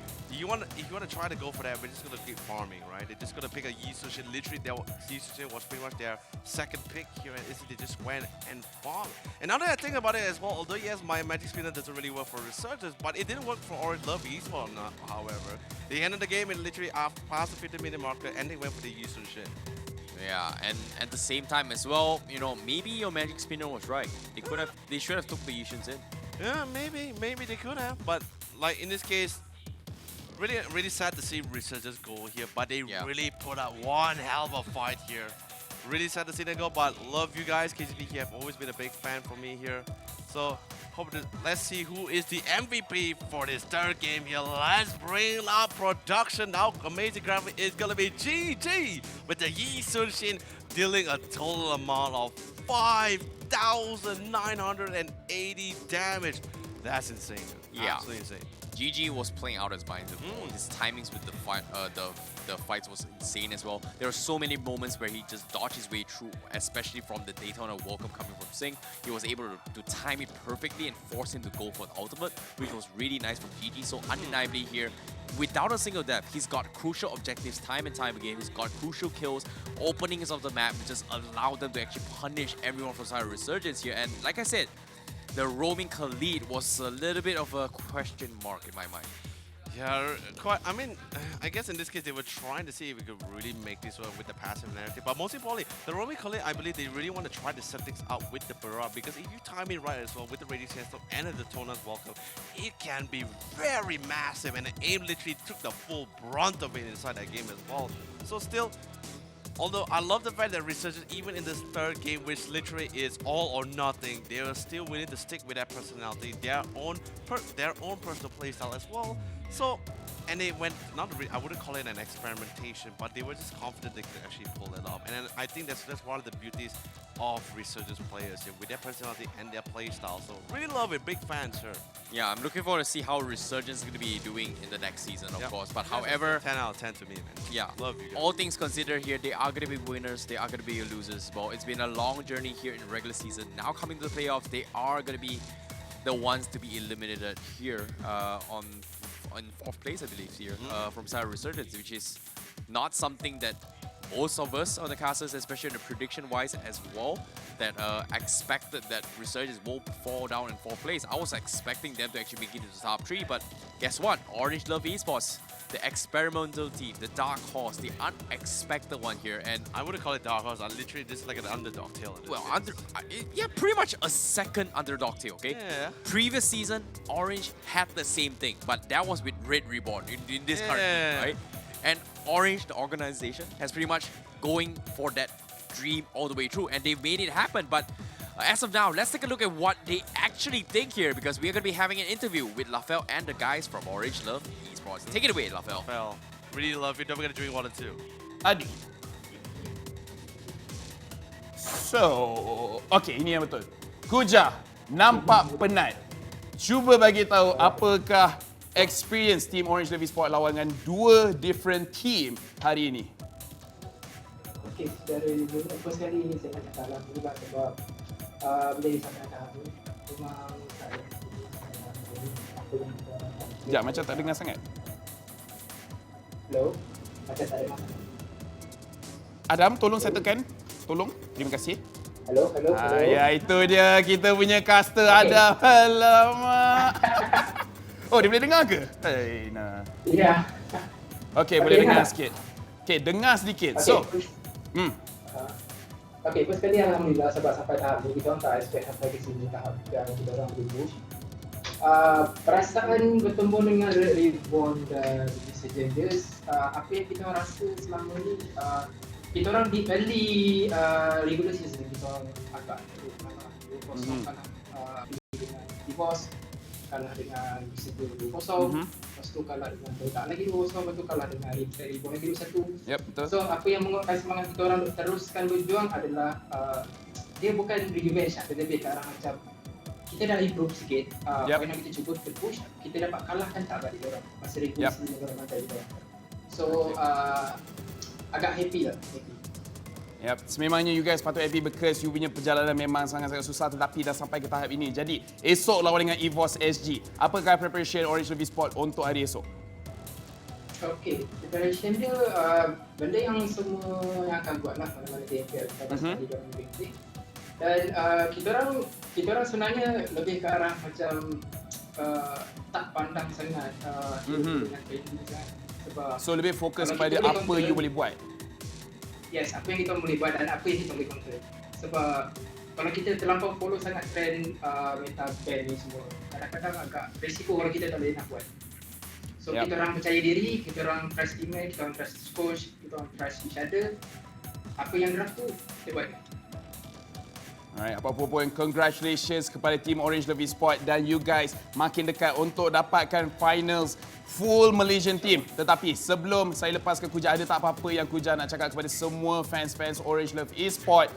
Lagi-lagi since korang makin dekat untuk menjadi champions. Okay, benda yang sama juga macam previous punya untuk fans. Walaupun tak ramai fans kami, tapi ada. Terima kasih banyak sebab support kami. Dan terima kasih juga pada family saya, iaitu wife saya, family yang side belah wife yang support, belah saya sendiri, family untuk semua teammate yang ada dalam Orange Love Esports ni. Terima kasih banyak-banyak sebab support. Dan untuk fans, mana yang ada beberapa fans kita orang tu, teruskan support kami. Alhamdulillah, atas doa kalian kita orang. Thank you so much. Alright, thank you very much Kuja. Untuk sesiapa yang kurang jelas, Kuja nak cakapkan terima kasih kepada semua fans Orange Love Esports. Walaupun sekarang ni mungkin fans tak ramai, tetapi akan datang sememangnya akan jadi lebih ramai. Thank you very much Kuja, tapi kita kena teruskan program kita dengan cepat sebab caster semua dah tak sabar nak mandi. Jadi, selepas ini kita akan pergi kepada kita punya quickie host untuk properly wrap up the show. Apapun, congratulations kepada Orange Love Esports. Tetapi sampai sini sahaja segmen saya nak cakap thank you for all the games and thank you kepada semua viewers yang tengok pada hari ini. So, kita akan terus pergi kepada host dan juga English casters. So guys, without further ado, wrap the show out very nicely because I am going home. Bye-bye. Thank you so much, Lafel, for such an in-depth analysis and, of course, a beautiful interview with Kuja of Orange Love Esports, man. What a rush. Seriously, what a rush. A lot of, I believe the right terms for a lot of fans out there and a lot of predictions as well, a lot of upsets as well. And I believe right now the managers of Orange Love Esports and even the players right now is going absolutely nuts because of what an achievement they managed to pull off for themselves here. A newly made team, newly made hybrid team here. going toe-to-toe, have the, like I said, have the most roughest beginnings in the regular season. But here in the playoffs, they made their stand. And now they're literally upping their chance to get to that grand finals here.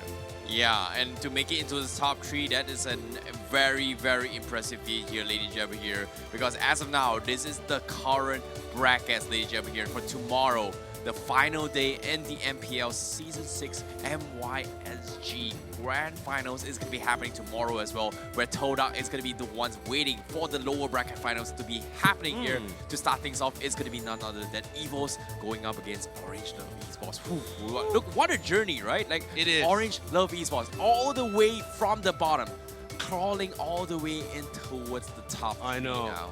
And the best part about it, they were knocking down every one of their opponents. Malaysia fan favorite Bosco. They knocked down their previous Orange team. It's a Red Ribbon as well. And now even taking down the previous champion of Season 5. Woo, what a rush here. Not sure, like, I mean, you know what they say, third time's the charm. Now they're gonna go up against EVOS SG here. Another pillar, another big wall for them to break down. Singapore Titans, a second Singapore Titans here. And then EVOS SG, I know they're gonna be fighting their battles for the hardest part of their lives, because they want to go to that grand finals and have their revenge grudge match against Team TODAK.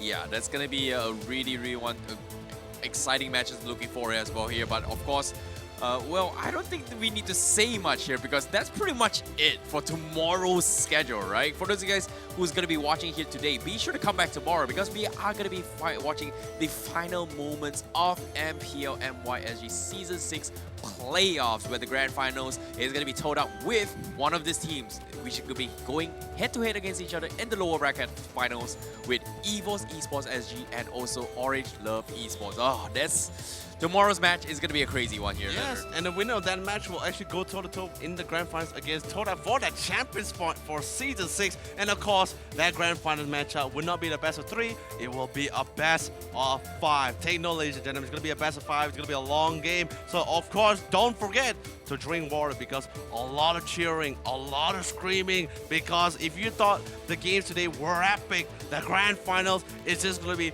just as good. Seriously. Yeah, it's been a long journey for some of these teams here, and of course, for those of you guys who miss us here, well, that's going to be my end of the journey here today. Tomorrow, you'll be seeing a different set of casters, and hope you guys, yeah, definitely a different set of casters. I hope you guys enjoyed ourselves here, but that's pretty much it from me, myself, ICBaby12, and he's going to be YOLO Lee, and that's it for day 2, and we'll see you guys tomorrow. Love you guys. Bye.